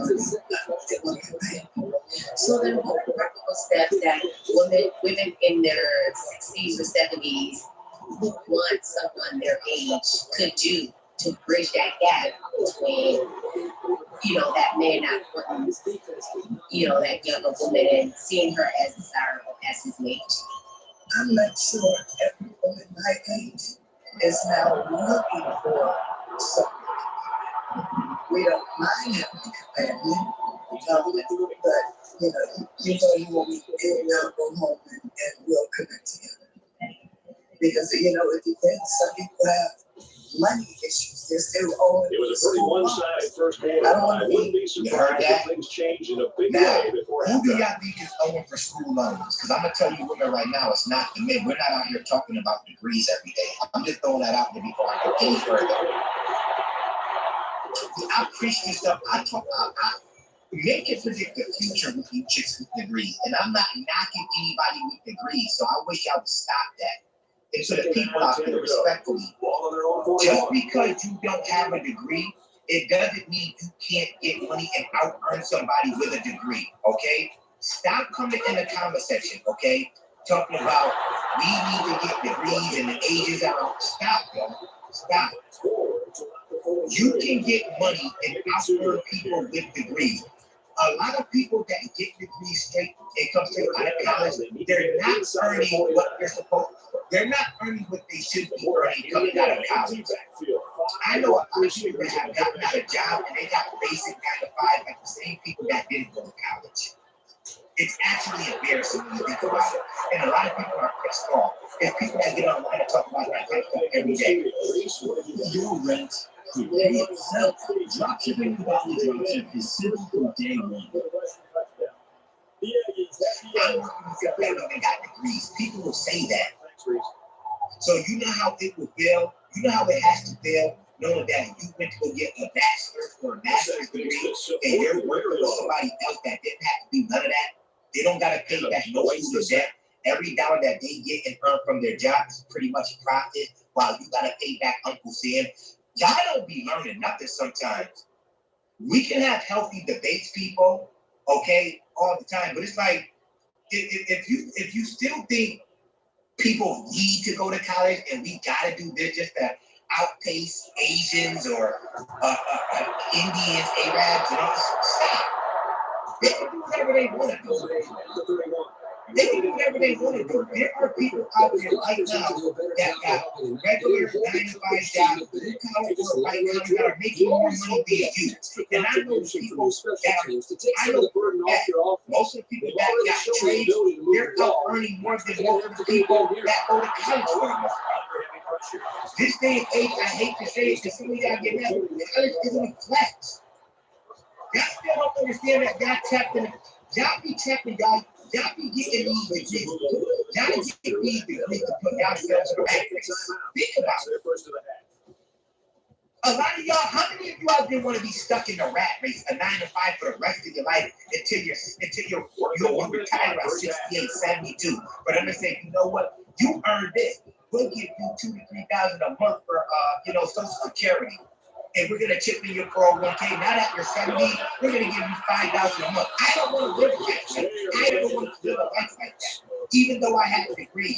But once again, I went into the military to get the GI Bill. I let Uncle Sam pay for my degree. It's a difference. People gotta stop with this shit, yo. Y'all going out here getting all these degrees to pay back Uncle Sam and be stuck in the matrix to work all your life until you're being there cash flow. Stop. I be trying to tell you, if you're capable of getting out of the rat race, get out of it. It's really no benefit to you. I'm not knocking anybody that works a 9-to-5 either. All I'm saying is, if your job starts playing a toll on your mental health, get up out of there, because a lot of those jobs, they play the toll on your mental health. You got these young supervisors talking to you like you ain't shit. They sitting up there telling you right now how they gotta revise the schedule, or they'll get back to you on vacation that you earned. I don't want nobody telling me that. You ain't gonna tell me when I can take time off to get my kids. If my kids get sick, well, you need to switch a couple more times. We're gonna fight. I don't want to hear that shit. I want to be able to get my kids when I want to get them. I want to be able to take vacations. I want to be able to take vacations whenever I want to take it. I don't want the boss to feel like they're doing me a favor because I want to use my time that I earn. Y'all hear me? You ain't telling me nothing. No, nobody in life. I will never work for a company again in my life. I didn't work hard. I didn't stack my money. I didn't invest it. I will never work a 9-to-5 in my life again. It's not worth it to me.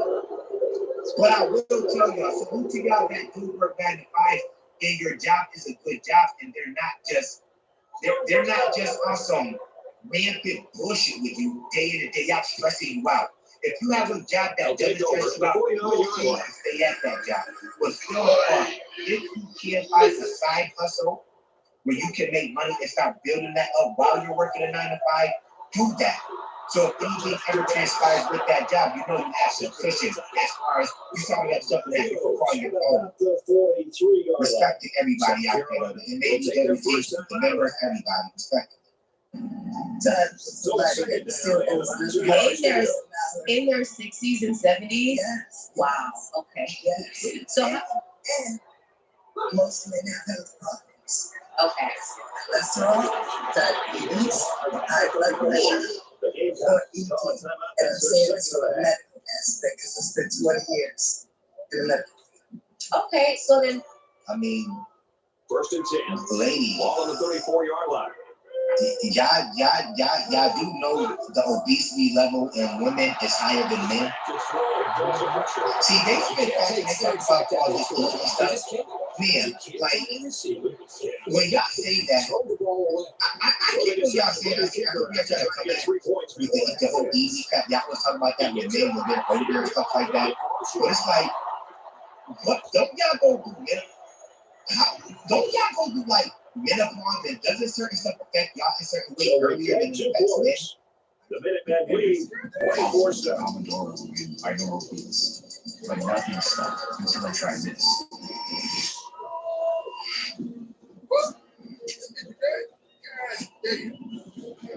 Bring it. And it's like, y'all talk about men with ED, but have you done a study?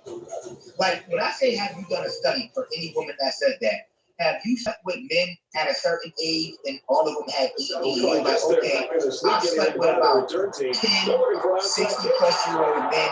Out of the 10 60-plus-year-old men, 8 of them had ED, 2 of them didn't. So therefore, 80% of men 60 or older have ED.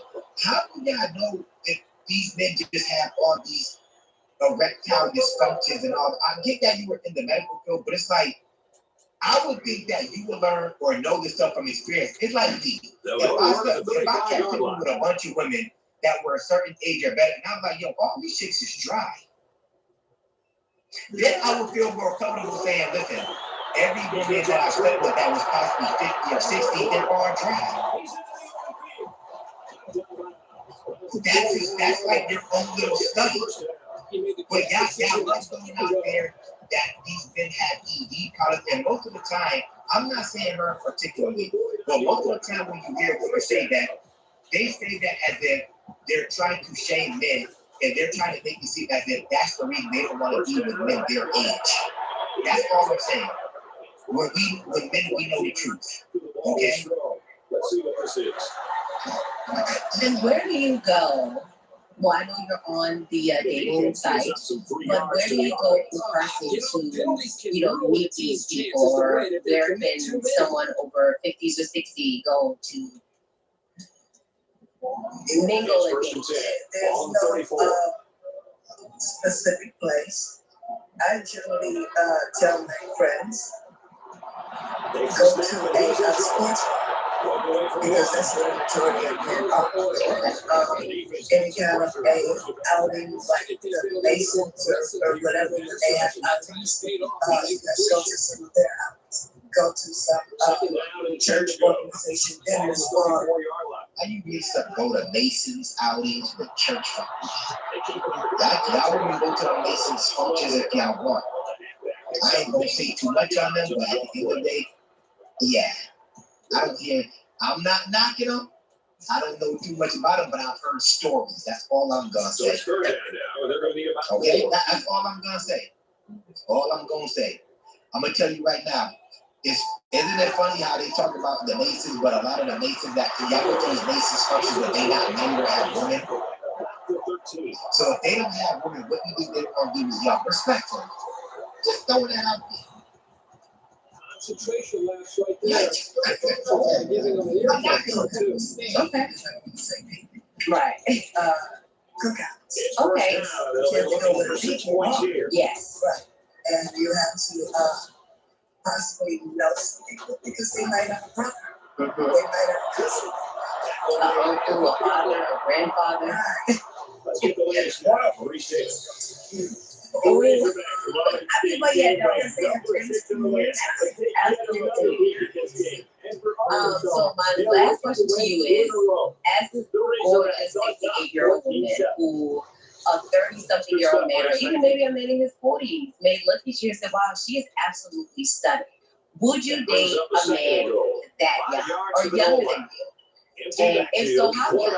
In the gun, 5 wide receivers. If I were younger, I would have 1 to 10 years younger. Okay. But I wouldn't take that relationship serious. Okay. So then, is it safe to say that maybe you're being a tad bit of a hypocrite? Yes. Yes. Because I was about to say that women will call men hypocrites and narcissists, because think about it. If a man her age wouldn't take a woman 10 years younger serious, then what? Go ahead, ladies. I'll let y'all talk. I'll let y'all explain this one. I'm all ears in this one. I'll let y'all explain this one. If a man was 68 and he didn't take a 58-year-old woman serious because she was 10 years younger, how would women feel about it?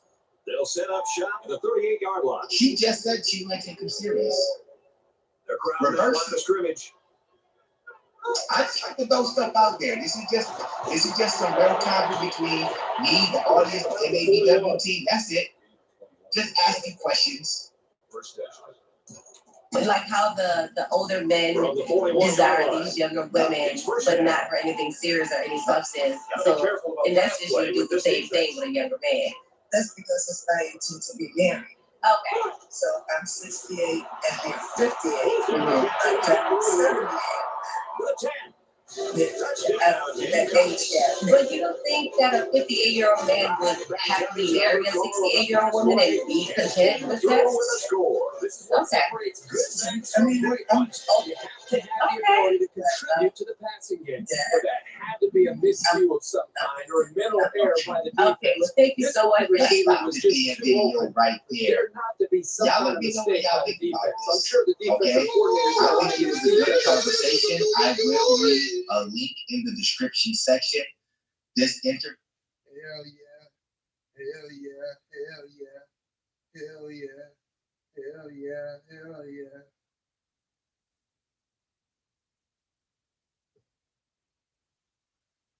Netflix, Viso Live, Apple TV, Viso Live, Crunchyroll, Viso Live, Hulu, Viso Live, HBO Max, Viso Live. I can go ahead and stream any movie I can play. To the sideline and to make sure everybody's on the same page. Salute to the MABW team. I'm back with another video. Let's get right into the damn video. Call my friend too.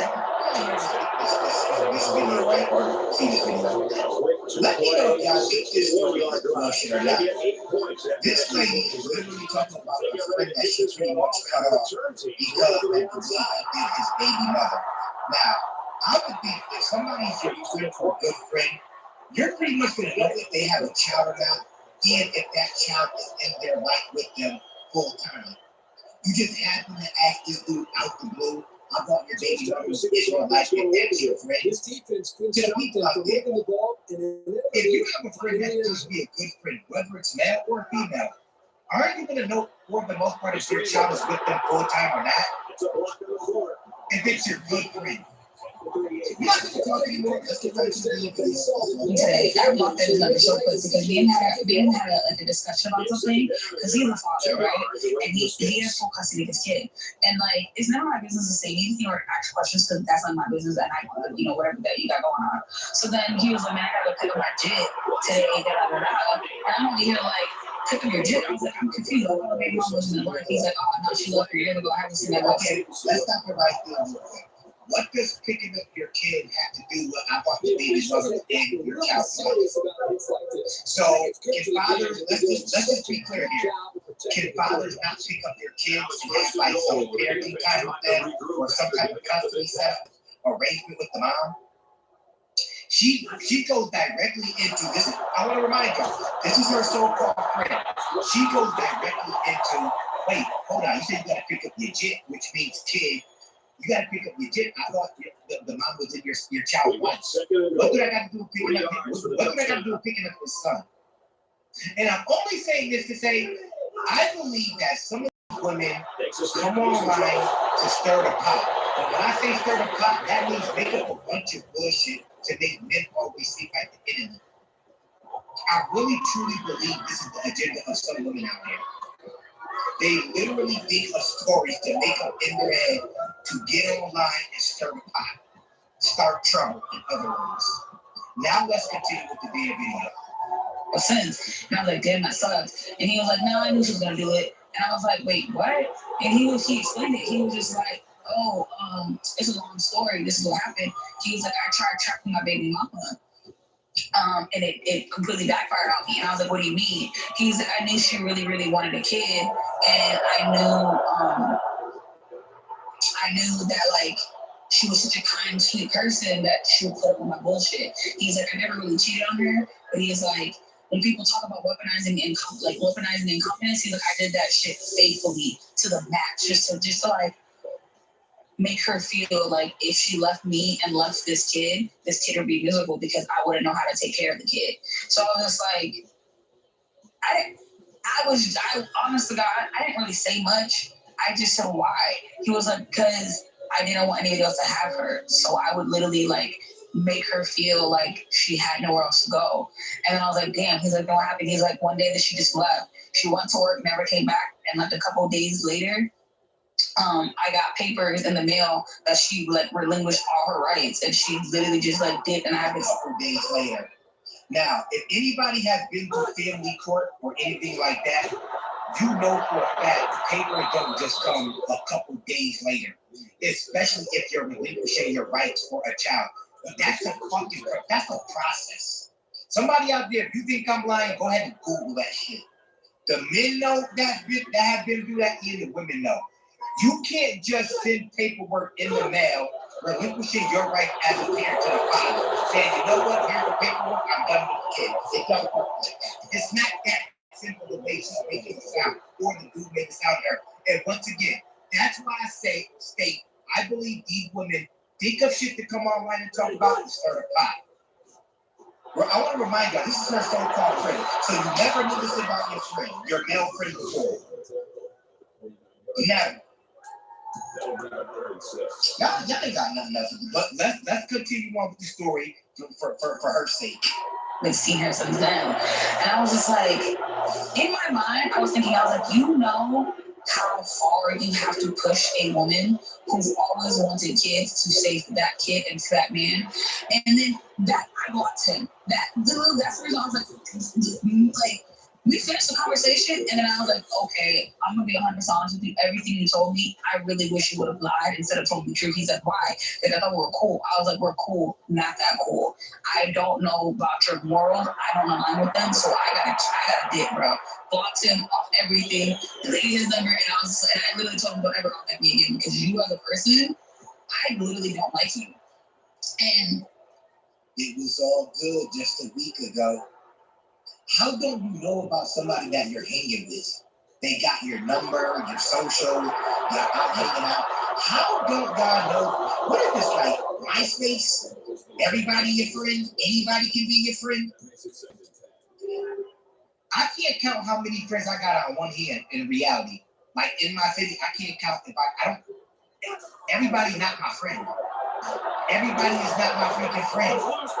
Because if I'm going to be hanging with you like early like that, at the end of the day, I want to know a little bit about you before I really even get that deep and you even as a friend. It's third down. It's like these chicks be literally hanging with dudes that they know nothing about.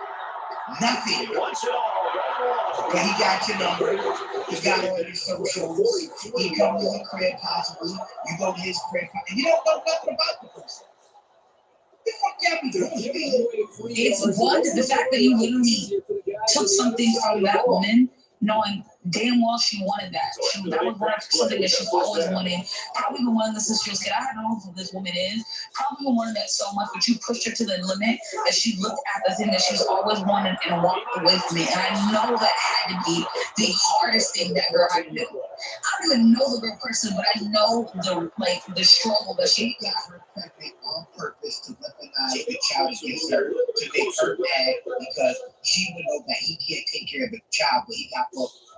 Somebody make that make some type of sense to me. I don't usually use that cliche ass word. Well, make that make sense to me. I want y'all to really think about this. This man, okay, he got this woman pregnant to weaponize the child against her, meaning that he basically had it set so that he knows that she's not going to be able to do any better than that. I'm gonna make her feel miserable because she said because she wanted to know that I can't take care of the child. But he got full custody of the child. Why take on full responsibility and custody of the child that you can't take care of? Why piss a woman off that much? If anything, you should leave her with the child. It is that deep. Here's how I'm able to work and study in time to get my degree. I needed something that worked with my life and it full. I mean, somebody correct me if I'm wrong. Why am I going to take a child from a mother when I can't take care of the child just for her to send me paperwork in the mail so-called a few days later saying, I relinquish all my rights. It don't even work like that. Maybe in some areas it do. In New York State, it don't work South like Carolina that. entered this contest. You can't just say, I don't want favorites. this Now kid they no walk more. off the Let me field see and that's shot. some There are paperwork. no Let me see excuses some in this one. paperwork. They were simply It's outplayed. a lot more complex than that, I promise you. Ain't that freaking easy? He just told me he got some paperwork in the mail. You wasn't talking to him no more, so how you know? or my bad. Take a look at our choice for today's player of the game. Yeah, I got some paperwork a Big few days later. contribution to his team's win. For you, And she they disappeared. start the season out with a win. And for South Carolina, they start off the season of a losing game. Okay, well. She had to do to make that decision. And I, honest to God, could not be okay with that. Two, you ain't shit because you literally weaponized your incompetence to make this woman feel like she physically had to be there because you were going to put the kid in danger. What's wrong with you? And three, if she was the let's be adults here. If it was really that deep, right? Let's think about it. If a mothers, y'all the mama bears. Some of y'all mamas out there, y'all break a motherfucking neck quick over your child, okay? Let's be clear. You the mama bear. You know that your baby father could put your child in danger or he's not competent enough to take care of a child. You just gonna relinquish your rights? Or are you gonna call the proper authorities? Because ain't no mother just giving up their child like that. I don't give a damn who you are. It doesn't even make sense to give up your child when you, for the most part, the courts would agree with you taking the child. That lets me know if this story is true, she didn't really want to be a mother. I don't know any mothers out there for the most part because of what they know they can get. Even if they really love their children, they're not going to give it to somebody they feel is incompetent, especially the baby daddy, if they feel their child is in danger. How many of you mothers are out there, real shit, are gonna give up your child if you feel they're gonna be in danger? So now you're gonna be miserable for life because you relinquish your right to the child that you birthed, you helped birth, okay? You're gonna relinquish your right to a child that you know may possibly be put in danger with his father. So now you're gonna be thinking about this your whole life. The woman that easily gave up her rights a few days later and sent him paperwork. She didn't even fight for the child, but that's just what it seems like to me. That's just my opinion. Y'all can come up with your own conclusions on that one. and he was explaining everything else. He hasn't seen her in a few years, whatever it is. He still doesn't watch the kids. He has full custody, and the kid is always at his mom's house. I literally just thought the kid was all at mom's house because he's working a lot until I literally started talking to him a little bit more and started realizing he really is not shit as a person. And I always had this inkling about him, and I was just like, this nigga, I only met him through my closest guy friend that I met over here, and honest to God, now I see why my closest guy friend is just like, he a little weird.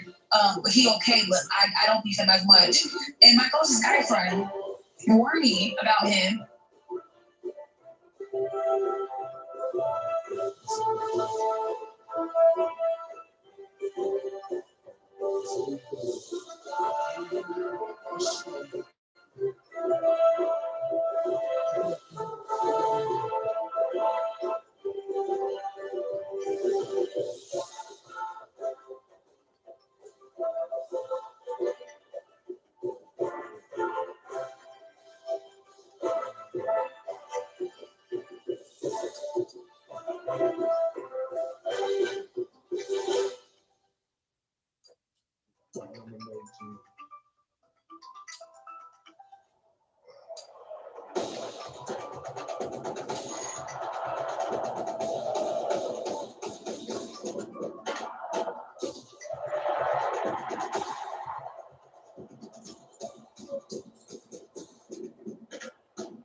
Dude was weird. She still took his number. He got her number as well. They still talked, hung out. All of a sudden, you find this out. Now you're mad about it. And you must have been around him enough to know that you're saying that the mother always has his kid. How do you know all this stuff? These are things you had to have known. That's why y'all be lying, man. You chicks are really grinding my gears online. Respect. I told this guy friend, I was like, bruh. He was like, I try to tell you. And I was like, Nick, don't try to tell me. Be more specific. Because when you're just like, hey, this nigga don't give me the clues, I'm not trying to figure it out. Honest to God, I don't think this nigga sees it. I hope you die. Like, what the? Oh my God. If someone said to this video, bitch, I literally, I don't wish death on you, but I literally hope you literally get paralyzed from the fucking eyes down and you can see your life pass by. You're like, because you really are ain't shit of a person. Do men really do that? Like, I know I see a lot of times that men weaponize incompetence. I get that. I 100% get that. It's not just men who do that. Women do that shit too. But to literally weaponize incompetence that bad, and then to literally try to trap somebody, and then literally... How should men trap women? How? The only way I can see that happening is if a man gets down on one knee, marries you, you accept his hand and marries, he said, I want a child, and then right after that, he disappears, or then he weaponizes whatever happened against you. But other than that, lady, if the man ain't marrying you, he ain't set you up to do shit. Because guess what, lady? You should marry before you carry. So if you really felt some type of way, you should make sure so that something like that doesn't happen, that you marry before you carry. Oh, people still don't get that this day and age. In the 2000s, motherfuckers still don't get that yet. If it's that deep, I want to just make it clear. If it's really that deep, marry before you carry. Oh, he set her up. He got her pregnant on purpose to weaponize whatever he was going to do against her.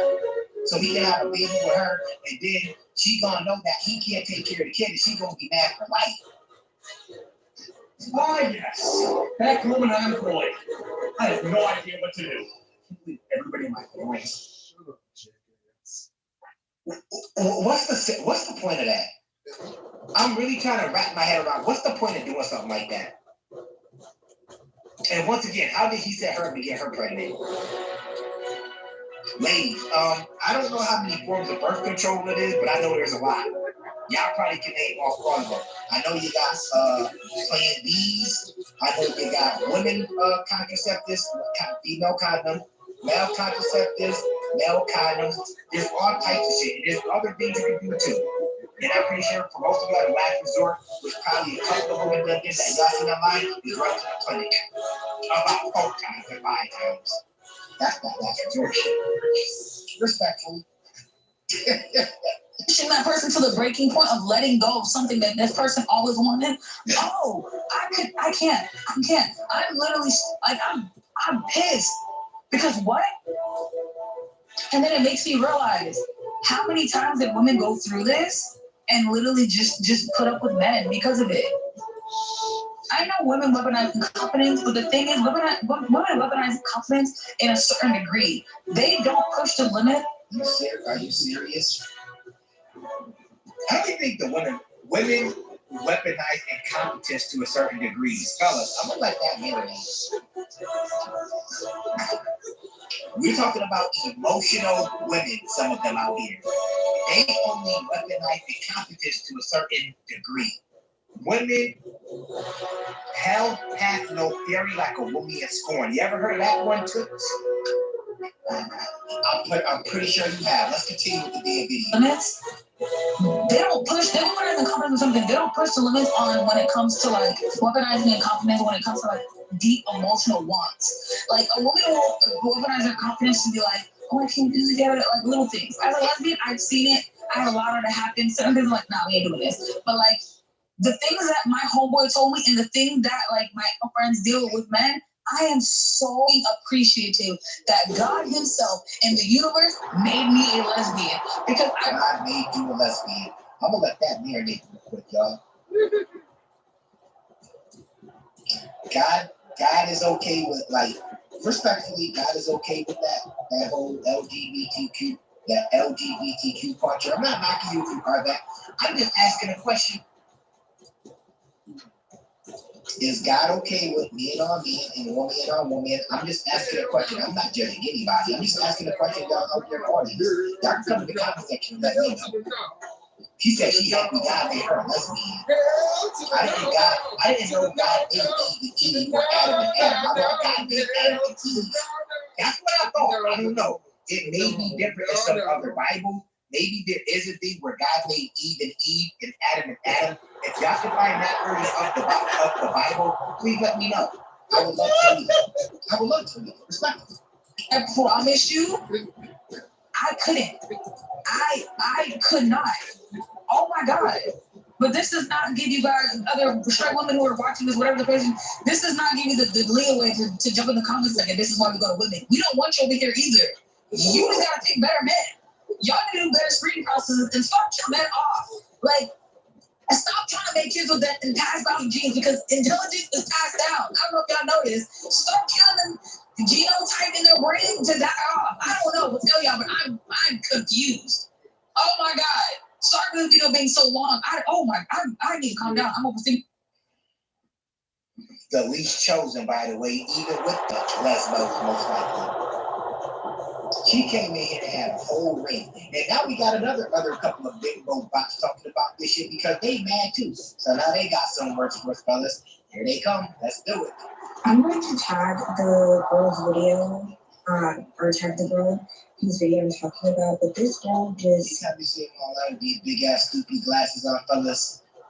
I don't know if you want to just tune out or listen, but this stuff ain't gonna make no damn sense. Just so you see him with these big ass dumb ass glasses, just go ahead and just came on here and told us about how she had to cut off her male friend because he told her this very egregious story about how he tracked his baby mom or attempted to, and she gave up full rights and full custody because he did everything in his power to make that situation horrible. Mind you, there's nothing a man can do in his power to make a mother give up her rights. If a mother, let me tell you something, ladies out there, goofy women like you online, period.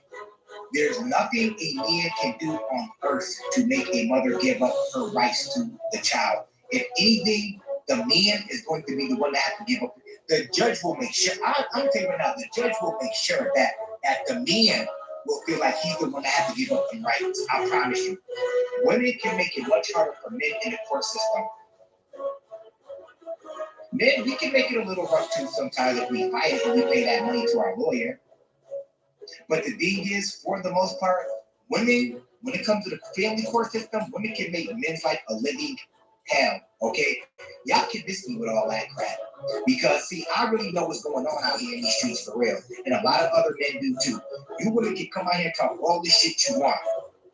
But at the end of the day, if that woman gave up her rights to her child, she didn't want that child in the first place. There's nothing on earth a man can do that will make a loving, caring mother that pushed a child out give up her rights to that child. Not no mama bear. I highly doubt it. And for the most part, a court won't agree anyways. They be like, oh yeah, sir, you gotta go. You baby girl, we're gonna give you some food stamps, we're gonna give you some free housing, we're gonna give him for child support. Don't you worry about that. We're gonna take care of you. I don't know a mother on earth that'll give her child on earth. On earth. Wow.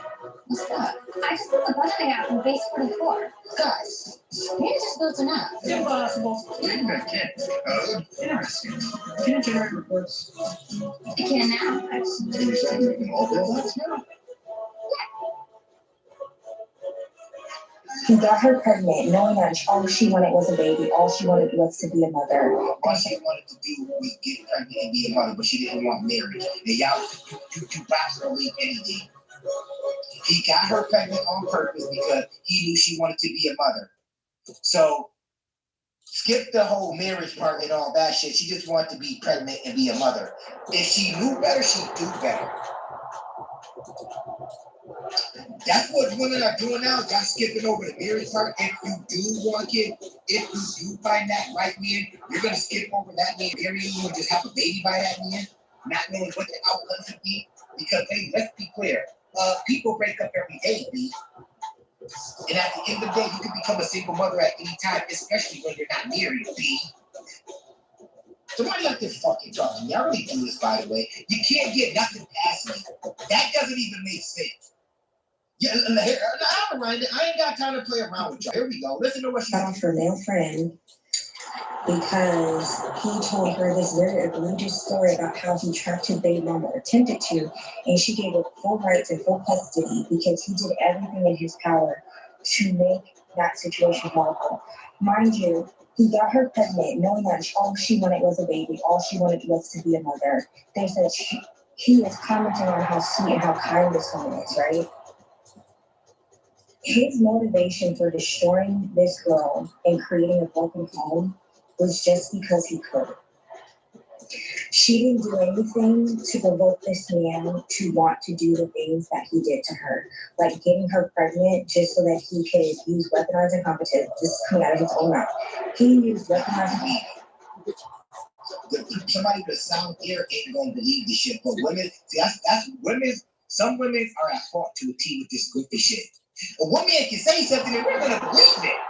The story, respectfully, it don't even sound believable. And you know what? It possibly could happen, but that girl's story does not sound believable at all. It doesn't. I'm sorry. It really doesn't sound believable. Has confidence and everything in the book to make her leave him, so that she would take care of his seed. Mind you, he didn't want a child. He did this just because he could. A child, but he got full custody of the child. So he did all this just because he purposely got her pregnant just to piss her off so he could keep the child. Dudes, I know the dudes out there laughing because you know damn well we don't believe this shit. You know, I know damn well the men don't believe it at all. Women, men can force y'all. Men, we can make y'all have babies now and force y'all to keep them. Don't let that hear me. Man, in what multiverse? In what multiverse? I'm just asking a question. We can make y'all have babies, set y'all up to have babies, and then we can make y'all keep them. 9 months, we gonna be right by y'all side, making sure y'all keep that baby. Don't you do it. Don't you do it. Don't you do it. Okay, whatever. He decided to destroy this woman and everything she had planned and wanted for herself. Her chance at being a mother, he destroyed all of that. Not because she cheated on him, not because she slighted him, but because she was a nice girl. We don't have to provoke men to do anything for them to want to harm us, to defile us. But specifically Black men. Black men want to get you pregnant. They don't want to marry you. They want to do shit like that Black man did. Uh-oh, here we go, fellas. One Pookie did it, now let's blame all Black men in this motherfucker. Black men that are fathers, salute to you out there. This is what Black men do. We want to get women pregnant and leave them behind. The same woman that will get us locked up ASAP, put false allegations or charges on us ASAP, take us through the family court system ASAP, take us through spouse support ASAP, put us in the court system when we never been in the system now. Somebody out there talk to me. I already do this, by the way. Yeah, everything that y'all saying, we're not like you, it bounces off of us and goes right back to you. Y'all started this shit. Y'all weaponize. Women like you, let me be clear to other women that you see, y'all weaponize everything against men, especially Black men, since y'all bringing up Black men. So now, since that guy did it, guess what? Let's leave Black men behind, ladies. This is what they're doing to us. The fuck out. Because he can and y'all will let him. He didn't think that she was going to give up all the rights to her child and say fuck the child and him. Because what you did to her was unprovoked. He did it because he found joy in it. Out of all the things you could find joy in, out of all the things you could have used your time and energy for, you used it to destroy a woman that did nothing but love you and want to have your child. Do you know how demonic you have to be to just come into someone's life with the intention to want to destroy them for no other reason than for your own fucking entertainment? Got some stains on your shirt there, buddy. What were you doing before this video? And it don't look like white pasta stains either. Right down here. I see it. What is this right here? It don't look like you was eating fettuccine earlier, motherfucker. That look like some different type of stain. I don't know what you were doing, but you talking a lot of shit. I send so much love and prayer to that woman, and I hope she gets to a so the prayer to a mess. Lady is a mess. Lady, get right here, face some shit up. healing into a place where she can have a relationship with her child and not have to deal with that man. And I hope She could have had her child full custody. And every man out there knows that. There's nothing that a man can do to make a mother want to give up her rights. Men don't even have control of the child once the mother pushes the child. Once the woman pushes that child out, women, for the most part, especially the way society is, I want to be clear, men have rights, but the way society is, women got all the fucking rights to the children. Right at birth. Soon as they're conceived, right at birth. What are these women talking about? Women have full control. It is the best interest of the child to be with you. That's what the judges were saying. Go with focus. This sound might change everything.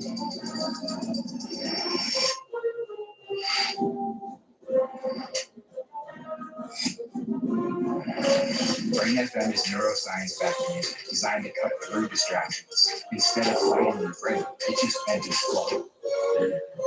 Just like the woman said, that he becomes paralyzed or has to live a life of suffering where he cannot speak or move and has the worst fucking treatment and care around him. I hope whatever he has happened to him is done 10 times worse than what he did to that woman. And I hope that there's favor and protection over that child. Because that child was brought into this world because a man was bored and his choice of entertainment was to destroy someone's life. And he thought it was funny. And he doesn't feel bad about it. They really believe this story. That's the funny part. I'm sorry, I don't believe it. Because I don't give a shit what anybody says. Women got full control of children and spit them out. Unless you're a fucking crackhead, you don't gotta give up your child. Unless, the women, real shit, for a child to be taken away from the mother and given to the father, the mother gotta be like a full-fledged, like cocaine, a pill popper, she gotta live in a fucking ground outside, child gotta be damn near halfway starved to death, real marks all over. It's gotta be some real shit for a woman to have to give the child to the father. Because men, you know how some of these mothers can be, and you can go tell the court, they be like, we don't care. Send the best interest of the child to be with the mother. This is bullshit. Anybody knows that a little bit about family, you know this is bullshit.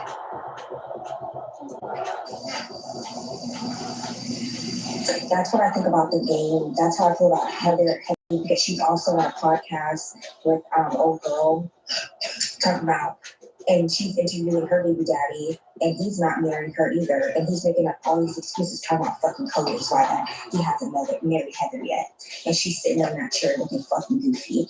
Black men have never seen us as equals. They don't even see us as fucking human. They see us as something to fuck and breed and destroy. Leave them the fuck behind. So I had to cut off a friend today. I blocked that nigga's number so fucking quick because me and him had a discussion. This man admitted to trapping or trying to trap a woman. That woman ended up leaving him. Yeah, men can't trap women. I'm gonna keep reiterating that shit. Men cannot trap you women into getting pregnant. Because y'all can keep the baby or y'all can get rid of the baby. Y'all choice. Or you can prevent it from happening at all. Not give them the busted end, period. Your choice. You can decide. Your body, your choice, motherfucker. Wow. I guess she just went to work one day, signed her rights away. She wanted a child, which is sad. You can't go to work one day and sign your rights away. That shit is a process. That's why you know it's pretty bullshit. You say you got to pay her a couple of days later. Like, a couple of days later to me, 3 or 4 days later. Process ain't that. It'll take longer than that. Even if you get a child support paper, it takes like 2 to 3 weeks or months. All of those. Bro, Last day, the crowd filing in. Okay, A huge tell you how we know. crowd here, Because also the so that you largest get marching child band in support New paper, England. the family court papers, you already like a month or Everybody, two behind the I'm rear. So they fucking set Kirk up. Street Somebody else here Aaron Andrews on the sideline. We're ready to bring you the second game. This presentation comes from both brought to you by Spark. It reminds you that what you can measure, you can improve. Soon as you get some papers in the mail, and then you end up showing up to court, you find out your baby, it's June right now, baby mama put paperwork in about March, April, you already in advance like 60 to 90 days. Respectfully. What are y'all talking about? He said he got the paper 3 days. She signed her right to wait 3 days later. So they ain't have to go to court. All she gotta do is give her I don't want this child no more. Yeah. Disgusting. You had to like, he even admitted, like, just watch the video, but like, for you to make mental and emotional abuse look like nothing. And then you think, oh, I thought he was cool. Not that fucking cool, bro. Yeah, if somebody that I was close with fucking said that they put somebody in a position where they had to walk away from something they fucking wanted their entire lives because of... How many men have to walk away from their children for shit that hasn't happened like that? The baby mother pushed you away. Y'all so full of shit. I'm here to tell y'all, see, I really do this. I'm here to tell y'all full of shit. You know how many men had to leave their children alone because of the baby mother? Her incompetent, her bitter, sour, salty ass. Just mad because the baby daddy done moved on. Or he upgraded his life. He just doing good. She want to drag him through the mud. Oh, you can't come see Junior because you got a new bitch. What? It's my kid. I helped make her. You was talking about it takes two when we're a family court. Now, you got a new chick. Now you mad at me. Because of how bad they were treated? Yeah, bye. If a man trying to get you pregnant, Shut your ass up. You got your mind beat. Young ass glasses. Shut the hell up. I'm gonna start playing with you. All of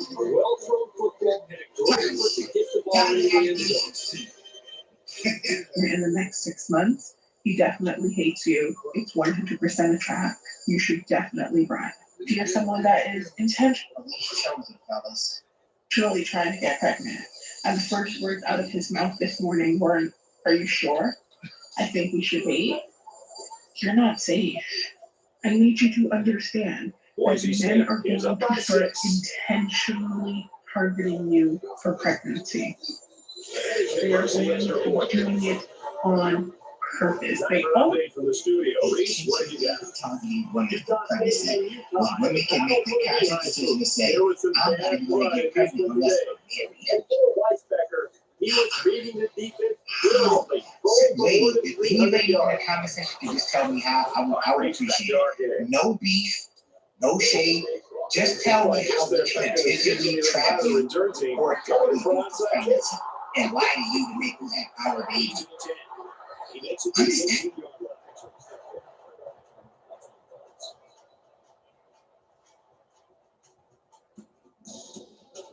The quarterback leads the team out on the field for the first drive.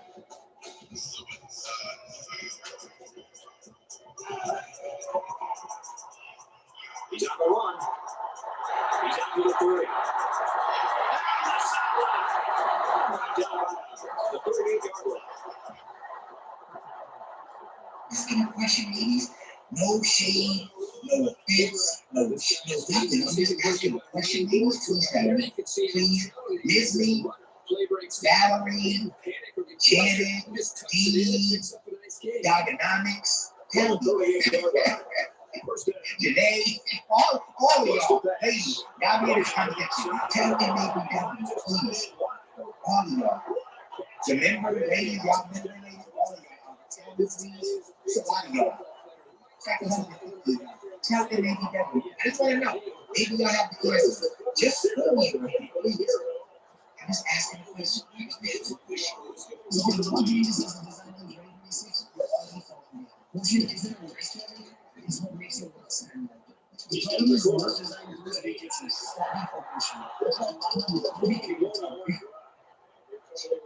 already has been but it's going to become so much more intense now. They're going to start pitching fits about wearing condoms. They're going to ask you questions about your birth control that they've never asked you about before. And if we're asking you about birth control, it's because we let you ban that shit, not us. How do you let that mean? They're going to ask you about questions about birth control that you've never heard them ask you before. It's not a question that we've never had before.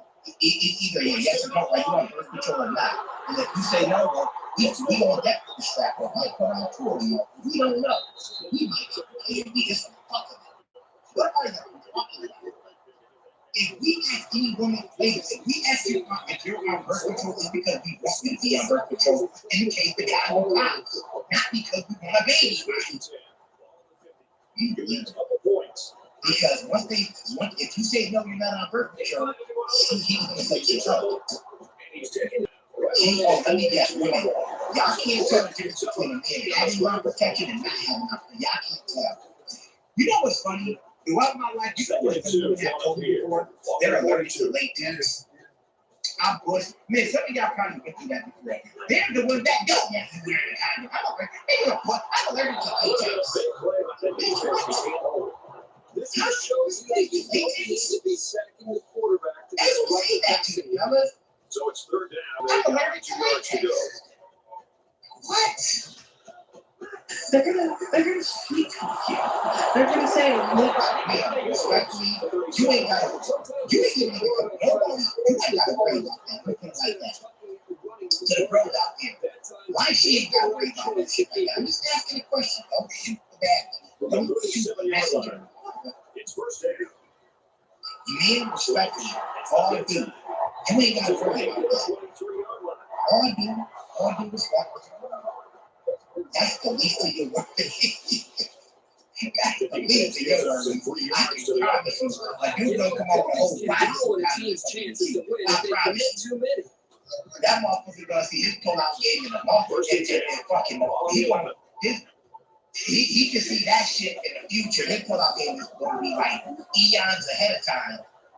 That motherfucker gonna pull out like way before it's time to let go. He even thinks he was out there. You ain't got to worry about that, man, respectfully. We can do this. It's me and you. No, bitch. It's just you. So I don't care if you're birth control. Make him wear a condom. And you're going to let him take from his stash, always take from yours. But you're keeping a secure code. So women can't pop those. So guys, women don't pop those condom. She just says, make sure that you take from your stash, not his stash. Why she got condoms? That's what some people do. Got condoms. Why you got them? You let another dude do it? Why she got trash condoms? She should only be getting on with me for me. Place that he can't get to. Never give him all the information he needs to know about your birth control, specifically the name of it and when you got on it. What are you, if you give the name of your birth control, how can we change anything about me? Oh, okay, so she on this kind of birth control, so that means that my sperm here, this sperm right here, the hundreds of sperm that over, this one gonna eat through. This type of sperm can eat through that shit. First down. Yeah, this type of sperm right here, this gonna eat through that birth control. I've heard it. The pros told me they girls like the pros told me about the other yo, what kind of birth control you should be on?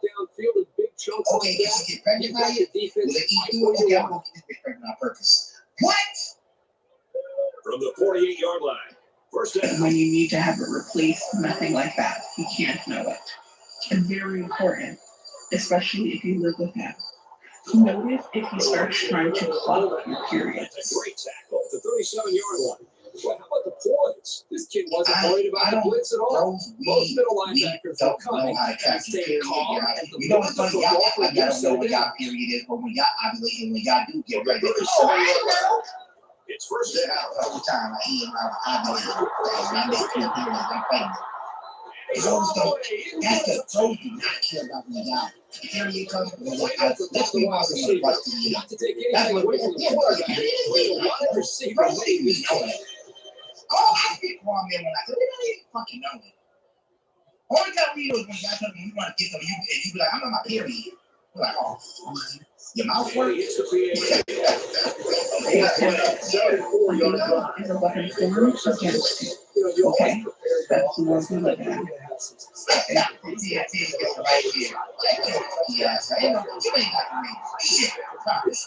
Anyways, that's my video for today.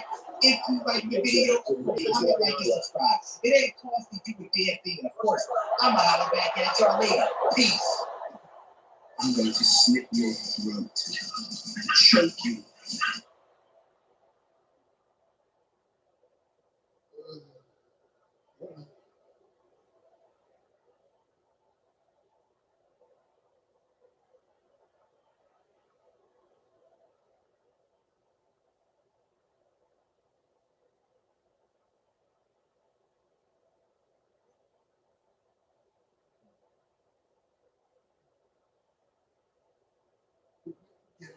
Seeing highlights from this team and how they made it to the tournament and some of the matchups that they played, this dude can go.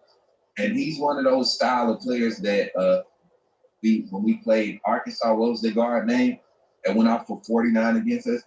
He's one of those style of players. He can go off at any moment when it comes to the sport. And like Phylon, he gets to the basket and creates a lot of contact at the rim, gets to the line a lot. This offensive Right? line really opened up some players playing style. So what they do have, what Oscar has, they have a tempo pace, a tempo, a cup, whatever they yeah, you right there. They have a tempo that not many keep up with, and that to me kind of plays with Alabama's favor. When you try to play the up tempo because you got to hit a high rate of shots to keep up.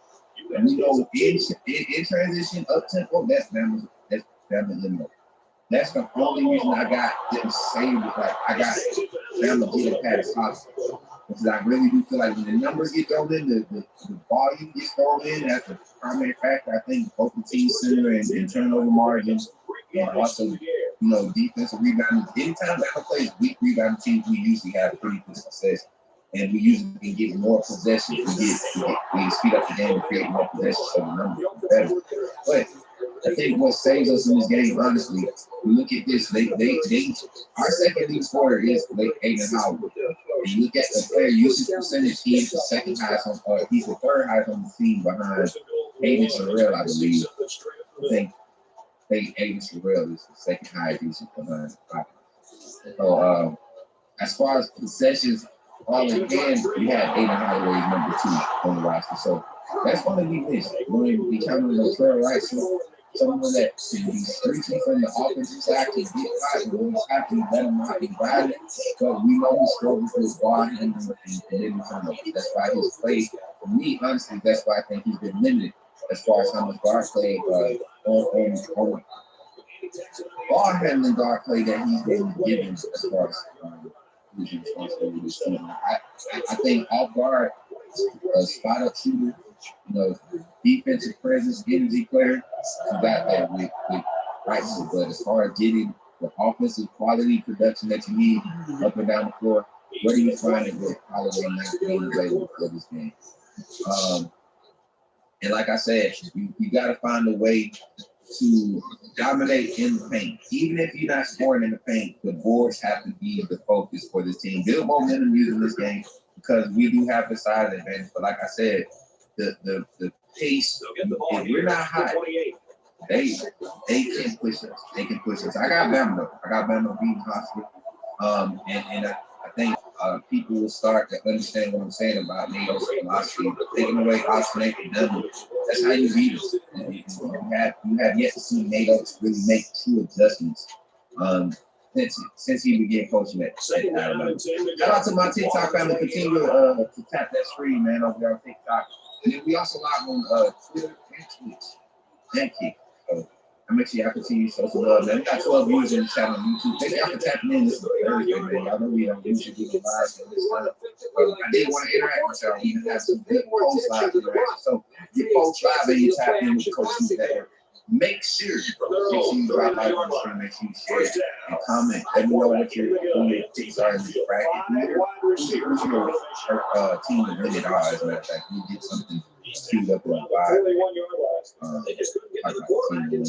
so that matchup, the next matchup with Alabama and Texas Tech, I think this is the matchup where we have to play a complete game.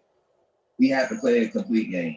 If I was going into this matchup just based off of pure philosophy, I'm going with the brought-in presence and the defensive presence of Texas Tech. One, because they have balanced play from their guard rotation from defense, right? They have two guards that don't get out of position. They get a mismatch opportunity. They create a lot of turnovers and mismatch opportunities when their guards kind of get shielded in the post. Their guards know how to shield very well. I mean, I started breaking Texas Tech down when I saw they were going to break. All right, and they also have two bigs that rotate. One, I think one of them is younger. One of them is comes out the bench. I can't remember his name, but he's a real high pick and roll option. Like he's more. I think his decision making is questionable. So whoever is the big or the team that's going to be attacked and guard him, you have to be on ball pressure aggressive with him. You got to be aggressive with him. Because if he's feeling comfortable and he's setting strength or he's getting that pass at the top of the key and getting the work off of that, it can get dangerous for our lack of rotation defensively. Well, one thing they do, Wow, look at me. I found an app where I can watch all movies and TV shows for free. Not only that, this app is free to download. Never pay. You can get a good shot at the rim. Picking up our volume with points in the paint. Qualon is very good at that. I think they'll be more so keen to trying to keep him out the paint because we know how dominant Qualon can be when he gets in the paint.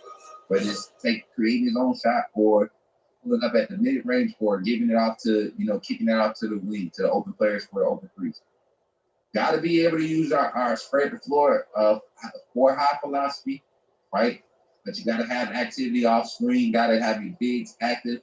Got to keep a press. Got to keep a threat at the rim offensively, right? And then defensively, I think we just do our best to keep on ball pressure. They have a dominant rebounding presence. I even think their guards. I know JT Toppin is one of their wing players. I think he's a small forward.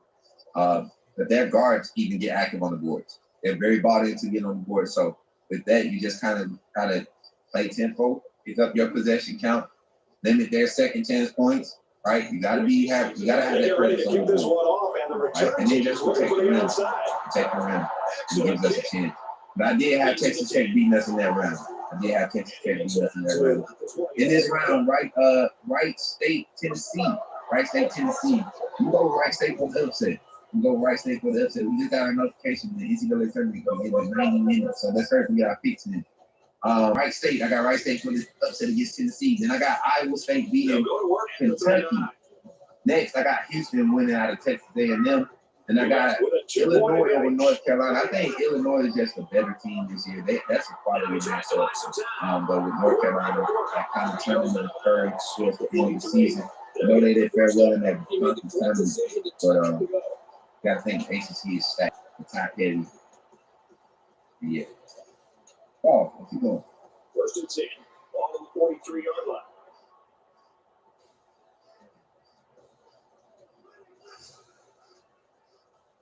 I'm like somebody walking on the line. Here's a throw. It's almost picked.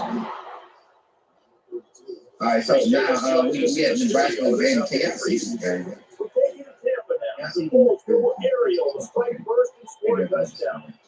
Vandy and Nebraska. I got Vandy over Nebraska, y'all.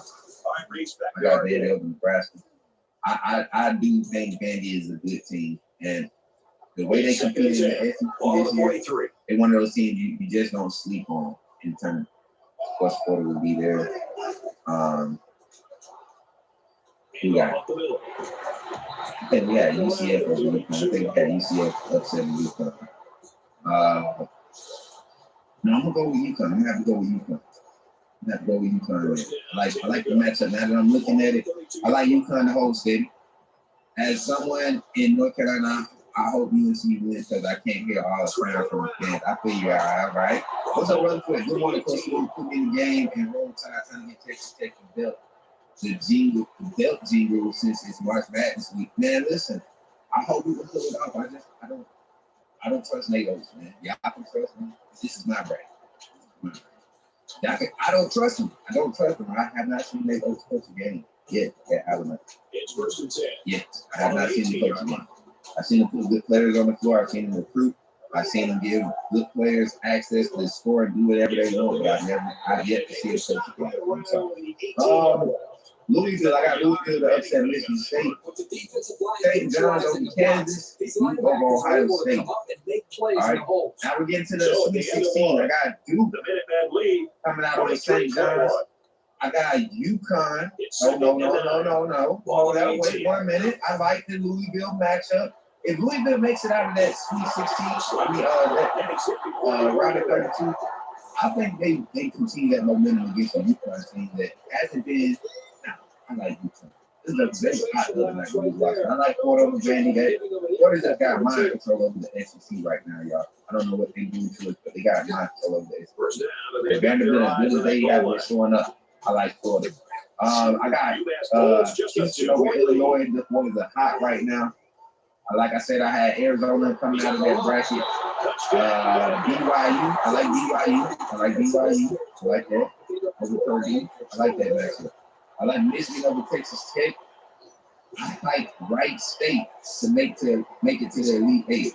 I think I'm crazy. Y'all better watch them boys, man. All right, now out of the Elite Eight, going to the Final Four. I got UConn upsetting Duke. I'm going to take Florida over Houston. I'm going to take Arizona to the Final Four.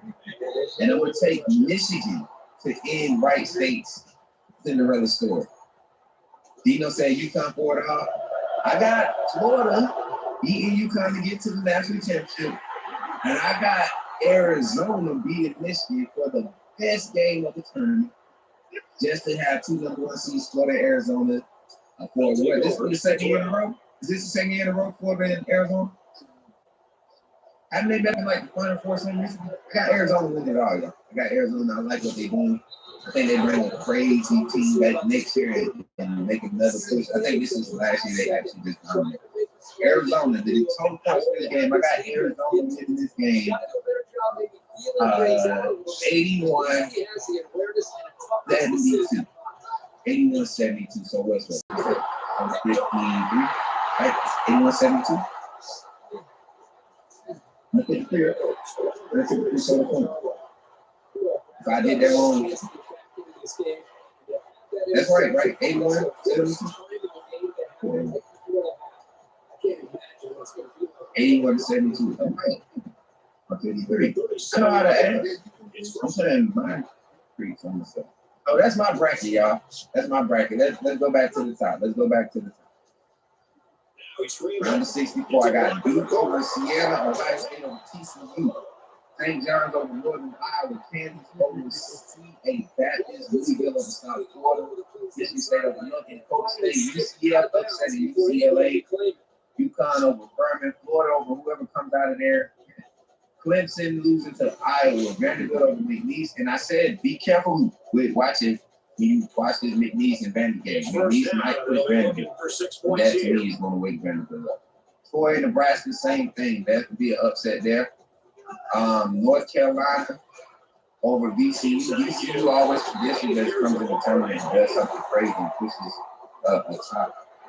Some of those mid teams, those 5 through 9 teams, they always do that. I think they might do the same thing in North Carolina, but North Carolina will. Illinois over Penn, St. Mary's, and Texas A&M. I got A&M. Even though I think St. Mary's might be a better team, I think just A&M just gets them on this. Houston over Idaho. Arizona over Long Island, Villanova over Utah State, Wisconsin over Arkansas over Washington, BYU over Texas, Gonzaga over Kennesaw State, Missouri over Miami for the upset, Purdue over Queens, Michigan out of their bracket, for real. Georgia over St. Louis, Texas Tech over Akron, Alabama taking over against Austin, Tennessee They handle Miami, Ohio. Virginia loses to Wright State to start Wright State for story.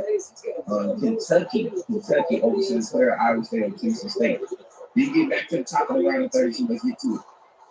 God, this is crazy. Duke to beat Ohio State, St. John's over Kansas, Louisville over Michigan for the upset. UConn over UCF, Florida over Iowa, Vanderbilt over Nebraska for the quote-unquote upset. Illinois to handle North Carolina, Houston over A&M. Then I got Arizona over Villanova, Arkansas over Wisconsin, BYU for the upset against Gonzaga, Purdue over Missouri, Michigan over Georgia, Texas Tech ended our hopes of getting to the Sweet 16. What's your favorite athlete? What's your favorite athlete at the moment? TikTok, I can scroll for hours. What's your guys' favorite athlete at the moment? Now, I will be doing a live party for the live watch.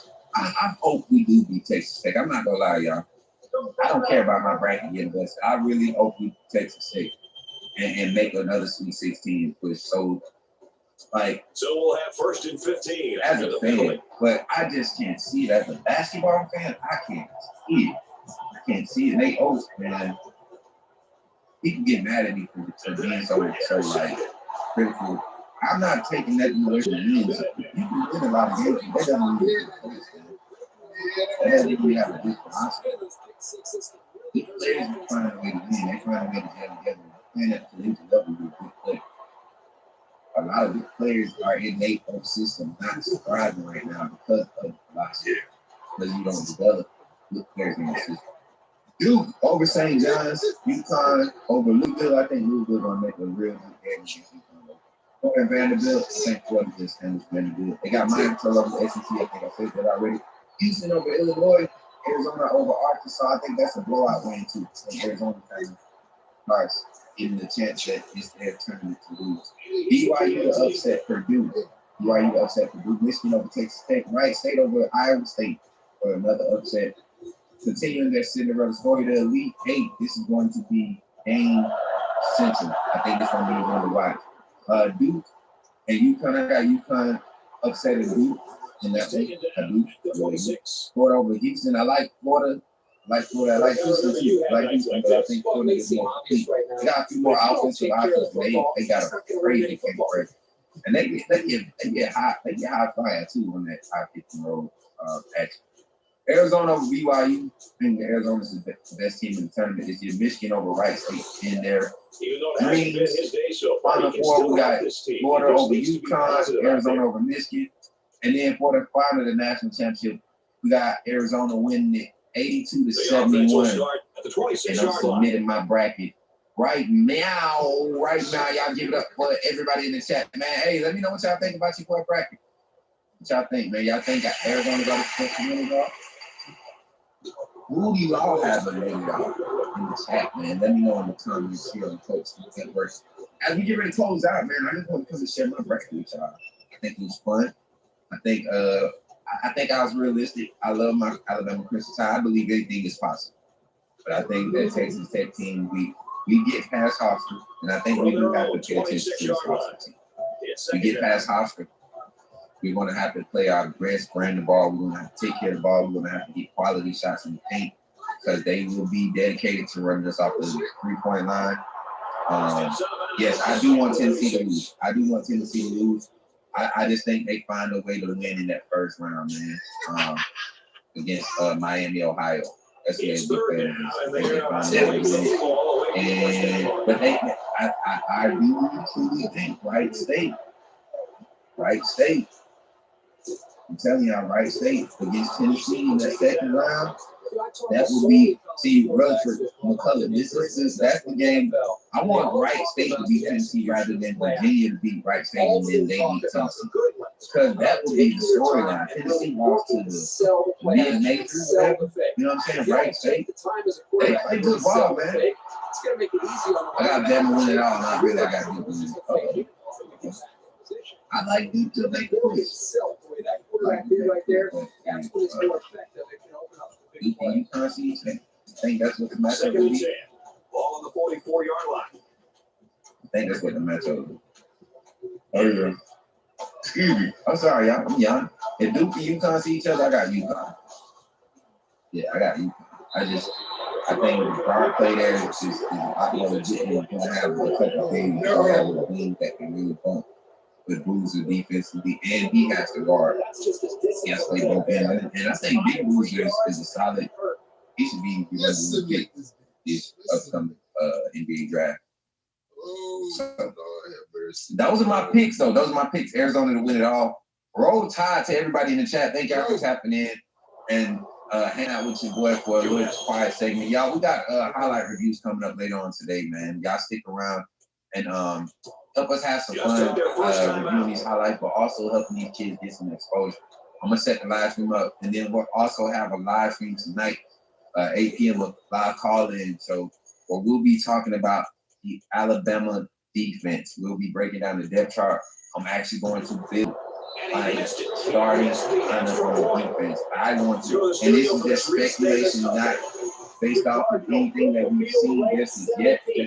We're still confirming that certain guys are playing. Then that you've seen a lot of indie drills, you've seen guys kind of moving around, getting special across the offensive line, trying to get these guys set where they're going to compete at the defensive line. You've seen guys being moved around the edge rushing room, the bandit moves have been kind of intermingling. Things are looking a little different this year, so we're going to project our depth chart tonight, and we're going to do a call-in show. And I want you all to call in to share your thoughts on what you think or who you think is going to line up for the first half. Kicking off against who against week one this year, chat? Who's your week one? I keep forgetting. I don't know why I keep forgetting. Chat, who is it? My dad asked me, is Nate Oates the best coach Alabama had? I said he is, but would it win a championship without changing his philosophy? But like Coach said, he is too stubborn and won't change. I will say this. Best coach that Alabama has had, Eastern Carolina. Best coach that Alabama has had, that's hard. Right? I think Avery Johnson was a great coach. He just had nowhere near the resources that Nate Oates had. I think Sanders was a great coach. Those were great coaches. What's up, Shrimp, over there on Twitch? Tapping in. Appreciate you for tapping in. So y'all gave it up for my little sister, man. I always got the Twitch presence ready for it. We're talking some Bama basketball. Well, we're talking NCAA basketball. Zach, I see that. I'll say this, Zach. I'll match it with this. Nate Oates is the most winningest coach in Alabama basketball history. I don't think he's the best coach. I think he's the most winningest coach. Nate Oates came in an era where the demand or the players that weren't getting the Duke and North Carolina offers and you know the top end offers, right? He provided a system where they kind of, once they were overlooked, they kind of got into the system and were able to thrive.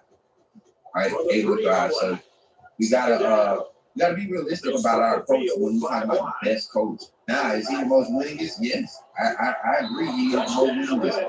Has he produced more NBA talent in his time? Yes. Has he gotten a deep return pushes? Yes. So we're talking about in an era where the talent spread is so far spread, right? That you don't have teams being able to make super teams in this day and age. So now your chances of holding your weight in the SEC and providing more opportunities for guys who get overlooked to be in this freelance style offense, right?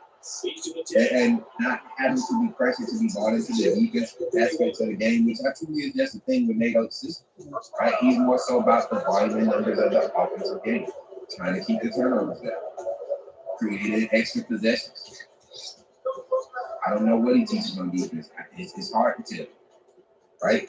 So, best coach, I can't say that. Most winningest coach, of course. Yeah. Most successful, I'll give him that too. He's the most successful that Alabama's had. I'll give him that too. But best coach, X's and O's is part of coaching. It's like you can be a great defensive mind and have the worst athletes available, but you can look at what I guess what's a budget now? What? How? Base 34. Look, it pulls our expenses into one place and breaks down spending by team. Guys, he just doesn't impossible. Right? Are we saying Kevin Sanders is a horrible defensive coordinator because of how the defense performed that year? No, a lot of that highest number of missed tackles on the coach saving his team. That's not on coaching to me. That's on players. Right? When putting players in the right position, that's what I consider coaching, teaching them the game so that they develop. They do not develop their guys in the system. So that's my argument. I think it's a fair argument to have. Anybody want to have that argument? We're not going to go through the night. We're going to have to we will definitely talk about Alabama's defense. Talk tonight game question that. So if you enjoyed this little segment, man, make sure you run the likes up in the chat. Make sure you've already liked, share, subscribe. Let me refresh this page real quick. I'll be right back, chat. UMass with a 2-point advantage. He's scrambling. And he's going to come up with a sack. All right, we're back. All right. So yeah, we'll get back tonight or later this evening. We'll be back later this evening with our check them out coach, our first one of the season, of the off season. We're going to be looking at highlights. So if you got highlights for high school player highlights, that's 27, 28, 29, 30, even 31. If you want to have us check out your highlights and react to your highlights, drop them in the DM, Instagram or Twitter, and we'll put them on the lineup. We already got like this. We want to do a long live feed. TikTok will be live on those platforms. And maybe decided to go for it here. So make sure y'all following on our platform, and we'll be beginning to post the clips from those shows on YouTube, on the YouTube channel at Coach School. I appreciate each and every one of y'all for tapping in today. And remember, don't forget to like, share, subscribe. Think about becoming a member of the AAA family if you haven't. We're going to show you how, and then shout out to all of our sponsors, Walk-On, Sports Bistro, Sports Info Solutions, Goomba Bully Kennels. We want to thank everybody, man. Helping Hands LLC, Man Standard Executive Security, but most of all is you, the AAA family. First Place Barbershop, we want to give a shout out to them. And also, we're going to be announcing a new sponsor this weekend. Y'all will, March 24th, we'll be announcing a new sponsor. And we're looking to have a presence with this new sponsor at 8. So y'all keep your eyes on the lookout for that announcement to have the Coach School AAA family 8 presence for you set up for 8. Is going to be a very good time, and I can't wait to experience 8 with our community and the Bama fan base. I'm excited about this, y'all. Y'all be blessed. And remember, when you see me in the streets, holler at me. It's y'all on the next one. Y'all be blessed and roll tide, man. Glad you chose to stop by the channel today. Just wanted to give you an opportunity. Then Florida State, then South Carolina, then Georgia. So I need you to put in perspective. Ryan Grubb, you named a starter. If that left tackle. In left tackle. Okay, I don't know about that, but okay. You named a starter. If your quarterback go down, bro. If your quarterback goes down week 1 or 2, this season's over. This is a pretty crucial series. It's not like with things being so tight. I don't want Best to make it players sound have to like step it up on both sides. If you just look, no, I'm realistic, y'all. Take your blinders off and look at what's happening right He now. puts it away. They probably gave us the worst catch in college football. Both teams realize that when the ball is snapped, 16 to 17. Very different ball game. They basically said, yeah, they're going to lose about a good 3 or 4 games before you get through the season. Now he tries to buy some time. Before you even touch LSU and Texas A&M, they're probably saying, y'all got to lose 3 or 4 games before y'all even get to Concentration lapse right there. The coaches will be giving them an earful for it, too. And it's very possible. Because From their own 37-yard line. It's first down. I'm talking about Governor Bishop. It's got to be established. From the jump, the very, you know what? When I say from the jump, the very first play of the game. You guys, the family, can you afford to go 6-2 in that first game? Hell no. Oh. Let me. Watch this. Good open field tackle. Let me go.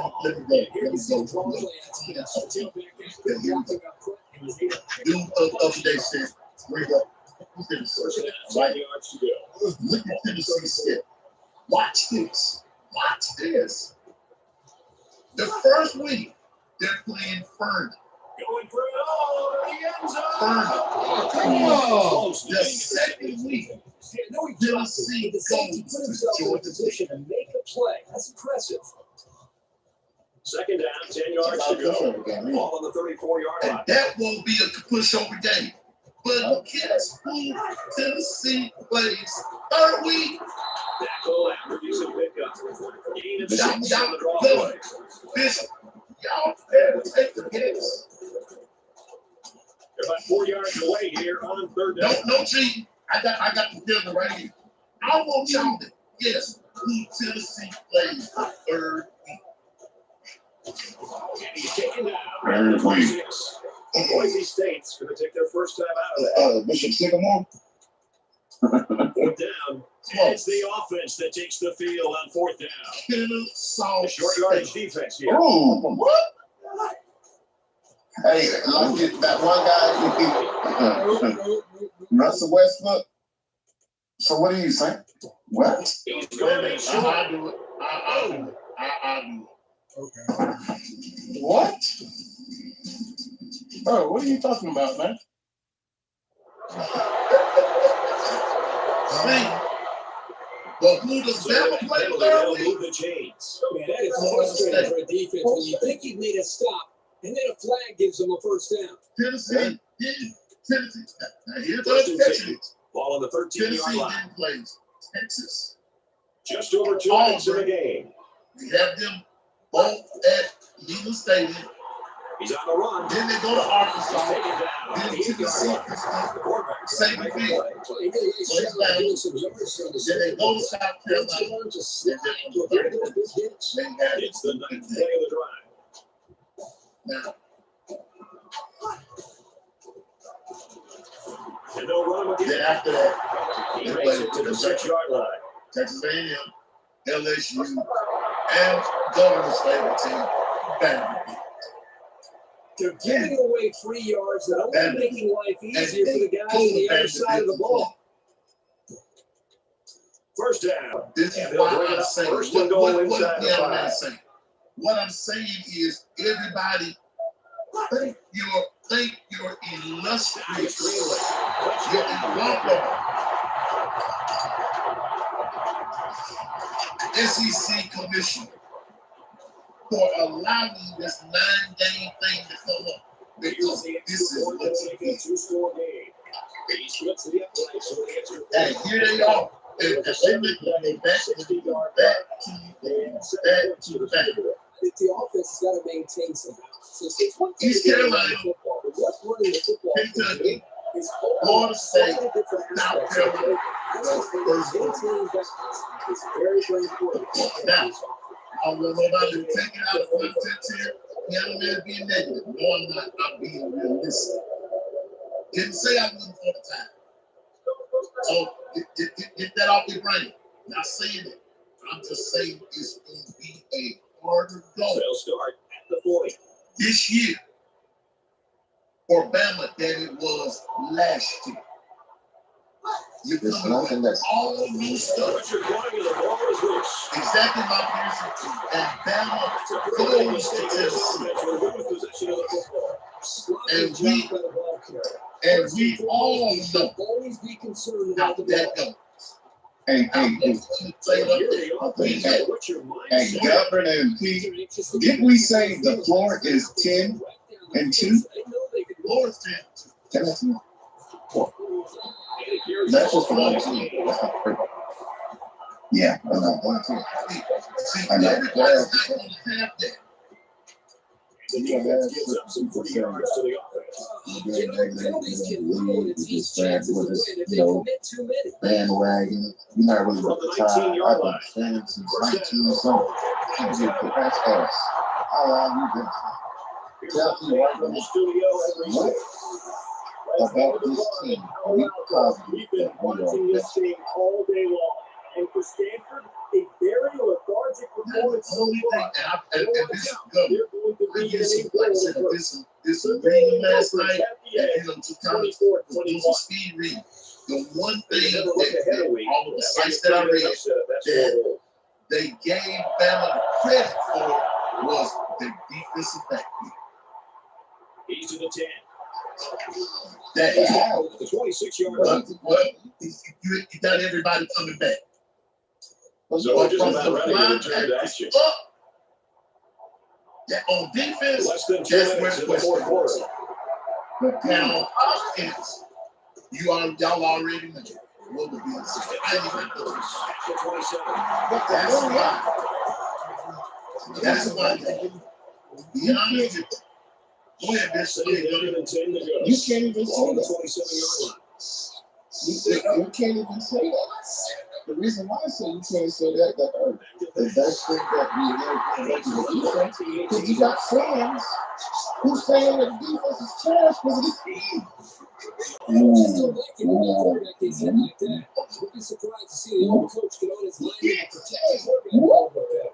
For Bama, when you people say that the defense is trash because of the scheme. Third and long now after the sack. The only reason I'm still talking about this team is because of the defense. Thank you. And governance. And when I get my information, where I be reading this information is saying Bama's defense is what's going to keep them in the game. It's a lot of effect.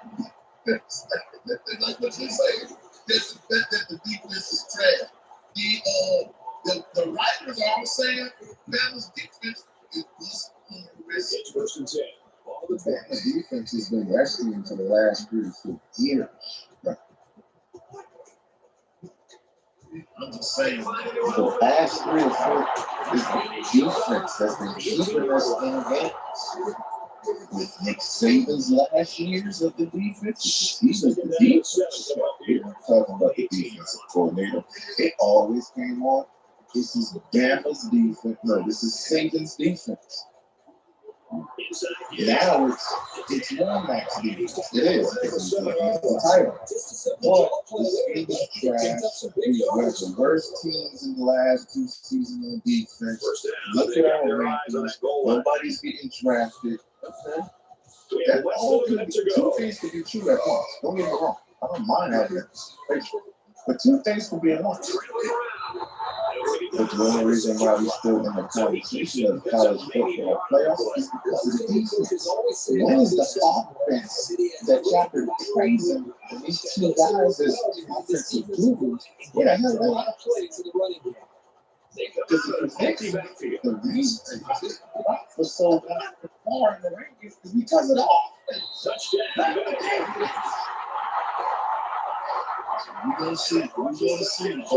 But anyway, let me finish up on this Tennessee schedule. So the point that I'm making is by the time Bama gets ready to play Tennessee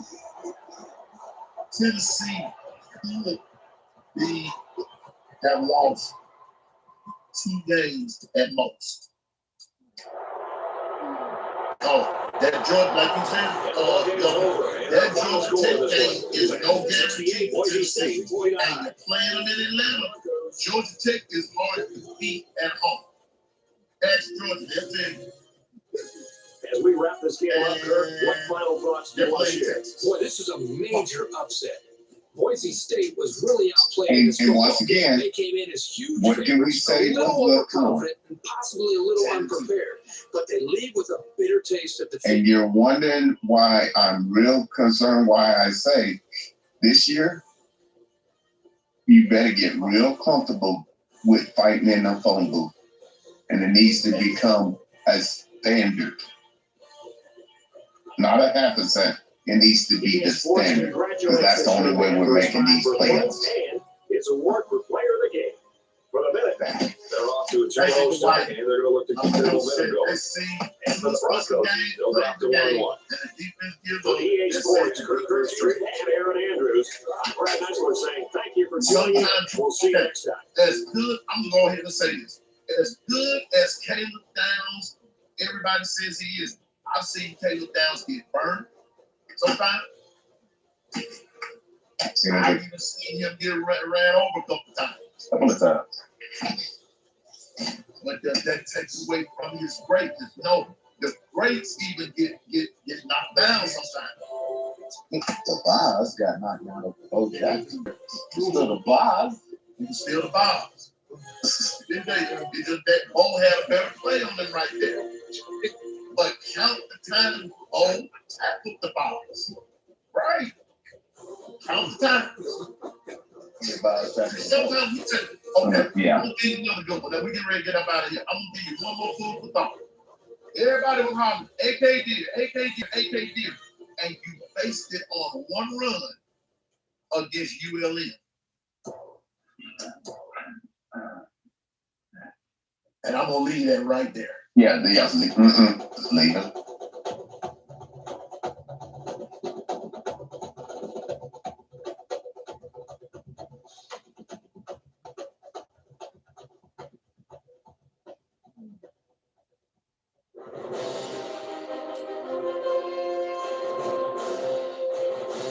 Hey, look here. You can watch over 9,000 movies and TV shows for free.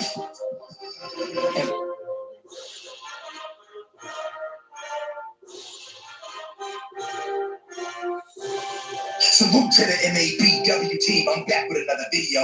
Let's get right into the damn video. Some of y'all chicks need to clean, but y'all nasty out here. Some of you know who you are. Let's get right into the damn video. Okay, guys, so let's do a story time. I used to work for a chain wax salon that will not be named. Now, pretty much every time you visit a wax place, we're going to ask you, would you like to use the restroom before we get started? So anyway, I asked this client, she was like, no, bro, I'm good, let's go. So I get through the majority of the wax, and as I get ready to do the butt strip, I say, okay, so go ahead and put your knees to your chest.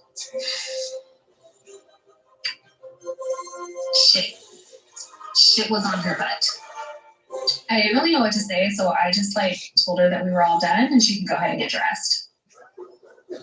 I was actually traumatized, horrified, all of the above. The joys.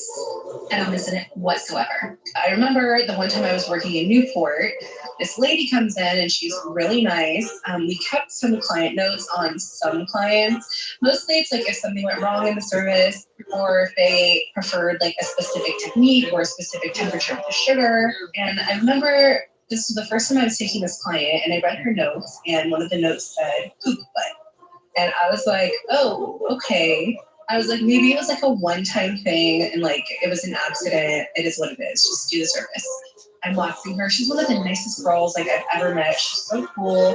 Has a really nice house down the peninsula. Very business-oriented woman. And I'm sugaring her. And the top is fine. But then when I get to the front lower part, closer to the butt cheek area, I see poop.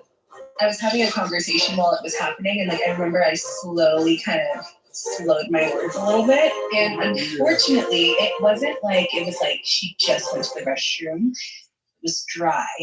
It was old, chunky, and crusty. And I had a feeling what I was about to experience. We gotta be honest.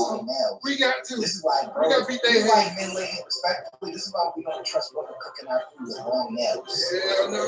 Because we know damn well y'all can't wipe y'all butts good with them long ass nails. Respectfully.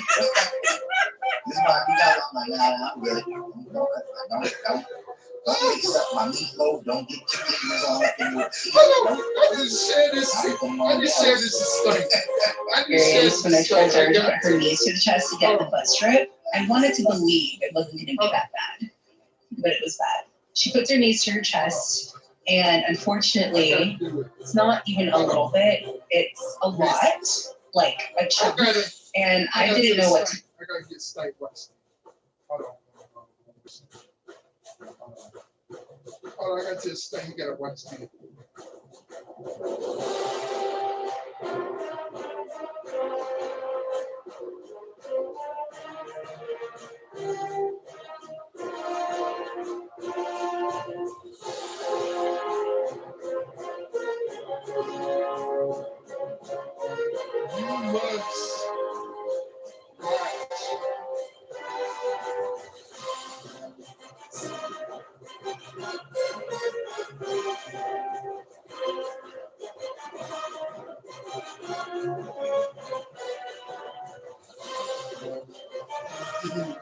Talk about these women like a dog.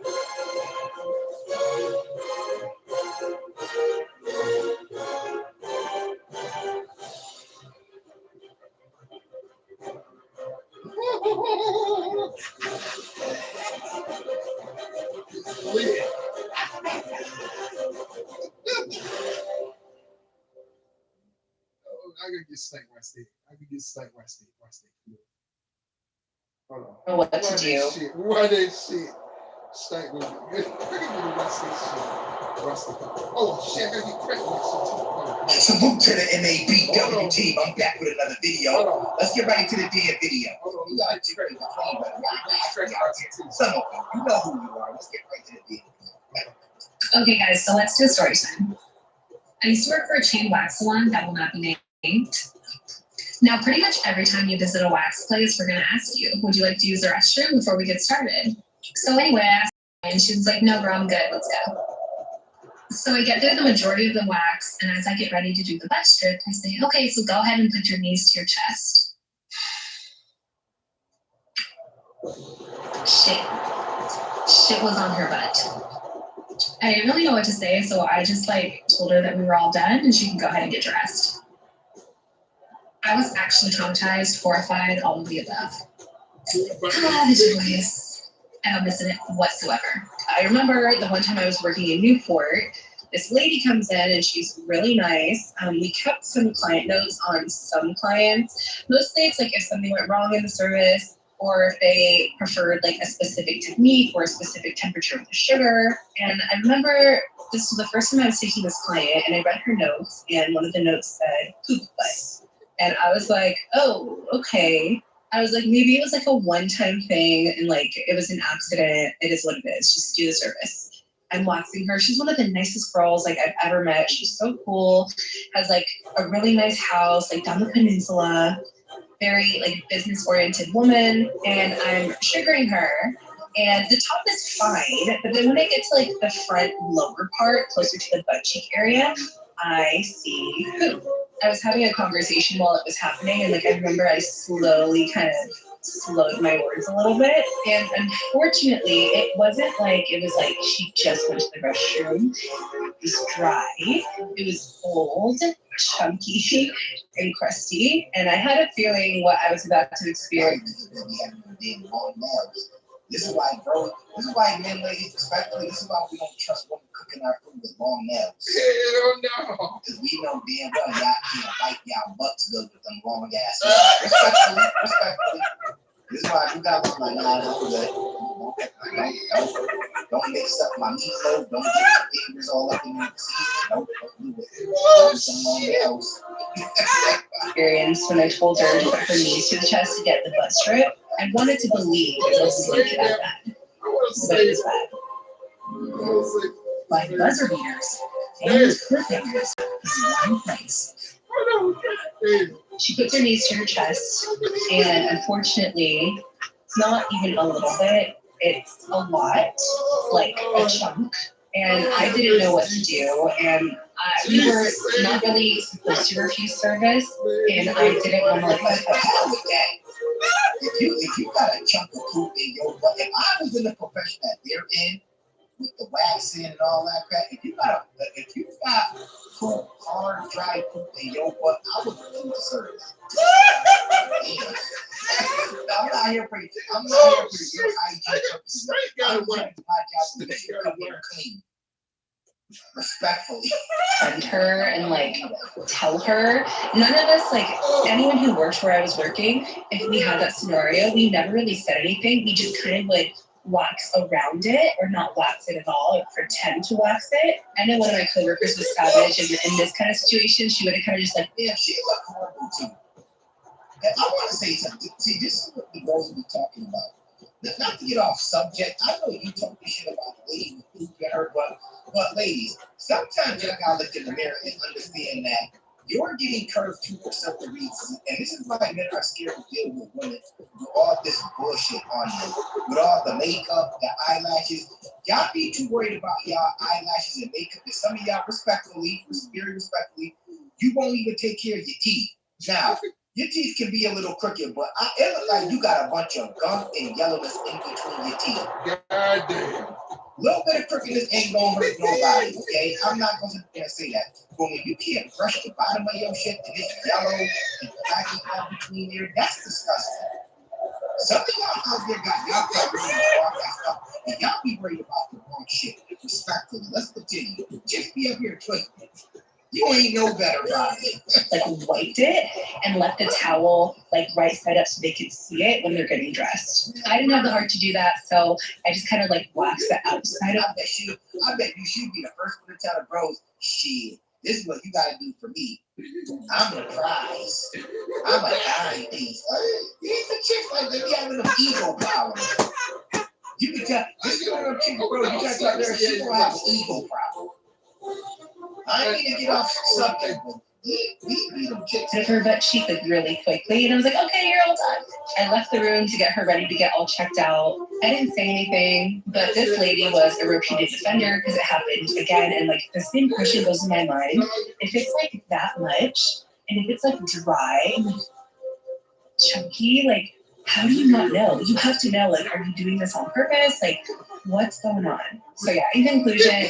So people that, if a client comes in, this is anybody that does wax to ladies or men. If a client come in, your business with ass chock full of shit, you can't refuse to do that. You can't refuse that. Wouldn't that be like? I don't know. Like, I'm gonna assume that the ladies watching NABW channel, I'm gonna assume that you take a bath or a shower before you go to a wax appointment. Okay? Oh shit. For the most part. Anytime I've dealt with any women, anytime they go before they go to a wax appointment, they're like, I gotta shower up, I got a wax appointment today. But all in all, if somebody comes into your business and their ass is chock full of shit, you can't deny them service. I would be getting sued out here, I guess. And please just always be courteous of your waxer. Some have the heart to tell you what's going on. Some of us do not. I was waxing a man. Actually, our experience was pretty good until I got to the butt side. What did you be waxing this?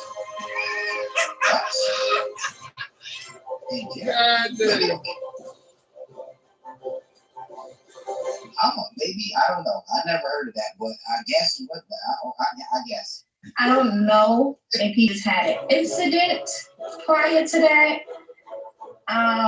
If he just came from the bathroom, I don't know what it was. But as soon as I went to, because you have to spread the cheeks to wax the man bottom. Went to go do that, it was nothing but shit. Everything. Respectfully, that's the LGBTQ brand. And sometimes we get that, that whole opened up there. I'm gonna assume that it may be a shitty situation. Respectfully. God damn. Okay. And it wasn't like little piece here, little piece there. It was like yellow all over. Like he didn't even wipe his ass. And it was a lot of. Sorry, NABWT, if y'all eating this right now, I'm sorry, NABWT, if y'all watching this right now or eating lunch or breakfast right now, I'm sorry. But that shit is disgusting. So if you're eating breakfast or lunch right now, just pause this shit and, most likely breakfast because it's early morning. So just pause this, finish your breakfast, and then come back to the side. Break into cybersecurity but don't have experience? The Google Cybersecurity Certificate uses real-world scenarios to teach you tech. had a client come in, and this was so crazy because I couldn't believe like that this even happened. Client in particular came in after 6 weeks of from having her baby, and she came in and brought her newborn, 6 weeks old, to come get waxed because she was that pressed to get waxed. So I told her to clean her off, and of course she had a blood. She got waxed after having a baby 6 weeks ago. God damn. Some of this shit just sounds disgusting, man. Like, your men don't even want to look at that thing after 6 weeks after seeing the baby come up out of there. Y'all feel comfortable? Not all. The woman that did go, she felt comfortable going to get waxed. He said it terrible. Hold on, wait. She had to get done waxed, you know, in 6 weeks because of her baby, or probably longer than that because she had a bush. I mean, wow, a goddamn.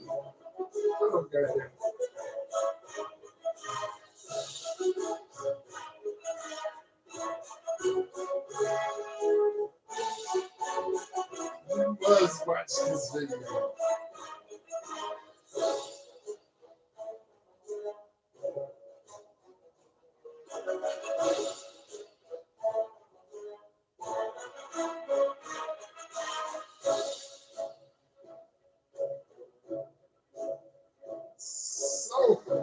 So funny, lit about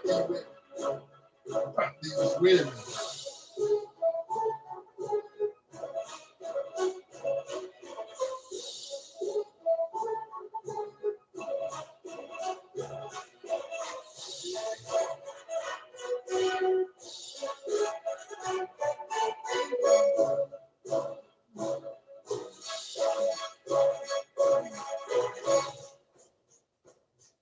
Bug.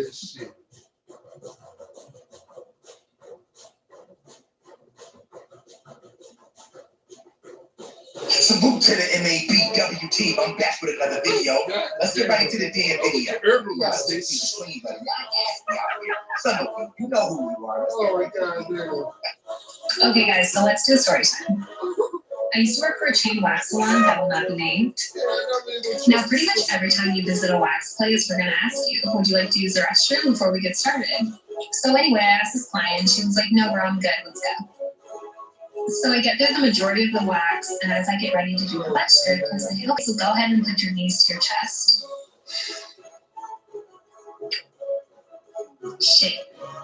Shit was on her butt. I didn't really know what to say, so I just told her that we were all done and she can go ahead and get dressed. I was actually traumatized, horrified, all of the above. The joys. I don't miss it whatsoever. I remember the one time I was working in Newport, this lady comes in and she's really nice. We kept some client notes on some clients. Mostly it's like if something went wrong in the service, or if they preferred like a specific technique or a specific temperature of the sugar. And I remember this was the first time I was taking this client, and I read her notes, and one of the notes said poop butt. And I was like, oh, okay. I was like, maybe it was like a one-time thing and like it was an accident. It is what it is. Just do the service. I'm waxing her. She's one of the nicest girls like I've ever met. She's so cool. Has like a really nice house like down the peninsula. Very like business-oriented woman. And I'm sugaring her. And the top is fine, but then when I get to like the front lower part, closer to the butt cheek area, I see poop.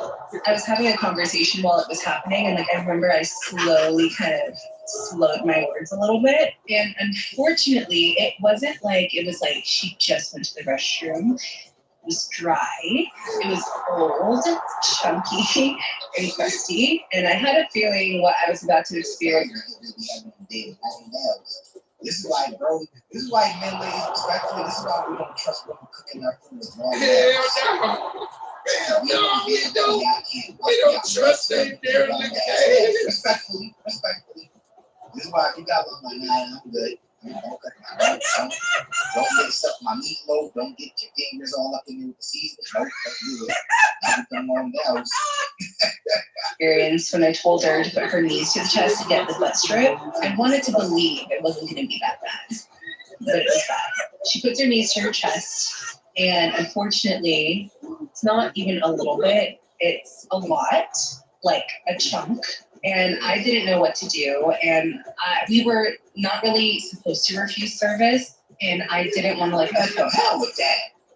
If you got a chunk of poop in your butt, if I was in the profession that they're in, with the waxing and all that crap, if you got poop, hard, dry poop in your butt, I would refuse the service. You damn.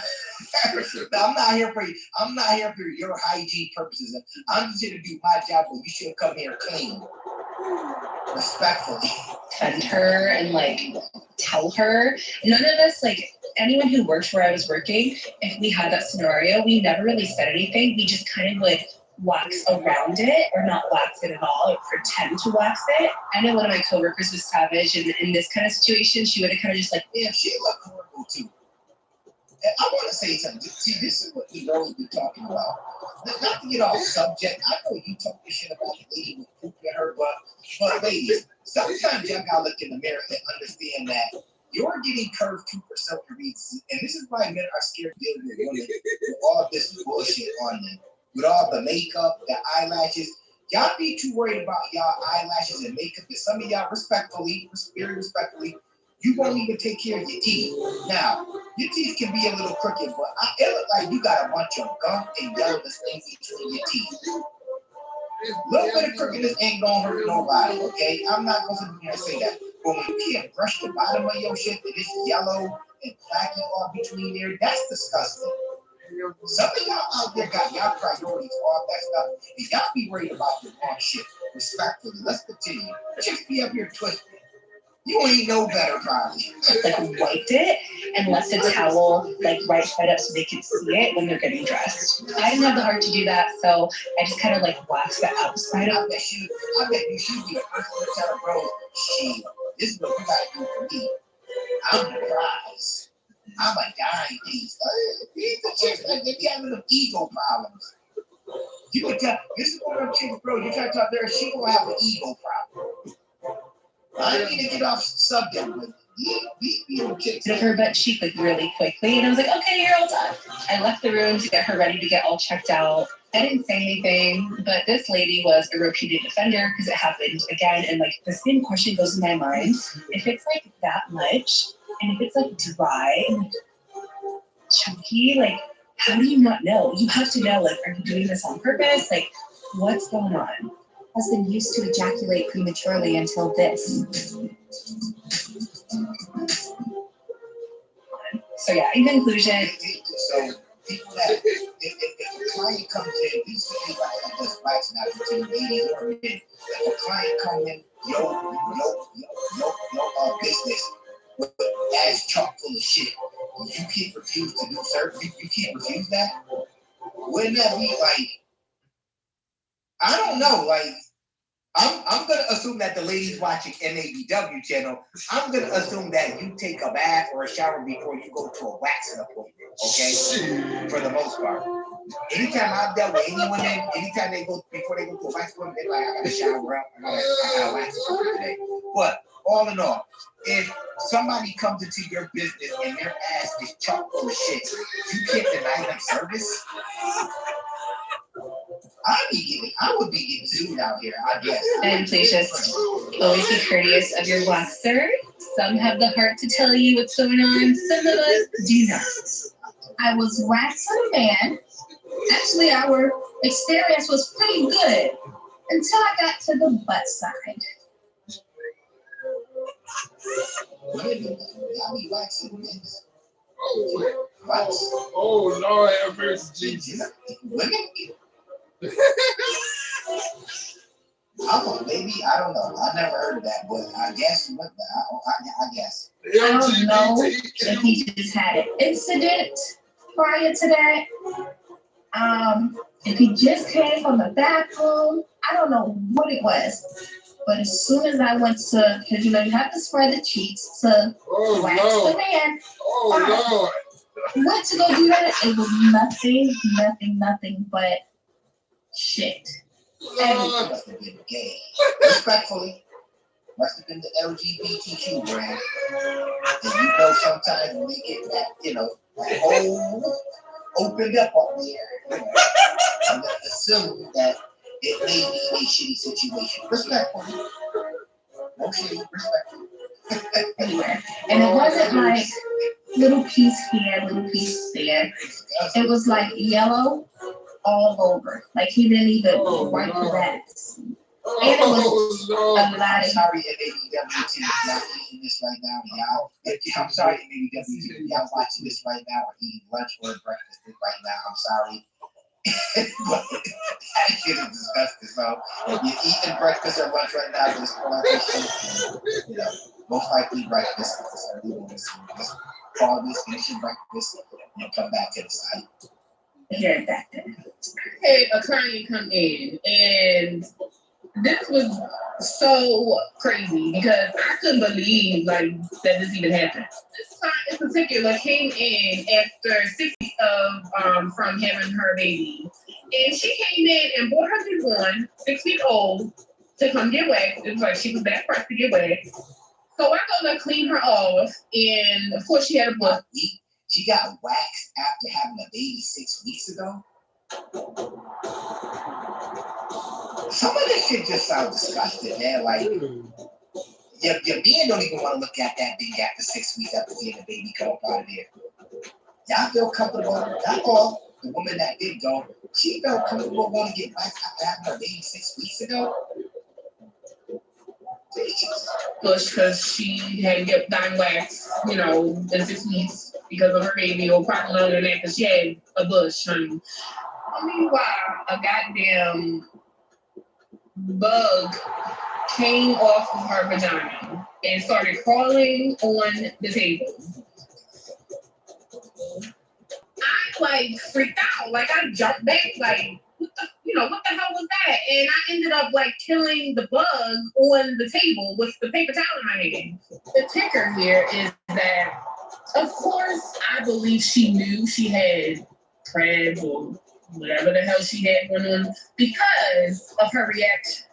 She just looked at me and just stared. She didn't say, you know, your natural reaction is you see somebody jump, you like, what is it? What do you see? What's wrong? You asking questions, right? She didn't do none of that. She just stared at me. So I'm like, oh, you knew? Of course you probably knew. Like, so my theory about this is you thought to come and get waxed over you going to your doctor to figure out what the hell you have going on down there. So she thought getting the hair off was the answer.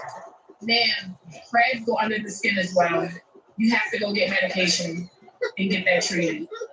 Getting your hair off is not the answer. I used to work for a chain for 3 years, and this is one of the stories of when I could never hearing this shit, I could never, ever in my life do that type of job. I don't care how much money is in that profession. Whoa. What's that? I just built a budgeting app in base 24. Guys, you just built an app. I don't care. You know what? Kudos to the Asians out there. Y'all can tolerate a lot of shit. Y'all can. From waxing some of these nasty motherfuckers to doing their feet. Like, kudos to y'all, respectfully. Real shit. Kudos to y'all, absolutely. I couldn't do it. Touching nasty feet and waxing skin with the JJs all day. I couldn't do it. They be making their money though. And if you don't pay them Asians, they'll beat your ass to them. They'll all come together to beat your ass and try to walk out on them. Asians don't care if they did the job wrong. You still gonna pay. They gonna lock them doors. Y'all think I'm bullshitting. You can't. You gonna pay them. You gonna pay them in any situation. They can fuck up your order, your food, whatever it may be. You still gotta pay them. If they gave you the wrong order and you said, I don't care if you drove 30 miles out because it's the best Asian place. If you had a pickup order, you go back home and they found out and then they find out that they messed it up and you call them and tell them that, they're like, okay, just bring the order back. Well, I ain't driving 30 miles back to there. Okay, bring it back 2 days later. Like, y'all want me to hold the food for 2 days to bring it back to you to fucking just get a refund or switch out my just credit me. Because you know some places like they'll credit you like, okay, we messed up, that's our bad, no credit. Asian shit. That's going to do it here in the studio, but don't worry, we'll be keeping your finger on the pulse of everything that's going on everywhere else across the country.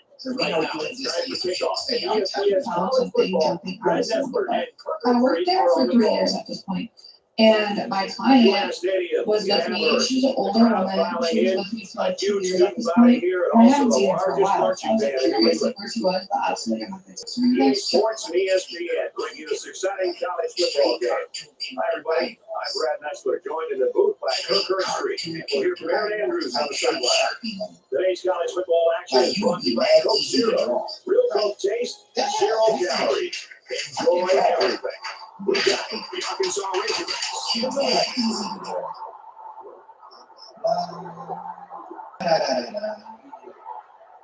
Easy as fuck to hurt. Hold on, baby, deputy. You still need another way out of I got you. Read the nose. Eyeballs here. Right there, blah, blah. She mad easy. She thought she was just that easy. Let me see. Blah, blah. Me. Zero. Real Coke taste, 0 calories. Enjoy everything. Black here. I just make it like quick for y'all because I know MABWT y'all got work to do, but she's like literally easy as hell to draw. That's how she looks. I get a little bit more curly here. I ain't gonna work dirty like that. She easy as fuck to draw. Real shit, no fun. So, okay, we're gonna like one day she just like pictures with me, and like she came in and was like, "You know, we're tired, things are wrong," and I could tell like something happened and like she was like scared. And for Roy, he ended up with 2 touchdown runs in the game. Meanwhile, the Spartans roll into this one ranked 8th in the land. This one was tight.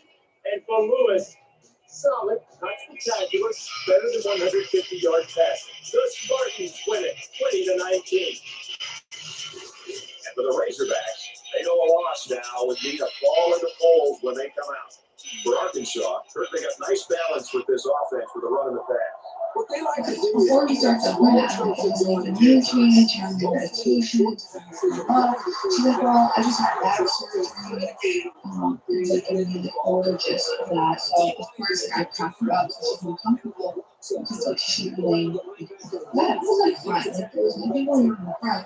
Just a regular smear design. We're just talking about life.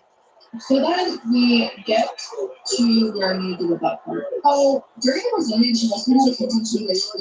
It's really hard for her to like clench herself thoroughly, which I totally understand. Just I appreciate the honesty. I'll just put her on her stomach, and I'm just gonna like try up in butt cheek so I can get that in between. You get all your freaking hair boots straight, like yeah, flip her on her stomach. But then as soon as I put them on the butt cheeks.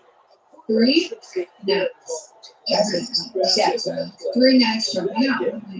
How y'all got gnats and all this stuff jumping out of y'all with JJ, man? Dude, y'all better know who y'all be messing with. You ain't gnats in your JJ?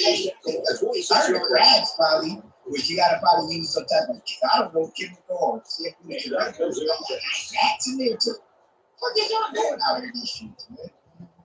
Experience dingleberries, you experience stuff in the butt, but never in my life have I experienced what I believe to be gnats jumping off. So where was the training for that one?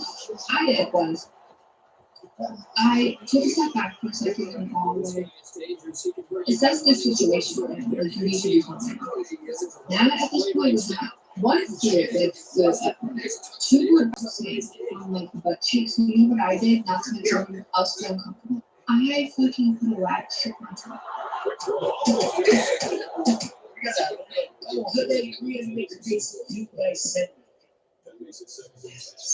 I did.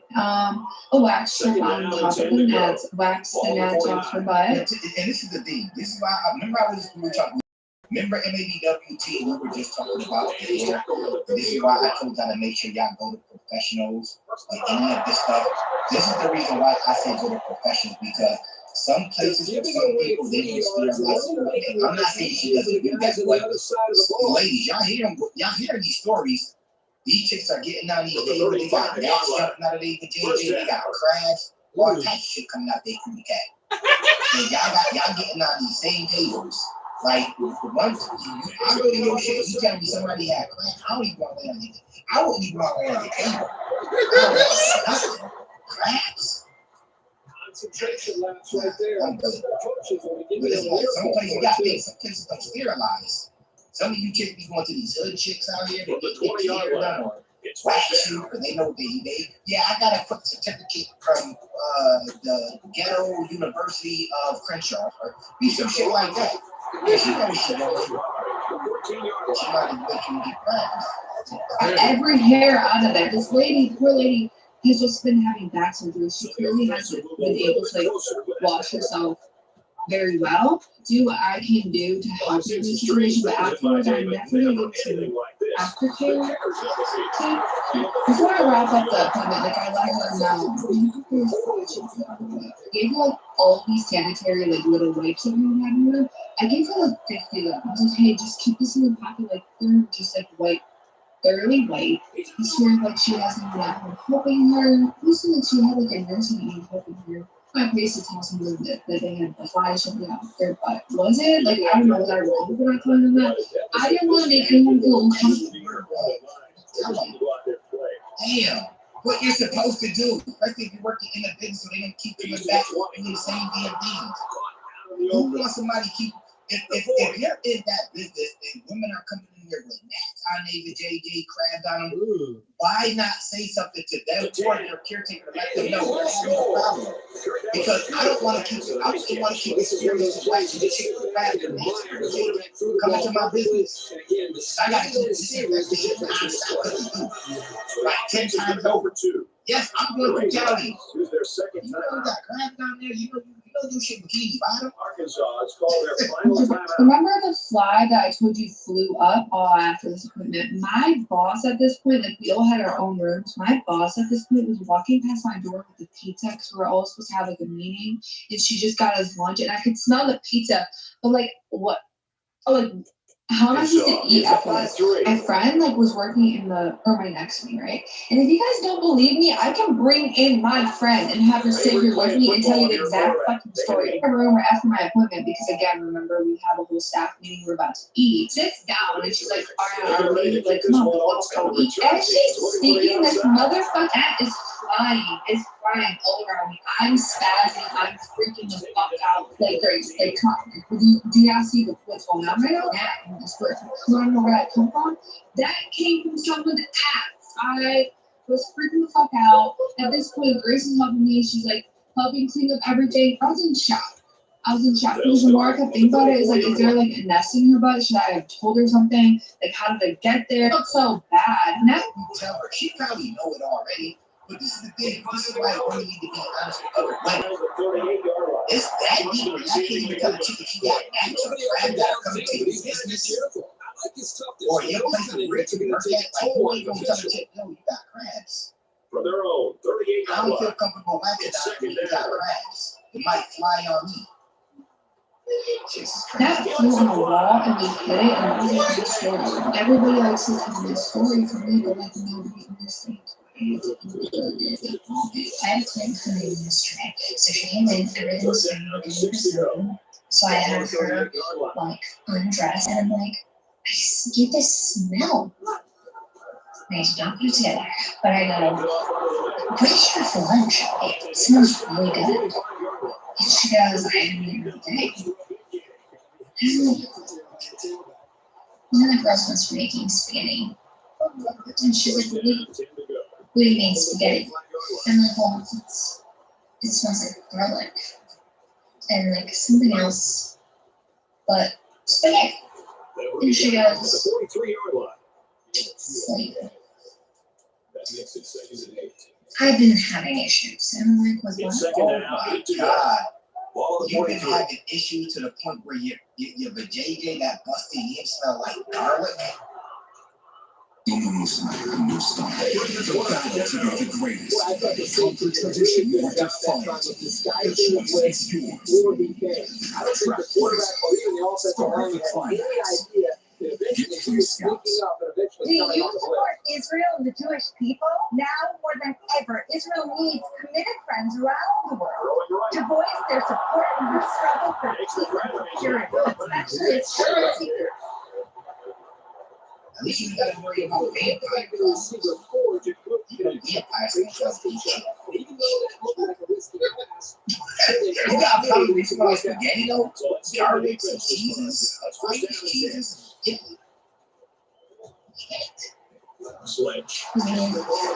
With what channels I contamination with yes. Okay. Look, fellas. You want to be having probably the UTI, bacterial infections, or yeast infections, all types of infections.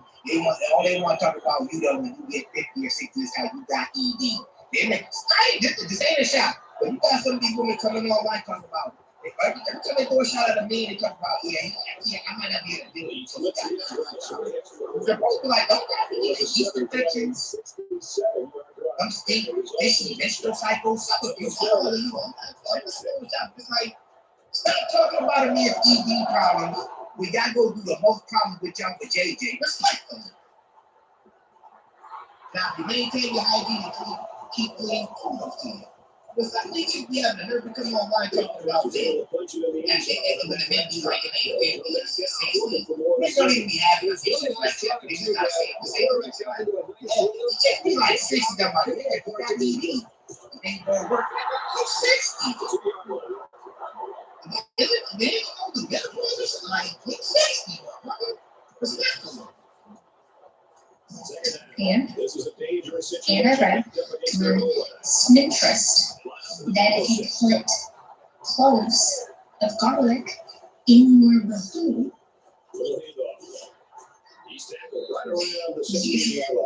it kills the bacterial infection that's causing the UTI. Now, I was like, yes. Put garlic in your penis to kill the UTI. Give me y'all some knowledge here, don't. Around with a penis full of garlic. Don't tell me your clothes stuff and your sushi sandwich right now. And what I'm smelling is that.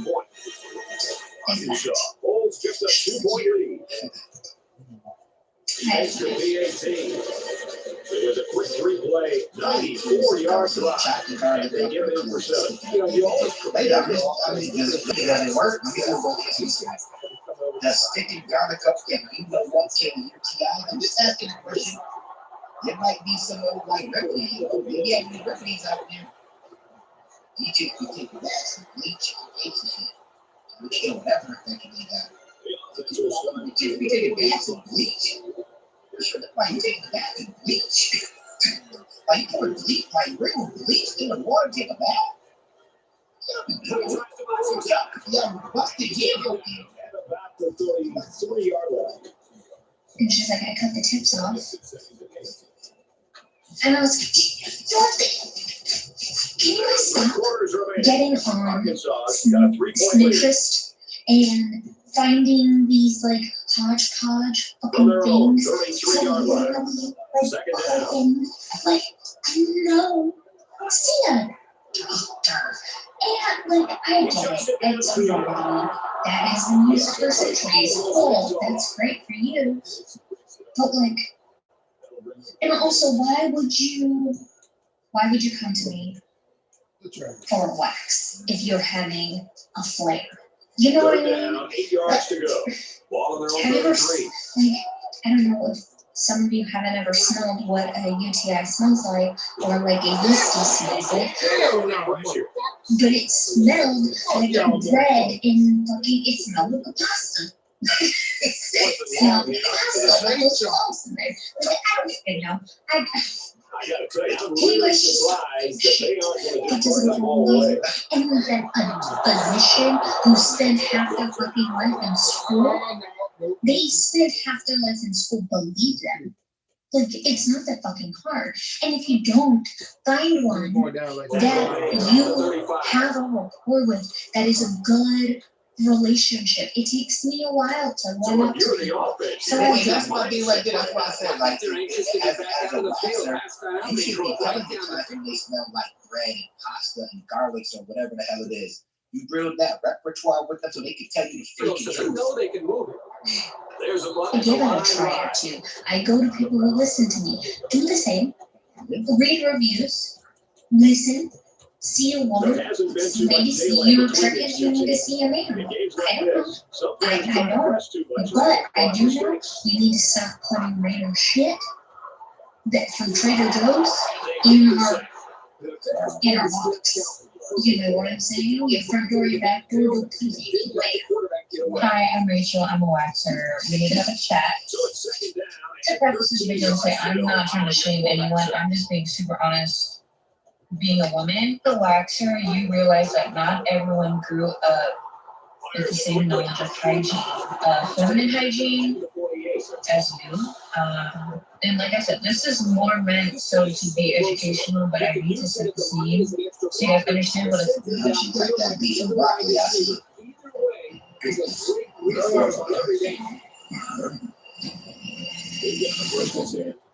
All on the 48-yard line. She probably one of them ages I'm talking about that'll beat your ass if you don't pay her. She'll do your nails. You got some black chicks be respectful. Not all, but some. I know y'all know damn well y'all nails be good.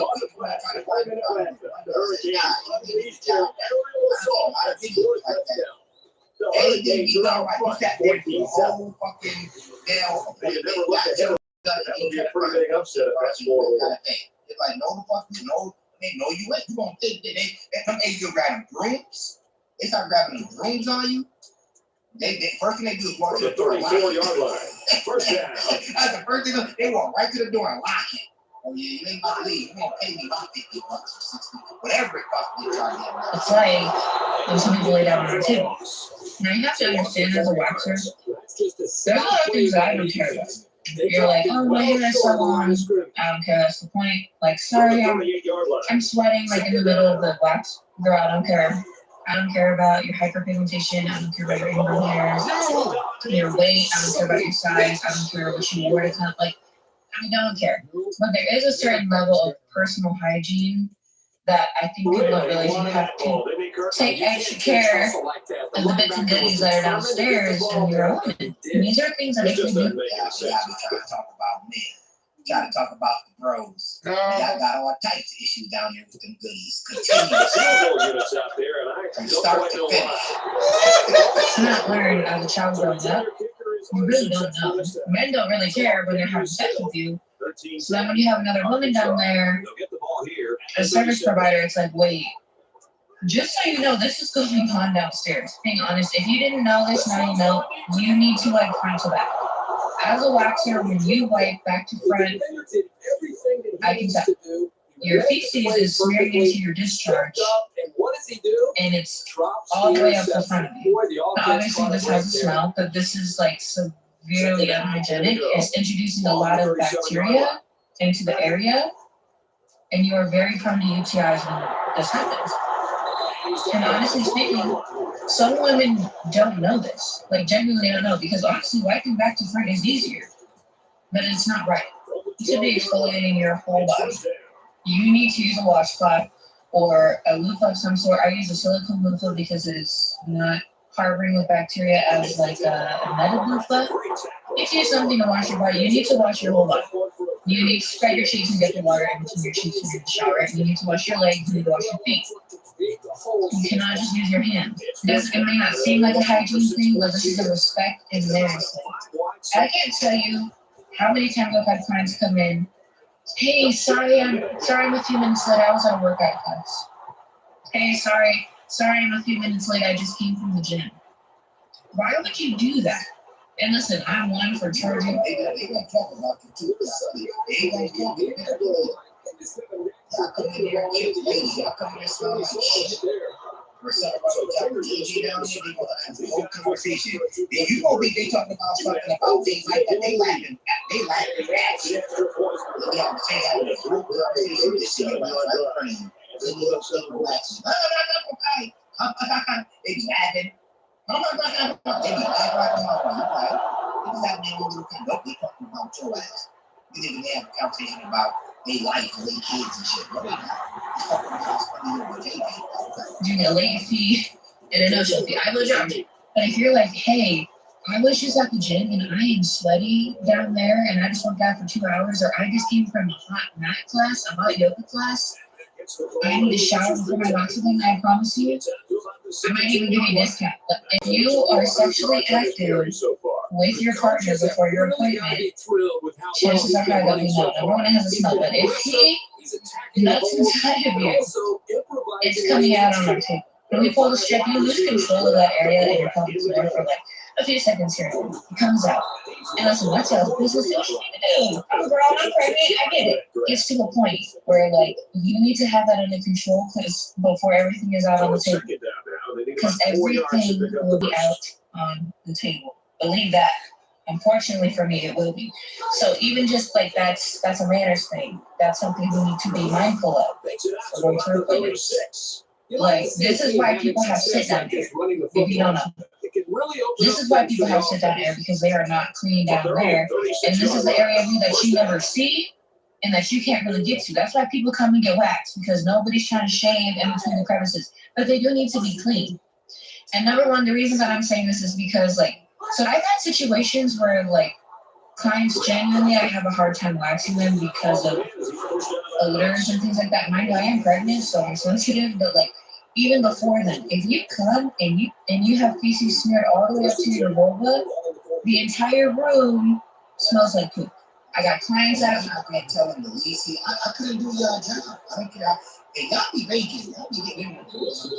You couldn't do it though. If you stink, it's over. Like, I don't care. If you stink, it's game, it's over. Dude, even if it comes to like y'all getting up, if you think you sick, yo, you might want to finish up. I know some girls be fighting good, but don't mess with them no more. I'm be doing that. I'm getting the fuck thing you used to. As soon as you put on the penny, this stuff is not. Nah, this ain't gonna work. Yeah, you're the reason I have ED. NABW. You stink. You smell like a lobster. It's shrimp and scallops. You smell like the fried seafood, not the broiled. The one that the fried that got that oil that you can tell when oil and seafood been mixed together. You smell like the fried seafood platter, man. After you, but now I'm running late because I'm trying to air out the room. Like, mind you, I'm face first in your crotch.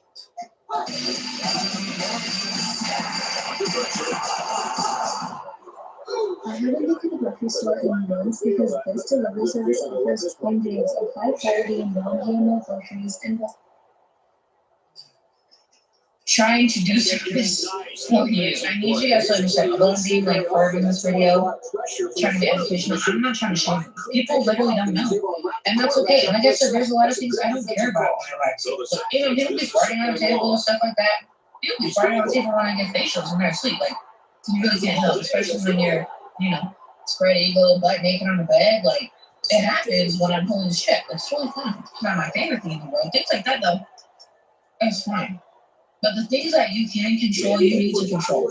And not just because you can wax. You need to control these things because this is your body and your health. Especially if you are someone that is sexually active and has a sexual partner, man, woman, whoever. And, check yourselves. I would say it's a small percentage of women watching this video that have ever taken a mirror or their phone and gone like this. Listen, it's not always a precise. It's not. And really look at yourself. You should not have toilet paper crumbs that have been in your lips for a few days. And the first time they're getting out is when I'm waxing them out. There was a time that I thought a client had a tampon. Bro, when they ever talk about you got little or you got ED, say, here's a list of things that you got. Alright? Show them this video to the bros out there. Anytime these men want to walk around about me, You got a little, yeah, you got this whole list of shit that's to come if you don't have it already. Which is totally fine. I watch Crimes on the Period all the time. I just tell them I do prefer that. I'm learning a lot today. I didn't know what they interception there. Well, you know the quarterback is kicking himself for that one. He just made the wrong read. You wear a tampon, I don't want you to free bleed off the table. If I should have a tampon, I go to move the string because I'm trying to get this side. It's toilet paper that has been wadded up so far into her lips that it looked like a tampon. But like, there's just so many things that if I were to tell you, you would be like, why would you do that? And you would be surprised that it happens as often as it does. It's telling you be mindful when you're going into these services. But beyond the fact that it's for the services, this is your health. Things build up, things accumulate, bacteria harbors, bacteria loves moisture, bacteria loves heat, bacteria loves confined spaces. Like everything that has to do with a woman's female anatomy, bacteria loves that. Even on your best day, your body is still fighting those things out. So give yourself a fighting chance, take care of yourself, clean yourself, take your time. It's part of loving yourself and it is self-care. I don't want to see anyone spending hundreds and thousands of dollars on their face and you haven't washed your genitals in a few weeks. Let's stop the damn video right there. Smart, heady play by that defender. That was solid fundamental passing. Taking care of downstairs. I worry about everything else that's happening downstairs. Let's remember 25. With this. Anyways, that's my video for today. If you like the video, of course, comment, like, and subscribe. It ain't cost you to be a thing. I'm gonna holler back at y'all later. Peace. Do you want to watch anime for free on your phone? Let me guide you. Play there, but they picked up some big yards. From their own 36-yard So line. to the NAPW team, I'm back with another video. There will be a link in the description section for this video if y'all want to watch it without my commentary. This is a great video that I think both black men and black women need to watch. It's all about hair loss and protecting your crown. Let's get right into the video. Did you think it's more about it's like hair loss, the hair damage, scalp loss? The global pandemic has shifted us to a whole different dispensation of time when it comes to hair. So let's just go there for a moment. Let's talk about the epidemic and the pandemic. So we know that an epidemic can be something that's localized, statewide or nationwide. But when you talk about a pandemic, that's global. Now I'm taking you back to Africa. When did you ever see Africa in the world news? It was never heard of. That means period. Until now you're saying African women who are wearing weaves, well, they obviously into the all of it. And so now when you look at the hair factory up in Maryland, the hair factory, Google that one, the hair factory. The hair factory. They're open 24/7, 7 days a week. African women who are braiding hair day and night. It's run like an assembly line. We have 3 girls working on one lady that turns those braids out in a couple of hours. When one cosmetologist or a braider was doing it here, it takes them all day to braid somebody's hair. They're standing there twisting all day long and all night long. They're having like they're doing protective styles, right? Well, okay, now that's another myth. See, I came to tell you the truth. So there's no such thing as protective style. I know I'm kidding to you. But there's no such thing as protective style. What do you protect?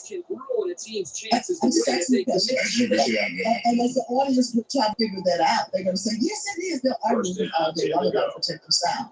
So I always say, what are you protecting?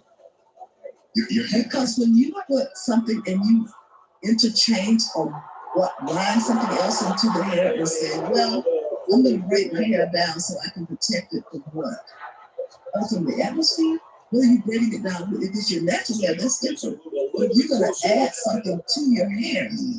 And you think about the fiber and the chemicals that this synthetic hair is made of. What are you protecting? Because when you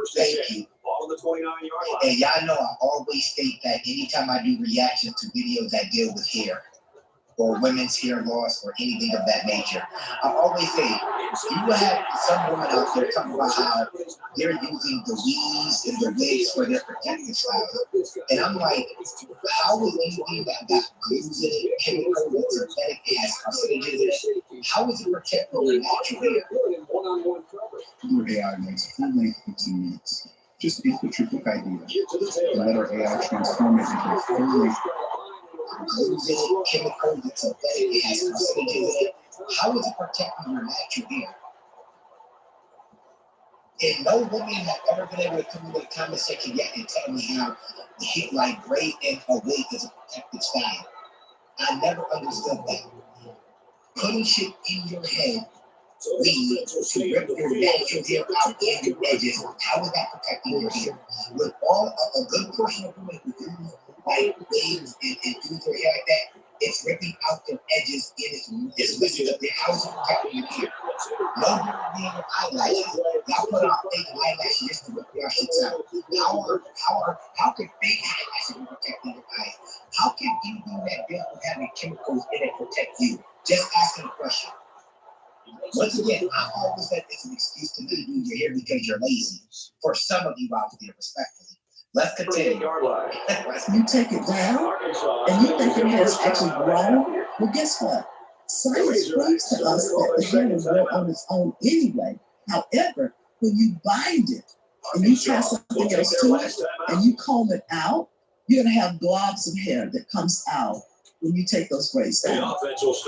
Your hair goes with bad hair when you do that. Here's the thing. On a normal level, we shed 60 to 80 strands of hair a day. That's normal. If you bind your hair, how are you going to shed the hair? That should come off every day.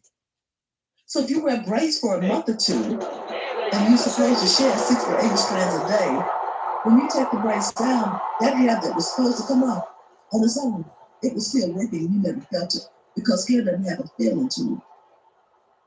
I know I'm saying some stuff that you have no feeling to this at all. Now you can feel your scalp because it has sensory nerves there, right? But you can't. Oh yeah, I love it. All my stuff, right? But this itself is dead once it presses through the scalp. It's dead. So this has no feelings. Oh, so when your hair, this strand here is dead. Comes through the scalp. Yeah, after it burst through the womb. It's no longer alive. This is not alive. This is dead. What is living? I know this is all science-based evidence. What's living is the root of the follicle. That's living because blood flow is going into there. The blood don't flow have no problem. You can have that, but I call it. It's in my textbook. But blood don't flow have no problem. So when it presses through, it comes through the scalp itself. Now this is dead. It has no feelings. That's why they do those PRPs. Well, that PRP is just for treatment. Plasma-rich. Platelet-rich plasma. Platelet-rich plasma. That's like putting new cells back in. So that's for that purpose to help regrow hair. Now that is your own blood in your cells that came from your own blood. That's something different. It's wonderful what that does for the hair, by the way. So let's kind of stay on topic here because you want to know about these protective styles. So I'm telling you now that hair that sheds, that you should shed, when you take it down, it's going to come off. And guess what? Because what dead hair was tied up into all of that new hair that was trying to push through, with the power and the force that comes off of that, it also pulls some of the new hair. And so a lady can grow hair because it grows on its own, or a man, it grows on its own. But you're definitely going to have some shedding and some scalp issues too if you don't keep your scalp clean. Keep your scalp clean. You got to. You got to. Do you take a shower every day? Yeah. You take a shower, you brush your teeth every day. Okay, so why don't we have a hair checkup? Why don't we do that? Why don't we keep our scalp sanitized? Why don't we keep our scalp clean? Why don't we exfoliate our scalp? We should. Exfoliate your scalp. Just like you exfoliate your face, scalp is skin. Scalp is skin. So this is how we're dealing with all of these issues where people have hair loss disorders, scalp disorders of the scalp. Seborrheic dermatitis, we kind of talked about before we started. These things can also come from that, poor healthy scalp environments. Seborrheic can also come from sickness, it can come from medications. products that are high in alkaline acidic products can also contribute to that. And we have a lot of parabens and sulfites in a lot of our shampoos and conditioners, and we got to do away with that and get back to the real deal where you don't have the parabens and sulfates, I think she meant to say, if I'm correct. Make sure those aren't in your shampoos, people, for any of you that are dealing with hair loss and don't want any more. Okay? I tell people this sometimes. I don't know if I have to let it, but me, I literally wash my hair with just water. And I'll use shampoo like what? This is just me. I'll use shampoo like once a month, but I wash my hair. When I take a shower every day, just natural water.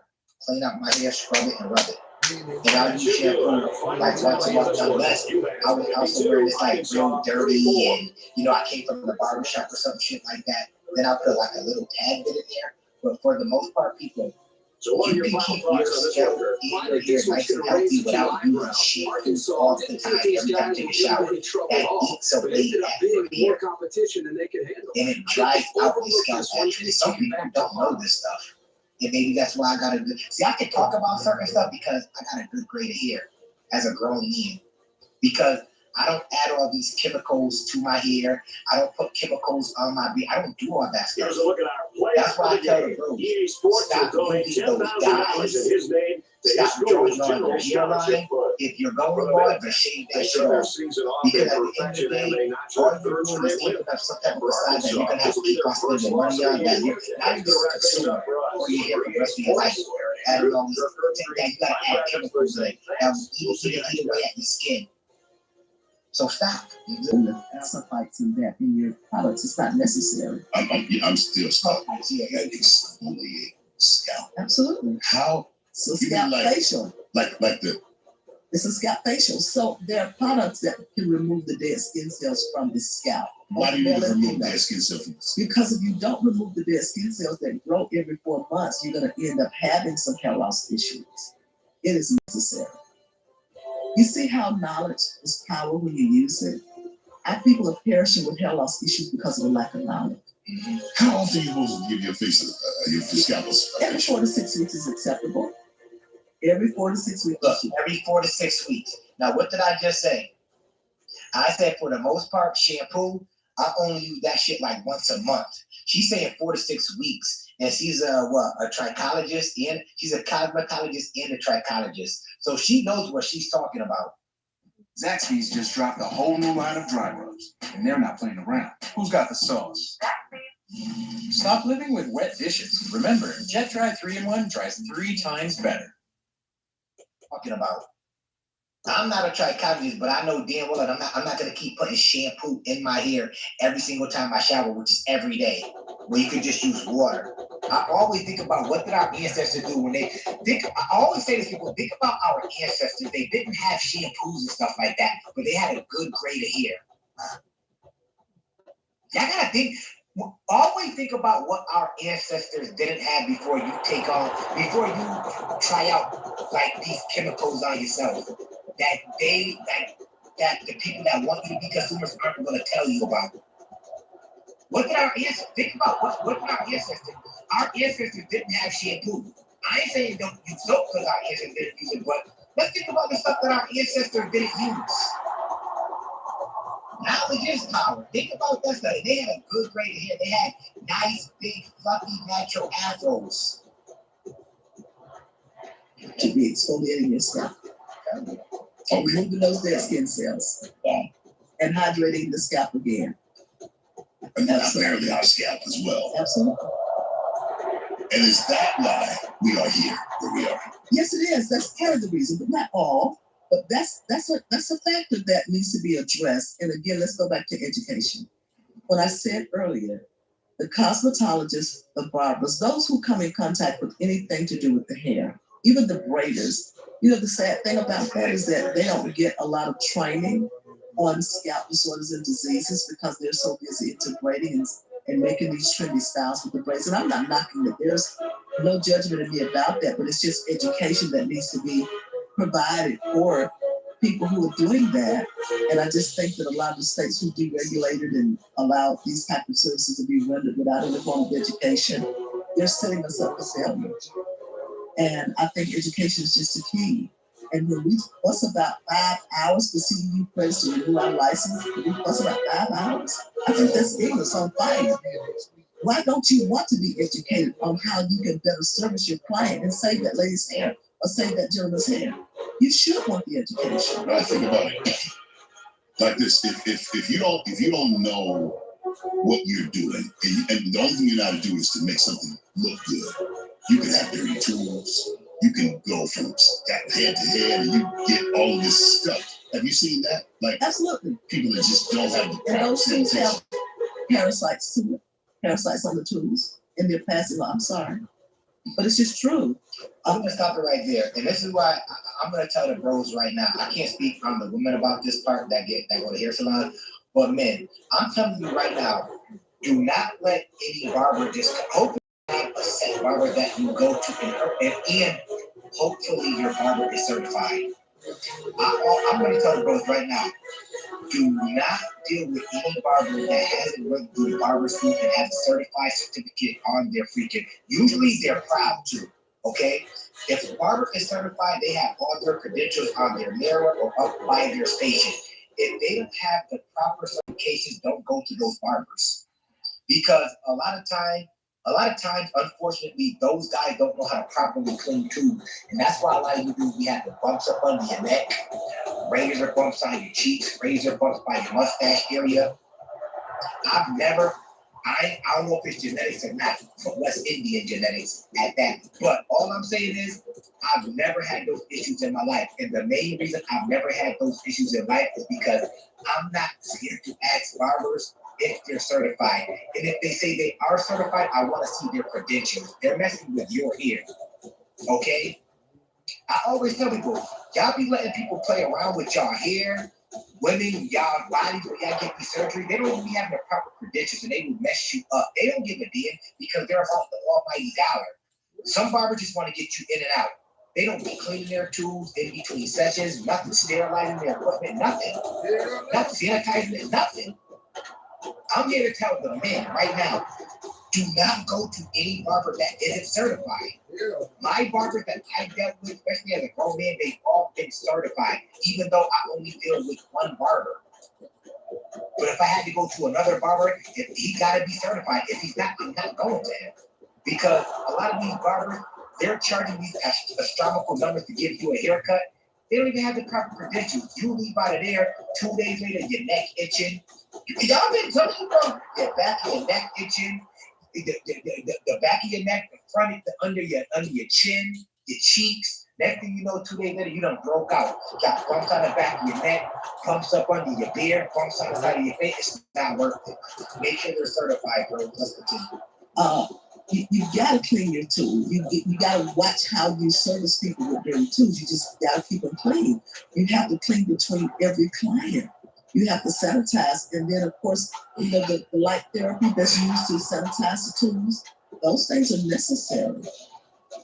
That's the difference in a trichology clinic, because we're big on sanitation. Big on sanitation. So people, I'm gonna get away from this, but the idea that I only was really concerned about, can you cut hair? Yeah. I don't care if you got a license or you don't have a license. Personally, I didn't care. And a lot of men don't. They worried about, I just need a cut. You support Israel and the Jewish people? Now more than ever, Israel needs committed friends around. Men, care. It's your hair. I'm telling you right now, care. It's your hair. It's your dollar that you're getting. You're paying for a service, but at the end of the day, you don't want a shitty service. A shitty service to me is if I leave and my neck is itching and my beard is itching in my neck and I break out a day or two later, because those barbers aren't going to do anything to make you whole again. Once that shit starts happening, now you can't get a cut for about possibly a couple of weeks to a month, because you can't keep having clippers go over those bumpy, infected areas, or it's just going to make it worse and worse and worse. I've seen so many dudes that have come in the barbershop with nasty crunch bars on their neck, and you be looking at them getting shaved, and it's like, it like it hurt. It looked like the clip was hurt going over them bumps. Can you cut hair? Are you good at it? But you can probably cut hair, but I might have had an afro if I just would have went to the right barber. I don't know. But the barber had any form of education around what to do for your scalp and you as a person from a holistic approach, then you would have been a lot better off. I really do now, and I'm not being arrogant when I say this. I possess both licenses. I've been a master barber since '97. I had a barber college. That was the first barber school I opened. The first school I opened was a barber school. I did that because I came home one day and my son was on the back porch cutting boys and making his hair. And I'm like, what are you doing? And he basically learned how to cut on his own. He just wanted to make some extra money. And he was cutting these guys' hair. And I'm saying, oh my God, this kid has talent. Okay. He didn't want to go to college. But guess what? He went to barbering school. He's making more money than the average person I know. So you was like, I'm going to train you? I started school some years later. He was in 12th grade when I started school. And I demanded that he go to school his last senior year so he would learn how to do something with his hands. He cried the whole year, but he went through barbering school. Mom, salute to her. Let's give her a 5 second. Let's give that lady her flowers. Her son didn't want to go to college. She knew that man had a skill. She opened up a barbering school and sent herself to her own barbering school. And now he makes more than the average person she knows. Salute to that mom for doing. Let's give her her flowers. Salute to you. Ended up getting his master barber license, so he's been a master barber now for 30 years. So you see, it came in handy. And him knowing how to do that, he's been able to make a living for himself. But again, training the barber differently and telling barbers now, you need to go back to school, go to trichology school, and do barberology. Never heard that word. Barberology. Learn the science behind barbering. Learn the science behind what to do from a holistic standpoint with your male clients and your female clients too. Learn the science of that. It's more than what you learn in barbering school, how to cut and how to do a beard. And by the way, in our conference, we have a gentleman who's doing the male weave. Do you know men are getting into weaves now themselves? Like what you mean? Guys who are bald are now wearing weaves. Oh, you mean like the toupee? Yeah, but it's not called a toupee anymore. What's it called? It's called a weave. It's called the male weave. So you said I can have a Caesar cut with a fade and some waves? Absolutely. You can get a male weave. It looked so natural you wouldn't even know that the guy's wearing it. It looked so natural. Until you get raining outside. Yeah, no. It stays just like a woman. It looks just as good as some of the ladies that are wearing weaves. I'm uncomfortable with that. I mean, it's got to smell. Me too, bro. Trust me. Never. If this starts going away, it's over. I'm just cutting it off. Men, like, I usually try to say that most men, you should be comfortable shaving your eye. Like, ain't no way in hell I'm wearing weave. I'm not doing it. When it's time for my good old hair to go, it's over. Once that time comes, if it comes. Because you are a man, you're a man, but listen, men are wearing that because they are having a problem with being ashamed of their hair loss, just like a woman. Think about it. Some men have a problem with that. Yeah. You decide to just shave yours and just be through with it, but every man is not going to do that. And when you talk about the edges, 9 times out of 10, now let's just kind of go there for a moment. I've been very compassionate about this whole thing, and I will remain compassionate, but I want to speak truth to power. So you're coming for the edges? I'm coming for the edges at this point, and I want to talk about what we need to stop doing as women. That's so critical. I am 70 years old, and I still have edges. I'm a brag. Bragging rights, right? 70. So I'm giving her flowers. I don't give a damn. You gotta stop buying generic Viagra if y'all over 40. You can get 9 pills of 100 milligram generic Viagra for just $7. I'm giving her flowers. I don't give a damn. Wait salute.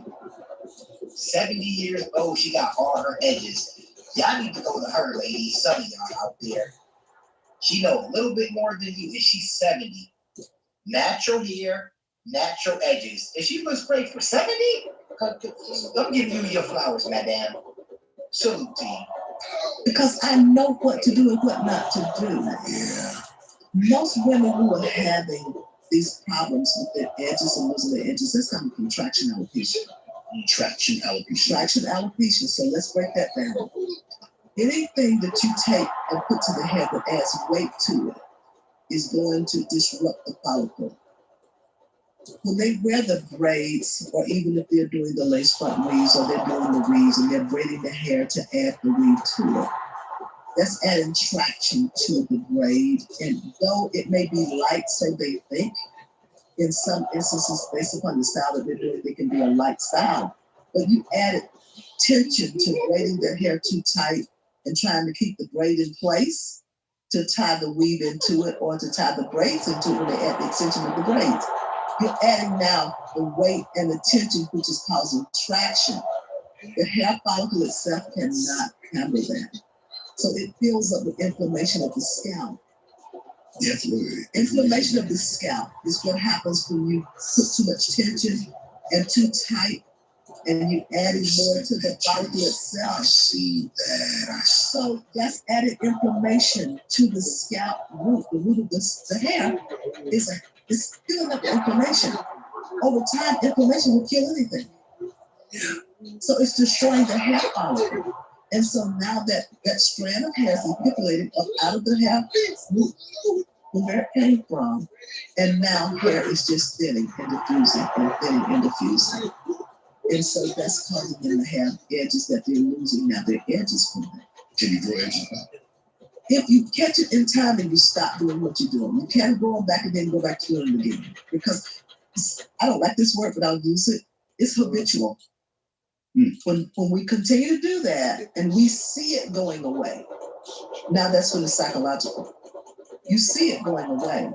I tell women with certain styles that they're wearing, whether it's braids, and I don't want to get in trouble with sister locks because they're beautiful, they're natural.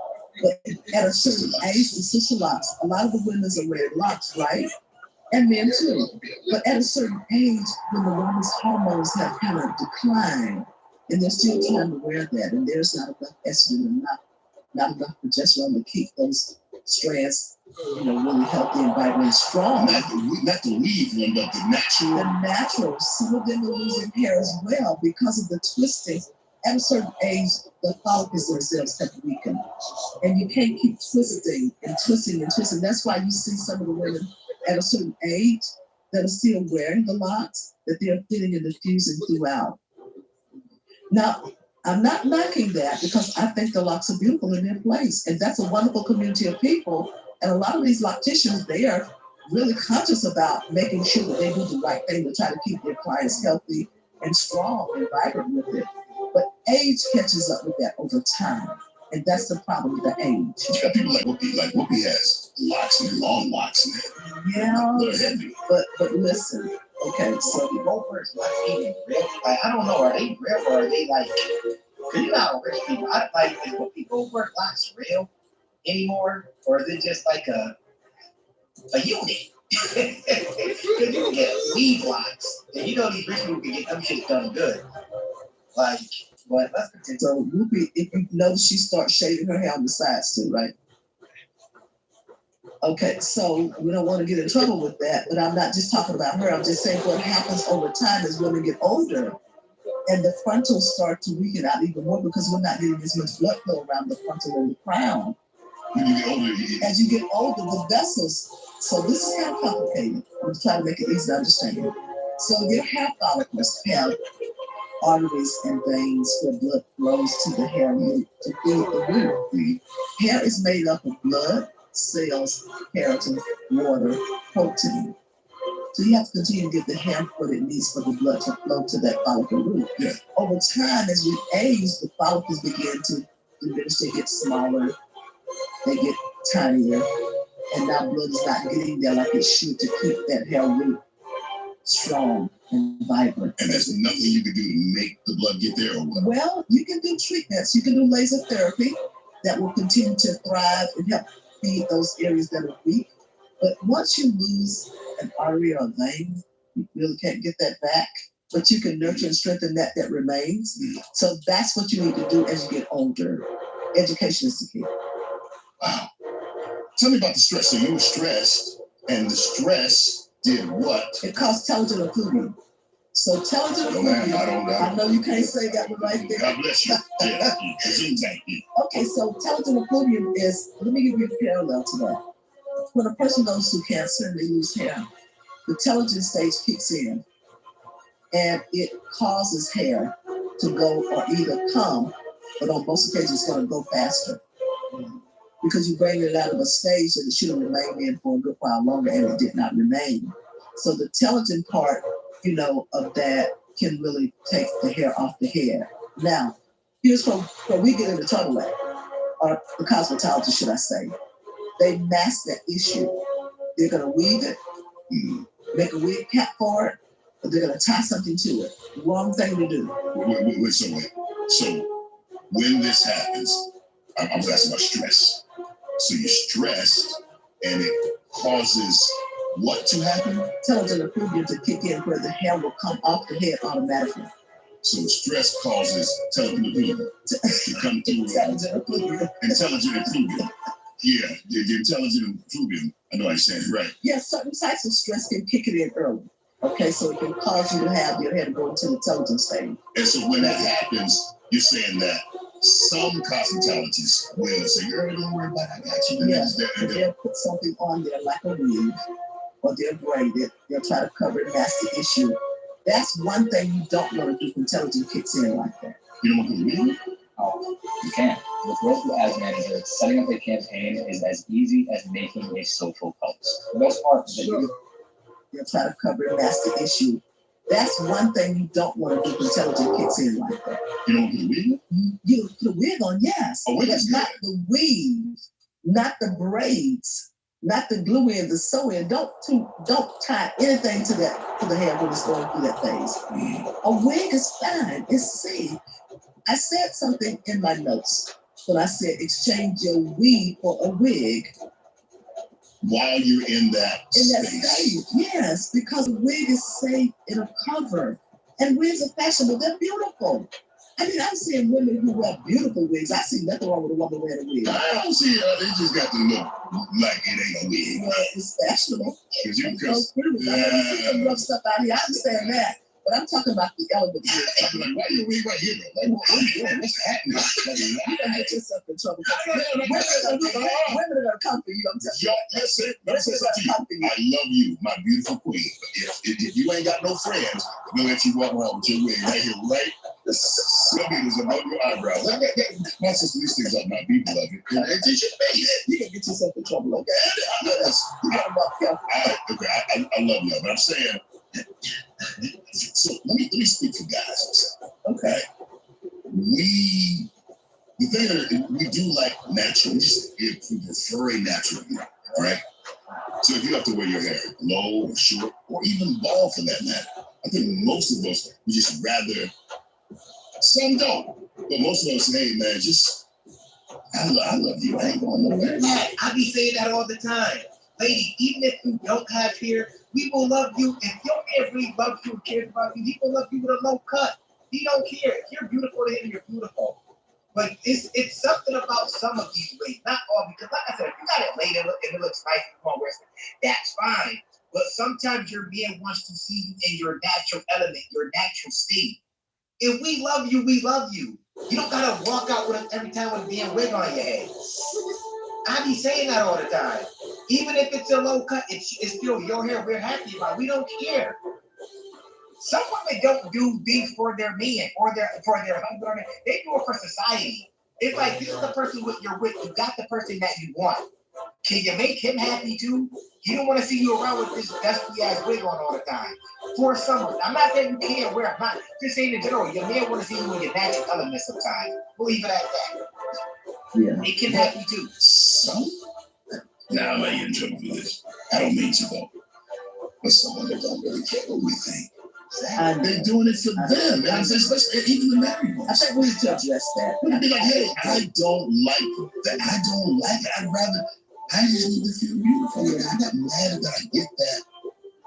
But At what point are y'all gonna listen to what it is that we say? Well, I think we need to address that. I really do. And let me speak to the sisters on that. Look right there in the camera. I don't Well, I'm not trying to create enemies but friends. But I believe that women really do need to embrace the thoughts and the ideas and how that man feels about her hair. It can be a turnoff to some guys, and some guys can accept that. I think it comes down to the woman knowing her man and what he likes. And if she wants to please him in that fashion, I think that's acceptable. At the same time, I think if she's got some issues, he needs to accept that she's got some issues and she's not going to uncover. She's going to put something on to cover that. And I think that puts her in a safe space. So just speaking from both perspectives. I think that lands differently if there is this issue. There's thinking where I'm having this thing and I don't feel like myself. I can't present the best version of myself to you. Right. I don't feel right. Because they have to deal with the humiliation and the shame of that. Can I tell you that there was a lady at our conference? There was a lady at our conference about a year or two ago. She wore a wig and a weave, in and out between the wigs and the weave for 20 years. Because she had hair loss issues. Yeah. And she was afraid to tell her husband. He never for 20 years saw her without something on her head. They ended up going through a divorce. And when she went through the divorce, it was in such bad shape that she decided she was going to set herself free from the weaves and the wigs. She shaved her head and she's a beautiful, tall black woman. She is a beautiful sister. He saw her like that. And she was just absolutely gorgeous. And he said, "Why did you shave your hair?" She said, "Because I had hair loss all those years." He said, "But why didn't you tell me?" And look, what happens when once they divorce you or y'all go through a divorce? They cut their in here, they hit up the gym. This is what men be talking about. 20 years, her husband never seen her without weave or wig on. They divorced. All of a sudden, she cuts her hair. She's a beautiful black woman, and she embraced it after the divorce.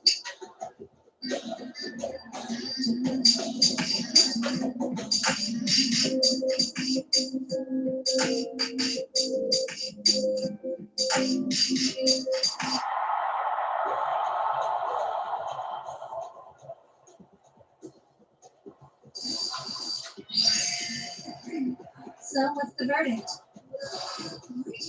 You're looking incredible in that dress. This whole outfit makes you look like an angel sent from heaven. You always look pretty, but you've really outdone yourself this time. Oh, yeah? Yeah. Cool, one sec.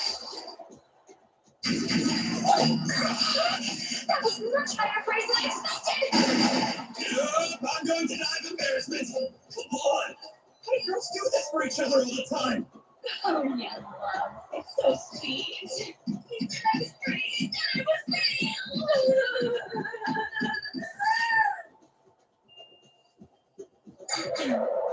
I concede. I didn't think he had it in him to compliment a girl right. He's done well. Almost like he's used to this stuff. Maybe he's into that sort of tomboy aesthetic. Outfit shoot, go with it! You've done a 180 into looking cool as hell. I always thought your vibes would be more hot than cute, so I'd say this is a great fit. Oh, thanks, that's sweet. But anyway, moving on. Wow, you can pull off cute. Who's that Russian bombshell? I love it. You're so pretty.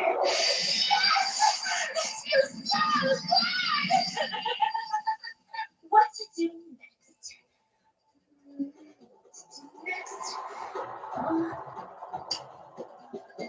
this might be a little too revealing. Of course, not too revealing would be a problem for him. How do you like me?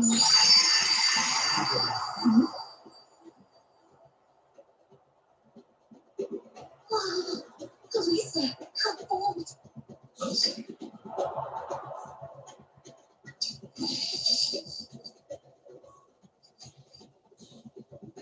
So we're staying in the Privados.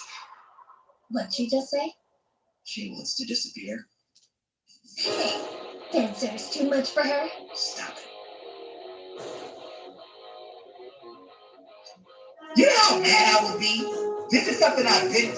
Last week on Ladies First, what started as a conversation about a viral divorce case quickly spiraled into one of the wildest debates on the panel. Okay, so I have a curveball for you today, okay? There was a woman that got divorced, okay? And she's going viral because she's smiling about leaving the kids in full custody of the father. So the question was simple.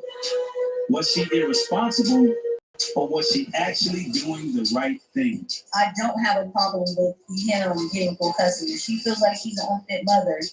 She'd be one of the women that did the right thing for a change. So at first, the panel was split. Some said if a mother knows she's not fit, stepping aside might actually be the responsible move. Then the conversation shifted to who should actually raise children, mothers or fathers. Statistically speaking, when a little girl is around 12 and 13 years old, look at the statistics. Sometimes the father starts to do silly. But that's when things took a turn, because Donquisha dropped a claim that instantly set the panel off. The pushback was immediate.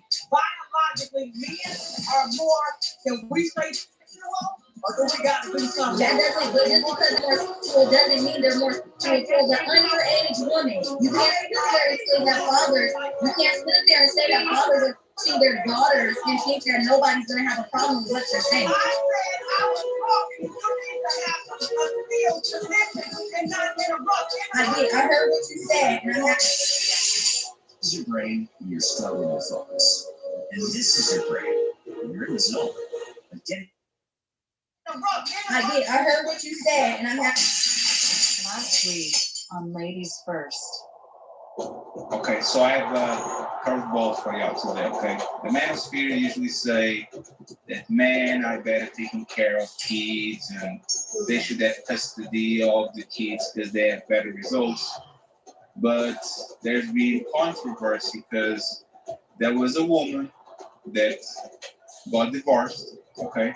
And she's going viral because she's smiling about leaving the kids in full custody of the father. And it looks like everybody in the comment section is going crazy. What do you think about what happened here? Do you think she should feel embarrassed? Do you think she's doing what's right to giving the kids away because that's what men want?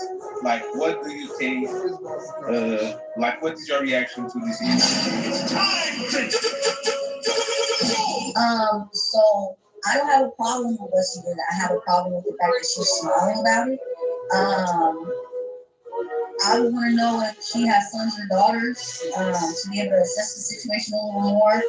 But I don't have a problem with him getting full custody. If she feels like she's an unfit mother, she'd be one of the women that did the right thing for a change. So that's what I have to say. Sarah, what do you think about the situation? Yeah, no, I can kind of hands down with Melanin on that one. I think everybody's better off in this circumstance. If her intentions, and I'm not going to assume intentions, but I'm going to hypothetical intentions, if her intentions were to do that to be spiteful, well, then the kids really are better off with that in that instance. I wouldn't say it was a good thing necessarily for anyone, but it could be good by way of nobody's arguing over it, and she gave him what he wanted, I'm assuming. And if she wants to be a butthead about it, well, then go be a butthead about it and let your kid be a person who's not going to do something like that out of spite. So if they're little boys, definitely. But if it's a little girl, then I might need to talk to the sister and evaluate and assess it a little bit more. But I believe that boys, straight up, go with that. Girls, I don't know. So that's my take. I need to know. What do you think, like, raises girls better, man or woman? I think a woman raises girls better. So you think, like, the man will be like a disciplinary, like men usually love their girls a little bit too much. They spoil them a little bit too much. Like, don't you think they could give him the nurturing and then do the disciplinary thing too? Or you think it's better to go with the girl? I think that women, because the little girl is a little girl that's going to turn to a woman. I think a responsible woman is better at raising girls than a man because she's a woman and she needs to grow up into her femininity. She needs to be raised by a responsible, nurturing, loving mother. So that's what I'm talking about, Fatty. If it's a boy, he needs to carry his tail over there with his daddy. He's a man. He needs that masculinity so he can grow up and be the man that he's supposed to be. So that's my take, Fatty. But you just see, you didn't give a lot of disclaimers as far as the father and what he needs to possess. Like when you're talking about the mother, she needs to have these qualities in order for it to be successful. So that's just the difference that I'm hearing what you're saying. What you mean? I was saying the boys need to be with their father because they're masculine, and the father is going to be more into his masculinity, and he's going to transfer that to the boys. That's why the boys need to be with him. He's a man. I get that, but what I'm saying is, I get that, but what I'm saying is, in regards to the woman, she needs to be a feminine, nurturing, like, I know what I'm saying. You're naming all of those things in order for her to be successful with the daughter. So is it really better that the mother has the daughter? Because if she doesn't possess those qualities, then what is she raised? What is Kirk Herbstreit? And Aaron Andrews also joined us on the sideline. Situation, you got to look at each person. You have to judge it accordingly. But from my experience, we've got a good one with the wisdom that I have, it appears to me. Words are hard, but food isn't. So what I tell someone, make this, because 60% of the time, it works every time. It worked for me. Let's make gochujang pasta. All it takes is 20 minutes with a few ingredients. I start by salting my water and then boiling the pasta. Next, I chop up some garlic and green onions. Full recipe is really close to filling. In a pan, heat up some oil, add in the garlic, green onions, cook that for a bit, fry it in the gochujang paste, half and half cream, salt, pepper, and parmesan. Now on medium heat, let the sauce thicken before adding in the pasta. Mix it all up, and now it's time to enjoy. Meaning that the girls are better off being raised by mom, and the boys are better off being raised by the women. Can I ask something quick? I got you, Sarah. Are single women more masculine than women that are in relationships? Queen? I would say, is she more masculine? Yes. She's tapped more into her masculine energy. Yes. So how is she going to part the, like, usually single women are more work, like they have to work more, they have to do more things.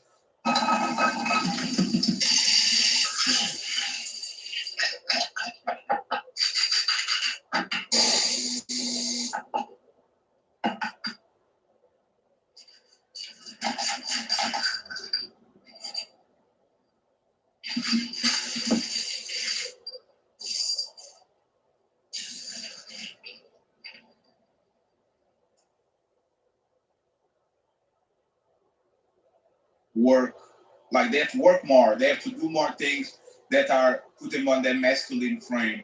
How is she going to pour the femininity into their child when usually single mothers are probably the most masculine woman in society?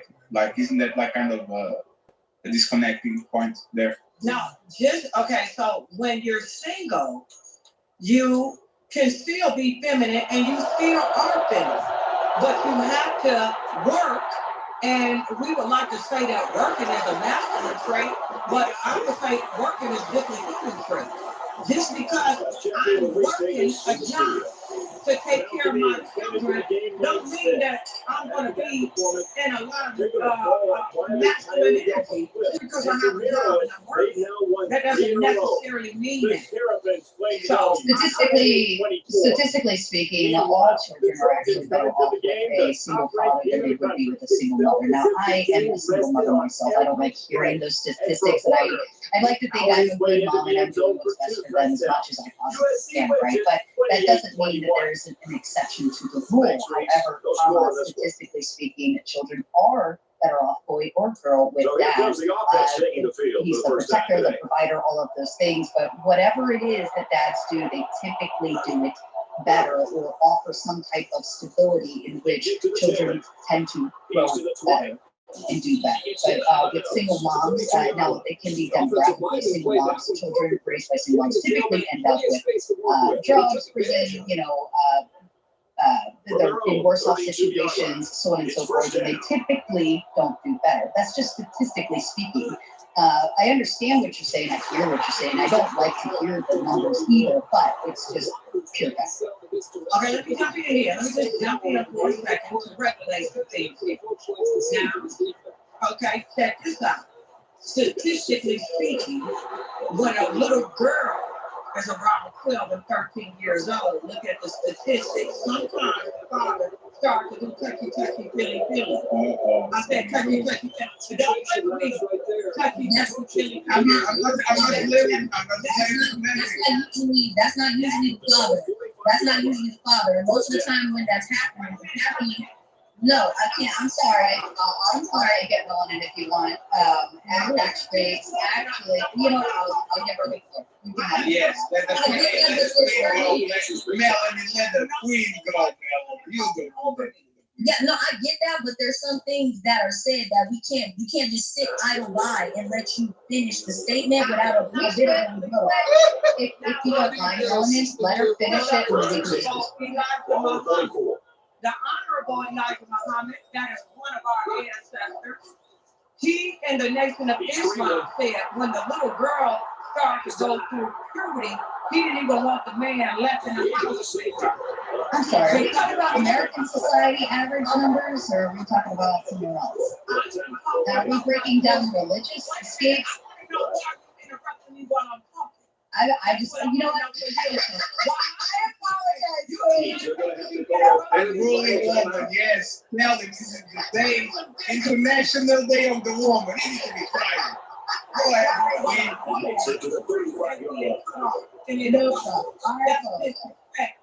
Go ahead, Steve. You guys. We're not gonna monologue with several statements that you're making that we cannot rebut. But I'm just letting you know it won't be a monologue. You're saying, what I'm telling you is you're saying certain things.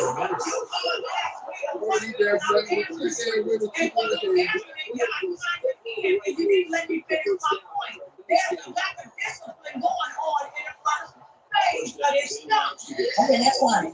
But I'm just saying, you're not going to sit up there and say, gas, touch your waters. You think, I said what I said, and you're not going to get to just speak for you. I'm talking to you. You can't sit there and say that fathers, you can't sit there and say that fathers touching their daughters and think your daughter's going to have to tell you what you're saying.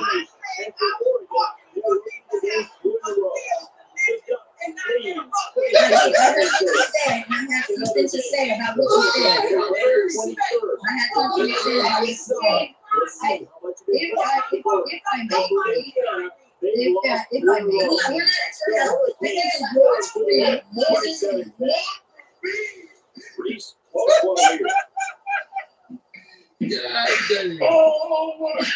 So big game is only for the past 20 weeks. I don't care about what I was saying is the woman should be taking care of the little girl because when she turns 12, her menses is there.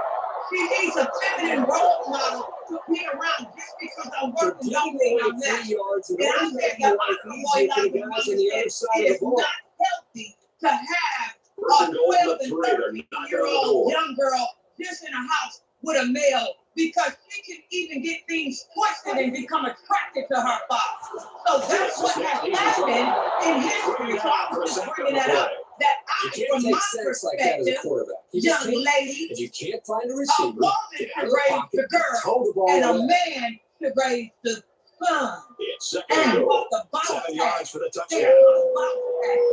touchdown. Touchdown, man.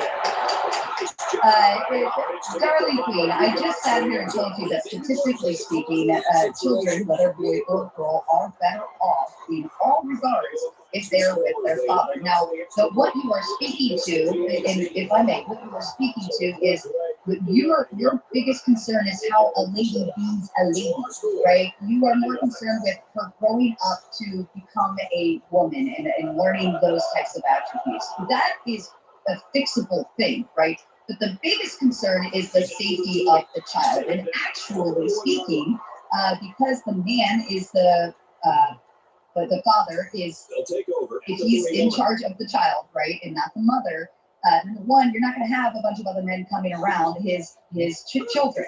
He is the man. If you are a mother, a single mother, you're increasing your chances of dating somebody, bringing somebody over. Men can take advantage of you, so on and so forth. And now you are not in a position where you can protect your children. But statistically speaking, more of the bogus stuff comes from the female side. Now, when you're talking about men touching children, I don't think statistically, I'd have to go look at it to confirm, but I don't think statistically it's from a single father. That, especially if the stats show that single fathers do better raising the children than a single mother. That doesn't even make sense to me. Ball on the 42-yard line. Mel, and then I want to introduce one little note as a fact check. Where? Yeah, so the fact that you're even trying to say that the biological father was having issues with his teenage daughter around that time, you got to pull out the statistics for that, because I'm not going for it. What usually happens is the single mother household needs to replace the biological father because she just doesn't want to co-parent because she wants the child support, the Section 8, and the food stamps. So then her boyfriends, her many of boyfriends, are coming in and touching that child. It's not the biological father. The biological father has a level of protection that he provides for son and daughter that can't be matched by the mother. Okay, even as far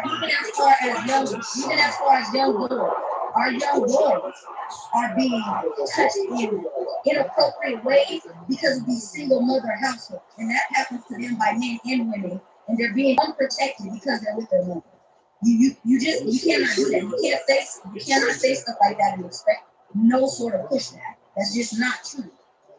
Okay, can I respond? Can I respond? Yes, yes. Let me just say this. Statistically speaking, the presence of the father is the biggest deterrent for somebody touching your kids. Either be female or male, because like you said, like Mel said, biologically, the dad and the mom usually are not attracted to kids. There's the stepmoms, the stepdads, the uncles, the cousins, and these people that are actually around the kids. So since men and women usually don't stay single, right? You giving the kid to the mom, like you're saying, is introducing an outsider that might be attracted to your kids or to somebody on the house because it's outside of the house. So now that we introduce that, and I want to talk about like OnlyFans models. Most of OnlyFans models come from single parent households. Most of prostitutes come from the places where the mom raises the kids. Like most of the alcoholics, drugs. With that information, do you still think the woman should go to? Absolutely. Let me just go ahead and say this. Okay. He's got a lot of time to forget about that last bit. That one of our ancestors, the most honorable Elijah Muhammad. I started out using the most honorable Elijah Muhammad as the person that is teaching this. This is not a female talking point. This is a male talking point. The honorable Elijah Muhammad said that when the child gets around 13, she should not be left in the home with the father alone. Wait. Why? Because you said that he said it, right? Okay. What did he explain? What was the reason? Let me explain it to you. Please. How can I follow this? 49-yard line. You're talking to Queen Casey. Now, this is what he said. He said that when the young girl get around 12 and 13, puberty hits. She starts to resemble the mother, the one that he was in love with back in his heyday when he got her pregnant. The mother is not there. So now the young girl is there. She wants to please him. She's saying, Daddy, you want to eat? Do you need this? And he says that with this dynamic, it is a likelihood that things can get twisted. He said it can get twisted, right? And what he said was this, the honorable Elijah Muhammad, not me, the honorable Elijah Muhammad.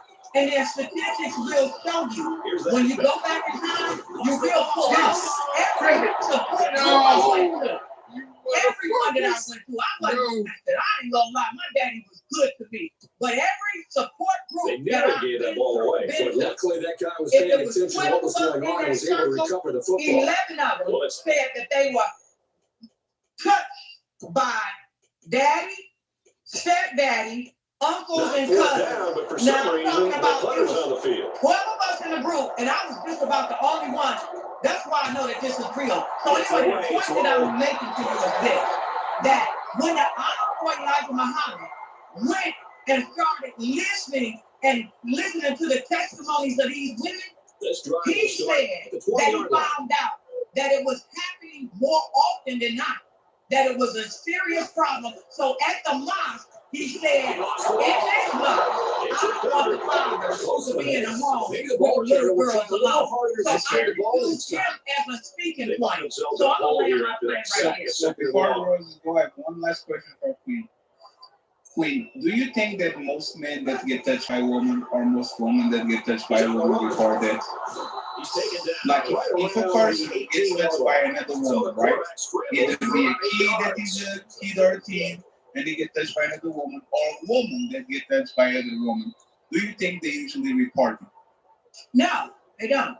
So wouldn't that be fair that the numbers or the groups that you have are kind of skewed? Because every time or most time that woman touch other women or kids, there's kind of a silence. It's a woman. Contrary to if a man does the same thing, he's front page news. It happens with the teachers. It happens with the uncle, with the dad, the stepdad, the stepmom, the auntie, the teacher, the nanny, the babysitter. Like usually they don't get nothing because it's a slap on the wrist or it's talking about a situation, talking about the thing anymore. Like, don't you think that that's the reason? Because people don't report it? I think that the reason why you don't report it is because if somebody is unbalanced and they're a female, you're going to deal with more emotion. He's doing a little touching. Let her land.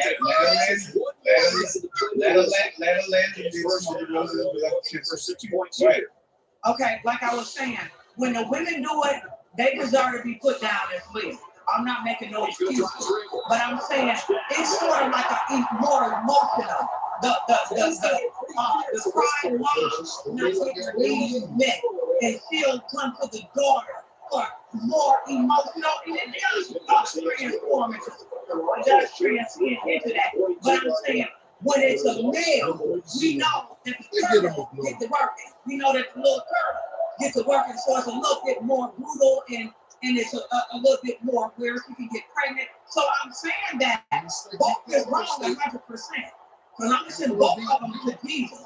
Both the male and the woman, when they do that, they go to Jesus equally. But I'm saying the reason why it's not reported as much is because the woman can't really do penetration and she can't do as much damage. So I'm just gonna go back to what you showed us, the post of the young lady taking the picture from the courtroom. I'm not gonna be like Sarah, and I'm gonna go with saying she is a ratchet, she is a tyrant, she is a hyena, because why is she posting the grandmother, her mother-in-law or her ex-mother-in-law in the post? Why is she showing such an intimate setting with such a gloomy moment? It's a divorce. She's posting from the courthouse and she's acting like a hyena. So I'm just going to assume that she's a hyena doing what hyenas do. And it's probably the best thing that the children aren't going with her, whether they're boys or girls. And then I'm going to say that SA from a man or a woman cannot be quantified to better or worse. I think that is just a ludicrous thing to assume that because a man has a turtle or whatever you want to call it, that he's more brutal than a woman could be. You know, women have been found to use broomsticks, all kinds of things to little boys and little girls. They make movies about it. 1 in 6 men. I have done my research on SA, and 1 in 6 men report it, and they only do so, and they don't, and that's underreported if you go and look at statistics. It's underreported by men because men are less likely to be believed, and they carry more shame because they're considered to be the stronger sex. So I don't agree with anything that Queen has said today. And then the example that she's using as the Honorable Elijah Muhammad. Let's look at that. What did this man do? Was he projecting? Maybe he was projecting a little bit his own sickness onto the congregation that he was over, right? I mean, wasn't this part of the reason why Malcolm X separated himself from this man? Because he had proclivities for young brides and multiple young brides. So to throw him in here as him being some like God-like person that we're supposed to honor and represent, I just think that is a farce. It's ludicrous and it's wrong. When boys get assaulted, it is just as bad as girls. The Honorable Elijah Muhammad probably was projecting because he understands he's a man and he understood what was in his nature. Now we're going to stop pretending. Now we know that men suffer in that area. I want y'all to all stop pretending with me. You know that is an area that predominantly the man suffers in. What exactly? What exactly? He suffers in that sexual department of doing sexual deviant behavior more than women. And we know that. That is nothing for us to even talk about. They're giving away so if he has statistically, he's more what's the word I want to? He has more of a proclivity to do deviant behavior than women. Then what are we sitting here going back and forth? This is something that he struggles with. He struggles with pornography emotion. He struggles with his testosterone emotion. He's a very sexual creature. So stop playing when you got a little 11 and 12 and 13-year-old that's already feeling neglected. The mother didn't let her with the father, and she wants attention. And when she gets a little older, she starts sitting on his lap and crossing lines. We know that it's better that the female is with the mother than with the father. And that's in some serious situations. And then I'm about to pass. I'm done. Do you think most men they're good? No, I don't think that. What percentage do you think they're good? I would say in terms of a father, I would say there's going to be a low percentage. Like what? Give me a number. I would say fathers that bother their children. I would say maybe 5%. Most families, 70% of the black families is with women. 70%, okay? Is with women. So therefore, we can't see the stats because most children are with the women. And so what I would say is to then take children and send them over females, so a little girl, with the men, because it's not reality right now. So we can't get any stats because the little girls are with mothers. But to shift them over to the father, I'm just saying, from my perspective, it's not a good call. Let the little girl stay with mom and the little boy stay with the dad. That's my stance. Boys, we dating girls with mom. So when she starts her period, that time of the month, he doesn't know nothing about that. When she starts feeling the feelings that she's going through as a female and she's taking into her femininity,